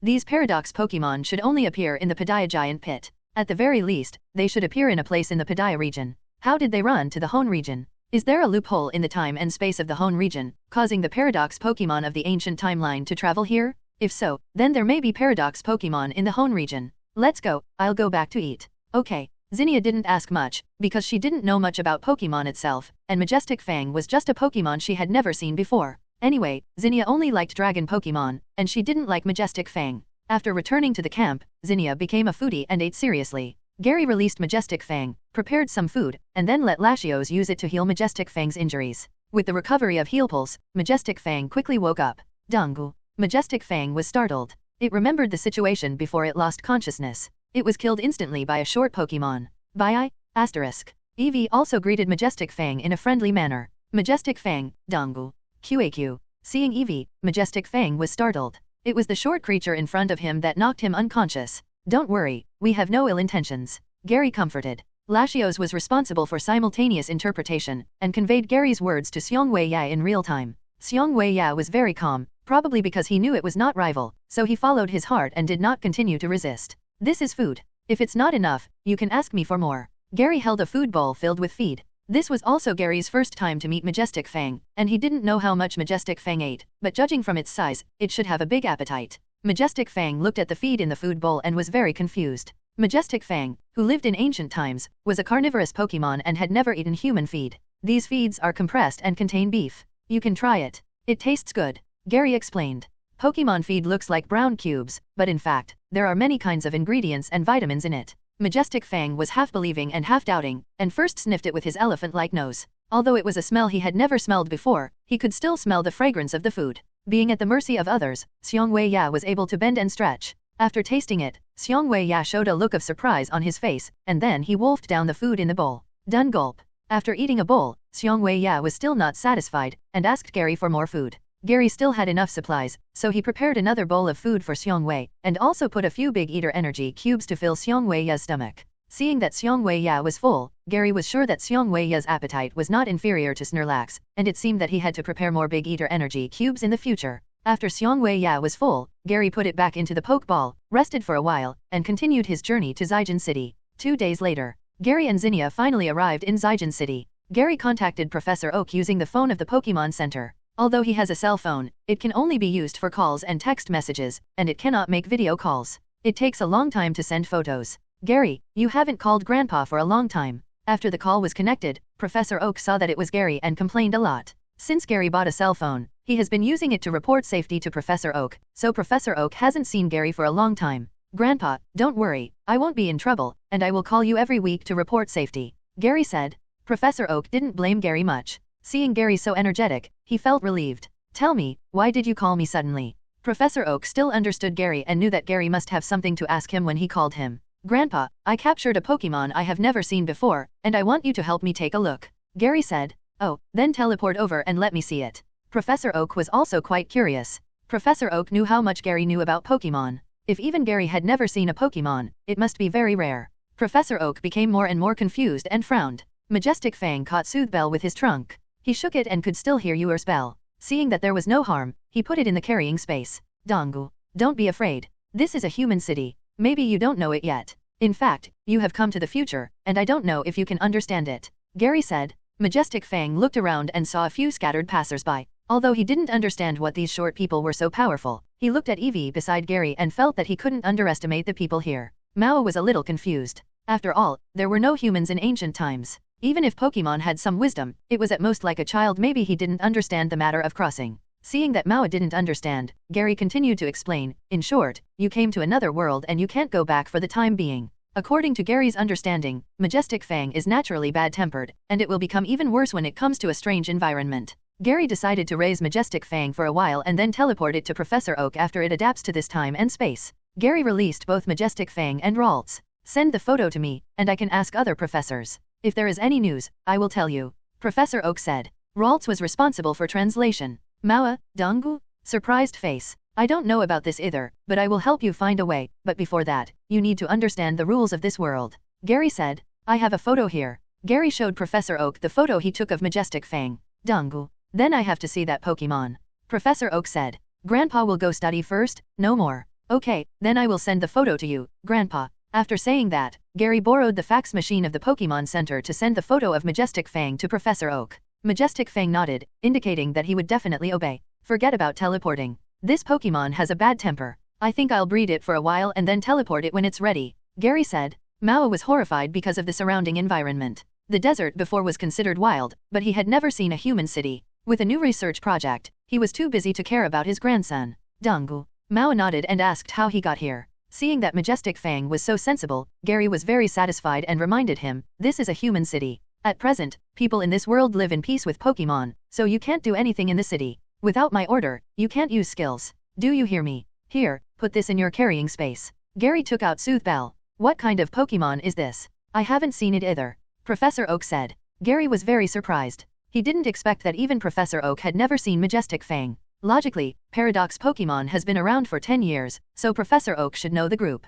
Professor Oak received the photo and hung up the phone directly. Grandpa, you don't know? Gary asked in surprise. Is this Donphan? No, such a big tooth. Professor Oak also mistook it for Donphan at first glance, but after a closer look, he found that the Pokemon in the photo was very different from Donphan. 0. Gary shook his head helplessly, closed the video call, and came to the public area outside the Pokemon Center. Majestic Fang thought that Gary was pretty good to him at the moment. Since he came to this strange world, he would just follow Gary. Then Gary began to teach Majestic Fang the 8 skills. 0 Pokemon, Majestic Fang. Attribute, Ground, Fighting. Level, 4-5. Potential, Champion. Ability, Ancient Active. When the weather is sunny, in addition to physical strength, the highest ability is increased by 30%. If the highest ability is Speed, it is increased by 50%. Skills, Horn Attack, Defense Curl, Rollout, Sunny Day, Bulldoze, Taunt, Rapid Spin, Brick Break, Stomping Tantrum, Knock Off. Teaching skills, Dig, Rest, Destruction Ray, Body Slam, Stone Edge, Risk It All, Rock Slide.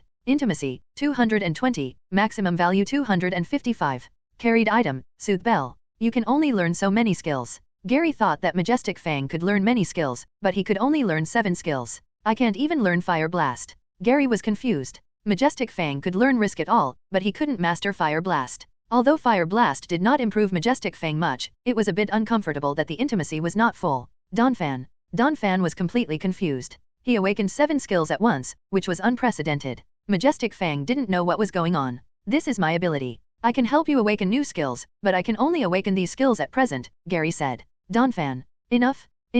7 skills are enough. Majestic Fang only awakened 10 skills by himself. Now he has mastered 7 more attack skills at once. It's a big difference. As long as you are satisfied. Gary then released other Pokemon for training. Majestic Fang also trained with him. Gary looked at his Pokemon. In more than a week, the levels of Pokemon have increased slightly. Breloom LV 32, Gravel LV 34, Bagon LV 27, Laren LV 38, Vigoroth LV 25, Ralts LV 22, Torchic LV 17. Torchic is already level 17, but still hasn't evolved. It's estimated that it will evolve soon. Ralts can evolve into Ralts at level 20, but it still hasn't evolved. It's estimated that it will evolve soon, and there's no need to waste rare candy. Gary looked at Bagon again. After a few months, Bagon finally grew to level 27. Bagon, come here, Gary said. Dongbei. Bagon trotted to Gary. Bagon has always longed for flying, and he usually trains very hard. Gary put his hand on Bagon's hard head and used 3 low-level rare candy on it, raising Bagon's level to level 30.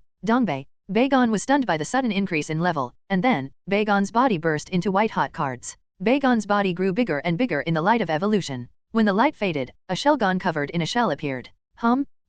Shelgon found that he had evolved and jumped up excitedly. He had been looking forward to evolving earlier, and today he finally evolved. Yes, in the next period of time, reduce the frequency of training. You need to accumulate strength well, Gary warned. Shelgon nodded obediently. He trusted Gary very much. He just did whatever Gary said. Pokemon, Bagon. Attribute, Dragon. Level, 30. Potential, Elite. Ability, Heavy Metal, double the body weight. Skills, Leer, Ember, Headbutt, Scary Face, Crunch. Teacher skills, Shadow Claw, Body Slam, Rest, Rock Slide, Dragon Pulse, Fire Blast, Risk It All. Intimacy, 255, maximum value 255. Ability, Telepathy, reads rivals' attacks and increases dodge chance. Level, 18. Ability, Raging Fire, when HP is close to 1/3, the power of destruction skills increases by L.2.25 times. Crackle. Skills, Growl, Teleport, Disarming Voice, Confusion, Hypnosis, Psybeam, Water of Life. Gary put his hands on their little heads and used a low-level rare candy on each of them. Intimacy, 205, max value 255. Now that they have evolved, Gary no longer hides them, puts his hands on them, and starts to teach them skills. Lalu. Crackle. Ralt's body grew twice as tall and evolved into Kurla, who looked like a normal girl. Because of the different colors, the green parts of the body were blue, and the horns on the head were bright red. In comparison, Kurla's skill pool is relatively narrow, and she only learned 5 skills, but it doesn't have much impact, and the intimacy is also maxed out. After Kurla evolves into Gardevoir, she can also master the Destruction Death Ray. Attribute, Psychic, Fairy. Kurla and Combusken's intimacy with Gary is not full, because they just joined the team, and Bulletin Mao has not taught them skills. Pokemon, Kurla Female Sign, Flash, Lalu. Skills, Grab, Ember, Quick Attack, Detect, Sand Attack, Flame Charge, Aerial Ace, Double Kick. Potential, Elite. Like Shelgon, after using low-level rare candy, the 2 Pokemon were stunned and their bodies shone with the light of evolution. Attribute, Fire. Level, 2-3. For example, if Ralts and Torchic are given rare candy now, they can evolve into Kurla and Combusken. Pokemon, Combusken. Combusken's skill pool is very wide, and he learned 12 skills at a time, and the intimacy is directly maxed out. After evolving Blaziken, he can learn a few more skills. Torchic was the same. Not only did he grow taller, but his body also became stronger. Especially after the evolution, he grew legs from his lower body, and his legs had amazing strength. Finally it was their turn. After following Gary for a while, Ralts and Torchic understood Gary's magic. After using rare candy so many times, Gary found that rare candy has an ability, which is to use rare candy to increase the level of Pokemon. If the level reaches the evolution condition, the Pokemon can definitely evolve. 3 Pokemon evolved at once, and Gary has 3 more Pokemon that can deal with gym battles. Potential, Elite. Ralts, Torchic, you come here too. Gary thought about it and decided to let them evolve, because after evolution, not only will their strength become stronger, but the amount of training can also be increased, so the speed of level increase will also be faster. Bagon cannot master Desperate, but he can do it after evolving into Shelgon. When Shelgon evolves into Salamence, he can also teach Stone Edge and Hurricane. Ralts and Torchic both jumped in front of Gary. Intimacy, 160, full value 255. Gary taught Shelgon the skill of Desperate. After a day of rest in Zygen City, early the next morning, Gary and Zinnia set out for Greentown. It took 3 days to arrive. Since they were back in Greentown, Gary naturally went to visit Wally, mainly to let Curla meet its parents, so he could only go to find Wally. "Brother Gary, why are you here?" When they arrived at Wally's house, Wally was at home. Seeing Gary, he was immediately surprised, and at the same time he was also confused about why Gary came. "Wally, you are in good contest condition." Gary was also surprised. After not seeing him for a while, Wally was no longer sickly as before. Although he was still as thin as before, his whole spirit was very good, at least people would not think he was a patient at first glance. "Brother Gary, I train every day according to your way, and I am in great shape now," Wally said. "Yes, it seems that you will be able to travel soon," Gary said. "Yeah." Wally nodded, and then said, "Brother Gary, you haven't answered me yet, why did you come here suddenly?" "I'm going to Petalburg City, and I plan to go through the Rustboro Tunnel, and I came to see you on the way." 02 Gary said. Then Brother Gary, come in quickly, Wally said. Gary followed Wally into the room. "Is your family not at home?" Gary asked in confusion. "It's morning now, and it's almost noon. Wally's family should be at home. My family is busy with Decorate sister's wedding, and they are all busy. I'm home alone," Wally said. Since Wally's family agreed to Wally being a trainer, Wally began to live independently, not only doing exercise, but also taking care of his own food every day. Because Wally did very well, his parents and sister saw that Wally could handle it alone, so they stopped taking care of Wally. Now Wally's parents are busy with Mening's wedding. "By the way, do you know that Ralt's parents are here with you?" Gary asked. After the last separation, Gary learned from Gardvar and Gale that another Ralts was given to Wally to breed. "I think Man has also met Ralt's parents. They live in my backyard now. I'll take you to see them." Wally took Gary to the backyard. Evie also observed the surroundings. It had the ability to predict danger, but it didn't find Gardvar and Curla. Gary also took out the Pokeball and opened it to release Curla. "Oh, Curla." Wally was surprised when he saw Curla. "Lalu." Curla greeted Wally in a familiar way. Wally also saw that Curla was the original Ralts at a glance. Mainly because of the different colors, he could tell them apart at a glance. "Long time no see. I didn't expect you to have evolved into a pig," Wally said. "Lalu." Curla nodded and felt a different life. She was still happy staying with Wally. She had good food and drinks every day, and there were also game consoles to play. "Curla, you've had enough fun, we should go," Gary greeted. Lalu. After showing off in front of her parents, Curla followed Ralts to Wally's room to play games. Curla came out of the room reluctantly. Curla is also a person who can't hide. She showed several skills taught by Gary in front of her parents, which immediately caused her parents to exclaim. "This time, I came here to send Curla to reunite with her parents." LV16 Ralts/Quasi-Elite. Curla saw Ralts and excitedly took Ralts' hand. They were sisters who grew up with Arnold. They hadn't seen each other for so long, so they naturally missed each other very much. Curla is a game fan, and she was craving for games after not playing for a month. "Galade, Gardvar, you haven't seen Curla for a long time, spend some quality time with her," Gary said. Especially when he saw Curla perform Ice Punch and Thunder Punch, Galade was stunned, because Galade also knew Thunder Punch. He knew that this skill was difficult to learn, but he didn't expect his daughter to learn it. Look at Wally. Although Wally has good intentions, he is really not good at breeding Pokemon. The key is that he spoils Ralts too much. After this, Gary didn't know when he would come to Hoenn region again. It was estimated that they would not meet for a long time. Lalu. Curla nodded frantically and even made a pinky promise with Gary. Originally, Wally's parents wanted to give Wally a year to prove his independence, but based on Wally's current performance, his parents were quite satisfied and shortened the time to half a year. As long as Wally could continue to maintain it, they agreed to let Wally go traveling. Lalu. "Okay, I'll take it with me. But with Gardvar here, Galade dare not say anything. Just sending a daughter away will be exposed by Gardvar."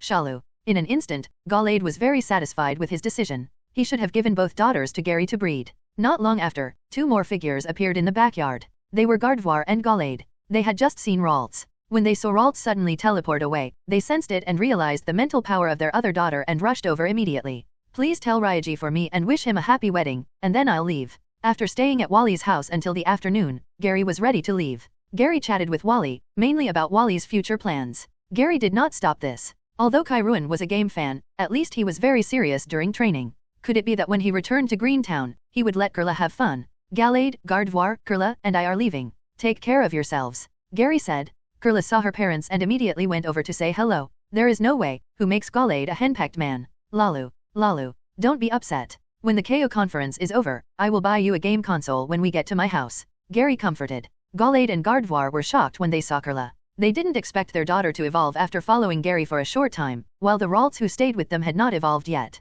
You know, the levels of the 2 Ralts were similar at the beginning, and they were both trained by Gary. As a result, the gap between the 2 widened after just 1 month of separation. Because he knew that Gary was going to attend the KO conference and Gary's badge had not been collected yet, Wally did not let Gary stay to attend his sister's wedding. Gardevoir suddenly walked up to Gary, spread his palm, and a gem was revealed. After a while, only Ralts appeared. Gary was stunned when he saw the dazzling gem in Gardevoir's hand. This was not an ordinary gem, but a megastone. The willow leaf logo in this megastone was green, pink and red, which corresponded to the colors on Mega Gardevoir. Wally was also curious about what the stone in Gardevoir's hand was, but he didn't know the megastone. He just thought that Gardevoir gave it to Gary to thank him for taking care of Curla. Gardevoir, are you going to give this to me? Gary asked. Shalu. Gardevoir nodded. It was going to give the megastone to Gary. Do you know what this stone does? Gary asked. Shalu. Gardevoir naturally knew that this megastone belonged to its trainer, but its trainer had passed away. It was useless for it to keep this megastone. It was better to give it to Gary. Anyway, this stone was for his daughter. Gary was very surprised. He didn't expect that Gardevoir and Gallade's owner actually had a megastone. If you think about it carefully, it is not realistic for Curla to evolve into Gallade by herself. This means that both Gallade and Gardevoir have trainers, and this trainer also has Mega Evolution. This is not surprising. The origin of Megastone is in Hoenn region, and it is normal for the trainers here to have Mega Evolution. Thank you for your gift. I will give it to Curla when she evolves into Gardevoir. Gary said. Gardevoir nodded with relief. Gary took Curla with him. Gary really didn't expect that he couldn't get a Megastone just to let Curla meet its parents. He has been lucky recently. First he met the majestic Fang in the desert, and now he got a Megastone. In this way, Curla needs to speed up the breeding to Gardevoir. Gardevoir evolution level requirements are not high. Curla can evolve when she reaches level 30, so as long as Curla reaches level 27, Gary can use 3 low-level rare candy to make Curla evolve into Gardevoir. After leaving Wally's house, they replenished their supplies at the Pokémon department store in town. The next day, Gary and Zinnia continued their journey, passing through the Rustboro Tunnel and arriving in Rustboro City in 3 days. After spending a day replenishing their supplies in Rustboro City, they continued their journey to Petalburg City. 5 days later, Gary and Zinnia finally arrived in Petalburg City. During this time on the road, Gary's Pokémon also improved to a certain extent. Vigoroth LV 25-27, Breloom LV 34-35, Shelgon LV 30-31, Curla LV 23-25, Combusken LV 18-20. There are no recorded Pokémon, and no changes. Gary looked at the level of his Pokémon and wondered whether he should do special training. Norman is known as the successor of the Elite Four, so he is naturally very powerful. Even though he doesn't use trump card Pokémon in gym battles, his strength is not weak, especially his Slaking, which can't use the lazy ability to support seedlings. It's really outrageous. However, considering that Ash's Gravel can defeat Norman's Slaking, the level of that Slaking should not be high, but even so, a Pokémon with 670 species strength is still difficult to deal with. Let's challenge it first.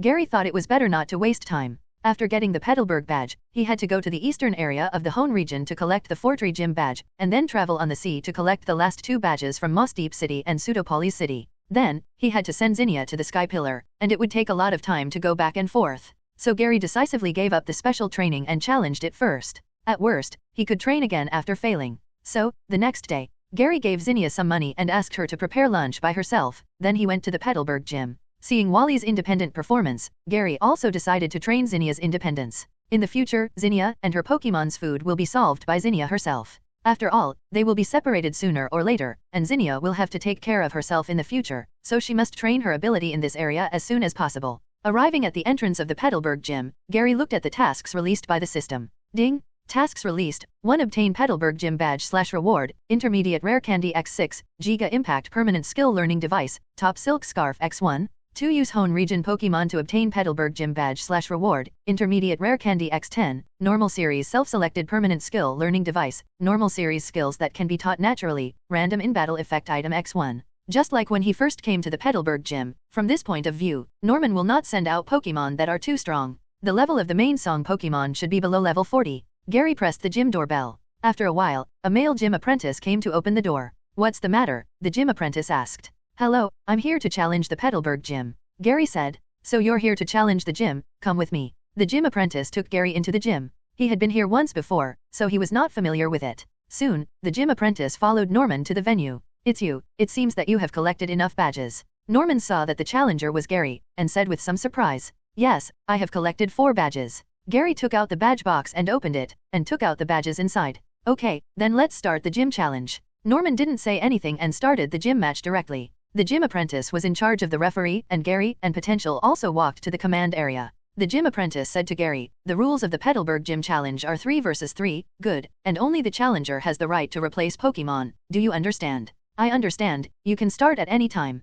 Gary said. Then I declare, the gym challenge officially begins. As soon as he finished speaking, Norman threw the pokeball. Please, Slaycoat. Bang, mad. Slaycoat stood weakly on the field. Although this Slaycoat looked lazy from the outside, his body was swaying, as if he was about to lie on the ground at any time, but he just didn't lie down. Normal's lazy man lay on the ground as soon as he came out, and didn't even want to move. LV30 Slaycoat 3/champion. Gary didn't understand how Norman bred Pokemon, and this Slaycoat had obviously gotten rid of the interference of the lazy ability. Go ahead, Joe. Gary throws the Pokeball. Great. LV32 Breloom 3/Gym. Oh, a different color Breloom. Norman was slightly surprised to see Gary send out a different color Breloom. It seems that there is a special preparation, but attribute restraint is not very useful. Slaycoat use Blizzard. Norman ordered. Although Slaycoat is lazy, its skill pool is very broad. Slaycoat opened his mouth and spit up a cold wind, mixed with snowballs, rushing towards Breloom. As long as it can hit, it will definitely cause great damage, but it will definitely not hit. Breloom, use Dig. Gary ordered. Breloom immediately escaped underground to avoid Blizzard that restrained him. Then, Gary continued to order, come out of the underground and use Mach Punch. Bang! Breloom did not attack with Dig. He broke out 3 meters away from the left side of Slaycoat and came to Slaycoat at lightning speed and punched quickly. The fist hit Slaycoat's face and knocked him back. Don't stop, power-up punch. Gary took advantage of the victory and pursued Slaycoat, not giving the lazy man a chance to breathe. Although he didn't know why Norman's Slaycoat could get rid of the range effect of the lazy ability, Slaycoat's own species' strength was not good, and his abilities in all aspects were far inferior to Breloom. Fight. Breloom stepped on the small fragment's 297 steps and quickly chased Slaycoat. His fist was surrounded by orange energy and blasted towards Slaycoat. Norman saw this and quickly ordered, fight back with Shadow Claw. Slaycoat also reacted quickly, and his claws were surrounded by dark purple energy, and he swung it out to collide with Breloom's power-up punch. After a collision, the two sides were evenly matched, but Breloom's attack was far from over. His other fist was covered with orange energy and hit again. Slaycoat howled in pain, his head was hit by a punch, his whole body was blown away, and he fell to the ground and lost consciousness. Slaycoat lost his ability to fight. Breloom won, the gym apprentice announced. He lost. Norman was also surprised. Even if he was hit by Mach Punch and Power-Up Punch, the power of these two skills was not high. Little did he know that Gary had given Breloom a black belt, which increased the power of fighting skills by 50%. With Breloom's own attribute bonus, the power of Mach Punch and Strength Punch could reach 80. Even if Slaycoat had a level, but had not evolved, his abilities in all aspects were definitely not comparable to Vigoroth, so it was normal for J to lose. Moreover, Breloom's Power-Up Punch defeated Slaycoat, and his physical attack ability increased by 1 level. Now, the scale of victory has tipped towards Gary. Your Breloom breeder is good. Then my second Pokemon, go, Vigoroth. Norman dispatched the second Pokemon in an orderly manner. Great. LV34 Vigoroth 3/Gym. Vigoroth with a tuft of red hair on his forehead appeared. I have to say that Vigoroth looks very cool because of the tuft of red hair on his head, and he looks like a very energetic young man. Breloom, continue fighting, use Mach Punch. Gary didn't think of replacing Pokemon. Fight. Breloom assist skill accelerated, rushed towards Vigoroth quickly, and punched out. A muffled sound. Gary's eyebrows jumped and exclaimed, blocked. That's right, Vigoroth's claw blocked Breloom's fist and was not hit by Mach Punch. The reaction speed was too fast. Dynamic Punch. Gary ordered immediately. But this was too risky. What if the spore ability was not triggered? Wouldn't it be a loss? Vigoroth's claws hit Breloom, and a large number of spores burst out immediately. Norman also knew that it was unrealistic to let Vigoroth replicate the fist that grabbed Breloom, so he immediately ordered, use Shadow Claw. Breloom ignored the injuries on his body and rushed to Vigoroth quickly. This time he was prepared and would not be easily caught by Vigoroth again. Vigoroth released Breloom's fist, causing Breloom, who was struggling to break free, to stumble back 2 steps. Vigoroth seized this opportunity and spit up the flame, which instantly engulfed Breloom. Breloom immediately used Leech Seed. Norman also saw that it was the paralysis contest condition, and immediately looked at Breloom, and found that Breloom had not fallen down. Judging from his contest condition, he could continue to fight. Was the other party betting on the probability? Leech Seed hit the target and began to absorb Vigoroth's physical strength, transmitting it back to Breloom. Then, Breloom used Mega Drain, and 2 vines formed by plant energy extended from Breloom's arms and wrapped around Vigoroth. What? Spores. The flame dissipated, and Breloom's body was covered with burn marks, but he did not fall down. Vigoroth's claws were wrapped in a layer of shadow purple energy, and he attacked head-on. However, just when the claws of both sides were about to collide, Breloom suddenly retracted his claws and let Vigoroth's shadow attack on him. Vigoroth was hit directly in the head by Dynamic Punch, causing him to fall into a chaotic contest condition. Vigoroth shouted very motivatedly, but a tingling sensation came from his body, making Vigoroth frown. It may be because Vigoroth is very active, his nerves are very sensitive, and he can react even at the speed of the first strike skill. Vigoroth also prepared to use Shadow Claw to counterattack, but just as he was about to act, he felt a strong paralysis in his limbs and his body froze in place. Breloom rushed towards Vigoroth quickly. Vigoroth was in a terrible situation. Not only was he paralyzed, but he was also in a state of confusion. Breloom's physical strength was recovering at a considerable speed. Paralyzed. Norman and Vigoroth both saw this scene, and although they were confused, they could not stop it. Norman was shocked. He naturally saw that this was the spore ability, but wasn't there a probability to trigger the spore ability? But Vigoroth is immune to the sleep contest condition because of his motivation ability. As long as he is given the sleep contest condition, it will be invalid. Flamethrower. Norman ordered. Gary was not done yet, and immediately ordered, use Leech Seed, then attack with Mega Drain. Vigoroth, are you okay? Norman asked quickly, but Vigoroth's action was faster.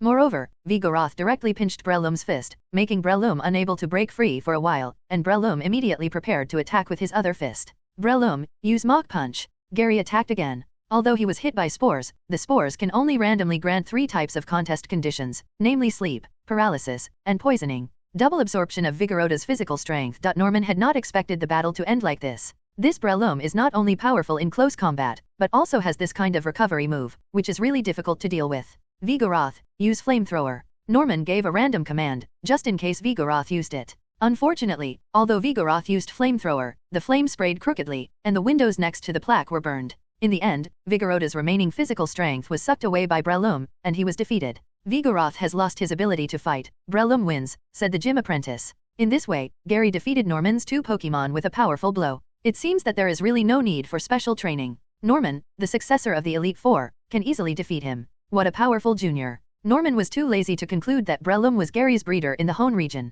Such a breeder's ability is completely not inferior to his. Your strength is beyond my expectation, but no matter what, the next is the final battle. Go, Slaking. Great. LV40 Slaking 3/champion. Gary was shocked when he saw Norman's Slaking, because this Slaking is standing like the Slakeoat Norman sent out before, not lying on the ground, which is unscientific. From this point of view, it seems that there are several Slakings in the field that can ignore the negative effects of the breeding ability. Slaking, use Flamethrower. Norman took the initiative to attack. Slaking spit up a large flame in front, blocking Breloom's escape route. Dig. Breloom immediately hid underground, but at this moment, Slaking suddenly interrupted the flames and raised one leg to stump towards the ground. No, get out quickly, Gary exclaimed. But it was too late. Just as Gary finished speaking, Slaking's feet had already landed on the ground. A vibration spread out, and the whole venue shook violently. The vibration force shattered a piece of ground in the venue, and the ear mushroom was directly damaged by the shock. Breloom gasped for breath. The performance that he had finally recovered was instantly destroyed. If it weren't for Breloom's high resistance to ground skills, he might have been killed instantly. Flamethrower. Norman didn't hold back at all. There was only one Pokémon left, and he didn't have time to test the challenger's strength. Tack. Slaking Flamethrower towards Breloom. Use Force Pump to pierce the flame. Gary ordered. Fight. Breloom gathered all his strength and poured it into his right arm, slapping the air in front of him with his right arm. The air seemed to be slapped in the face, and a shockwave spread out, repelling the flames that were ejected, but the flames were only repelled a few meters, and the shockwave was no longer effective. The flames swept over again and engulfed Breloom. After the flames dissipated, Breloom fell to the ground with his whole body charred. Breloom has lost his ability to fight. Slaking wins. Seeing his master win, the martial arts apprentice finally breathed a sigh of relief. Having been Norman's apprentice for so long, it's not that I haven't seen Norman lose before, but I've never seen a complete victory. Laren, please. Gary threw out the Pokeball. Great. LV38 Laren 3/Elite. Although it's not wise to send Laren, Gary has no other Pokemon to use, and Gravel will be used last. As for using Latios, it's not like Gary hasn't won before, so there's no need to shamelessly send out a high-level Pokemon just for a win. Laren. Norman saw Laren and said with some surprise, you know my Slaking can Earthquake, but you still sent out Laren. It seems that you are very confident in your Laren. It's okay, but I'm more curious about Mr. Norman's Slaking, which can ignore the laziness ability and act at will. Gary responded. Because this Slaking was bred by me personally, it is different from ordinary Slaking. Norman said. Gary also knew that Slaking was bred by Norman himself, but why can it ignore the negative effects of laziness? Why? Then let me see how long Mr. Norman's Slaking can move. Laren, use Stone Edge. Following Gary's order, Laren pound ground, and stone blades broke out of the ground and extended towards Slaking. Block it with your body, and then use Earthquake. Norman ordered. Because the field was not wide enough, Slaking had nowhere to hide, and directly used his body to bear the Stone Edge. After resisting a round of attacks, Slaking was like nothing happened, and then raised his feet to prepare to use Earthquake. 0, please give me flowers. Body Slam. Gary shouted hurriedly. Hearing the sound, Laren exerted force on his limbs, splashed high, and hit Slaking. Slaking was also shocked. He didn't expect Laren to be able to jump such a long distance. Are you sure you are a heavyweight Pokemon? Catch Laren for me, Norman ordered. Tack. Slaking raised his arms, waiting for Laren to fall, and grabbed Laren's armor with both hands. His body suddenly sank down, his knees bent, but he stood up immediately and lifted Laren up. Laren was shocked. This was the first time that a Pokemon could catch him except for the Super Iron Tyrannosaurus. Throw Laren out, Norman ordered. Slaking used a giant tripod to lift Laren completely above his head, and then he circled his hands and threw Laren out. Use Harden? Gary shouted hurriedly. Laren fell to the ground. Fortunately, he used Harden, otherwise the injury would be more serious. Gary looked very serious. He didn't know how to deal with the King of Sorrow. Laren was sent out mainly to consume Slaking's physical strength, but it didn't seem to be ideal. Slaking's strength was so terrifying that even Laren could be lifted up easily. Slaking, use Earthquake. Norman didn't give Gary time to think about tactics and launched an attack directly. Slaking raised his foot and prepared to release Earthquake. Body Slam. Gary was forced to do so. Laren directly splashed. Seeing this, Slaking didn't use Earthquake and waited for Slaking to fall, ready to catch Laren. Laren, keep the momentum of Body Slam and use Iron Head, Gary ordered. More. Laren pressed the power of his front body, facing his head downward, and hit Slaking. Slaking, catch Laren and throw him out with Fling. Norman didn't let Slaking dodge and took the blow head on. Tack. Who do you think I am? I'm Slaking? Slaking's muscles bulged, as if he had used bulk up normal. Dang. Slaking caught Laren with both arms, but Laren's Iron Head still hit his forehead. However, Slaking was not seriously injured by Iron Head's tackle. He lifted Laren and threw him out. Dora. Laren was not used to the feeling of weightlessness and fell heavily to the ground. After falling twice in a row, Laren still did not fall down. You can still hold on. It's an amazing defense, but it ends here. Slaking, use Fire Blast. Norman ordered. We use Stone Edge here, Gary ordered. Slaking spit up a ball of fire, and the fire naturally spread into a big word, rushing forward quickly. Laren slapped the ground with his claws, and stone blades broke out of the ground. Boom! The two skills collided, causing an explosion, and the aftermath hit the surroundings, but these 6, 4, 7 shock waves had no effect on Laren, a Pokemon covered with armor. However, before the smoke cleared, Laren saw a huge shadow appear in the smoke in front of him, and then Slaking rushed out of the smoke, holding a huge fist with golden fighting spirit, punching Laren. Protect! Gary shouted hurriedly. Laren immediately used Protect, and a barrier was quickly generated to block Slaking's fist, but Kingsley was already close to Laren at this time. Protect could block this attack, but it would definitely not be able to block the next attack. After the Protect barrier dissipated, Gary immediately ordered, use Iron Head. Use Hammer. Norman also knew that Gary would attack at this time.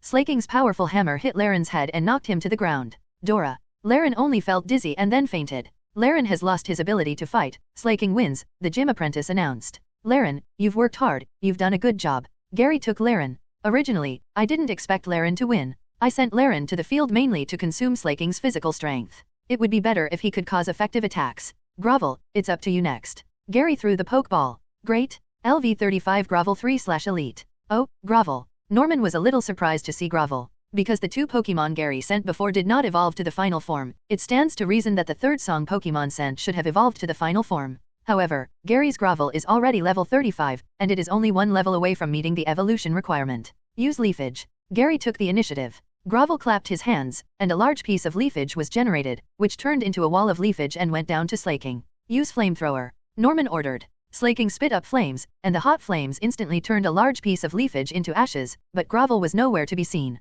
On the left. Norman reminded. Grovel's feet were glued to the wall on the left, and he rushed towards Slaking with his legs. A leaf blade had formed at his wrist. The two figures crossed, and the leaf blade successfully hit. Arm Hammer. Slaking also immediately used the arm hammer to counterattack, but Grovel accelerated to increase the distance and jumped directly onto the wall to avoid the arm hammer. Use Flamethrower. Norman ordered. Slaking spit up flames at Grovel. Double team. Grovel quickly split into more than a dozen clones, running around. Whether it was the venue, the wall, or the Skyguard plate, there were Grovel's figures, and it was completely unclear which one was the real one. Slaking could only randomly use the flamethrower to try his luck and see if he could hit the real one. But Slaking obviously thought too well. After Grovel used Double Team, he quickly approached Slaking and fell directly from the Skyguard. He used Leaf Blade from a high position to chop Slaking on the back of his head. The huge force made King Kingia unconsciously take a few steps forward. Grovel's attack was not over yet. He rubbed a piece of leafage with his hand and continued to attack Slaking's back. Tack. Slaking roared, turned around and burned all the leafage with spit-up flames. Grovel was no longer in the original position and continued to use Double Team to confuse Slaking. These clones also ran around. Grovel would take the opportunity to give King Yuan a Leaf Blade. Because Grovel was very skilled in using Leaf Blade, if he used other skills, Grovel would prepare in advance, and Norman might seize the opportunity to counterattack at that time. To be conservative, Gary did not let Grovel change skills, and used Leaf Blade to continuously cause damage to Slaking. Norman was also troubled because the venue was too narrow. The wall was less than 2 meters away from the boundary of the venue, allowing Grovel to climb the wall easily. Now the venue, the walls on both sides, and the ceiling are all within Grovel's range of movement. In the venue with obstacles, Grovel is very flexible. Septal is known as the king of the jungle. Grovel cannot compare to Septal, but it is still easy to deal with Slaking. Ash was able to defeat Norman because of Grovel's flexibility, but after this battle, Norman is likely to renovate the gym and make the battle venue 10 points wider. Tack. Slaking was very depressed at the moment. He couldn't catch the jumping Grovel at all, and didn't know how to deal with it. Slaking, you slack off. Norman ordered. Slaking seemed to be looking forward to this order very much. He lay down on his side on the ground, posing in the posture of a sleeping Arhat, revealing a lazy expression, and the injuries on his body were healed at a speed visible to the naked eye. Now, dynamic punch. Gary also launched an attack immediately. All the Grovel on the field rushed towards 3.5 Slaking, and Slaking, who was lying on his side, would definitely not be able to react in time. Use Earthquake just like that. Norman ordered. Tisk. Slaking slapped the ground with a slap, and a shockwave spread out. Under the influence of the shockwave, the Grovel on the field disappeared one by one. Ja. When there was only one Grovel left on the field, that Grovel took the damage of Earthquake, rushed to Slaking quickly, and punched. Tisk. Slaking's head was hit by a dynamic punch, and he was instantly dizzy and fell into a chaotic contest condition. Norman didn't expect that Grovel could dynamic punch. It was too surprising. If he knew that Grovel could dynamic punch, Norman would not let Slaking use slack off to recover his strength. Seize the opportunity to attack, use Fury Cutter continuously. Gary seized the opportunity and launched a fierce attack. Fury Cutter has a power of only 40, but every time it hits rival, the power will double the next time it is used, with a maximum power of 160. Ja. Grovel's insect energy on his wrist formed 2 insect blades, slashing at Slaking's body, and Slaking, who was in chaos, could move and feel pain, and used arm hammers to fight back, but none of them could hit Grovel. Grovel danced around Slaking like an elegant dancer, and the blades kept slashing at Slaking's body. 8 Fury Cutter? Tack. Slaking couldn't stand Fury Cutter's attack, and roared unwillingly, and his huge body fell down. Slaking loses the ability to fight. Grovel wins. The 3 Pokémon with the potential of the gym owner-trainer are all defeated, and the winner of this gym challenge is the challenger Gary. Gary exhaled. It was a really exciting battle. As expected, a battle of equal strength can make the battle interesting. Grovel, you did a good job, what's wrong with you? Gary just finished praising, and then he saw that something was wrong with Grovel. The next moment, Grovel's body lit up with white light, and the light gradually covered Grovel's whole body, and the light became dazzling. Evolve. Grovel's body began to grow, and soon grew to the standard height of an adult man, 1.7 meters, and grew a long tail with barbed leaves, and his legs became stronger and had excellent bounce power. The light dissipated, and Grovel was replaced by Septal. It evolved. Norman was also surprised. He didn't expect that his Pokémon became the nutrient for Grovel's evolution. Gary also walked over to Septal and looked at Septal's current data. Pokémon, Septal 3. Attribute, Grass. Level, 36. Potential, Elite. Ability, Lush. When 1/3 of the physical strength is left, the power of the system skills increases by 1.5 times. 2. Skills, Pound, Leer, Leafage, Quick Attack, Detect, Fury Cutter, Leaf Blade, Assurance, Slam, Double Team, Energy Ball. Teacher skills, Sunlight, Dig, Iron Tail, Rest, Dynamic Punch, Destruction Death Beam, Body Slam, Rock Slide, Power Up Punch, Thunder Punch. Intimacy, 255, Full Value 255. After evolution, Septal awakened the Energy Ball skill. Energy Ball is a Grass-type special attack skill with a power of 80. With Septal's high special attack, it is pretty good. Gary, congratulations, not only did you beat me, but Grovel also evolved into Septal. At this time, Tianli also came over and said respectfully, "No, Mr. Norman is very strong. If I hadn't caught his flaw, it would have been difficult for me to win." Gary responded modestly. In this game, Septal won very hard. If Norman hadn't let Slaking use laziness to recover his strength, Septal would have no chance of winning.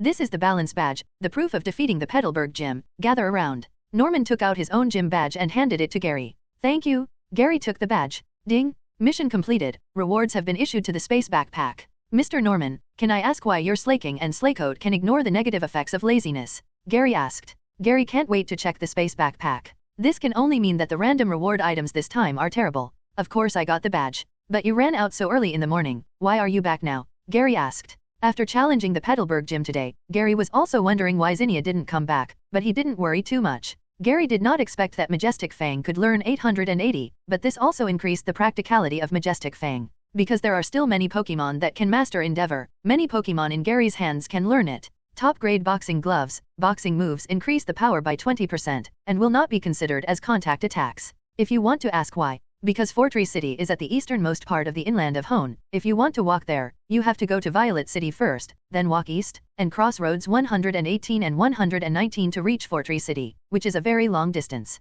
System, exchange Endeavor skills. I went to the suburbs to see if there was a Swablu, and then I encountered a Pokémon that was not on the Pokédex, and I captured it. Zinnia said. After a test, only Sceptile, Majestic Fang, and Super Iron Tyrannosaurus in Gary's Pokémon team have mastered it. Although many Pokémon can learn Endeavor, it has been so long that Gary will definitely not remember it all. But it doesn't matter. The best reward this time is the normal skill self-selected learner. Seeing the reward items, Gary was silent. Zinnia usually trains Pokémon in the public area in the morning. Next we have to go to Fortree City. At noon, Zinnia came back from having lunch outside and was about to train Pokémon. She saw Gary there and came to ask about the gym challenge. For example, Endeavor makes rivals' physical strength the same as your own. This move can be used for healing. Pokémon with full physical strength are used on Pokémon with low health, which can restore the opponent's physical strength. Ding! Skill exchange successful. After exchanging Endeavor, Gary quickly came to the Pokémon Center and handed the defeated Breloom and Laren to Joy for treatment. This is my personal secret, it's not convenient to tell you. Norman declined. Gary, did you succeed in the gym challenge? Gary said, got it, I'll take my leave then. Leave Petalburg Gym. You also have to train Pokémon on the way. If nothing goes wrong, it will take nearly a month just to ride a mountain bike, which is a long way. Gary didn't expect Norman to be unwilling to tell him, but thinking about it, it was someone else's secret, and there was no reason to reveal it to him. Gary looked towards the east and suddenly felt his hair tingling. That's naturally because the normal transformation skills are very strong. Gary, oh. There are also very practical skills such as Protect and Pain Split, but at the moment, Gary will definitely choose Endeavor. Gary didn't plan to take the Rustboro Tunnel either. This time he would go directly to Slateport City and take the highway there to Violet City, which would take less time. This boxing gloves are too useless. At most, they are useful when encountering Pokémon with spores and rough skin abilities. Most of the boxing skills are fighting skills, so it's better to use the top-grade black belt. Then he came to the public area outside and tried to learn Endeavor for every Pokémon except Latios. Goodbye. Oh, what Pokémon did you capture? Gary was surprised. The Pokédex given by Professor Oak currently records the information of Pokémon from 3 regions. Zinnia encountered a Pokémon that was not mentioned on the Pokédex, so it must be a Pokémon unique to other regions. Look. Zinnia took out a red and white ball from her waist bag and opened it. Great. A purple bat the size of a football appeared. LV22 Noibat 3/Elite. Noibat. Gary was shocked. Noibat is a Pokémon unique to the Kalos region. How could it appear in the Hoenn region? But think about it, since Majestic Fang has appeared, it is normal for Noibat to appear. After all, Pokémon smuggling is a common thing. Although the Alliance has banned it, there are still a lot of people who take risks for money and go smuggling. Since Zinnia was able to capture Noibat, it means that this Noibat was most likely to have escaped from the hands of smugglers and stayed in the wild for a while. Without the protection of Pokémon, it can be captured. You know it. Zinnia was surprised and said, tell me quickly, what Pokémon is Noibat? I smell the scent of dragon on it. Gary rightward arrow. Gary didn't know what special ability Zinnia had, and why she targeted dragons, but her sense of smell seemed very sensitive.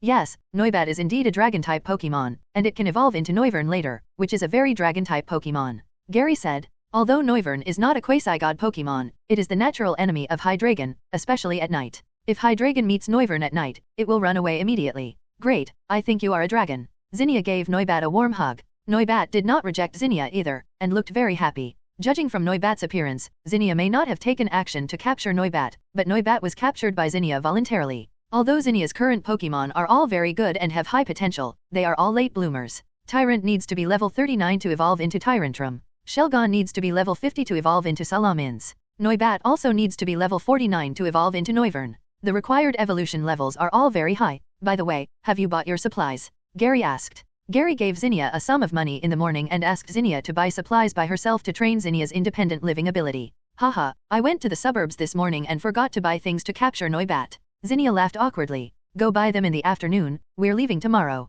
Gary said, are you in such a hurry? Zinnia wanted to stay in Petalburg City for a few more days, breed some Pokémon, and take a break. After all, she had been traveling all the time. We are going to Fortree City, which is quite far away. We will give you time to rest when we get on the ship. Gary said, since there is a shortcut, why didn't you take it before? Zinnia asked in confusion. Because we need to send Kurla back to see its parents, and since we are already in Greentown, it is naturally closer to take the Rustboro Tunnel. Gary said, okay. Zinnia followed Gary to Pokémon department store to buy supplies. Early the next morning, The two set out from Petalburg City and headed to the dock town in the west to take a boat to Slateport City. They took a speedboat and arrived in Slateport City in just 2 days. After that, they took a taxi to the highway and arrived in Zitong City that afternoon. It must be said that taking transportation greatly shortened the journey time, but there was no tool to do next. Half a month passed. On the way from Zitong City to Fortree City, Gary and Zinnia encountered various tropical climates and complex terrain, and there were no roads to enter. However, the journey of the two was relatively smooth. There was no disturbance from Team Rocket. They stopped and walked along the way, and with the training of Pokémon, they did not waste too much time. Gary would also take time to come to the waterside to look for water Pokémon. Gary currently lacks a Pokémon, and this Pokémon, Gary has already locked on, either Swampert or Melodic, just capture one. In the water of Area 119, there is a high probability of catching Phoebus and Marshtomp, because the water here is a river, and there are many reed forests and wetlands, which are very suitable for Phoebus and Marshtomp to survive here. Gary sat by the river all afternoon, with his back to the world, fishing alone. Unfortunately, he didn't catch a single satisfactory Pokémon, not to mention the potential, he didn't catch a single target Pokémon. Helplessly, Gary could only put his grief and anger on training Pokémon, mainly training those Pokémon that have not evolved. These are Vigoroth, Shelgon, Laren and Combusken. The current levels of Pokémon with upgraded levels Ultra Iron Tyrannosaurus LV60, Eevee LV61, Sceptile LV38, Breloom LV34, Shelgon LV33, Vigoroth LV35, Gardevoir LV31, Laren LV40, Combusken LV27. Gary's Pokémon have all changed a lot. When Curla was still level 27, Gardevoir used 3 low-level rare candy to reach level 30 and evolved into Gardevoir. Today, Gary plans to evolve Vigoroth. He wants to see if the negative effects of laziness will be eliminated after the laziness ability is strengthened. Since Norman doesn't say, Gary can only figure it out on his own. After the Pokémons have finished lunch, Gary came to Vigoroth. Vigoroth was training with Macho Brace. Because of the motivation ability, this guy trains every day except for eating, drinking, defecating and urinating. Even when he rests, he sleeps for 2 or 3 hours with his eyes open. With diligence and high potential, Vigorota's level soon surpassed Breloom.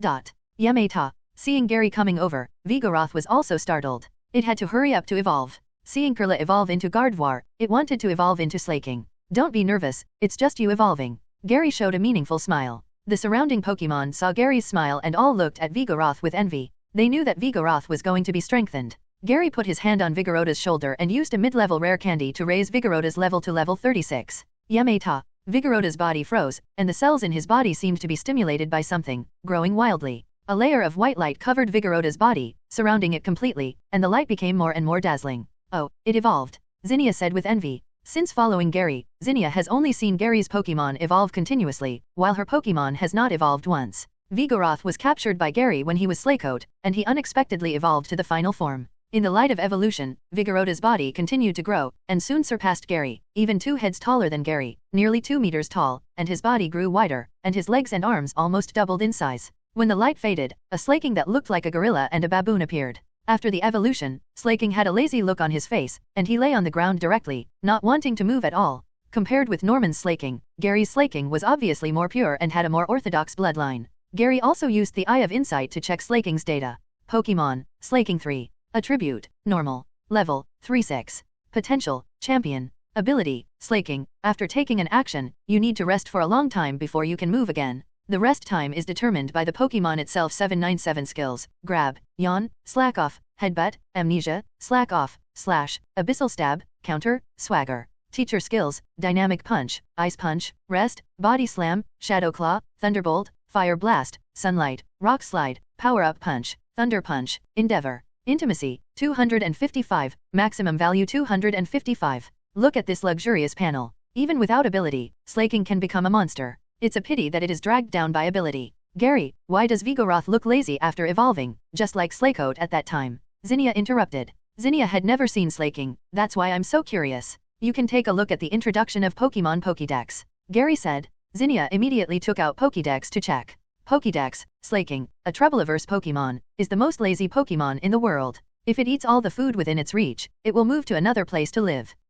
So lazy. Zinnia's eyebrows jumped wildly. Although she didn't know much about Pokémon, she had been with Gary for so long and could see that Gary would not breed lazy Pokémon. How could he suddenly breed such a lazy Pokémon like Slaking? This is unreasonable. Although Slaking is very lazy, its various abilities are very strong, far exceeding Salaman's, Gary said. Really? Impossible. Zinnia looked unconvinced. Although she didn't know about other Pokémon, Zinnia still knew Salaman's. It was a quasi-god Pokémon, second only to legendary Pokémon. Even some legendary Pokémon are not as good as Salamence. Okay, let's start training. Gary also explained more. After all, species strength can't be measured now, and there is no way to prove it because of Slaking's laziness. Not many people know that Slaking's ability is higher than quasi-god. Even if they know, they will stop at Slaking's laziness ability and won't go to breeder. Okay, I'll go to train. Eevee, let's go. Vigoroth has evolved, and Zinnia must also evolve quickly. At least let Tyrant evolve into Tyrantrum.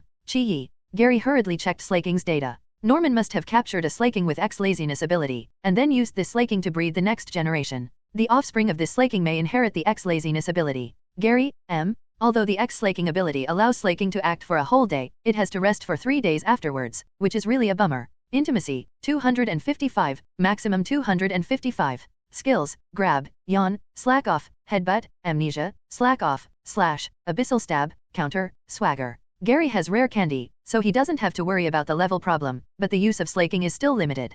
Pokemon, Slaking 3. The main thing is that Gary will strengthen the lazy ability later. If Slaking has any special changes, Gary will have a hard time explaining it. No wonder Norman wants to breed so many Slakings. Tack. I hope it will succeed. Gary prayed in his heart. If the lazy ability after strengthening didn't change much, it would be a waste of an ability strengthening stone.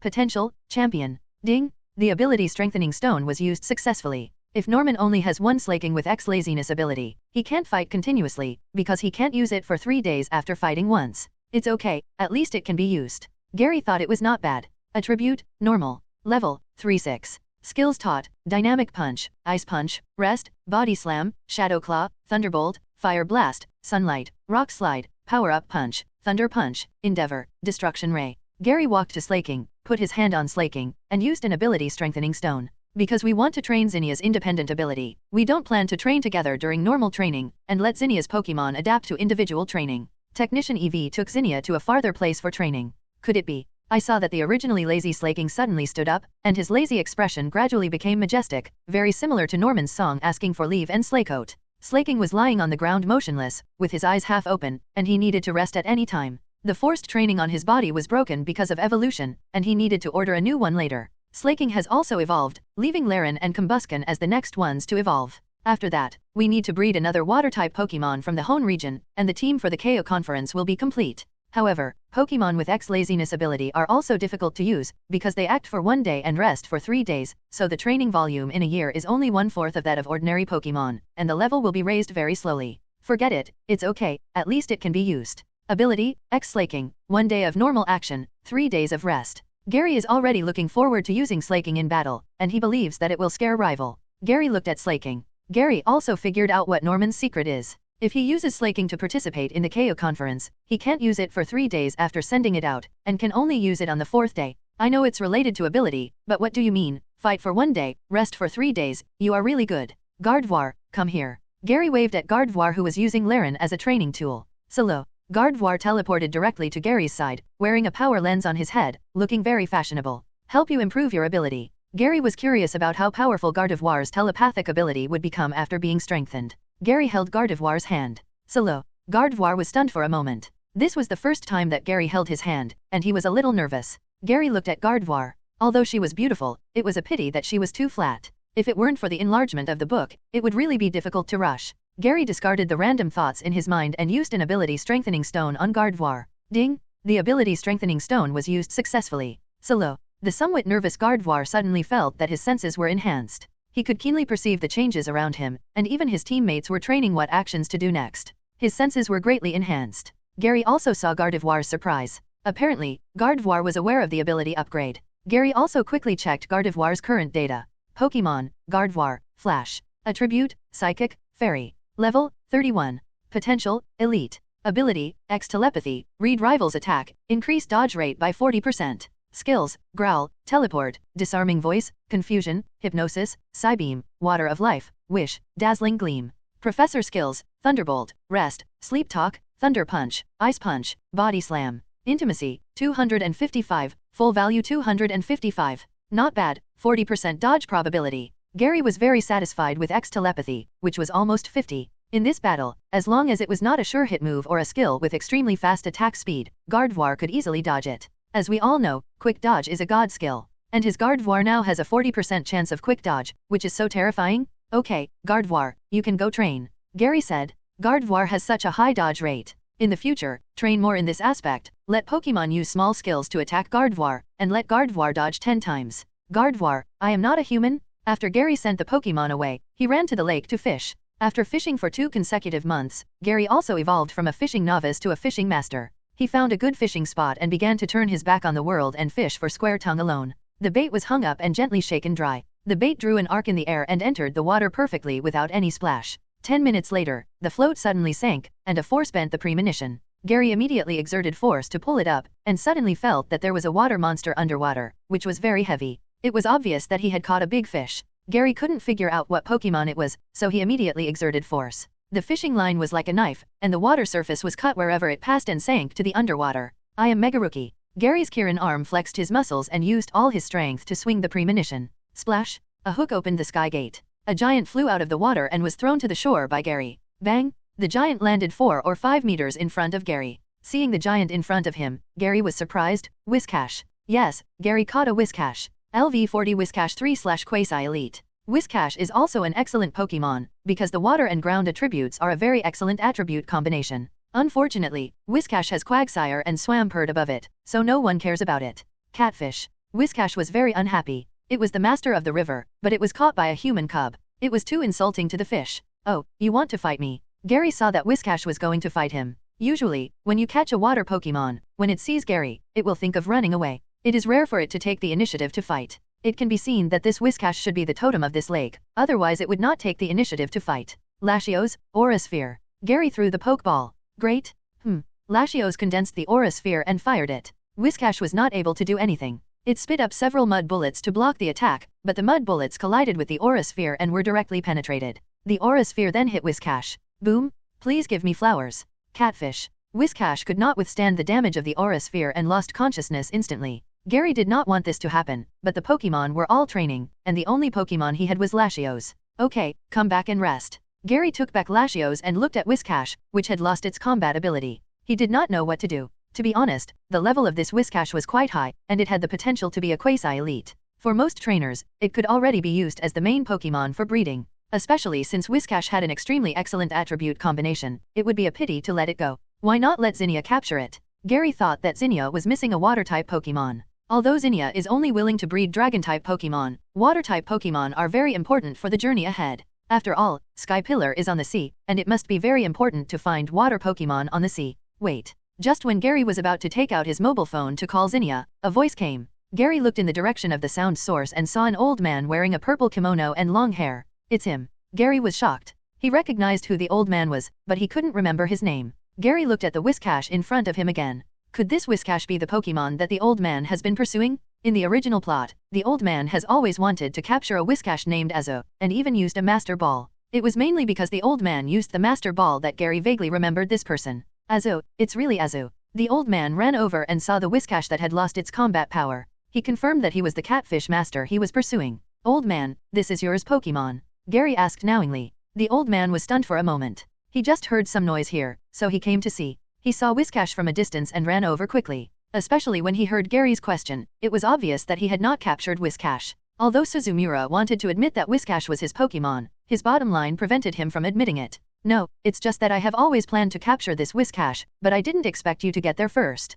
Nemura said helplessly. I didn't plan to capture Whiscash, I just caught it, and it suddenly attacked me, so I had no choice but to defeat it. Gary said. Oh, so you don't plan to capture it? Suzumura said in surprise. After all, Suzumura has been pursuing this Whiscash for many years, and he still doesn't want to give it to others. I plan to let my companion capture it. Gary said. Gary will not say no, after all, the old man has a Master Ball in his hand. Gary has never seen a real Master Ball until now, so he must collect one. Little brother, my name is Suzumura, I haven't asked for your name yet. Nemura suddenly asked. My name is Gary. Suzumura said. Gary, seeing you fishing here, I think you are short of water Pokemon. Gary was quite surprised. He didn't expect Suzumura to see the purpose of his fishing for National 60 fish. Yes, I am indeed short of one. Gary did not deny it, and wanted to see what Suzumura was going to do. How about this? What kind of water Pokemon do you want? I can exchange this Whiscash with you, what do you think? Suzumura suggested. Gary was shocked. This old man is not normal, he dares to make such a request. Suzumura dared to say this, which means he has a good water Pokemon in his hand, either with high potential or very rare. However, Gary needs a water Pokemon unique to the Hoenn region, and the target has been selected, either Melodic or Swampert, and other water Pokemon Gary does not want. Exchange is possible, but do you have the water Pokemon I need, Mr. Suzumura? Gary asked. Tell me, I have been fishing all my life, and I have a lot of collections, even Phoebus. Suzumura said confidently. Gary saw that Suzumura was a fisherman at the level of fishing alone for eternity, so it was normal for him to catch Phoebus. The key was that Phoebus had such potential. The water Pokemon I need is Melodic or Swampert. Their pre-evolved forms are also okay, but I'm a trainer, and I have requirements for the potential of Pokemon. Too low is not acceptable. Gary said. Oh, Swampert, I just caught a Mudkip recently, see if you can do it. Suzumura took out a Pokeball from his pocket and opened it. Great. LV18 Mudkip 3/Champion. A blue Mudkip with orange gills on its cheeks appeared. Champion potential? Gary was also surprised to see Mudkip. Gary knew that there were Mudkip in this area, but he didn't expect that Suzumura actually had a Mudkip with champion potential, and he had just captured it not long ago. Gary, what do you think? Suzumura asked nervously. This Mudkip was captured by Suzumura a week ago, and he didn't know what Mudkip's potential was. But everyone is not stupid. Normally, if you want to tell whether a wild Pokemon has high potential or not, you have to see whether this Pokemon has evolved. The potential of Pokemon that has not evolved is definitely not high, but the upper limit of Pokemon that has evolved to the final form is unclear, but the potential is definitely low and elite. Yes, Mr. Suzumura, do you carry Everstone for Mudkip? Gary asked. No, after I captured it, I put it in Mudkip is kept as a pet, and its character is very honest. Suzumura said. Gary mainly saw that Mudkip was level 18 and had not evolved yet, so he thought that Suzumura did not want Mudkip to evolve. Now it seems that this is not the case. It is just that Mudkip suppressed the urge to evolve in his body. Mudkip, who has the potential to be a champion, has reached the level of evolution conditions, and can definitely feel the growth of cells in his body. He suppressed the evolution himself. Mr. Suzumura, I have a few questions for Mudkip.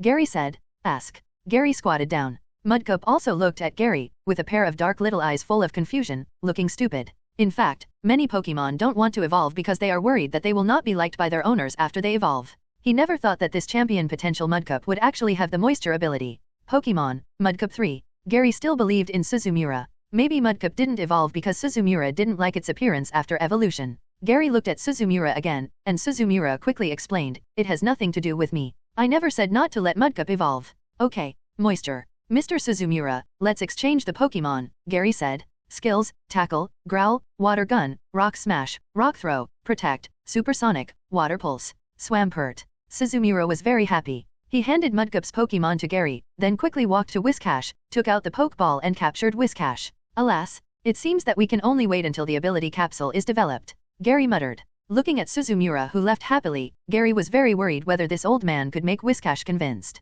Ha ha ha, I finally captured the master. Suzumura smiled brightly like a chrysanthemum. Gary, thank you very much, I'm leaving first. After capturing the Pokemon he had been thinking about, Suzumura left with a word and went to the Pokemon Center to treat Whiscash. He just had some feelings for Suzumura, but this guy gave him away. How can Marshtomp be inferior to Whiscash? Gary was stunned. Level 18. Mudkip is like this. When it evolved into Marshtomp, its appearance is still online, but after evolving into Swampert, its appearance. I can't say it's not good, but it's definitely not as good as Mudkip and Marshtomp. Intimacy, 86, maximum value 255. Mudkip nodded and walked directly to Gary, indicating that he was willing to go with Gary. Let me see your data. Gary touched the round and slippery head of the water jump 3.8 fish and checked its data. You old man are unjust, so don't blame me for being unkind. The role that the moisture ability can play in battle is definitely not as great as the rapids, but it still has a certain effect. All Pokemon with the word king in their names have very bad tempers and are difficult to subdue, except Magikarp. Mudkip was a little confused. Was he given away? Swamp. Mudkip shook his head and looked at Suzumura again, obviously wanting to express that it was related to Suzumura. Ability, moisture. By making the surrounding wet, even water cannot use explosive moves such as self-destruct. Attribute, water. Potential, champion. Mudkip, do you not want to evolve yourself? Gary asked. Gary didn't expect Mudkip to be so honest, but it was normal. After all, Mudkip and Suzumura had not been together for long. Now that Suzumura was giving him away, Mudkip didn't need to be loyal to Suzumura. Then Mudkip, are you willing to go with me? Gary asked. Swamp. Mudkip didn't quite understand what Gary meant. Because moisture is a passive ability, it will be automatically activated as long as Mudkip is on the field, and Mudkip himself will not control his own ability for the time being. It's okay, you have a high talent. Gary praised. Swamp. Marshtomp had a dull expression on his face, and it was hard to tell whether it was happy or pleased. It seemed that it didn't feel anything about its high talent. Come in. Gary took Mudkip back. Gary thought it was normal for Mudcup to be so stupid, because Mudcup and Marshtomp were stupid in themselves, and only when they evolved into Swampert would their personalities become rude. The team is complete, and we can be trained later, Gary said to himself. The last piece of the puzzle for the Pokemon team in the Hoenn region was complete. Now Gary only needs to focus on training the Pokemon in his hands and evolve all the existing Pokemon to their final form. Back to the camp. Gary saw Zinnia training her own Pokemon. LV32 Tyrant 312/Quasi Elite. LV27 Noibat 3/Elite. LV42 Shelgon 3/Champion. Zinnia's 3 Pokemon's levels were rising very fast, and they were all on PAR with Gary's Pokemon. If Gary hadn't used Rare Candy, their levels wouldn't have caught up with Gianna's 3 Pokemon. Especially Zinnia's Shelgon, which was only 8 levels away from evolving into Salamence. How did you come back so quickly? Zinnia said in surprise when she saw Gary. Usually Gary would come back after fishing at 3 o'clock, but it was only a little over 2 o'clock now. I've already captured the water-type Pokemon I like, so there's no need to fish anymore, so I came back. Gary said. Is it Phoebus? Zinnia asked. Zinnia had asked Gary what kind of water Pokemon he wanted to capture before, and knew that Gary wanted to breed King Weo or Mudcup. Zinnia really hoped that Gary could capture Phoebus, because she knew from Gary that Phoebus could evolve into the most beautiful Pokemon in the world, Melodic. Although Melodic does not have a dragon type, there is a dragon group in the egg group, which is considered a Pokemon with dragon blood. It's a pity that there is no dragon type, otherwise Zinnia would definitely breed one. No, it's Mudcup. Gary said. Oh, that's okay. Seeing that it was not Phoebus, Zinnia lost interest and continued to supervise her Pokemon. Gary also released Mudcup and introduced some new Mudcup to his Pokemon, and let Mudcup recognize Bai's future teammates. It was 3 o'clock, and after packing up, they continued on their way. A week later, Gary and Zinnia finally saw modern buildings. It is the Weather Institute of Hoenn region, which specializes in studying the climate of Hoenn region. Although Hoenn region has a tropical climate, it sometimes has sudden heavy rains and droughts. These sudden climates are naturally caused by Groudon and Kyogre. It is not that Groudon and Kyogre do this on purpose, but they need to change the climate to change the environment of the region. Although these two guys fight at every turn, they are still responsible for protecting the Earth's climate. As long as they are not fighting for natural energy and meteorite, they will not be released most of the time. Weather Institute, what is this? Zinnia saw the Weather Institute for the first time and was very curious. This is a place dedicated to studying the weather. The weather forecasts broadcast on TV are all released by the Weather Institute. Gary said. It's amazing. Zinnia didn't expect that people in the outside world could even predict the weather. It's nothing amazing. Many Pokemon can predict the weather in advance. Let's go. Gary said. Don't you want to go in and take a look? Zinnia asked. She didn't want to visit the Weather Institute. Didn't you see that it says no non-staff members allowed to enter on the door? Gary reminded. There is nothing in this Weather Institute, just a group of scholars who specialize in climate research, and there is information about Groudon and Kyogre in the database, which is useless to Gary. Only the Magma team and the Water team would be interested in stealing the information here. What a pity. Zinnia also wanted to know how the Weather Institute predicts the weather. Just as the two were about to leave, a man walked out of the Weather Institute, and that man also saw Gary and Zinnia. Xiao. Zinnia? Gary. Zinnia and Xiao exclaimed at the same time. Gary was also stunned for a moment. How could this plot be the same as in the game? In the game of the Gem chapter, the protagonist will encounter a challenge from a strong enemy when passing Route 119. Are you going to Fortree City? Xiao asked. If you can come here, you must go to Fortree City to challenge the gym. Yeah, why are you here? Also, how can you enter the Weather Institute?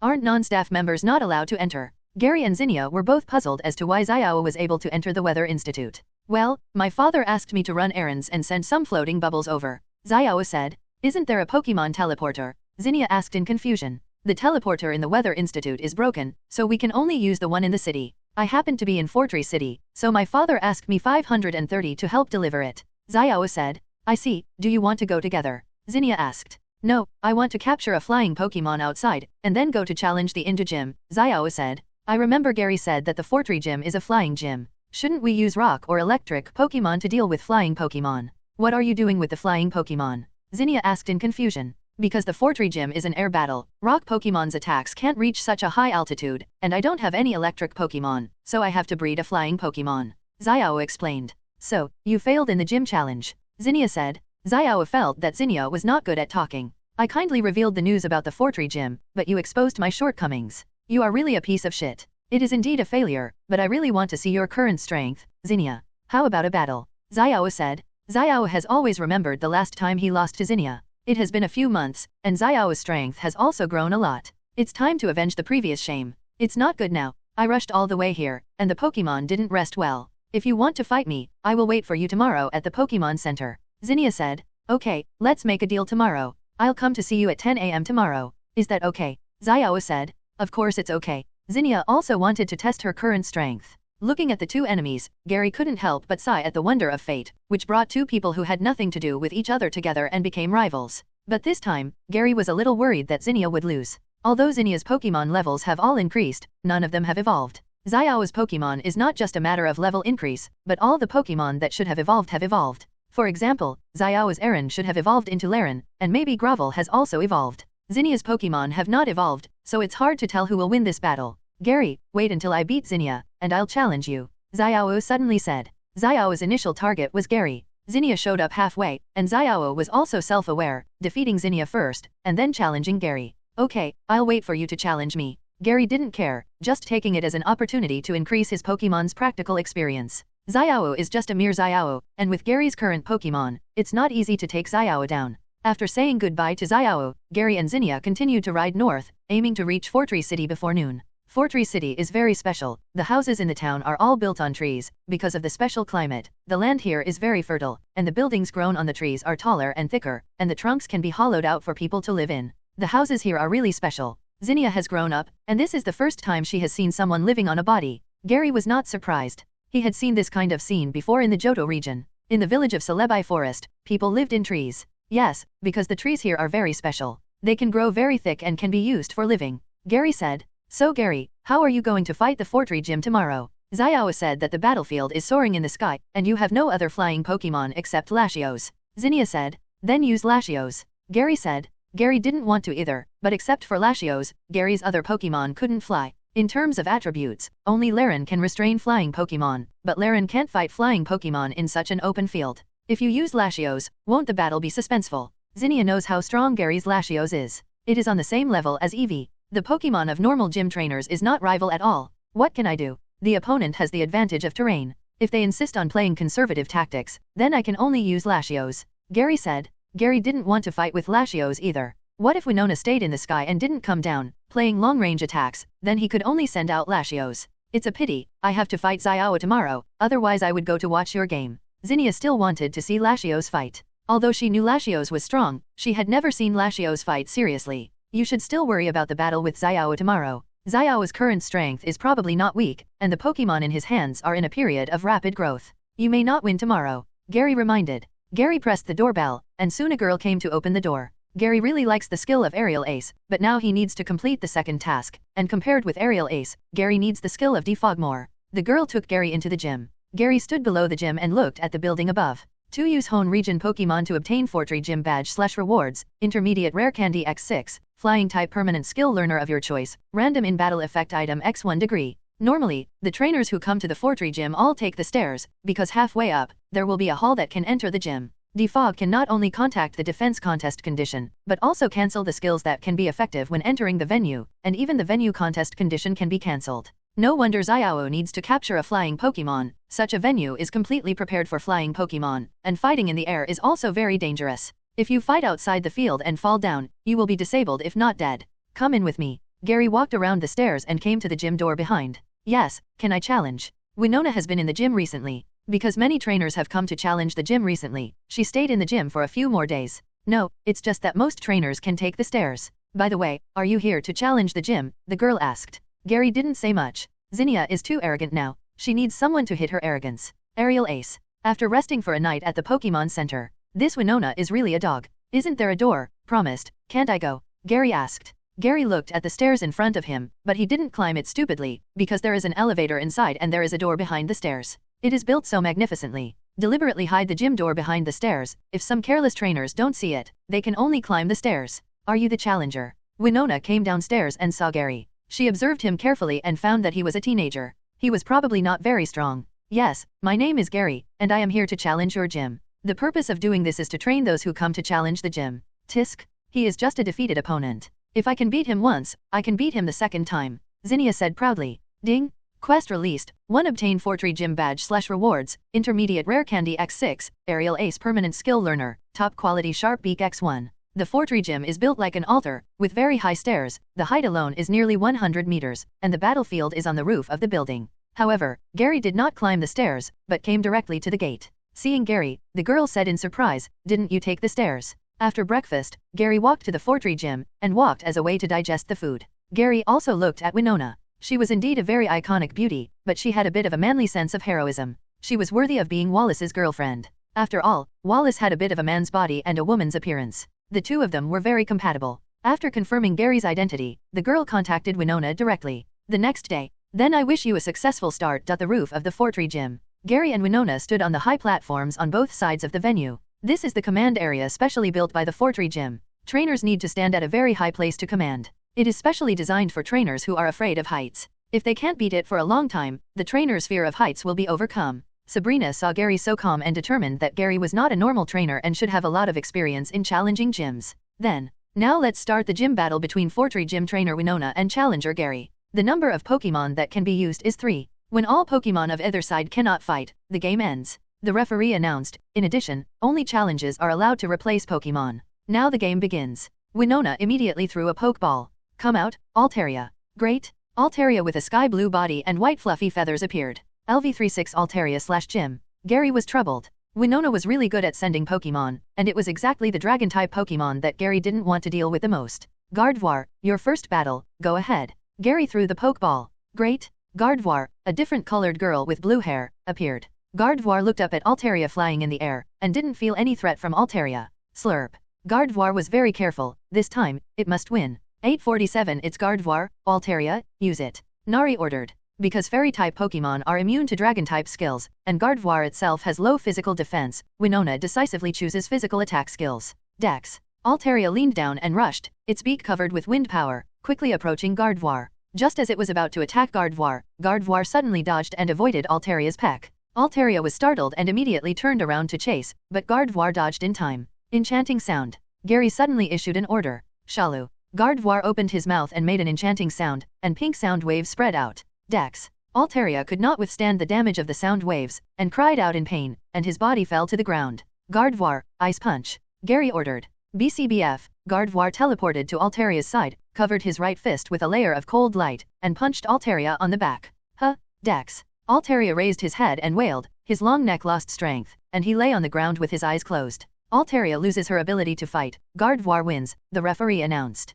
She can actually use Ice Punch. Winona was just guarding against Gardevoir's fairy-type skills, but she didn't expect Gardevoir to actually use Ice Punch. By the way, shouldn't Gardevoir be a special attack? What do you mean by letting Gardevoir learn Ice Punch? Gary didn't want to think about it anymore. The Ice-type skill given by the system was Ice Punch, and Gardevoir could only learn Ice-type physical attack skills. There was nothing he could do. Winona took back Altaria and threw out the Pokeball. Skarmory, you deal with Gardevoir. Great. A large bird covered in armor appeared. LV35 Skarmory 3/Quasi Elite. Skarmory has Steel-type, is highly resistant to Psychic and Fairy-type skills, and is not afraid of Ice-type skills, which makes it very suitable for dealing with Gardevoir. Skarmory, use Air Cutter. Winona ordered. Skarmory flapped the steel wing, transforming the power of the wind into a series of air scimitars that fell down. Gardevoir used telepathy to predict the attack positions of some Air Cutter and dodged many of them, but was still hit by some Air Cutter, but the impact was not great. Gardevoir, use Aura Sphere. Gary ordered. Gardevoir condensed a blue energy ball, and the Aura Sphere flew out of his hand and flew up to soaring in the sky, automatically flying towards Skarmory. Use Steel Wing to smash the Aura Sphere. Winona knew that Skarmory's special attack was not good, and using special attack skills to resist Aura Sphere would definitely be smashed, so she used physical attack moves to resist. Skarmory dual wing beat covered with steel energy, emitting metallic silver light, and swung towards Aura Sphere. Whoosh! The Aura Sphere was knocked back, but at this moment, a golden thunder struck from below and hit Skarmory directly. Gah! Skarmory wailed and immediately lost the ability to fly, falling towards the ground. Because Skarmory was wearing Orberg armor, he would feel a strong sense of paralysis after being hit by an electric skill, and for a while, his body could not move. Skarmory, cheer up! Winona shouted worriedly. She didn't expect Gary's Gardevoir to have so many miscellaneous skills. Use confusion to help Skarmory. Gary said. Gardevoir understood what Gary meant, and her beautiful eyes emitted blue light. Skarmory was falling and accelerated towards the ground. Bang! A cloud of dust burst out from the ground. When the dust dispersed, a pit appeared on the ground, and Skarmory was lying in the pit, motionless. Skarmory has lost his ability to fight. Gardevoir wins, the referee announced.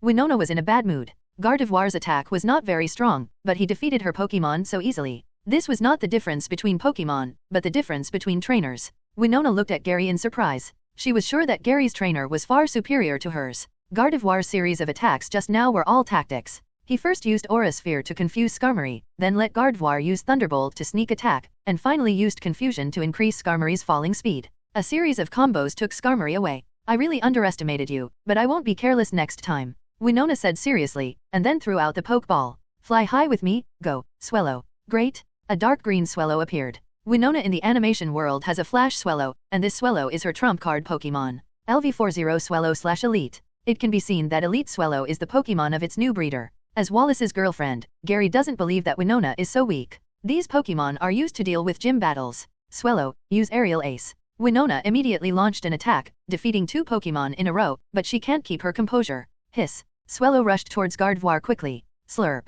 Gardevoir immediately sensed that Swellow was going to dodge, but didn't know which direction Elite Swellow would attack from. Aerial Ace is a must-hit skill, and Gardevoir's telepathic ability cannot be punished. Huh? Swellow appeared behind Gardevoir, and its sharp beak hit Gardevoir's lower back, almost knocking Gardevoir to the ground. Gardevoir, use Dazzling Gleam. Gary ordered. Slurp.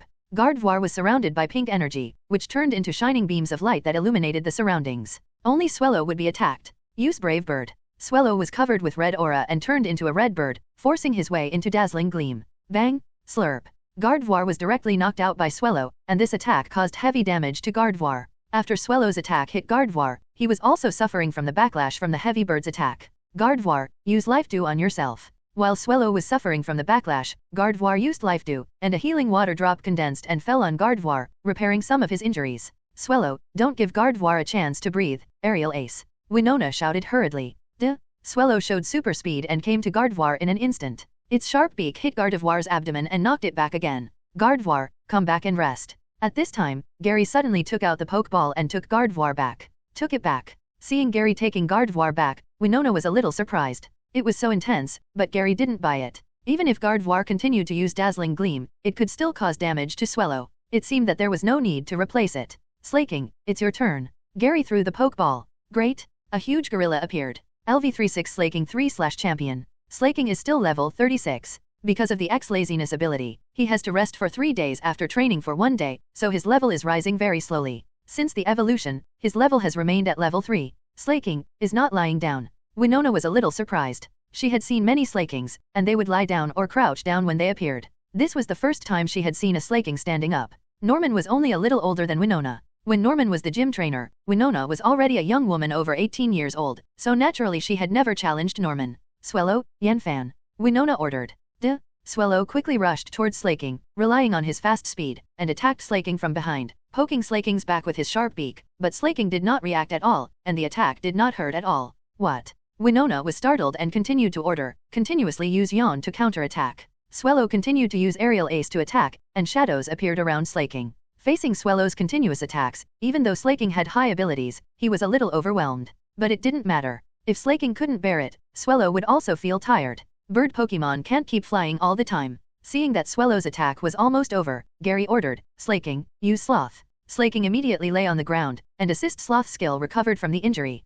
This. Winona was speechless. Gary was using a tactic that consumed physical strength. It was really disgusting. Swellow was very tired after attacking one after another. The speed was obviously much slower than before. Even Gary could see the figure of Elite Yawn. Waiting for Swellow to use Aerial Ace to attack again, Gary suddenly ordered, now, use Yawn. Slaking played Yawn, and the attacking after hitting Slaking, Swellow felt a wave of fatigue and landed on the ground, lying down to rest. Swellow, wake up quickly, Naki shouted. End the battle, use the most powerful Ice Punch. Gary ordered.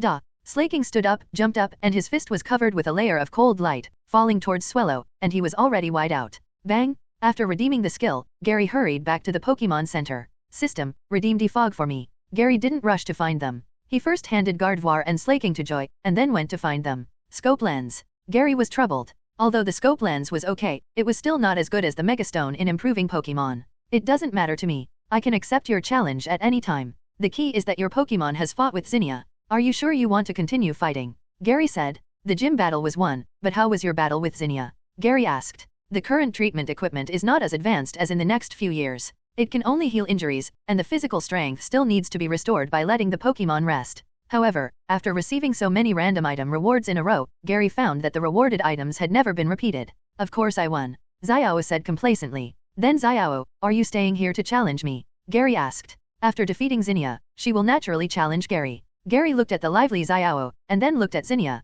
who was sitting with a dull face and didn't say hello to him. The referee also made the final judgment. After getting the system's answer, Qin Mao was satisfied. No. Swallow, who was sleeping, suddenly felt a sharp pain and cried out in pain. A small hole was punched in the ground on his body, and his body sank down. Swallow lost his ability to fight. Xiao looked leisurely and contented. He was in a very happy mood after winning Zinnia. Ding, skill redemption successful. System, will the random in-battle effect items of the mission rewards be repeated? Gary asked. Gary, you are finally back. Did you win the gym? Xiao saw Gary and immediately stood up to ask. Superb scope lens, Pokemon carrying this item will have their critical hit level increased. Dafab. After getting the badge, Gary said goodbye and left. In this way, as long as all the in-battle effect items are collected, can the Megastone be obtained randomly in the future? Winona also handed over her own gym badge to Gary. Ding! Mission completed, rewards have been distributed to the space backpack.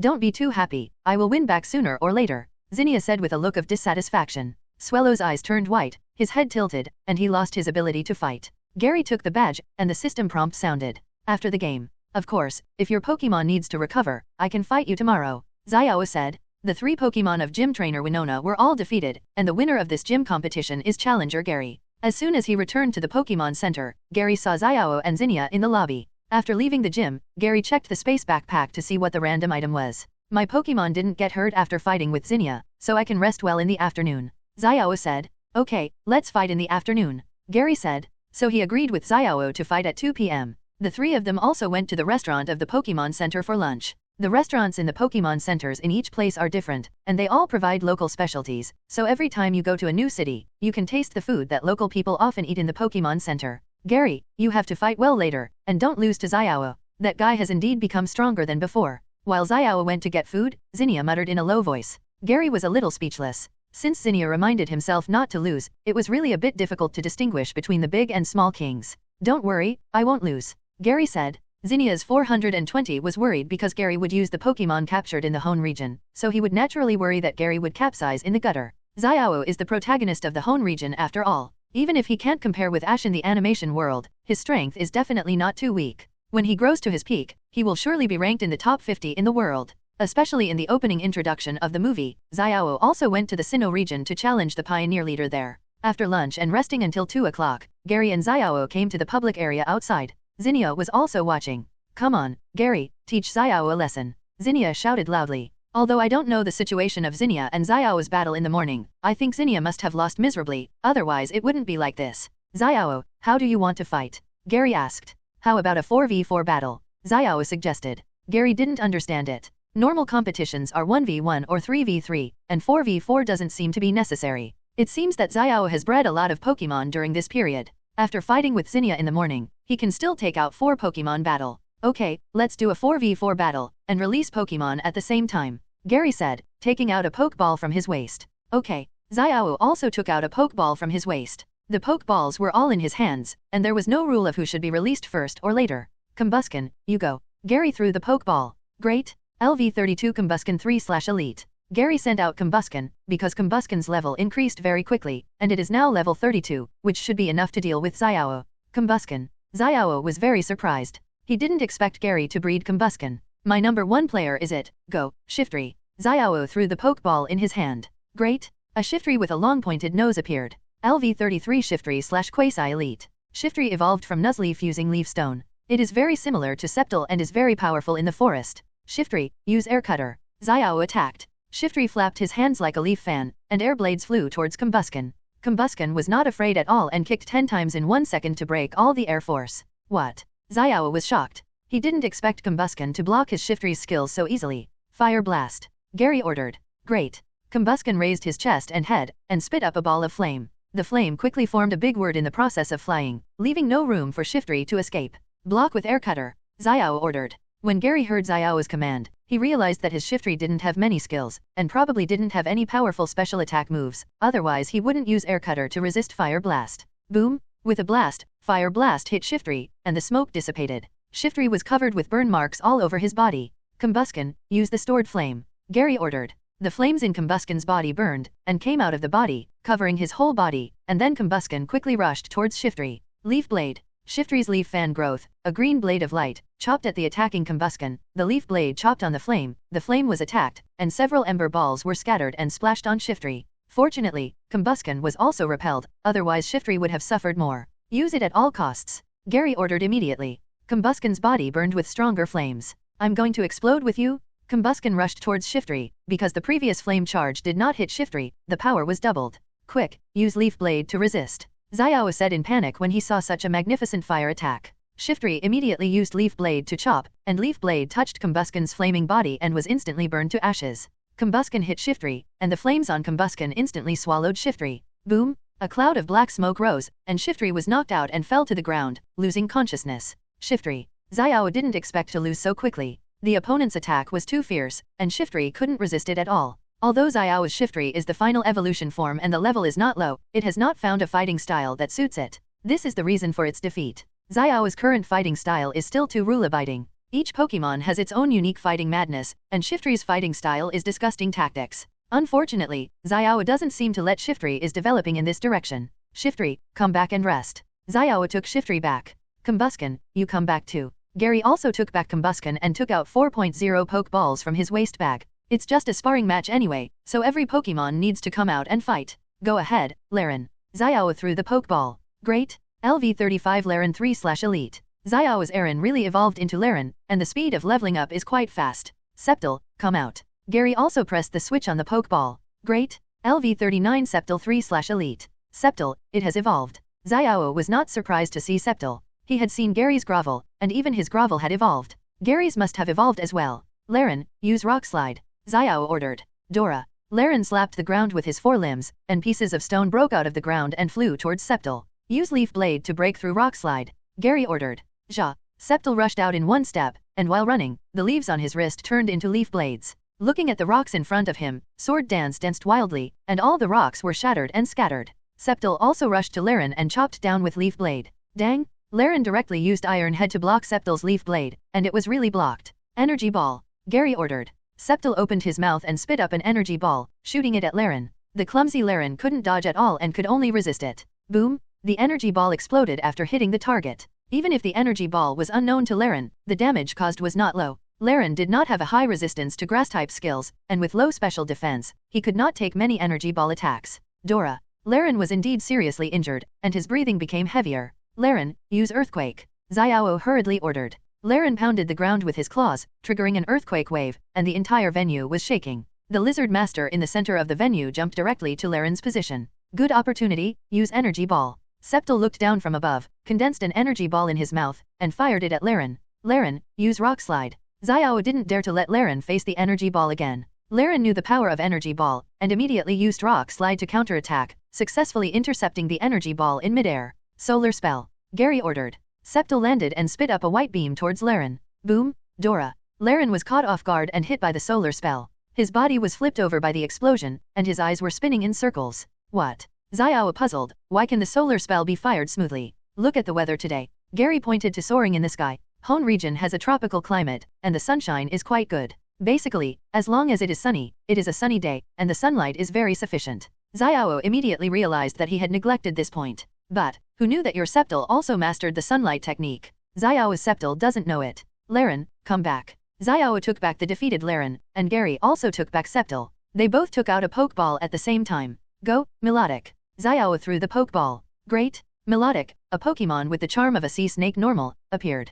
LV32 Melodic 3/Quasi Elite. What? Melodic. Zinnia's eyes widened immediately. She had always wanted to see Melodic, but she didn't expect Xiao to have captured him. Gary was also quite surprised. Xiao was lucky enough to have captured Melodic. Melodic is now yours to deal with. Go, Breloom. Gary threw the Pokeball in his hand. Great. LV35 Breloom 3/Gym. The different colored Breloom appeared. Melodic, use Water Pulse. Xiao rushed to attack. Melodic straightened his body, condensed Water Pulse in front of his mouth, and quickly fired it out. Use Dynamic Punch to knock Water Pulse away. Gary ordered. Fight. Breloom had no mercy on women, and his fist was covered with red energy. He smashed Water Pulse with one punch, and then rushed towards Melodic quickly. Melodic is a Pokemon that moves in the water after all, and land is not its home. Now, use Ice Beam. Xiao ordered. Xiao was just waiting for Breloom to get close, and then let Melodic use Ice Beam, so as to increase the chance of hitting. Xiao's idea was good, but he chose the wrong target. Xiao's Grovel really evolved into Sceptile, and it should have evolved recently. This Slaking. Xiao saw Gary's Slaking and immediately felt familiar with it. The Petalburg gym that they challenged before, Norman's Leave Master was like this. Whoosh, double team is useless against my slaking, earthquake. Gary ordered. Of course you have to continue, and you have to have a beginning and an end in doing things. Xiao said firmly. After Breloom came out from underground, he hit Melodic with a dynamic punch, causing it to fall into a chaotic contest condition. Melodic also immediately used Aqua Tail, and the three tails blew Breloom away. Septal immediately divided more than a dozen double teams. LV36 Septal 3/Elite. Crunch. Especially seeing Xiao lose 3 games in a row, don't mention how great it was. Use dynamic punch. Gary didn't give Xiao a chance to fight back. Okay, let's start the 4th match. Gary took out a pokeball from his waist bag. Mach punch. Gary immediately gave the order. Ice beam. Xiao knew that in a short-range battle, Breloom was very fast, so he attacked directly from the front. He can actually dig. Xiao was also quite surprised. He didn't expect Breloom to dig. What should he do now? Great. 733 You have already lost 3 games in a row. Xiao, are you sure you want to fight the 4th game? Gary asked. Alas, the ability was not triggered. Gary didn't see the spores appear, and he secretly felt that Xiao was lucky that Breloom's spore ability was not triggered. Good job, Gary. Keep it up and beat him to a complete victory. Zinnia was so excited. Breloom quickly drilled into the ground, and the ice beam hit the ground, and also froze the hole. In fact, the 3v3 duel is enough, and it doesn't matter whether the 4th duel is carried out or not. Melodic condensed ice energy and spit up an extremely cold light to attack Breloom. Xiao was also very nervous at the moment. After 3 consecutive defeats, Gary gave Xiao too much pressure. Slaking, I leave it to you. Gary sent out slaking. Anyway, slaking can be used all day today. It would be a waste if it is not used for more battles. The running Breloom suddenly accelerated. While Melodic was still condensing ice energy, Breloom came in front of Melodic and punched Melodic on the head, interrupting the condensation of ice energy. Septal, use double team. Xiao didn't dare to be careless and confused slaking first. Xiao's Melodic had just evolved not long ago, and had not yet mastered the skill Safeguard, otherwise it would not have fallen into a chaotic contest condition. Slaking stomped ground, triggering earthquake, and the entire venue shook violently. Then, Breloom used Leech Seed to parasitize Melodic, and then attacked with Thunder Punch, defeating Melodic. Septal, I'm counting on you for the last one. Xiao sent out his strongest trump card. Aqua Tail. Gary seemed to be an insurmountable mountain, pressing on Xiao's heart. Dig. Gary ordered. Ja. Septal saw the earthquake wave coming and splashed towards slaking. All the clones on the field disappeared. At this time, Septal had already crossed to slaking sky and was falling. Xiao also issued an order. That's it, use Leaf Blade. Ja. Septal gathered a leaf blade made of plant energy on his wrist and chopped it down. Ice punch. Gary suddenly issued an order. Slaking looked up at soaring in the sky, and his right fist was covered with ice energy, and the sun was shining on the sky. The leaf blade and ice punch collided, and in an instant, the leaf blade broke in the middle. After the ice punch shattered the leaf blade, it punched Septal's head and sent him flying into the sky. What? Why? Xiao was shocked. He knew Slaking's weakness. He clearly used earthquake, so why could he still move? Could this Slaking be the one Norman had? Xiao was surprised, but Gary's attack was not over yet. Fire Blast. Gary took advantage of the victory and pursued. Take. Slaking spit up Fire Blast. Septal fell down from the field. Boom.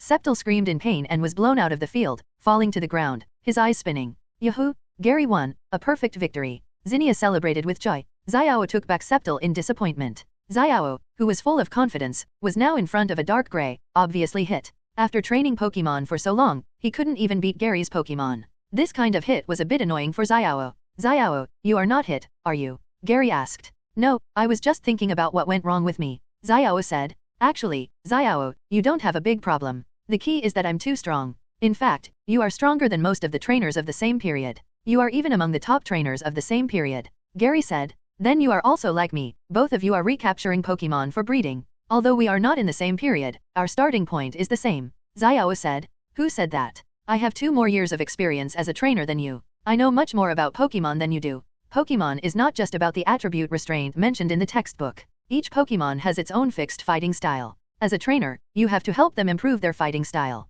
The Pokemon you are currently breeding have levels and strengths, but they don't have their own fighting style. This is the fundamental reason for your loss. After a battle, Xiao is much stronger than Rookie Trainer, but there is a problem with his breeder Pokemon. That is, they don't have their own fighting style. The 4 Pokemon send out all release skills mechanically, and they don't integrate the skills into their own fighting style. And Xiao doesn't care about the venue when sending Pokemon. He is clearly on land, but he still insists on sending Melodic out. Gary deeply suspects that Xiao sent Melodic out just to show off, and didn't consider how to win at all. Style. Xiao was shocked. He knew the fighting style, but what it meant to apply skills to the style. You should explore it well. I hope you can change at the KO conference. Go to the Pokémon Center first, said Gary. It is difficult to finalize the fighting style. It mainly takes time to completely defeat the fighting style of Pokémon. Xiao still has a long way to go. The battle ended and the three returned to the Pokémon Center. Zinnia, who was originally depressed, had a smile on her face, while Xiao was calm and no longer liked to smile. This wave is called the smile transfer technique. Xiao still needs to challenge the Fortree Gym. The flying Pokémon he just captured needs to be in breeder for a while before challenging the Fortree Gym. Gary and Zinnia went to the Pokémon department store to replenish supplies and make energy blocks by the way. They plan to leave tomorrow and go to Lily Cove City. You can take a boat directly to Moss Deep City from Lily Cove City, and you can reach Moss Deep City within a day. Since being invited by Professor Cosmo, Zinnia has been clamoring to go to Moss Deep City's Cosmic Center. After getting ready, the two set off again the next day. Half a month later, Gary and Zinnia finally arrived at Lily Cove City. The Pokémon in Gary's hand have grown a little. Upgraded Pokémon, Eevee LV62, Latios LV66, Breloom LV37, Sceptile LV41, Slaking LV37, Gardevoir LV36, Shelgon LV37, Combuskin LV35, Marshtomp LV30, LV42 Agron. Eevee and Latios level up by 1 level each, and the levels of the rest of the Pokémon are steadily increasing. Laren evolved when Gary used a mid-level rare candy on it at level 41. Mudkip evolved into Marshtomp at level 22. After arriving in Lily Cove City, I went to the Pokémon Center first, and I was not in a hurry to go to Moss Deep City immediately. Gary planned to let Combuskin evolve into Blaziken. As for Marshtomp, it was still a long way from the evolution level, so he had to wait. After sending Zinnia away, Gary came to the public area, released all the Pokémon on his body, and called Combuskin to him alone. Collie. Combuskin also understood Gary's ability, and wondered if he would be strengthened again. Combuskin's premonition was not wrong. It was indeed going to be strengthened, but not to master new skills, but to evolve. Combuskin, it's time for you to evolve. Gary said. Kali Dong. Combuskin nodded. It had seen Slaking and Gardevoir evolve with Gary's help, and today it was finally its turn. Gary didn't waste words, and stretched out his hand to Combuskin, using a mid-level rare candy on it. Kali. When it reached level 36, Combuskin immediately felt a surge of power in his body, which surged out of his body and covered Combuskin's entire body. Combuskin's body was covered with white light, and his height grew rapidly until he was almost 2 meters tall, and his body gradually became more human-like. When the light of evolution faded, Blaziken, who had a slender white feather and a body with feathers as gorgeous as flames, appeared. Gary looked at the handsome Blaziken in front of him, nodded with satisfaction, and taught him all the skills that he couldn't teach before. Compared with before, Blaziken can master more powerful skills, including Sunlight, Brave Bird, and Destruction Deathlight. And it has evolved to the final form, so he will consider looking for a skill master to teach him the ultimate skill of fire, and Sceptile and Marshtomp also need to learn.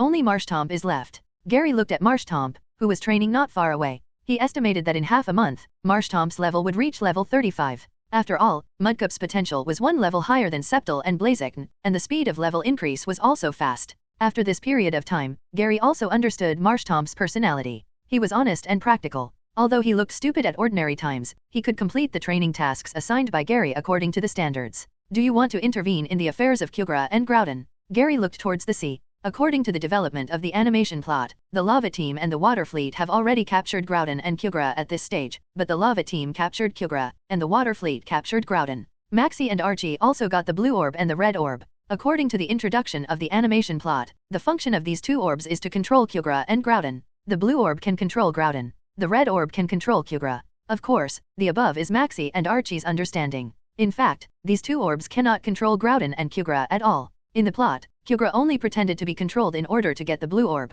because as long as he got the blue orb, he could master primal reversion. Although it is not clear why Kyogre and Groudon can sense the energy of each other's orbs, it is obvious that Groudon and Kyogre are ancient Pokémon, and their powers are of the same origin, both of which belong to ancient power. It is normal to be able to sense the energy of each other's orbs, but it is impossible to absorb the other's orbs into one's own body. Even Groudon can control Pikachu through the blue orb, and Kyogre can do the same. Maxie and Archie are still thinking about controlling Groudon and Kyogre, but they don't know that they are just like clowns, being fooled by two ancient Pokémon. Groudon and Kyogre are not something that humans can control at present.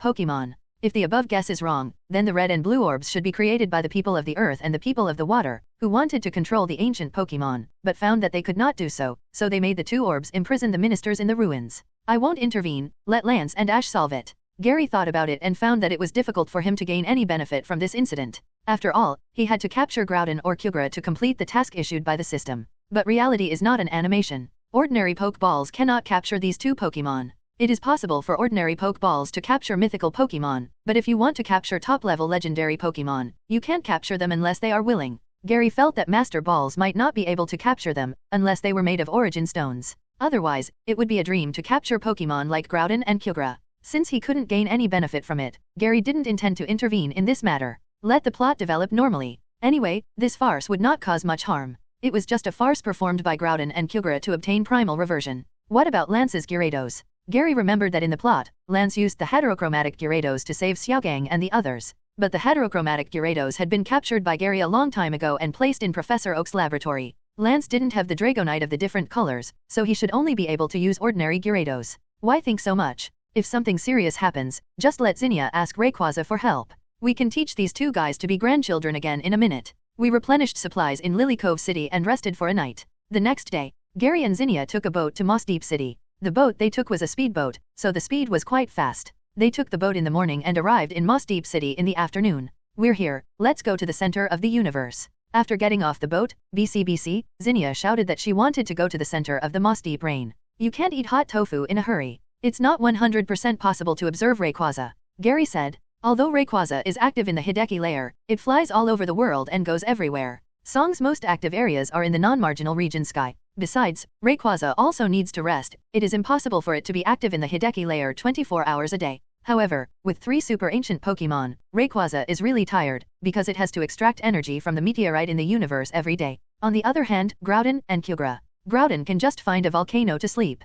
Kyogre can also find a seafloor cavern to sleep. These two guys can automatically absorb the energy of the sea and the earth in their sleep. Unless something like a colored meteorite falls on the earth, these two guys will sleep most of the time. Then I will stay a few more days. Zinnia now wants to see Rayquaza no matter what. In the past, in the village, she only heard about Rayquaza from the elders, and Zinnia had never seen it with her own eyes. At most, she had seen the mural of Rayquaza. Okay, then stay a few more days. Gary didn't have any objection, and the Gianni badge was almost collected. After that, we will go to Pseudopolis City, get the last badge, escort Zinnia to Sky Pillar, hand over meteorite to Rayquaza, and the escort mission will be completed. It's okay to stay in Moss Deep City for a few more days. Then let's go to the center of the universe now. Zinnia couldn't wait and was ready to run out immediately. Wait a minute. Gary grabbed the hat behind Zinnia's collar. I don't know what Zinnia's hobby is. She likes to wear clothes with hoods behind the collar and cloak-style clothes. Do all dragon trainers have this bad habit? I don't think Elise, Drayden, and Drasna have this problem. What are you doing? Let me go.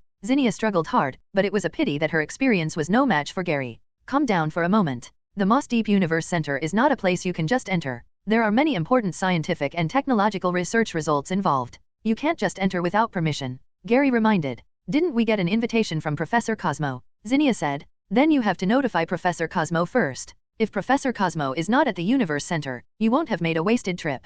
Gary said. That's right, I'll make a call. Zinnia thought it made sense and took out her cell phone to call Professor Cosmo. Although she had a cell phone, Zinnia still didn't use it often, mainly because she wasn't used to it. She even forgot that she had Solance's phone number. When cell phones continue to develop for a few generations, I believe Zinnia will become a qualified head-down tribe in the future. Hello? Is this Professor Cosmo? The call was connected immediately, and Zinnia asked politely. Yes, who are you? Zinnia didn't have a mobile phone at the time, and only left Professor Cosmo's phone number, so Professor Cosmo didn't have Zinnia's number. It's me, Necromancer. So it's Zinnia, have you come to Moss Deep City? Yes, I plan to go to the center of the universe to observe Rayquaza. Can I go now? Zinnia still yelled that she wanted to see Rayquaza. Nothing was more important than this. Why don't you come tomorrow morning? It's a few hours before get-off work ends, and you won't have a chance to observe even if you come, and many projects in the center of the universe cannot be experienced. Professor Cosmo said. Tomorrow? Okay then. Seeing that it was impossible to observe, Nigiana had to give up. Gary also thought it would be better to observe tomorrow.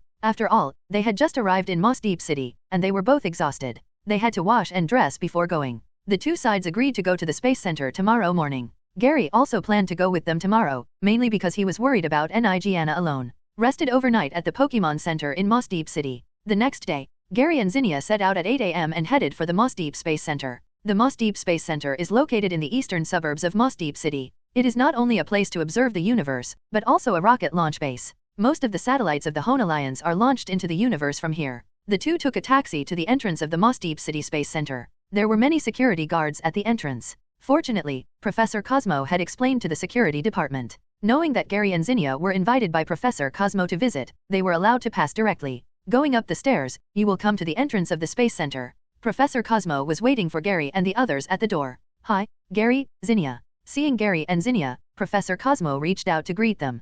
Professor Cosmo, hello. Mao responded politely. Professor Cosmo, take me to observe Rayquaza quickly. Zinnia was anxious to observe Rayquaza. Rayquaza doesn't know much at this time, you have to wait until noon. Professor Cosmo said. Why noon? Zinnia was puzzled. Because Rayquaza flies to the Hideki layer at noon every day to devour the meteorite particles absorbed by Hideki, which cannot be observed now. Professor Cosmo said. Does Rayquaza still need to eat? Zinnia was shocked. She thought that Lord Dragon God didn't need to eat. Of course, Rayquaza will eat meteorites in the universe, but most of the time it just absorbs the nanoparticle energy from Hideki Kong. Professor Cosmo said. Gary does know this. The Hideki layer on Earth contains cosmic energy, which will be transformed into nanoparticles in the Hideki layer. These nanoparticles will even mutate into a Pokémon called Minior, which is the food of Rayquaza. The little meteorite will fall to the ground when it escapes. Unfortunately, Pokémon like Minior cannot be bred, because once the shell is broken and the core is exposed, it will soon turn into nanoparticles and dissipate. Although putting it into a Pokeball can prevent the core from dissipating, it is not a long-term change after all. So Pokémon like Minior are only short-lived. Not long after they appear, they will turn into nanoparticles again. Let's go, we will take you to visit the center of the universe. There are many fun things inside. Professor Cosmo said. Okay, yeah. Gary and Zinnia followed Solence into the center of the universe. The Cosmic Center is not only for observing the universe, but also has many research rooms inside, which are dedicated to studying the universe. For example, there is a vacuum room, where you can put on a spacesuit and experience what it feels like to be in the cosmic environment. There are also instruments to test whether you are qualified to be an astronaut, and you can experience these facilities. Gary, who has lived 2 lives, is also very curious about the universe. Naturally, he will not miss such a good opportunity and experience all the facilities that can be experienced. Ha ha ha, it's fun. In the weightless room, Zinnia scurried around in the air, just like a fish in the water. Looking at Zinnia, who was having a lot of fun, it is estimated that she has forgotten about observing the sky-splitting spaceship. Zinnia, it's almost noon, let's go eat, we will observe it later. Solence saw that the time was almost up, and Tianyan reminded him. I'm coming. Seeing that Zinnia was about to leave, Gary followed her out of the village. Gary was changing clothes in the dressing room, and just after changing, Zinnia suddenly rushed in. Gary was also startled when he saw Zinnia rushing in. Fortunately, he had changed his clothes, otherwise Zinnia would have been feasting her eyes. Gary, it's bad, my meteorite is gone. Zinnia said hurriedly. What? Gary was stunned. The meteorite was carried by Zinnia, how could it be lost? Could it be that someone stole Jana's meteorite when she went to the zero-gravity room just now? Gary immediately thought of Professor Cosmo. Professor Cosmo appeared at MT Chimney to find the meteorite. Maybe he found the meteorite on Zinnia at that time and invited Jana to the center of the universe. But Gary felt that Professor Cosmo was not that kind of person. If he really wanted to get the meteorite from Zinnia, there was no need to use such a despicable method. Have you looked carefully? Gary asked. I have looked. I put the meteorite in my bag and carried it with me. When I changed clothes just now, I put the bag in the closet. I just checked and found that the meteorite was missing. Zinnia shouted anxiously. Zinnia was panicked. Now she had no idea of observing Rayquaza. If the meteorite was lost, the trial given to her by her grandmother would fail. Don't worry, ask Professor Cosmo. Although I don't want to doubt it, I can only ask Professor Cosmo for help now. After all, he is a soldier in the center of the universe. Gary put on his coat and hurried Zinnia out of the dressing room. Professor Cosmo was waiting outside. Seeing Gary and Zinnia hurried over, he was also a little puzzled. They were having fun just now, why did they suddenly become so anxious? Professor Cosmo, my meteorite is lost, please help me find it. Zinnia said. Professor Cosmo was confused and said, what meteorite? Looking at Professor Cosmo, who was confused, Gary felt that the meteorite should not be stolen by Professor Cosmo. Zinnia still remembered her identity, and for a moment she didn't know whether she should tell Professor Cosmo about the Draconid tribe. Originally, Zinnia still trusted Professor Cosmo, but now that meteorite has been abandoned, she dared not trust anyone else except Gary. What if the location of Meteor Village is revealed, and the other party went to Meteor Village to steal Rainbow Meteorite? Let me tell you, Gary said. Dell. Zinnia nodded. She believed Gary. It's like this, Zinnia is actually a Draconid tribe. I don't know if Professor Cosmo knows. Gary said. Professor Cosmo must have studied Rayquaza, so he should know that 1,000 years ago in the Hoenn region, there were 3 ethnic groups that worshipped 3 super ancient Pokémon as gods. 790 The ethnic group that worshipped Rayquaza was the Draconid tribe. The ethnic group that worshipped Kyogre was the Water People. The ethnic group that worshipped Groudon was the Earth People. In some ancient ruins, there are records about these 3 nations, and there are also records of these 3 nations in the murals. You are the Draconid tribe. Professor Cosmo was surprised. He naturally knew that after all, to observe the universe, Rayquaza was a difficult hurdle that must be overcome. Every time a satellite is launched, it must avoid Rayquaza, otherwise if Rayquaza sees the rocket, it will think that the rocket has invaded its territory and be attacked. Yes. Zinnia nodded slightly and admitted her identity. What about meteorite? Professor Cosmo asked. The Draconid tribe has always been isolated from the world, but every once in a while, the Draconid tribe will select a successor, but if you want to become a successor, you must pass the trial. Zinnia is the successor of this generation. Her trial mission is to escort a piece of meteorite to the Sky Pillar and hand it over to Rayquaza,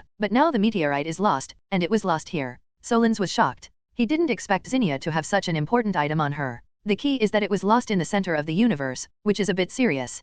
Please wait, I'll ask someone to check the surveillance. Solens also realized the importance of the matter and hurried to check the surveillance. Zinnia was confused. She didn't know what to do now. After all, she came out of the village and didn't understand some of the rules of modern human society. Don't worry, Zinnia, we will find the meteorite. Gary comforted. Let me know who the thief is, and I will definitely make him look good. Zinnia said. Seeing Zinnia's rapid change, Gary was relieved. Just now, Zinnia just lost the meteorite and didn't know how to explain to her grandmother. Now that the panic has passed, she only wants to get the meteorite back and teach the thief who stole the meteorite a lesson. Professor Cosmo took the two to the monitoring room of the security department to investigate the monitoring near the weightlessness room, because the dressing room is a place to change clothes. Naturally there is no monitoring, there is a monitoring at the door of Song. Gary and Zinnia entered the weightlessness room at 10:20, and started watching from this moment. Professor Cosmo can be seen in the monitoring outside adjusting the weightlessness room. As the progress bar accelerated, a woman in a white coat was soon seen coming here. She bypassed Professor Cosmo and sneaked into the dressing room.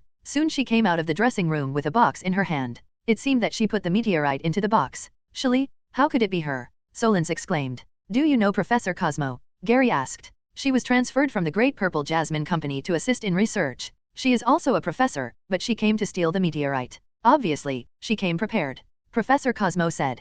Can we find this bad woman now? Zinnia asked hurriedly. She didn't care who she was. The most important thing was to get the meteorite back. Professor Cosmo immediately notified the security captain to find Sally and activated the security alarm. No one inside the Universe Center was allowed to leave now. Gary and Zinnia could only wait for news in the monitoring room. Gary felt that it was unlikely to find Sally. She must have run away long ago. From the time she entered the dressing room to now, more than 20 minutes had passed. It was likely that she had left the Universe Center. But now Gary didn't know what to do. The current known information was that Sally was from the Great Purple Jasmine Company. The Great Purple Jasmine Company was an energy development company. Its strength was comparable to that of the Devon Company. The two sides were competitors in all walks of life. Moreover, the headquarters of the Grand Zygon Company is in Zygon City. They are a Grand Duke company. If we ask them, they can completely shirk responsibility. Gary, Zinnia, I'm so sorry that you encountered such a thing. Professor Cosmo was not feeling well and could only keep apologizing. Professor Cosmo, if we go to the Grand Zygon Company now, will they give us an explanation? Gary asked. This, probably not. Although Sally is a member of the Grand Zygon Company, it is not clear whether Sally was instructed by the company or her personal behavior. We still have to capture Sally. Professor Cosmo said. Then can we just wait now? Zinnia asked anxiously. For now, this is the only way, but is the meteorite important? Professor Cosmo asked. Gary looked at Zinnia. To be honest, Gary didn't know what the meteorite was for, and whether it could help Rayquaza complete the Mega Evolution Stone. In the animation, Rayquaza uses the energy of meteorite in its body to Mega Evolution, so this meteorite should be very important, but thinking of the Rainbow Meteorite in Meteorite Village, this meteorite should not be lacking. Of course it is important, it is something that is dedicated to 3.5 people of the Dragon God, and can help the Dragon God resist future disasters. Zinnia said. Disaster? What disaster? Gary asked. When Zinnia was taken away from Meteorite Village, Zinnia's grandmother did not tell Gary about the future disaster.